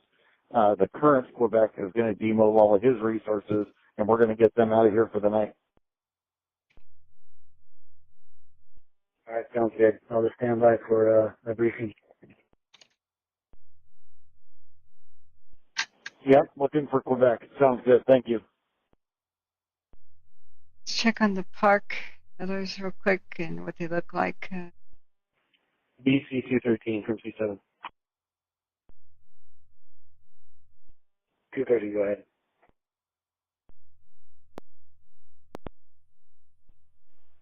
Are you able to meet at the intersection of Oak and Summit?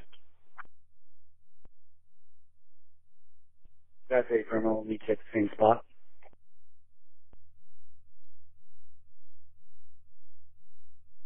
Task Force Leader 46 from C7. Go ahead. Do you have an update on that glow?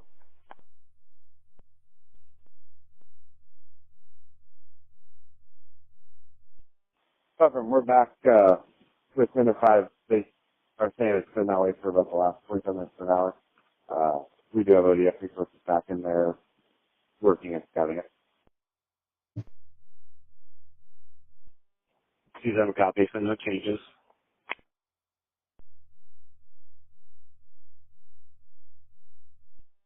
C7 operations. C7.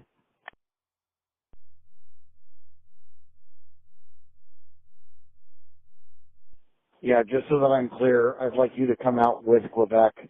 So anything that you've got to chip into that conversation, but I want to get you and all your resources demobbed as well. We're going to turn that whole area over to the Clackamas County Task Force.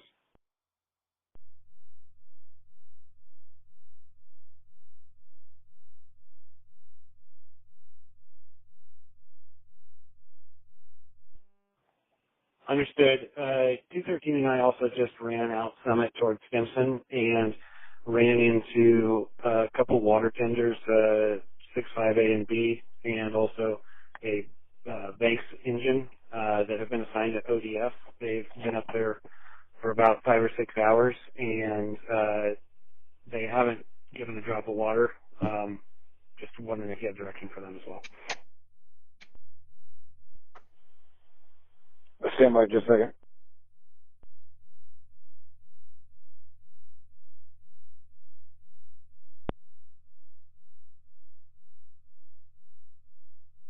That makes me want to go get a U-Haul, get him a bunch of water, get him a bunch of food. You know, go get about 27 orders of 10-piece chicken nuggets or something. Drive it over there to Cherry Grove. Say, Okay, here. C7 from operations. We're going to get a hold of ODF and see if we can't just get them demobbed and have them come down here with everybody else. I drive it up to the roadblock, hand him the keys, and say, can you guys go get that to the crews real quick? I'll wait here. ODF 437, who are you calling? Firefighter Morgan to Bunker 17. This is Command calling ODF 437. Number 17.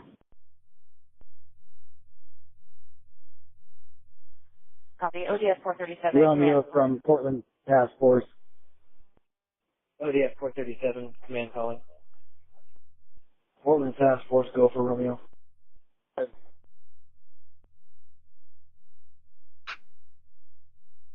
Yeah, Romeo from Portland Task Force. We're up at Lee Falls can demob Summit. Banks. I think there's some confusion. Are you going to come up to us to give us a debrief? With your crews.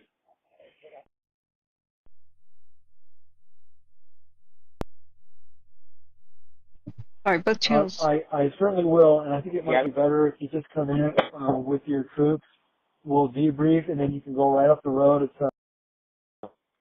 We can get rid of those yet. In fact, we probably need to think about getting them some reinforcement if we can. All right, it's hard to choose which channel to listen to. Okay, copy that. And what are you looking at for reinforcement? Brush rigs or water?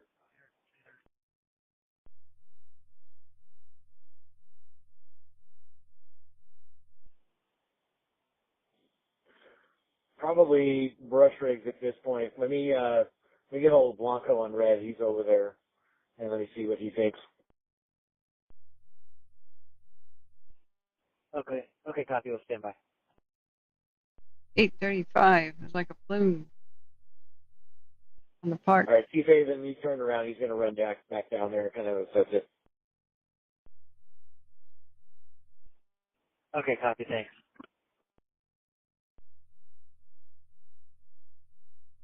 Some of it is their own firing operations, though. Just remember. Multnomah County Task Force from Portland C1, stay where you're at. We're going to go down and do some recon with Hotel and Romeo, and then we'll bring you down Lee Falls when we're ready. So just stay where you're at, and we'll bring you down.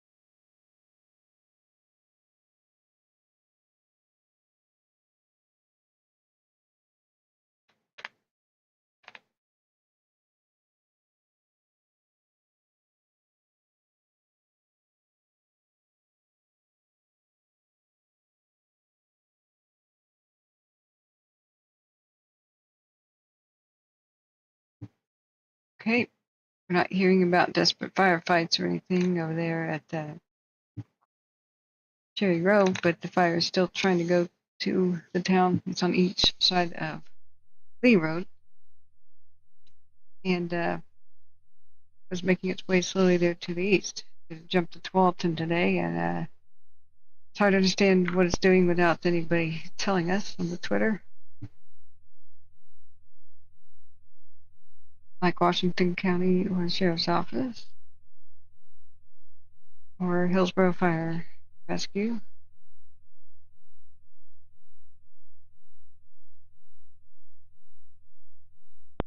And that weird sound is the radio every once in a while.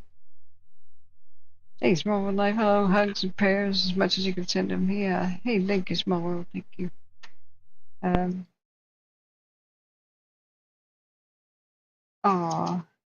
Bugs says, one of the YouTubers you watched did go buy a ton of sandwiches for firefighters in Santa Rosa, and she spent hundreds of bucks on it. Yeah. Just like, these kind of oversights are just so horrible. You know, the fire crews on the Park Fire went 16 hours or so without food and water. It was stupid. The logistics leave a lot to be desired.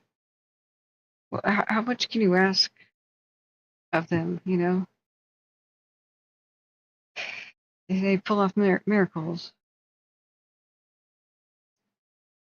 So here's Oregon Department of Forestry. You have to go to a million different social media sites to find out about one fire. There just can't be one place to find info, of course.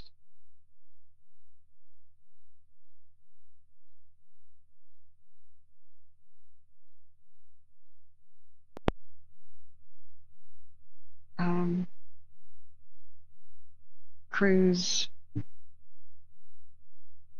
Emerging incident, the Lee Falls fire outside of Hag Lake is currently estimated to be 50 to 60 acres. Now, that's 5 hours ago. It's probably 200 to 300 now. More. Oregon Department of Forestry firefighters on the scene with 6 engines and blah, blah, blah, blah. 4 crews, 2 tenders, and 3 dozers outside local fire departments. The agency has also mobilized 2 fire bosses, which are 2 scooper aircraft. Scooper aircraft that would be collecting water from Henry Hag Lake, yes. We'll keep you updated as we learn more. You haven't. That was 5 hours ago. Shame. But of course, they went home for the night. That's why my channel exists. All the official resources, they stop at 6 or 8 p.m. and then you don't find out anything until the next day, if you're lucky. Might be worth checking out the Crozier again. Well, I keep doing that. Yeah, we just looked at the park. Thank you. Help me keep an eye on it, guys. There's a Firehawk supposedly back over it. But we've had no more updates since 3 hours ago.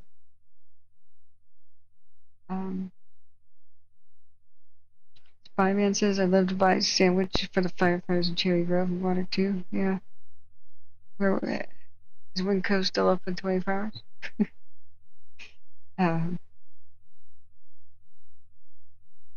It would have to be something that keeps, though, you know what I mean? And it looks like they are getting their food there finally. They said look for the food truck.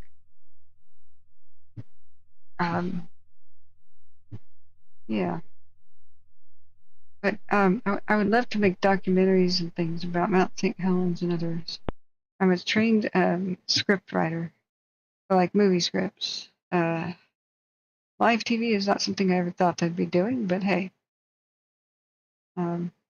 screenwriting is what I wanted to have a passion for. So, but I want to tell it straight, like the way it really is, not get my information from books and the personal story about things.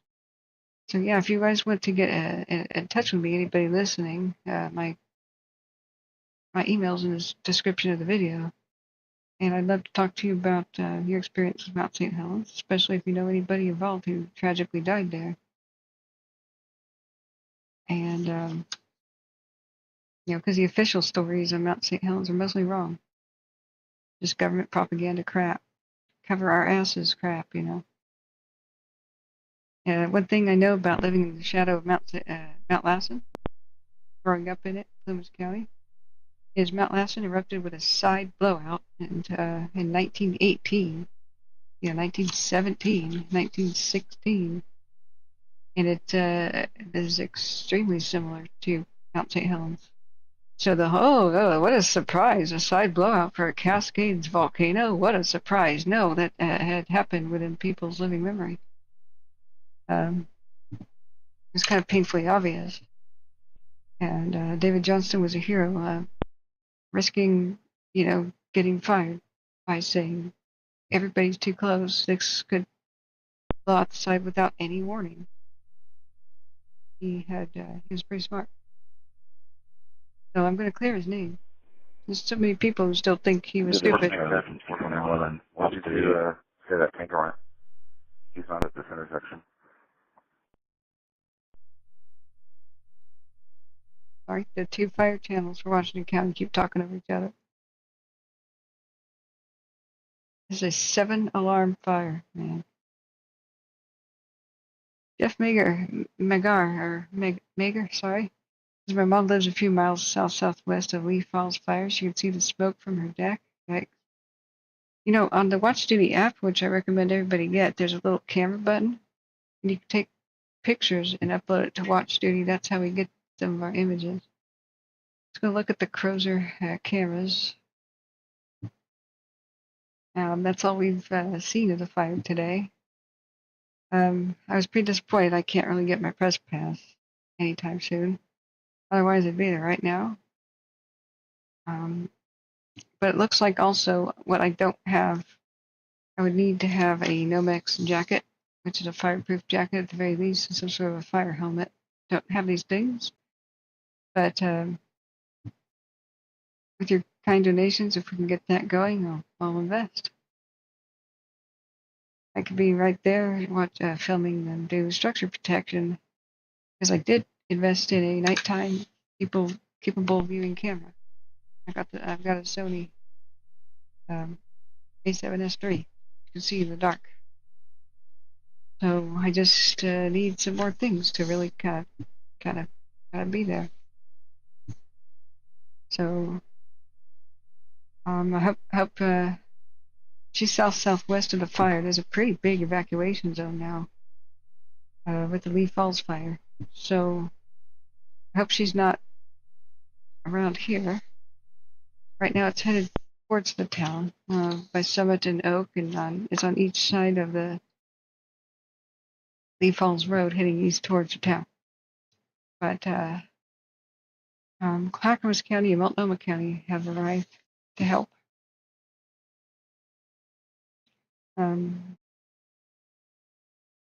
Yeah.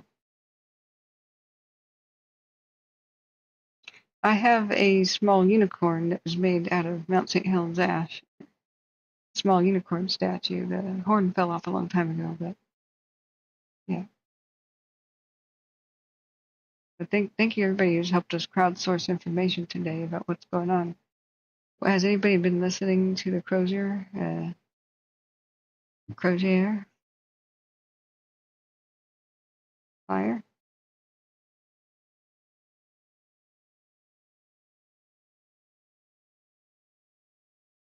Desi says, I feel like we have a great little community here. Yeah, we do. Somebody ran in screaming about Trump, and I've set up enough filters to totally mute these people before they say anything. So I have a blocked words list, and so it's just vandalism. It's just people run in and scream their weird political viewpoint or scream about space lasers and lizard people trying to get attention. So I've added a huge list of blocked words and phrases. So mostly the brown people trying to barge in here just don't get in as much anymore. So there's that. But this is only a good supportive group and community because we've made it so, because we've enforced it. That takes mods, and thank you mods for being here and help me track the files. So yeah, hey SB Kathy, welcome back. I didn't know you could put entire phrases on there. I had your general expletives on the list, right? I had to add harp and do. Oh, you know what I should add on the banned phrase list is control the weather. Weather control. That's tinfoil hat stuff. A lot of people come in here and argue that the government controls the weather, therefore they're evil to allow this to happen. Okay, right, got it. They, again, those cursed they. Yeah. Russell Settle says, I want to make it back out to Mount St. Helens, number one on the bucket list. Moved from Forest Grove back in 83 to California and now in Iowa. 437 from Command. Well, Chief Probe and I flew around it. He loves any excuse to go flying. Might be able to take you up in an airplane if you arrive somewhat soon. We do have a task force. We can send your direction up there in the flats if you need it. This is the Crozier. This is a great view at night. Okay, tie in with Haven. He's probably more in the loop than I am down there.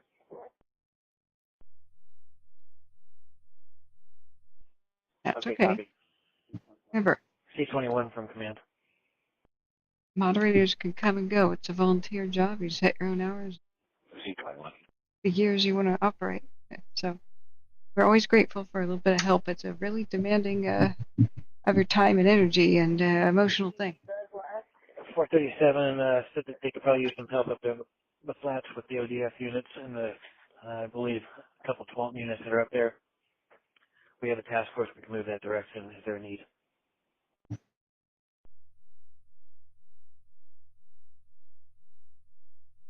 Let's see if there are Crozier battle maps. Copy that. Yeah, we left them up there. C7's transferring out with Clackamas County Task Force. We'll pull. I looked today, they made folders, but they didn't put any maps in the Crozier folders. They're just empty. So usually means they're about ready to do stuff like this. They even made a folder for today. There's nothing in it. So, whoops. Them up and have them go take a look at it. We're heading your way.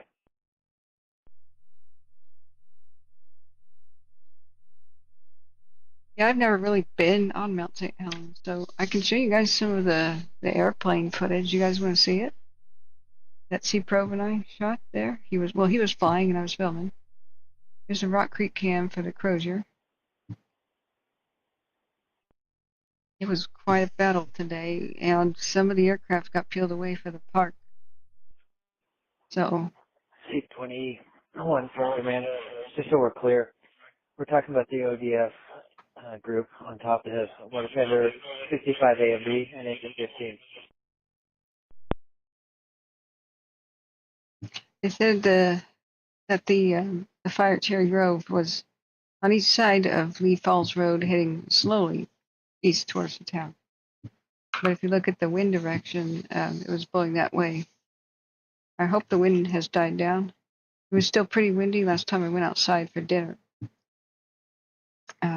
You know, Portland. So let's look at Ventus Sky and see what the wind is like now.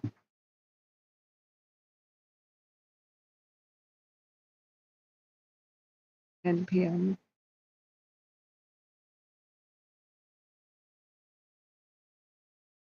There's Forest Grove. We'll put in Cherry Grove. Not Ohio.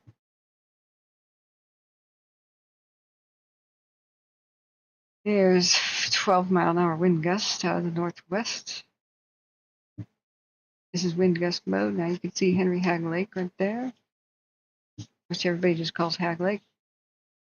7 to 8 mile-an-hour winds in general. Wind gusts 12-ish miles an hour.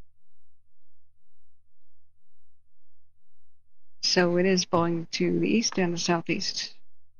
The fire was trying to go that way. It was on the other side of the Tualatin already, they said earlier today. They said it jumped the river. That's the only river there. So it's just unclear, you know. Bug says in some ways it's easier if California mods are on Oregon fires or vice versa. Yeah, for their emotional state. But the thing is that, you know, there's two types of mods. There's the link sharing and the policing mods. So policing traumatized people who are freaking out, who are otherwise good, but their emotions are absolutely, you know, afraid. We all freak out sometimes. I've freaked out a couple of times live on stream. Like, it's not one more thing, you know. I do this because I'm personally affected by these areas. I know. I have no idea if my own family, extended family members, if their cabins will survive around mineral. I have no idea. He did not have time to go get their heirlooms out. I told him to, but this is the second fire where I said, hey, the fire can go there and get your heirlooms out. And they didn't heed my warning. They just were like, oh, the officials don't have an evacuation thing yet. So it was too late. First the Dixie fire almost ate the cabins, and now this one. So, yeah, I've been fishing and swimming at Hag Go ahead Lake. for command. You're still listening? Just for documentation, Larson and Pat Valley is going to be where the field truck is. What? At least it isn't like 35 or 50 mile an hour wind gusts, or everybody would be screwed, you know.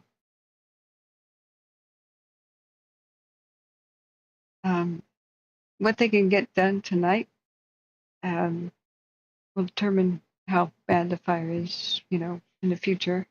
There's a huge amount of resources there now. At least now that it's nighttime, the fire doesn't have any steroids from the sun and from the heat of the day. Let me go see how hot it is out there. Okay, copy. Larson and Patton Valley is where the field truck's going to be.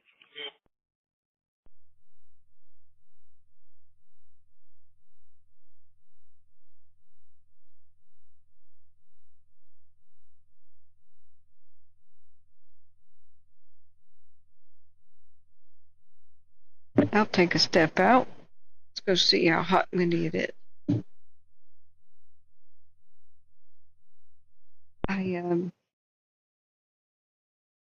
I don't know if it's a good use of the gas money or my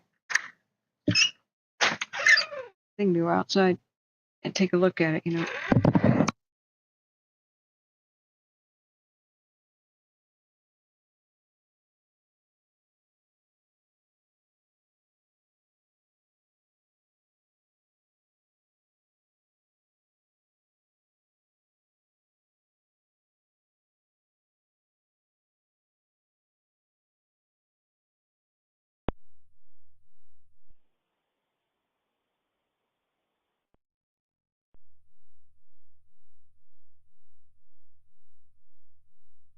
Well, I would describe it as really, really nice out. It's in the 80s and with a dead calm and crickets out in Portland. Of course, out there in Cherry Grove, it could be a little different.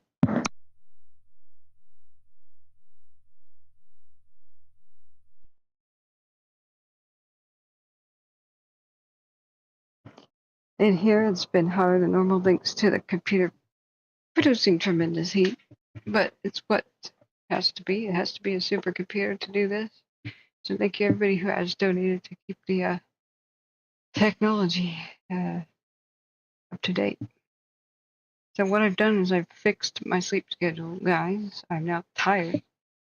And so I don't want to be up all night. Otherwise, I can't cover things during the day.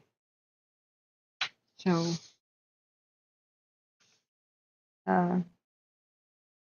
yeah, Hag Lake's the most popular fishing hole nearest to Portland. Division Yeah. Delta from Brush 1. It's very accessible. About the only place you can water ski. Nothing else is like a big enough body of water. There's not a lot of need for reservoirs and stuff around Portland. Just for like city drinking water supply and that kind of stuff. So, Division Delta from Brush 21. Delta, go ahead. yeah, it's like 3 miles an hour. Dead calm. We just drove beach one more time. It's still clear. You have a need for us elsewhere. Good sign. The copy. Beach still all clear. Negative at this time. We have no activity on the lower end. Nice.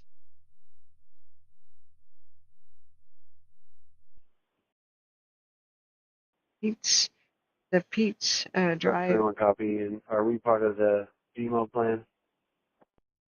That's good. Not yet. I'm sure that's in the process. But they're not demobbed yet.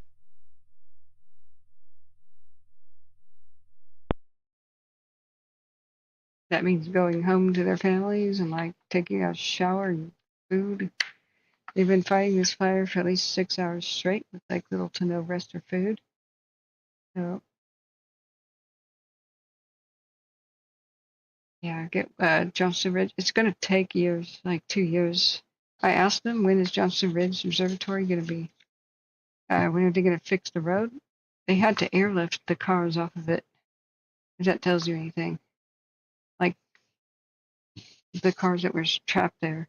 So there was a major landslide because it's seismically unstable there. Who would have thought? It's an active bubbling volcano. So what they decided is the land is too unstable, is what they told me in May when I went to Coldwater Ridge. It's too unstable on the current road that goes, I can show you guys. Let's look at the map. The road that goes to Mount St. Helens. So let's see, we'll just go to Coldwater Ridge, Washington State. What county is that? Wouldn't it have Coldwater Ridge? Washington State, USA. Coles Corner, what the hell? Alright, fine. Let's just go to Castle Rock, Washington, and then we'll figure our way east from there. Come on. Caltopo, you idiot. Hello? Castle Rock, Washington, please. Hello? Whatever. Wow, it's just laggy. Okay.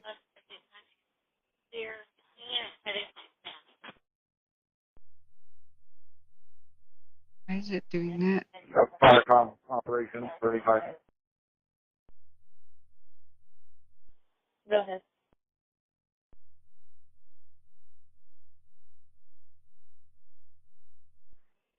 Yes, ma'am. We're going to be demobbing quite a number of resources here in the next couple of minutes. I'm going to ask them all to check out with you. What channel do you want them to be checking out with you on?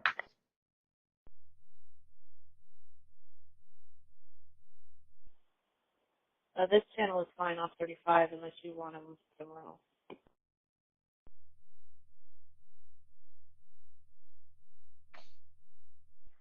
No, we can make that work. So I'm going to have them check out with you, and most of them are going to need to go back to their stations to get rehabbed. I'll let them advise if they're going to be in or out of service.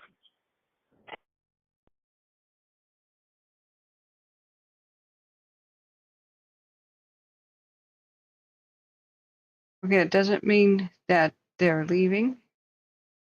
It just means people who have already been there fighting fire for 6 hours plus need to go back to their stations to rest, and they're being replaced by fresh troopers. It doesn't mean like the fire's over or it's less or something, or there's less of a threat. It means they're going to collapse. So they've been fighting fire in 95 to 100-degree heat out there and running for their lives and coming back and running for their lives and coming back. Yeah, they told me it's going to be years because in order to not have this happen again and again with the landslide area towards Johnston Ridge Observatory, they need to build like a huge bridge across to somewhere. Yeah, Caltopo is freaking out, guys. I don't know what's wrong with it. It's been weird for a week. That's why I haven't dropped the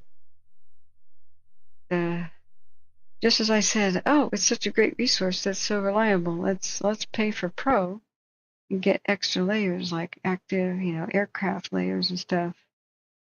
That's when it started freaking out and not being reliable anymore.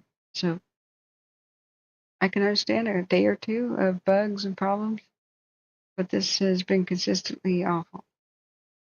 And we've desperately needed it for the park fire and the others. So I have fiber optic internet. This is not an issue. It's not me.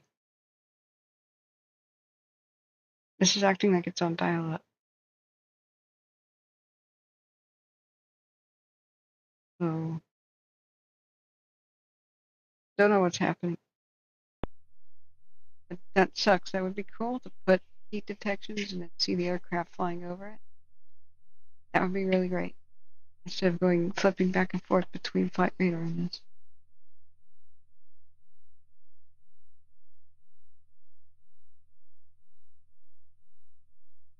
This is just awful.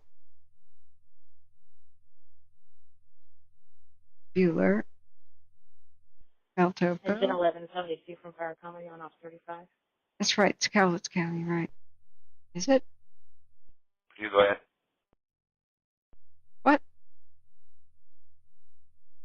I mean, where the mountain is. I think engine 1172 had traffic right before I was speaking with ops. I did not hear their traffic.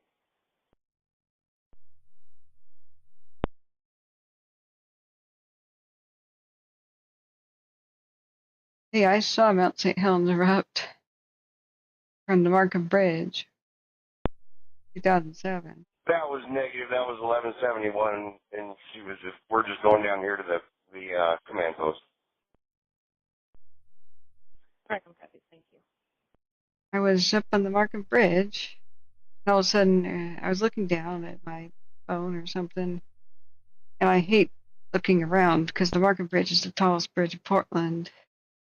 And if you look over the side, it's like there's a one-way trip to death, a double-decker bridge down to the Willamette River. And so we were facing Mount St. Helens. We were on I-5 North. And all of a sudden, my driver braked hard, throwing me kind of forward. I went, what? Traffic was stopping. I looked up, and there's a nuclear bomb cloud in the distance north of Portland just spreading out, totally white. And so people start getting out of their cars and looking like this, just looking at each other like, holy crap.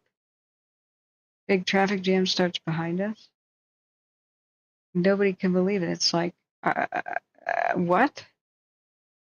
because volcanic eruptions are not surprises. Everybody knows when they're going to happen because there's earthquake swarms and then there's warnings, except for one type, a steam eruption. Those are called phreatics, and they're total surprises. Phreatic eruptions.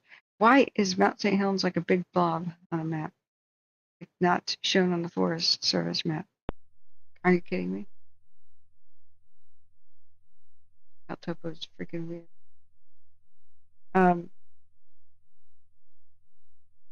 So we can go to Coldwater Ridge, hopefully.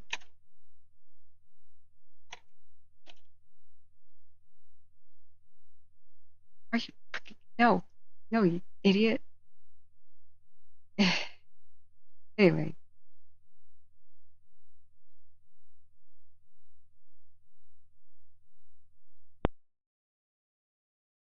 That pretty near anyway. What the hell?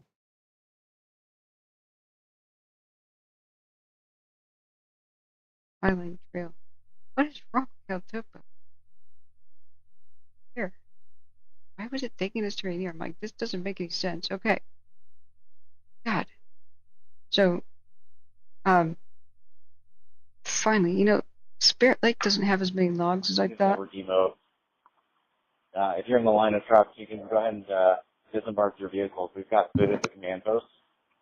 And then once you get to food, we'll have a tanker above us. That will be fueling you guys. So 4910 will be coming along, catching your numbers, and if you have any hose needs.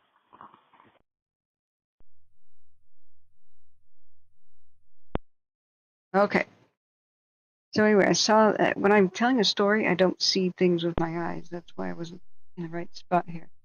I start visualizing my memory and then don't see anything. So, and it's hard to like. Starcom C1103, you can show me clearing, returning, and going back to dispatch. Copy C1103 at 2209. I'm glad they have food finally. So, Caltopo continues to freak out. So Johnston Ridge is right around here, right? Because he was right in the path of the line of fire to blow out.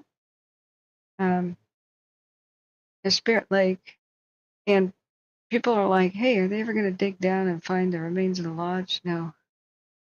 It's under 200 to 250 feet of ash, whatever would have remained of it. It would have been just obliterated. It was the force of like more than 25 atomic bombs gone detonating in one spot, so it would have vaporized like the nuclear bomb test videos. So when I was on the Markham Bridge in 2007 or so, I looked up and that was one of the best views ever that anybody could have ever seen. Just this big white mushroom cloud showing up, and it stopped all the traffic on I-5. And it was so confusing. Like, is it war? Is it like a real nuclear bomb? Do we nuke ourselves in an accident? But my driver at the time, I said, no, it's Helens. It's a phreatic eruption. What happens is inside of mountains, they're all hollow. It's like a network of caves. They fill up with meltwater from the snow. After the eons happen, all the caves and cavities fill up, and then you get springs that are always flowing out. And once the mountains fill up with water, and there's always new snow melt that happens, they become ever flowing. Like they just, it's like where the cavities are filled up, and they just poke a hole, and they start leaking out. Spring is, and that was what makes the creeks. And that's what makes the rivers, you know, and the lakes, like Spirit Lake here. So, this is ice water, it's snow melt, and then, of course, you got your heat underground, which is much hotter than normal underneath the volcano, of course, because that's where magma is a lot closer to the surface than anywhere else. So every once in a while, you got the minor quakes that keep happening. Well, if it's just the settling of the caves and internal structures collapsing and then kind of leaning on each other, and who knows what goes on inside, you know. And there's always some movement and activity. So what happens when these big underwater caves full of the ice water, when a crack happens and it goes down, it hits the hot rocks beneath that are heated by magma. Boom! Extreme explosion. So there's a lot of phreatic eruptions happening when a volcanoes are about to erupt. So St. Helens first started with some phreatic. These are the ones that kill volcanologists the most, because they can be up there taking rock samples, walking around, surveying. You can never tell when one is about to happen. It's just water found hot rock and then extreme explosive reaction. The world's largest steam explosions.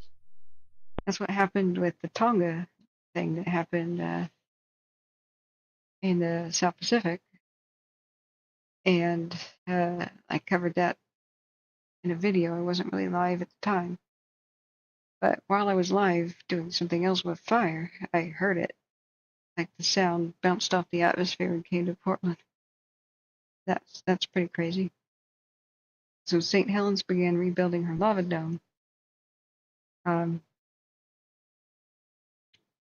think that's Johnson Ridge Observatory. Yeah, that's the parking lot right there. St. Helens began rebuilding her lava dome and being active again, and occasionally had phreatic eruptions. Yeah, that's the visitor center right there. And it just happened to be that day I was driving, passenger on Portland's Markham Bridge, one of the tallest places in the city. Yeah, I had a front row seat to a gigantic mushroom cloud, phreatic. The phreatic eruption in 2007. I'm sure there's a video, image, or something. It was giant. Of course, Google search is irrelevant and stupid. I think Google's going to go down. If any search engine can replace them, it's just not stupid. Like, I searched for phreatic. Why would you show the magmatic eruption images? Shut the hell up, you know? Just like, are you kidding? Now we have to dig for something, find out what we want. In the age of AI, this shouldn't happen anymore. AI should be sorting away all the crappy images I don't want to see. I have to dig now. Maybe in 2008. Kevin.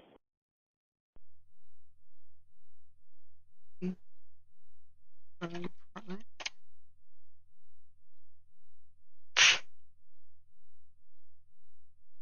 Yeah. Okay, here's a Wikipedia article. Best thing we can get. 15 seconds, staging. 2004 to 2008 eruption. Go for staging. There. It was a lot like that. Seeing that from Portland was like, holy crap, I didn't have a camera. Yeah. Russell Shuttle says the eruption in June, we felt the blast wave and heard the crack in Forest Grove in June 1980. Oh man, that's crazy. Do you have any pictures? That was Engine 15 advising back in staging. Rob says, hey Rob, by the way, any idea why Watch Duty continues to report the leaf fall fire is 100 acres and doesn't show a burn area for it? Because nobody mapped. 1121 is back at staging. They don't know where the fire is. They don't know what the burn area is. There's been no mapping plane. So firefighters don't know from one moment to the next where the fire is. They keep asking each other, where's the fire? You know, it takes a mapping plane to do that. There won't be a perimeter to report. Nobody even knows how big it is. So that would be why. And Watch Duty doesn't report like anything until like officials get around to saying it. So as we were listening to the radio and they said level 3 evacuation go now for Cherry Grove, I said that there was one at 5:35. The officials didn't get around to announcing it till an hour later. So that's when Watch Duty got around to announcing it. Copy, I'll be right behind 7. I don't know. We don't have many volunteers for Oregon. They started out as a California thing. So it looked a lot like this from my vantage point, but you can tell phreatic because it's white. It's steam. Magmatic eruption is going to be, those horrible grays and blacks, and then have purple lightning in it and stuff. So my freaked out passenger, or driver actually, I was a passenger, said, "It's about St Helens erupting. Could there be lava and did it blow up?" And there was a huge explosion. Anybody on the mountain would have died. And he had been hiking, but they had shut it down, of course, due to its activity. I have a bunch out of caution for the public. So, Taking officer, McMinnville Brush 1, on off 35. if I had been able to take a picture, that would have been Pulitzer Prize winning stuff. I had a good Go camera for staging. back in the day. We advise we are departing the scene. Time now.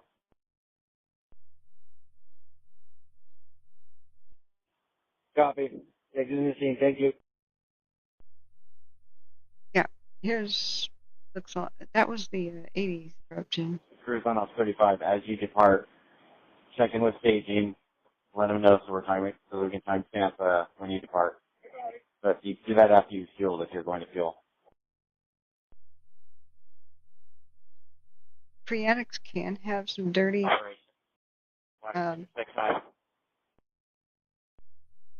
Phreatics can have a salt and pepper look to them at first because there is dirt that they're blasting up.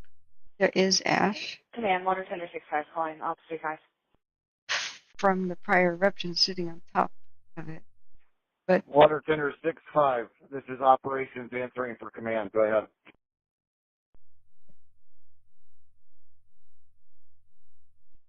Operations, you have E7 available. They make their way back up to where they last saw us on Summit Road. that's how it looked from Portland in May 80. Okay, you're asking for C7 back up to where he last saw you up on Summit. That's perfect, thank you. Okay, I just face to face with him. He's on the way.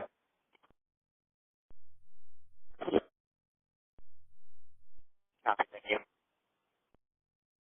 Man, the crazy power, the tree shattering power. Operations from Hillsborough C1. Yeah, C1 standby for just a second.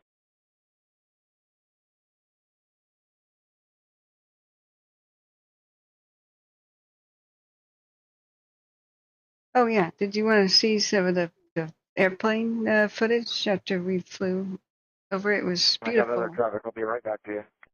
A C-Probe and C-Probe flew me and my mom Easter Day. You guys want to see some of that behind the scenes? As soon as I found it, I was gonna upload videos of flying around St Helens. Hillsborough C1 operations 35. So let me go dig that up. You guys wouldn't be interested in that, would you?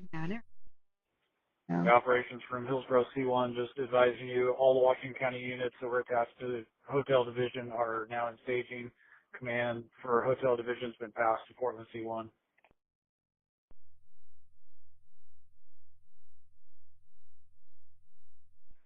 All right. All right, C1 to C1. Thank you very much.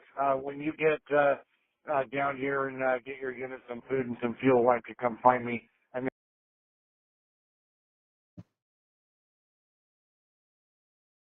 Radio just kind of cut off there. All right, let's see. Not St. Helens flight.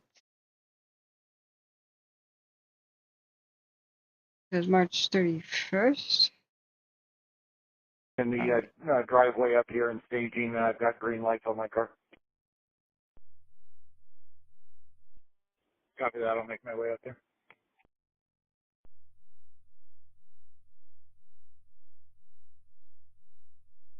Unfortunately, I was in the passenger seat of the airplane, and I found out that all pilots are required to go counterclockwise around the mountains, so to avoid mid-air collision stuff. There's still lots of flight tourism around it, of course, Mount St. Helens.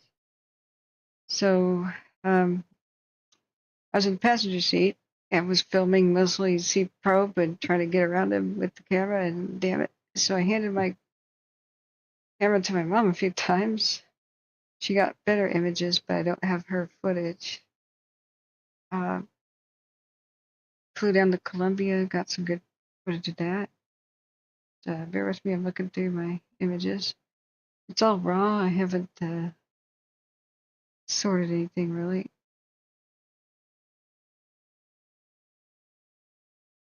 And I filmed it in HEIC, which is difficult for like Windows Media Player playback.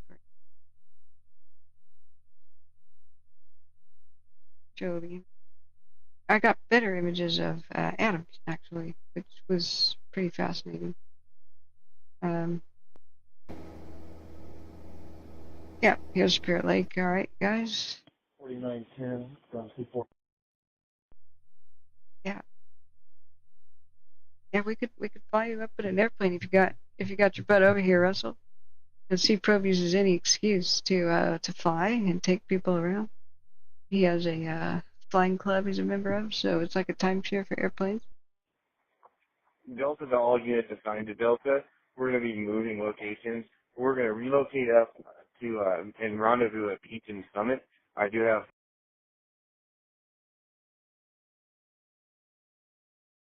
Pete and Summit Drive. All right, here's a special treat for you, friends. You kind supporters and donors, it's brought to you almost like a Patreon thing. You get to see it before everybody else. Here is your treat. And I'm going to bed early tonight, I swear to God. And I just cursed everybody. A new fire will break out, I'm sure. But, damn it. food for the whole crew. Still listening and trying to figure out the summary. 64 copies, relocation to Peach and Summit. The fire at Cherry Grove is not over. It's going to be a hard battle. I don't know if they lost structures today. They may have. They're prepping the entire town for structure protection. I don't know if people will be allowed back in. I don't know where people are actually sheltering right now. That's one thing I have to check on real quick. With the Lee Falls. They're just saying Knights of Matthias Gaston Lodge in front of Gaston. Washington County Fairgrounds for the animals. The large animals. If this continues to threaten the town, I'll go there and, that's one place that I could go and see. Try to help out or something. Yeah, but here is the flight.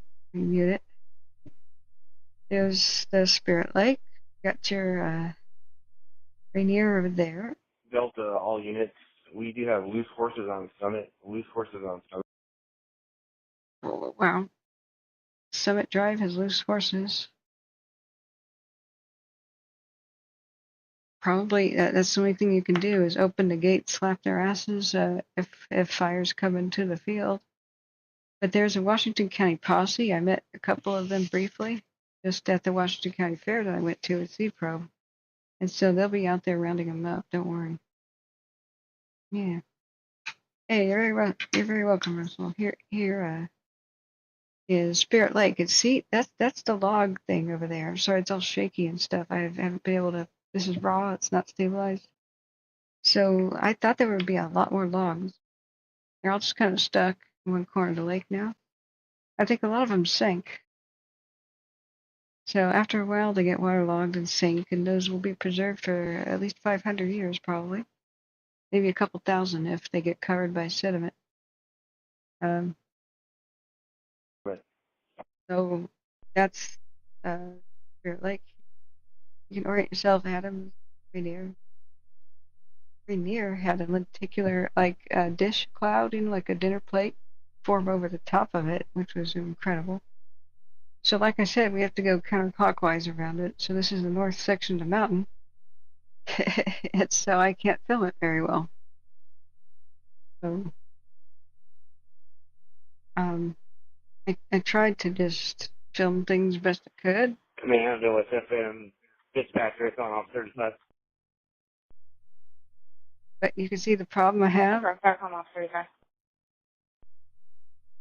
Just sat in the back. I offered it to Mom though. I was attempting command. This is OSFM Fitzpatrick off 35. Yeah, it's Patrick Ops. Go ahead. I was looking for IC Axel so I can do a face-to-face with him. I tried as best as I could to kind of plant my elbows and stabilize it. Yeah, C11 command from operations 35.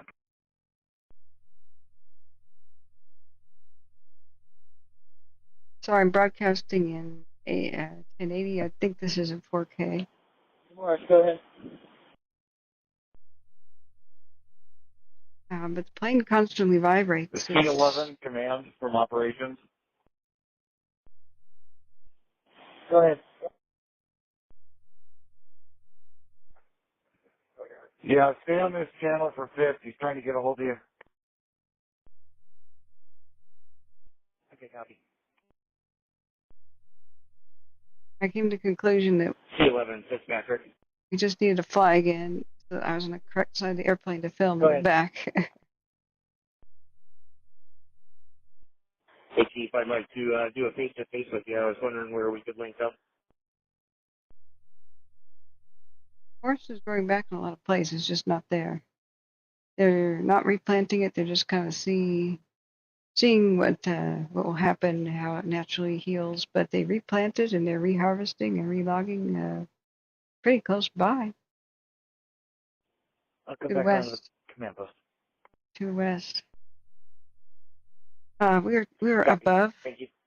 We were above Johnston Ridge Observatory, so I couldn't film down and here I'm explaining things to my mom and Z-probe about like where we are, what we're seeing. Staging from Hillsborough C1. This was a real spur of the moment trip. I didn't have a lot of time to prep. Yeah, I'm clearing the scene and demoting. I purchased for like $200 some special equipment. Copy, 2231. And we're still listening to Fire Cherry Grove. They're swapping units. Those who have fought fire all day, they're trying to pull off to get some rest and trying to put some new, fresh people there. So I should have put the GoPro on because as we came back to land at the second part of the Portland airport, which is called Hillsborough Airport, but it's Port of Portland, we almost hit an eagle. I didn't bring the GoPro because C-Probe said there was no way to mount the GoPro and we had to go right now. Let's grab the plane. So I didn't charge up the GoPro batteries, and I look at the ceiling and there's a GoPro mount. I'm like, C-Probe. So that's that one clip there. I think it continues. A second one. Yeah, the plane just goes around too fast. You can't like slow it down to get good images. That was one thing I wasn't prepared for. Is we would have to do multiple circles around Mount St. Helens. So I planned a quick, awesome volcano tour for me, Mom, and C-Probe. I said first we plot a course. We go to Mount St. Helens direct, pass around it twice. We'll see Rainier in the distance. Then we'll go east. We'll circle Adams once. Then we'll go south and circle Hood once, and then we'll go over the waterfall at Morgan City and approach Hillsborough from the south. And so C-Probe charted that course, and then I went charging up my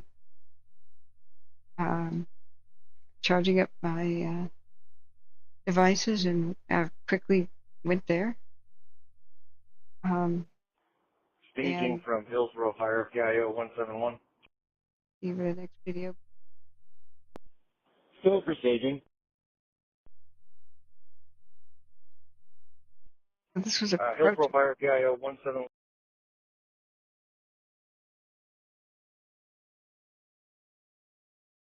that is Helens. As we were approaching it, these are out of order. This is coming on the southeast portion. So Adams is ahead of us.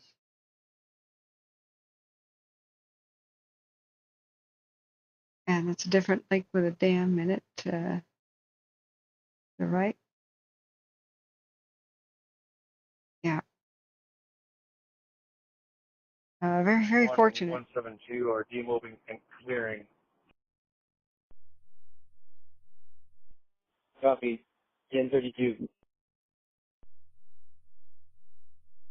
Yeah, and I didn't even have time to wash the windows. They were all really damn dirty. I was like, C-Probe, can we? And he started rushing us. And I'm like, is there a reason we have to rush here? It turns out he had like a Zoom meeting appointment at the end of the day. So we only got one pass around St Helens. I begged him to go back. And we only went around Adams instead of being able to circle it. Let's see if I've, speaking of airplanes, there's one low pass buzzing us right now. So there's Helens. Or is that Adams actually? Hang on. That's Rainier. Look at the cool cloud that was forming above Rainier at the time.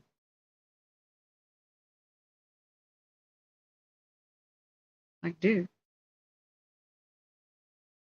And there's Helens, so we're flying away from her now, I guess. Towards Adams. You see how dirty the windows are and stuff? It's kind of embarrassing. I was like, can I quickly? No, let's go. Oh. Hood, Adams was freaking gorgeous. Snowpack was impressive during the March 31st. Just,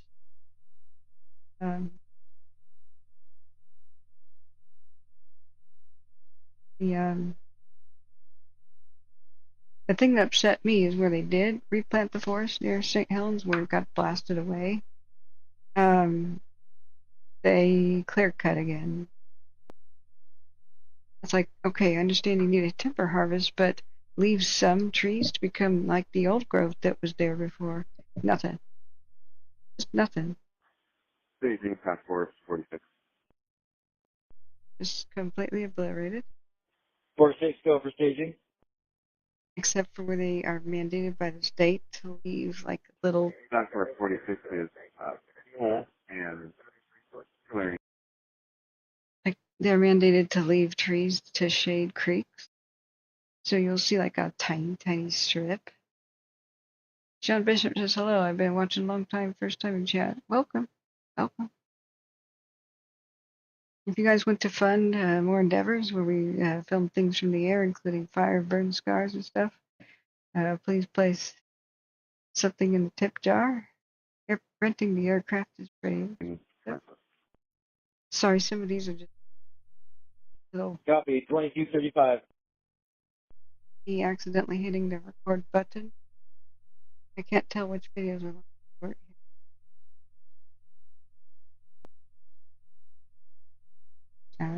Like that. Whoops.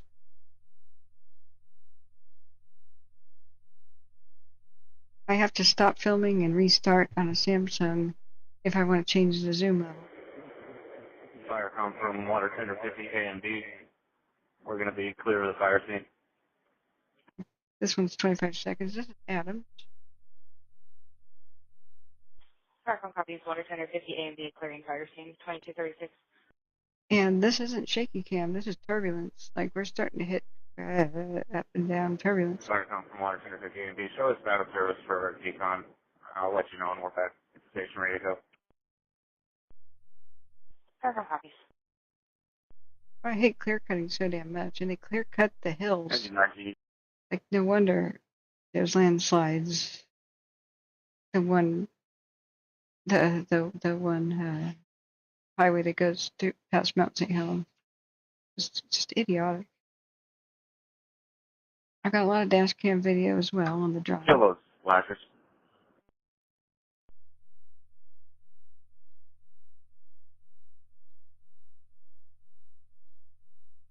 We got.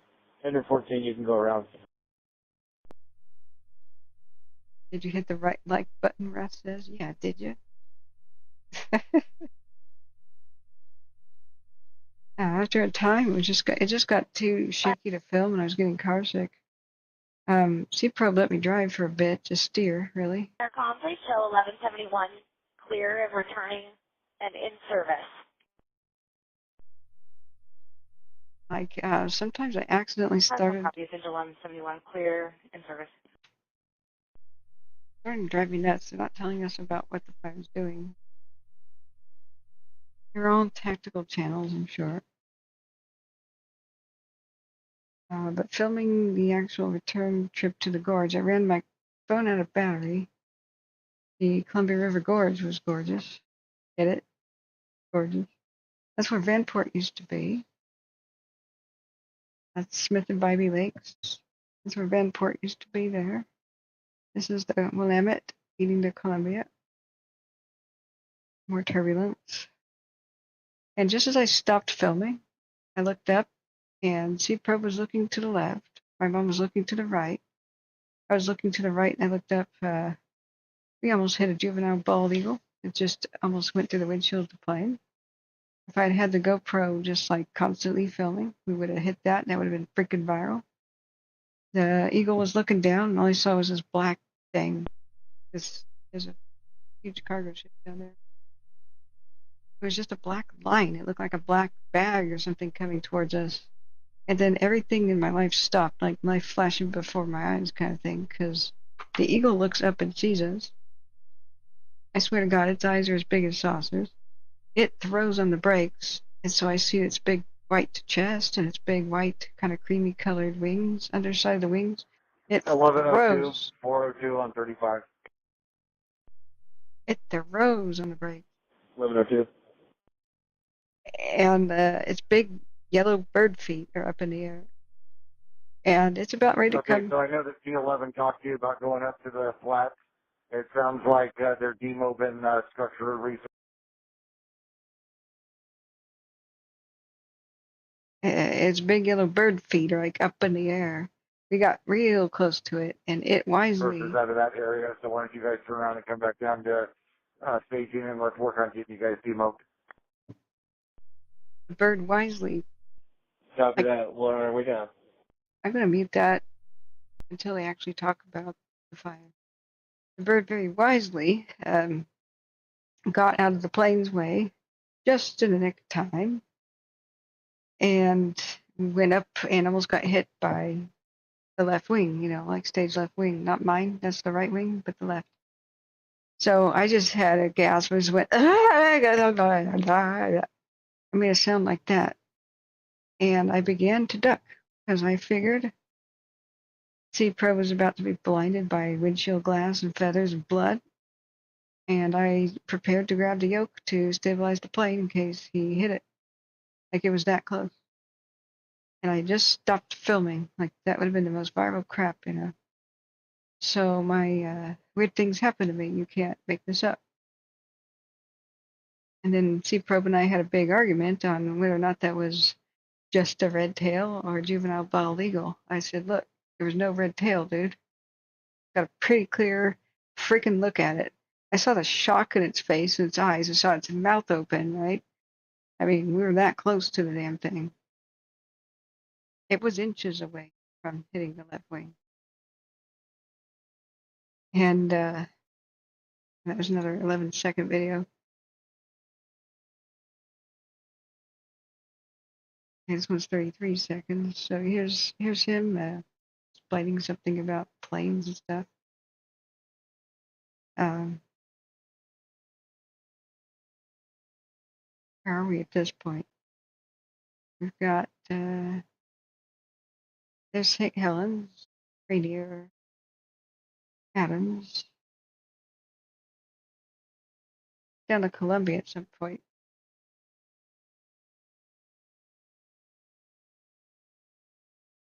Operations, go ahead. Ask if they're not needing fuel, if they've already been fed, can they demob directly or do they have to come through? Resources at Ash in that Grove. So as long as they can get around everybody safely, they're welcome to clear. I don't have another reason to hold on to them. I just do want to make sure that You said there's a heck of a line. Okay.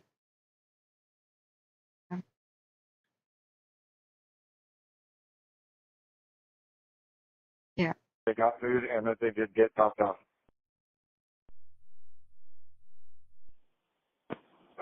Copy that.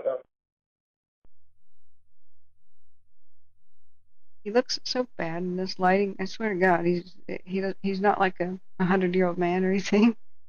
But he does look terrible in the lighting inside of the interior of the Staging plane. from Water Tender 1. Go for staging. Clear fuel, training quarters. So that's the Tootle, I believe, where the mud signs. Copy. Water tender 1.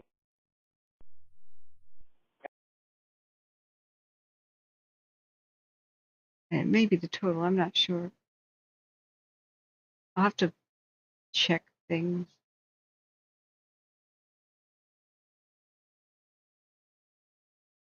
That's just coming counterclockwise around Mount St. Helens, and I'm like, wait, you got to go clockwise so I can film out the right side of the plane. He goes, nope, air traffic control says counterclockwise.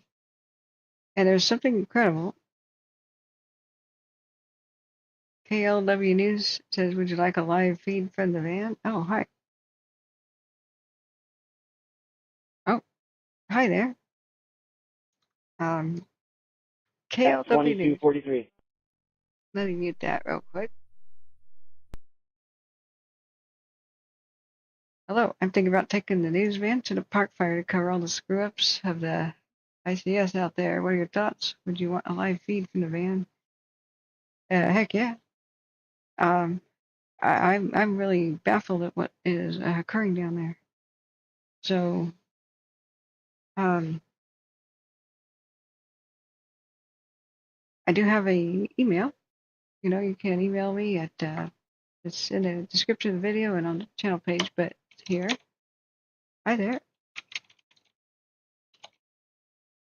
I'm going to try to get a press pass and get my happy ass down to California to help cover the events and also just talk to my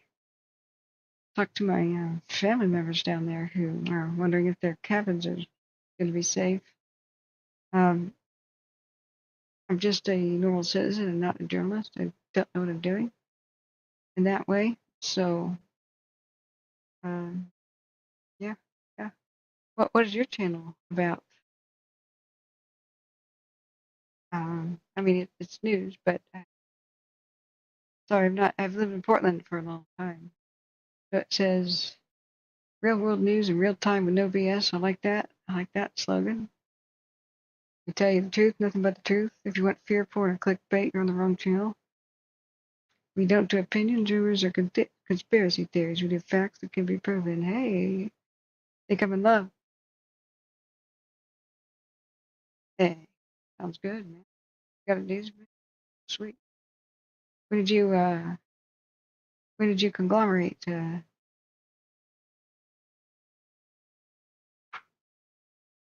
Link you here. Right, hang on. There's news about this fire. Let's listen. We've made it down off the hill. We are ready to go back home. We don't need fuel or water or food. Like somebody got hurt. Like dozer crews jumped off their Okay. dozer. If you're good, you're welcome to clear. I don't know how well you're going to be able to get around Apparatus, so please just move safely through here. But I don't need to hold on to you. Go to the park Sounds fire. good. Firecom, engine 15, clear returning. Firecom copies 2246. Yeah. 4910 staging, 4910 from ops. Ops, go ahead for staging. Yeah, just let it know that we just released engine 15 and they're going home direct. Yeah, you're on text. I'm going to let him know. Are you headed there now? Instead of Operation 265A and B. feel awkward calling you KLW, if that's what you want me to address you as, or if you have a first name, I'll address you. I grew up in Plymouth, Yuba Sutter County. Lived in Portland now for a while. Staging, Rescue 11. You were a wildland firefighter for years. You know the park fires for a major staging. screw up. Yeah. Butte County. I don't know why they didn't Yeah, prepare. Rescue 11's clear returning. I'm gonna mute that. Not there now, but thinking of going. Well, what I'd like to identify is the constructive criticism kind of thing. Like I'm not out there to crucify anybody, but I'm extremely critical of the system, and we need to know what happened. Where are you currently? Thank you for your service as a wildland firefighter. This is absolutely something that could have been prevented. Always expect arsonists to run around river bottoms and drunks and people to start fires. But a 10-foot tall grass almost, or shoulder high grass, sheet grass, that should have been looked upon as a huge threat to the Chico and Butte County area. Not making pre-made dozer lines, not burning it off, not grazing it, not mowing it, not doing anything to protect the communities, not having no grids, no pre-made lines. I have no idea why these counties are like so surprised. It's the thickest grass out here, 15. They've been saying that there's no firefighter injuries, but we hear people being air ambulance out. Yeah. Point out the mistakes, see what should have been done ahead instead. Yeah, good. As long as everything is with a constructive, but constructive criticism, that's exactly what we got to do.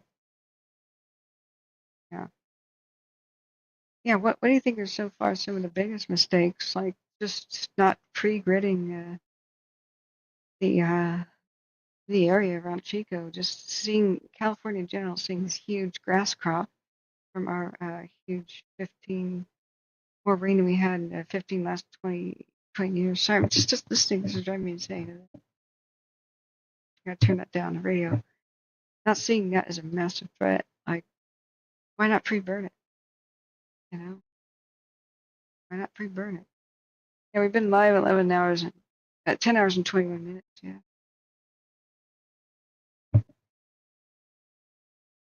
Yeah, they're clearing the units of Chico. They're asking if people got dinner. Stay firm, good. Like the fire crews, for example, on the park, they fought fire for like 16 hours without any food. It was just like, seriously. But I grew up around there. I can show you around. It takes about 20 hours for me to drive from Portland to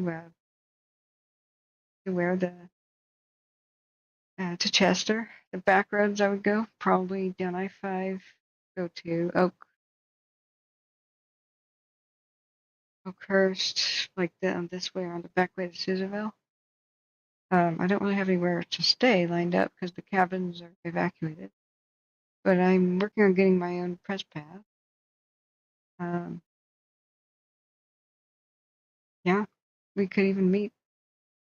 How far away are you from seeing? Because here's Chester's under what kind of level 2?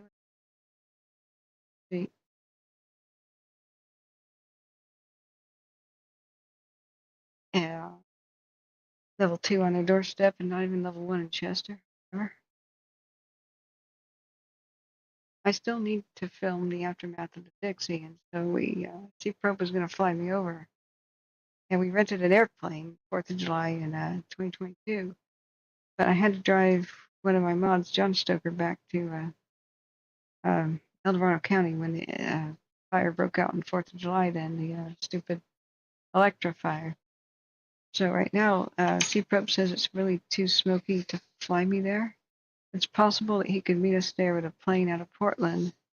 And there's a pretty big TFR, no fly zone for civilians. I could directly above and around the park fire, but we'd be able to film it from the side. You're just thinking about going, okay?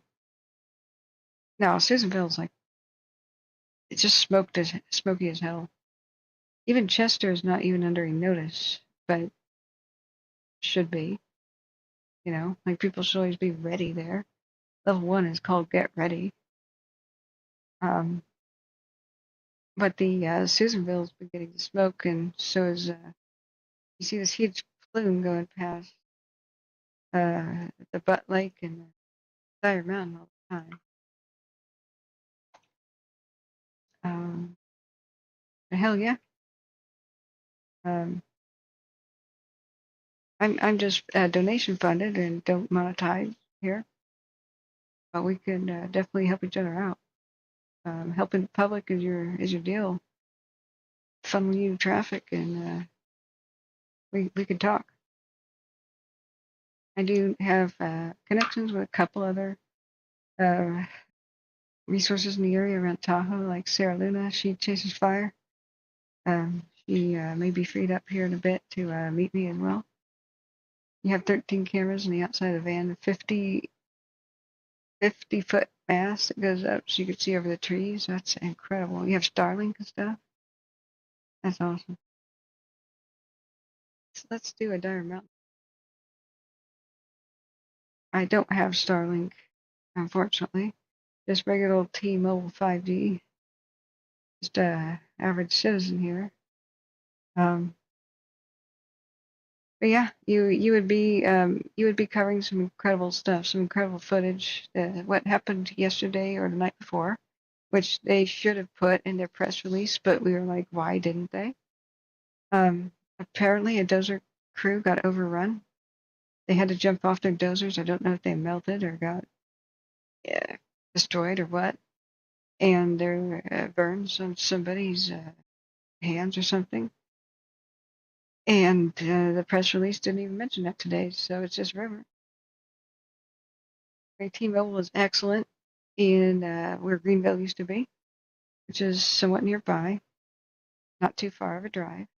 You have you've got almost gigabit T-Mobile at Greenville, and somewhat near the lake shore, like the west shore of Eleanor. Chester, I would imagine so. I'm not sure. You can stream 24/7 there. Yeah, you'd be getting Pulitzer Prize winning stuff. The JB sent me a.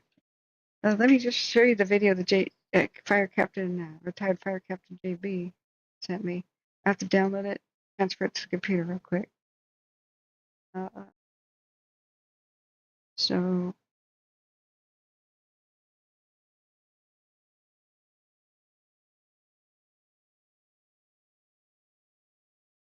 McMinnville and Yamhill units showed up. Yes, that's correct. The entire Task Force 46 demoved together. I save video. Copy, thank you. Right. Ops from engine 6-4, light brush 6-4, with clears for return.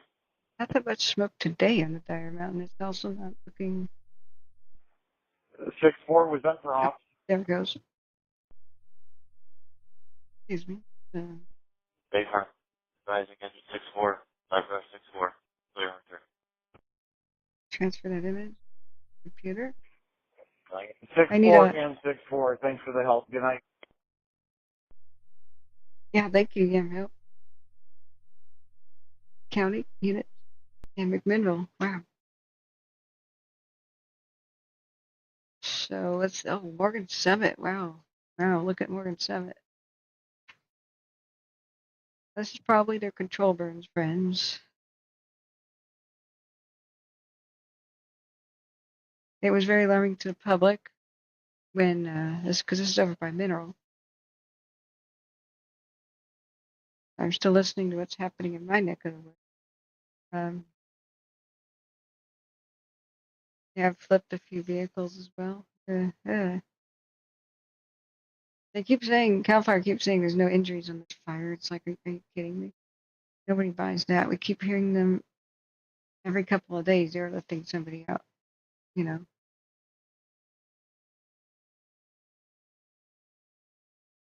Still listening to what's going on. So apparently, 64 as well as tender and brush 30. If you can capture both of those. okay, there's talk about the firefighters they're sending home.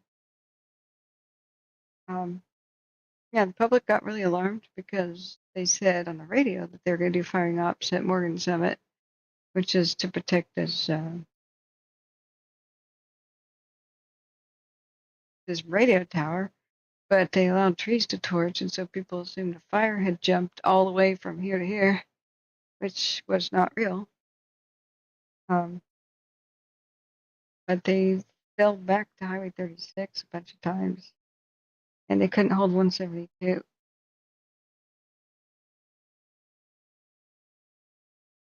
Let me try to show you guys what 172 is at.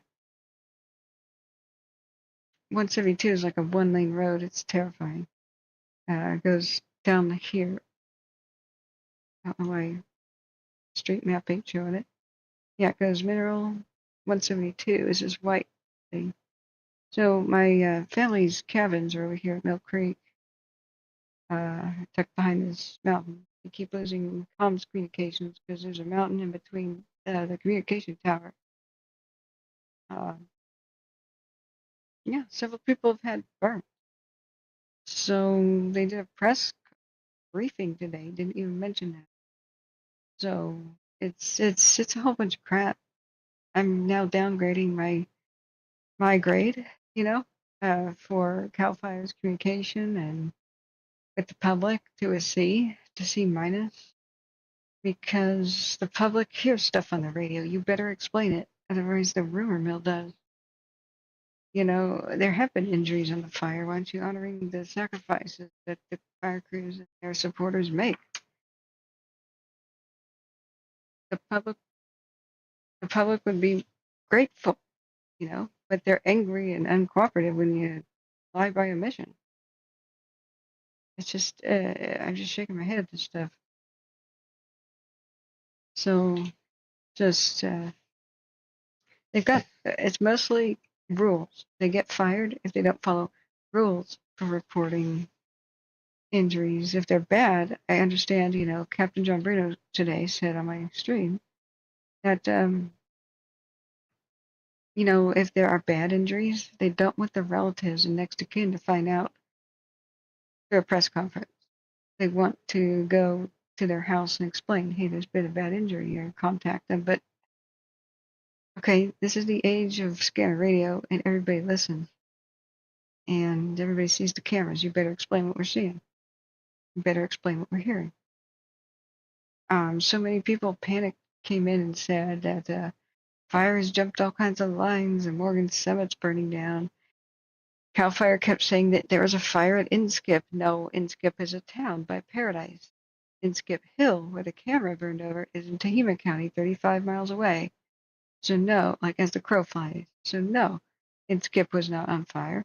Then that started a campaign of rumors that Paradise was evacuating, and no, it was not. They really got to be careful what they tell the public, and it's been pretty abysmal. So, yeah, I think the park fire is the big fire of California, unfortunately, the big one. If it does get out of control, if it does get past them up here, Drake's Bad is the place that might burn down. It's got a huge fuel load. They barely saved it in the Dixie, but yeah.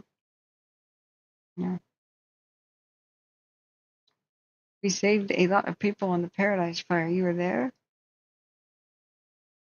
You were there? And my brother was a missing person until he checked in. I bit my fingernails off then. That's when I decided that I should do something like Firestream. I just thought that it would be a one-time deal. I just showed people the maps and did scanner radio. At the time of the Paradise Fire, it wasn't, my original idea was I would screenwrite for Hollywood, and then I would travel and film travels like abandoned places and ghost towns and history. Not paranormal, but ghost town history. So, hey, Helen, welcome back.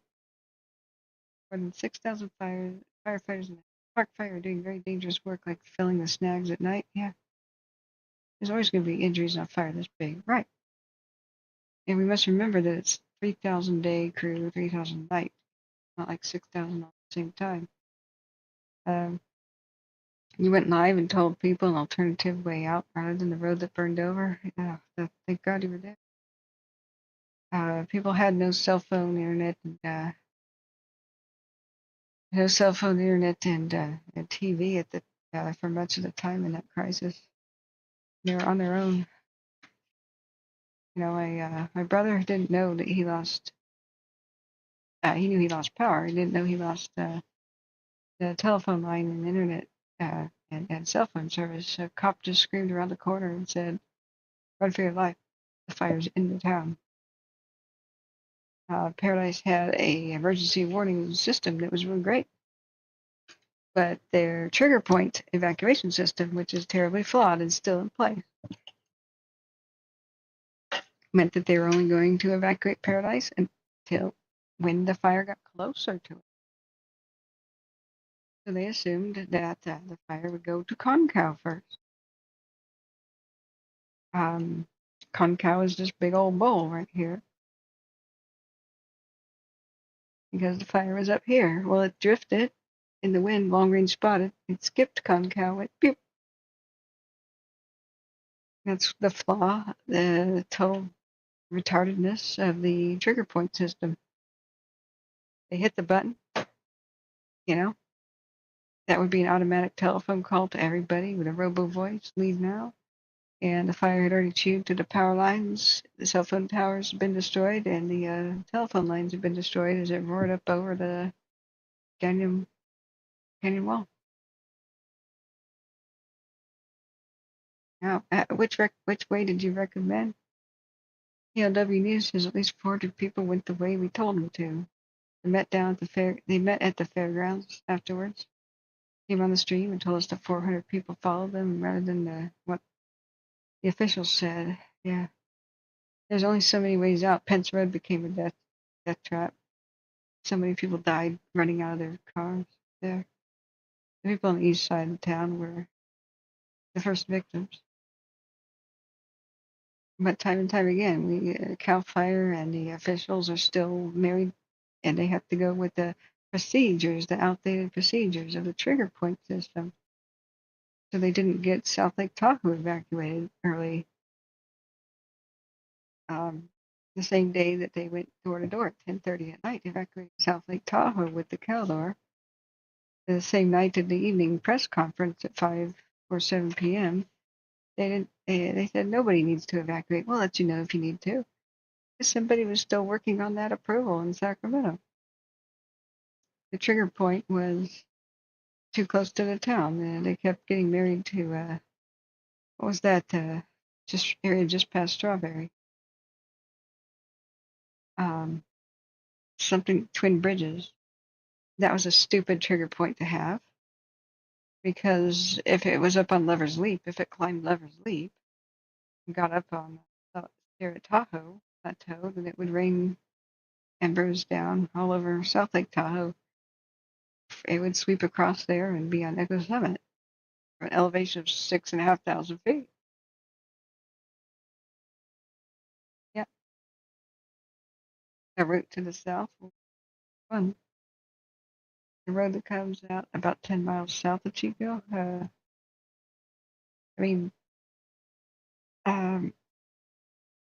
go. There's Skyway. It was the best for the longest amount of time. That's the furthest one to the west. There's three main ones, and I just say that there's three because the fourth meets the third, basically. We have Skyway at the furthest west.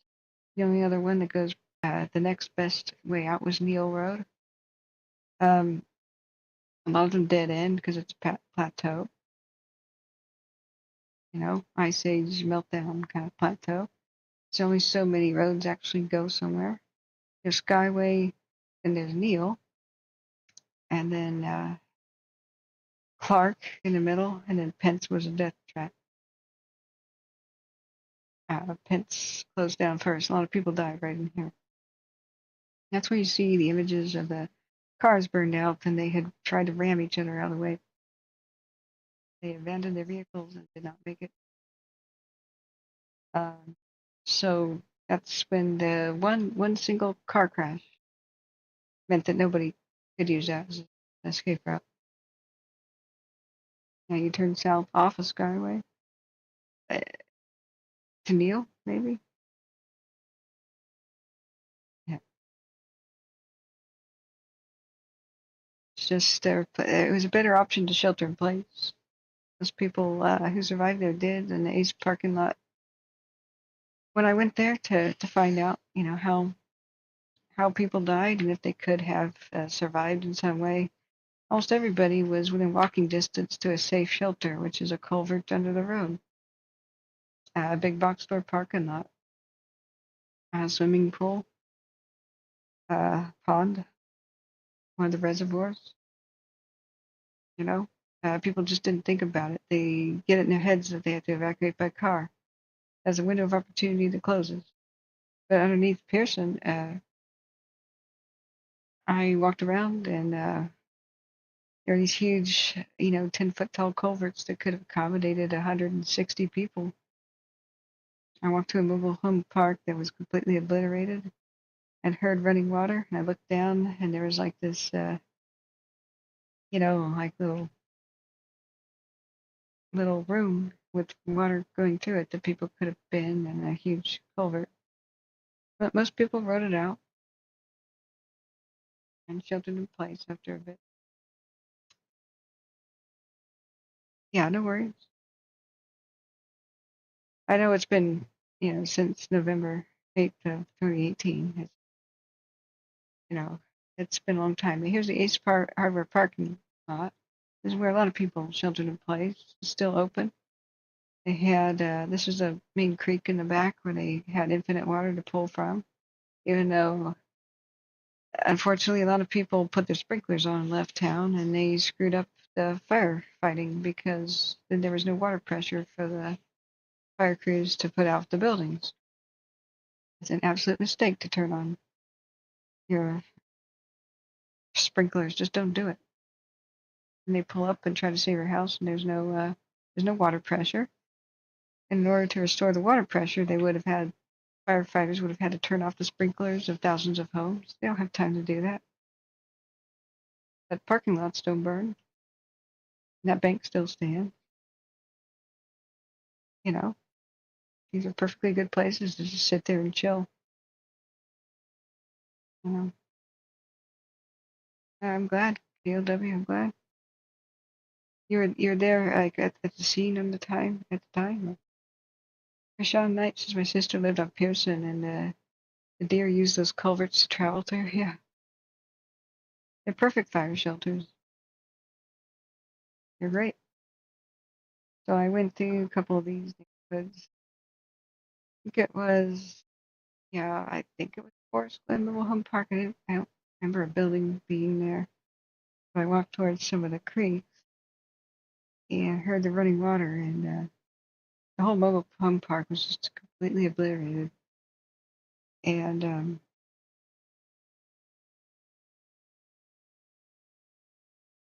sorry, this is emotional. Even look at this.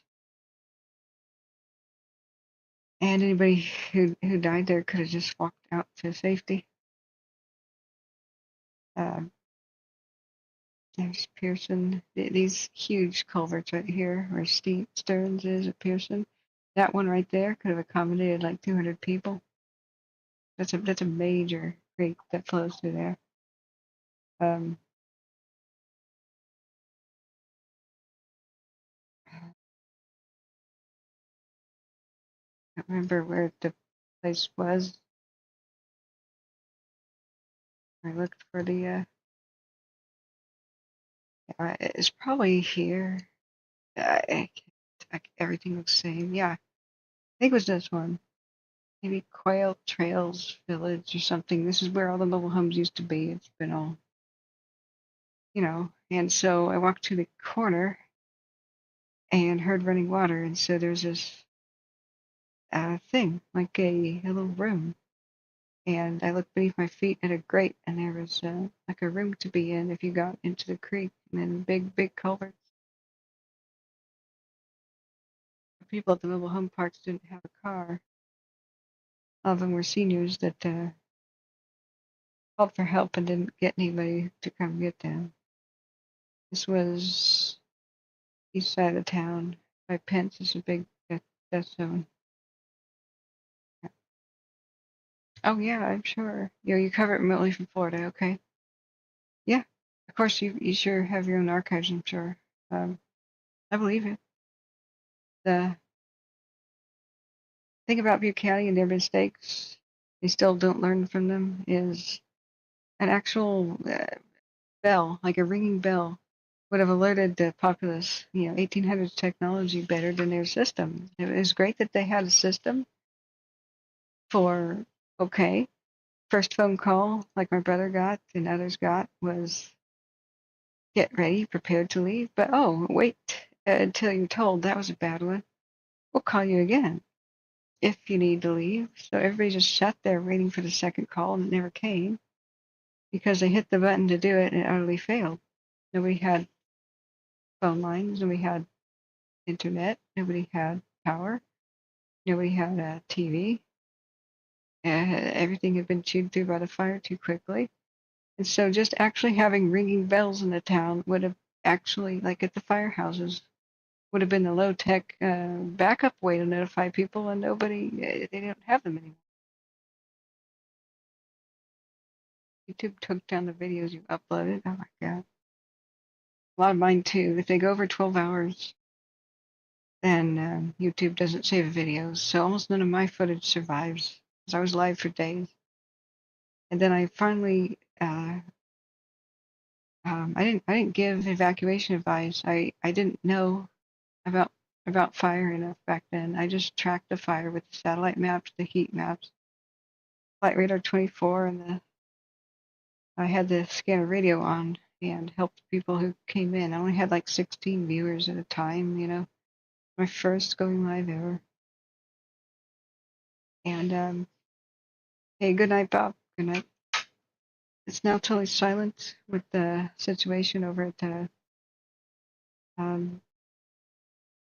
wow, a Pegasus. It's now totally silent. We don't know anything more about Cherry Grove. I'm not going to go film there tonight. Oh, here, let me show you guys the videos. I forgot I was downloading. Like what you could expect to see at the park fire. This is really frightening stuff. Let me see. Here it is. This is what you could expect to see at the park fire.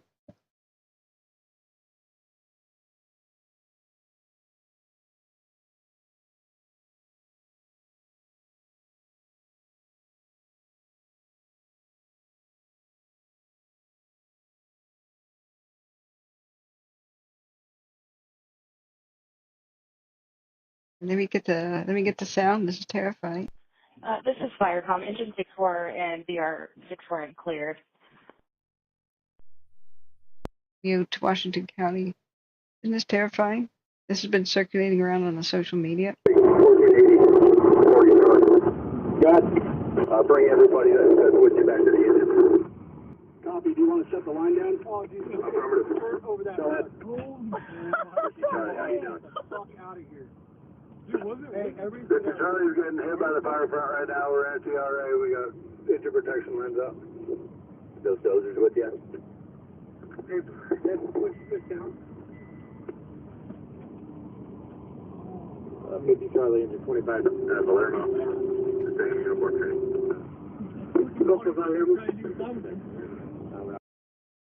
Yeah, the actual gate to hell. Sorry about the cuss words. You have a 300x HD camera. I plan to watch from a distance. Kind of a difficult thing to watch from a distance.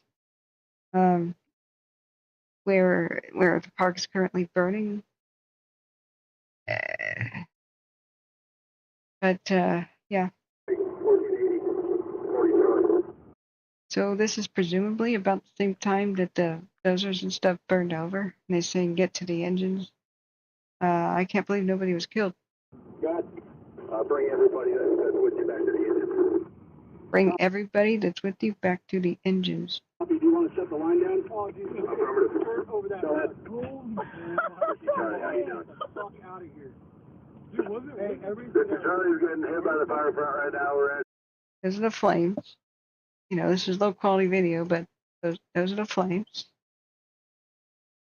And the laughter is a reaction to extreme stress. So I think what the laughter was about was a tree had just been pushed over by the high winds. And it's like, oh my God, we're going to die.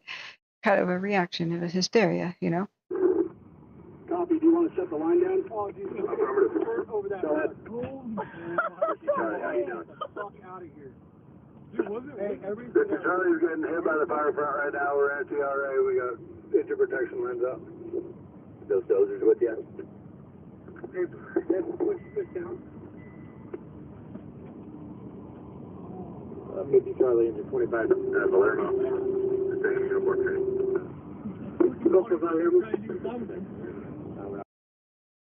So these are the videos I show people when they get ideas in their head about defending their house with a garden hose. You can't. Or with any kind of hose, you can't. That's when fire crews are running away for their lives. You go on ridge tops and overlook the fire. The way that the park's been acting, it'll be challenging with that idea. You possibly could stay in a safe place, but with the extreme long-range spotting, it could really be on your doorstep from wherever you're filming. Like right now around here at Turner Mountain, where there's 2 helicopters right now, the nighttime helicopters.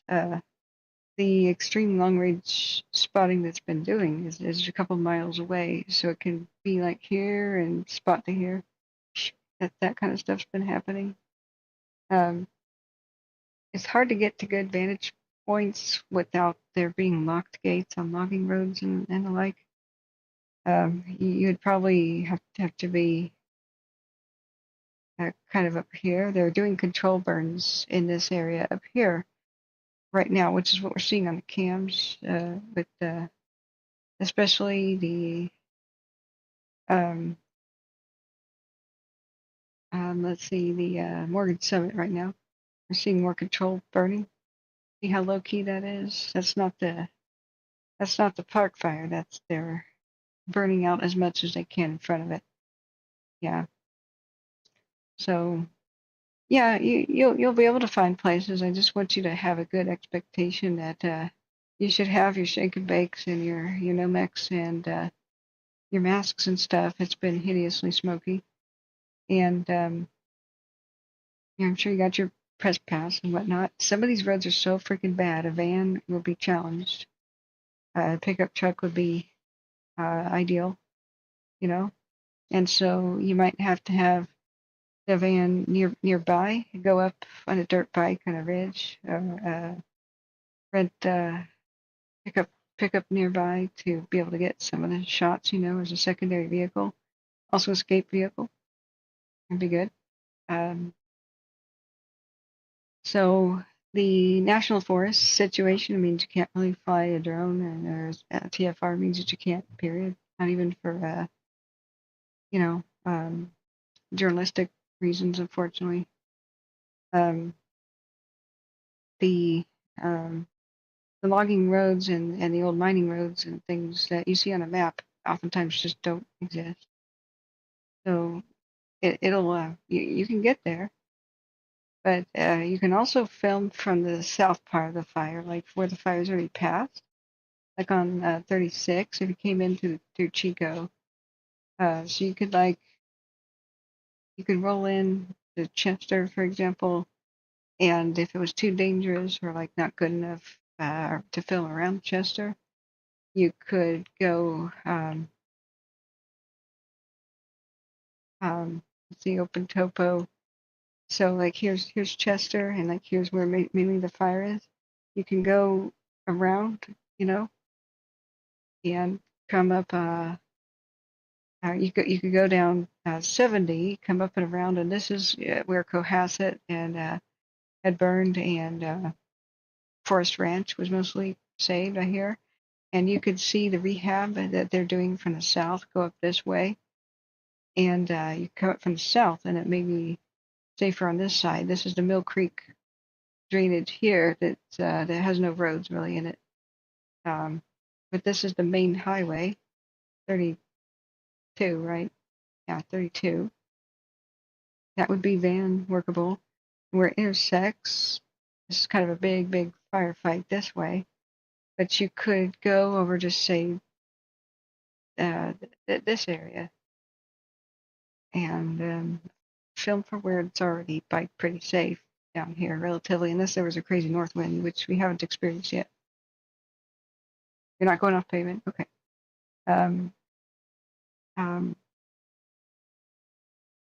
Wait, what, Helen? What are we doing?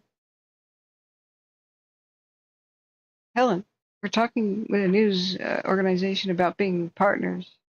You're not spamming. Yeah, Helen, everything's fine. I'm giving advice to an actual news agency. we might help each other out. Helen may not be listening to me, actually. She's sometimes on the radio listening to the fire chatter. It's all good. I'm giving advice to a news agency, a legit one. Yeah, yeah. That's it. A lot of my mods are very protective of me. I hope you understand. And most of the time, they're listening to the radio stations that I can't. I'm gonna switch away now from Washington County because we're not hearing anything new. I was supposed to go to bed early today. I woke up at 6. It's almost midnight. We're almost 11 hours. I've been streaming 11 hours. I will have to restart every 12 hours or just end the stream. Yeah, it's okay. It's all right. So we get a lot of fake fire victims and news journalists and stuff that just they come in here. I hope you understand. But I just checked out your channel, real quick. You seem legit. So I can give you all kinds of advice. Make contact with me with my email, and then we could text or whatever. It'd be a long drive from Texas, but I would get here quick if you want to film the most compelling stuff that's going on. This is a make or break day for both this and the Crozier. If they let the fire slip past them, which it just may have to do, Drake's Bad would be the next one in the line of fire. Not trying to use puns here, but the locals have told me that the Dixie fire burn scar may protect Chester a little bit over here. That they've been doing a lot of logging to get the stupid dead trees off the landscape, trying to protect Chester. I'm still a bit worried for the area, but Drake's Bad, they are seriously worried for, and they barely saved it. If I can just show you where Drake's Bad is. They lost a couple of cabins. It's a historic area of hot springs, north of Mineral. So Drake's Bad is, that's the mountain, and Bumpus Hill is the boiling mud flats. That's the actual volcano. Drake's Bad over here. Here's where they're desperately trying to save cabins here. Mill Creek is actually here, not there. Here. Yeah, Google Maps, what the hell is wrong with you? Mill Creek is not over there. That's Child's Meadows. Anyway, Mill Creek is right here. Whatever. It's probably a Mill Creek address. That's why they're doing that. So our that's Mineral, where the camera is burning. Morgan Summit is right here, or actually right there. So they're burning this right now to try to stop the fire, and it's gone over 172. It's up in here. They're still trying to save the cabins and stuff that are strung out along 172. This is like a one-lane road that's terrifying to drive because you turn around the corner and you almost want to head-on collide, with RVs and people towing boats and stuff. The main highway is 36, and it's not really that much of a good fire line either. So, 36, about what you get. 172, which is absolutely terrifyingly narrow. Like I said, it's like a one-lane highway. They're trying to hold this with a huge, massive fire coming. California needs to really rethink how narrow some of their highways are and enlarge them. So Turner Mountain, they still have a big firefight. They're trying to stop the this. They're trying to make a line like this because the fire's just kind of going past this way. At least they could save this area and maybe save Mineral proper. Mineral proper looks like so. This is where there's a flurry of crews and activities. I don't know where that terrifying video was at, but this is very difficult to hold, as you can see. You have infrared cameras. Ooh, yeah, so you can get good shots from a distance. Definitely. I'll show you a before and after that's terrifying. See, not quite there. There's a good shot of the scenic, this. All right, see this? So there's a big eagle up there. Okay. This picture is October 2023. This is looking south of 172 from Mineral. So if you look at the watch duty,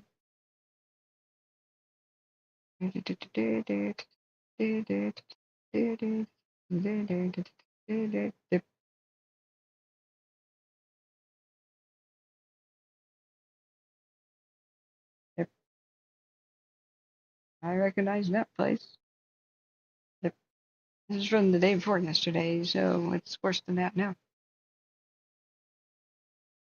Yeah. All right, you can get good shots. I'm pretty sure. Yeah. Yeah. I'm sorry, Spyman. I'm not. I thought you heard me. We won't be going to Cherry Grove because I have to be there tomorrow. I can't get the press pass. I don't think we'll be able to see anything.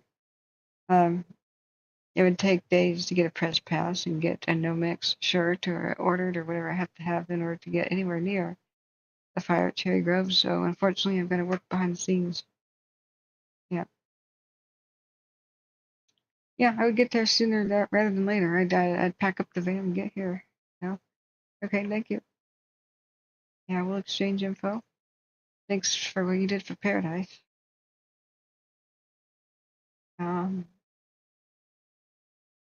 Used to take horseback riding lessons there, and I still can't believe it happened.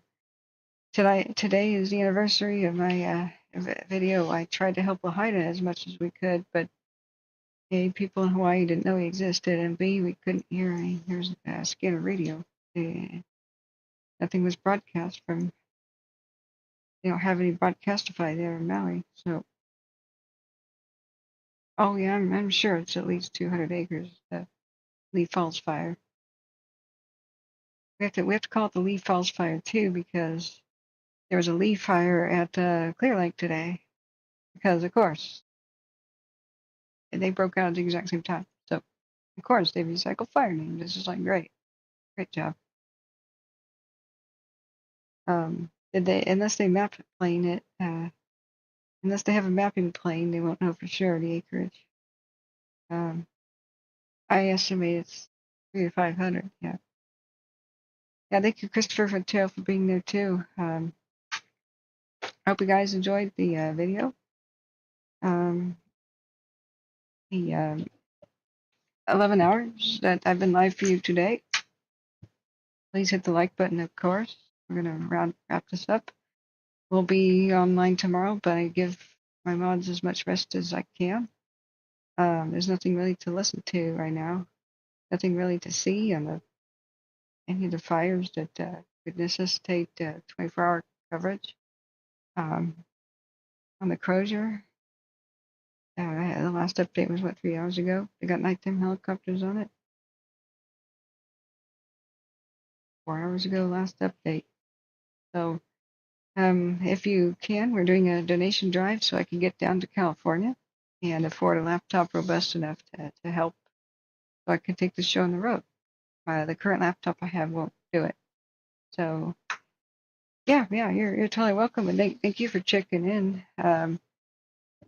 Like I said, get there within the next few days, I would say. There's not that much in habitations immediately in threat. Like with the next few days. Sorry, guys.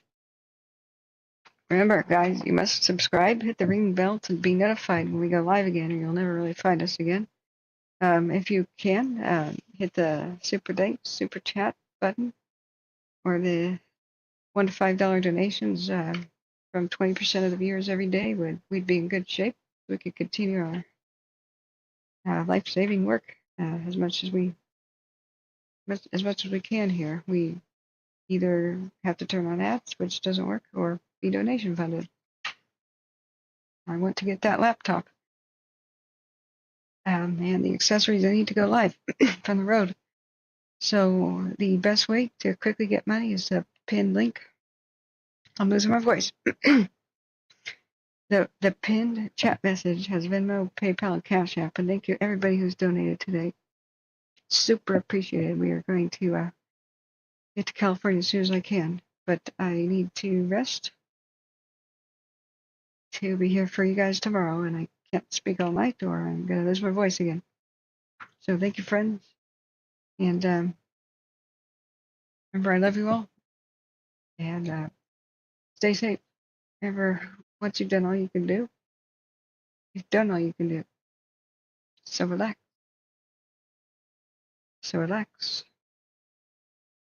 And tell your body, hey, cooperate. I need you to be strong. And we have done all of our prep. We have evacuated, or whatever we have done. Time for rest. And when you have done all you can do, that's when you can rest. So thank you, friends, and we'll see you tomorrow. I tried to go live before 1, but that doesn't always happen.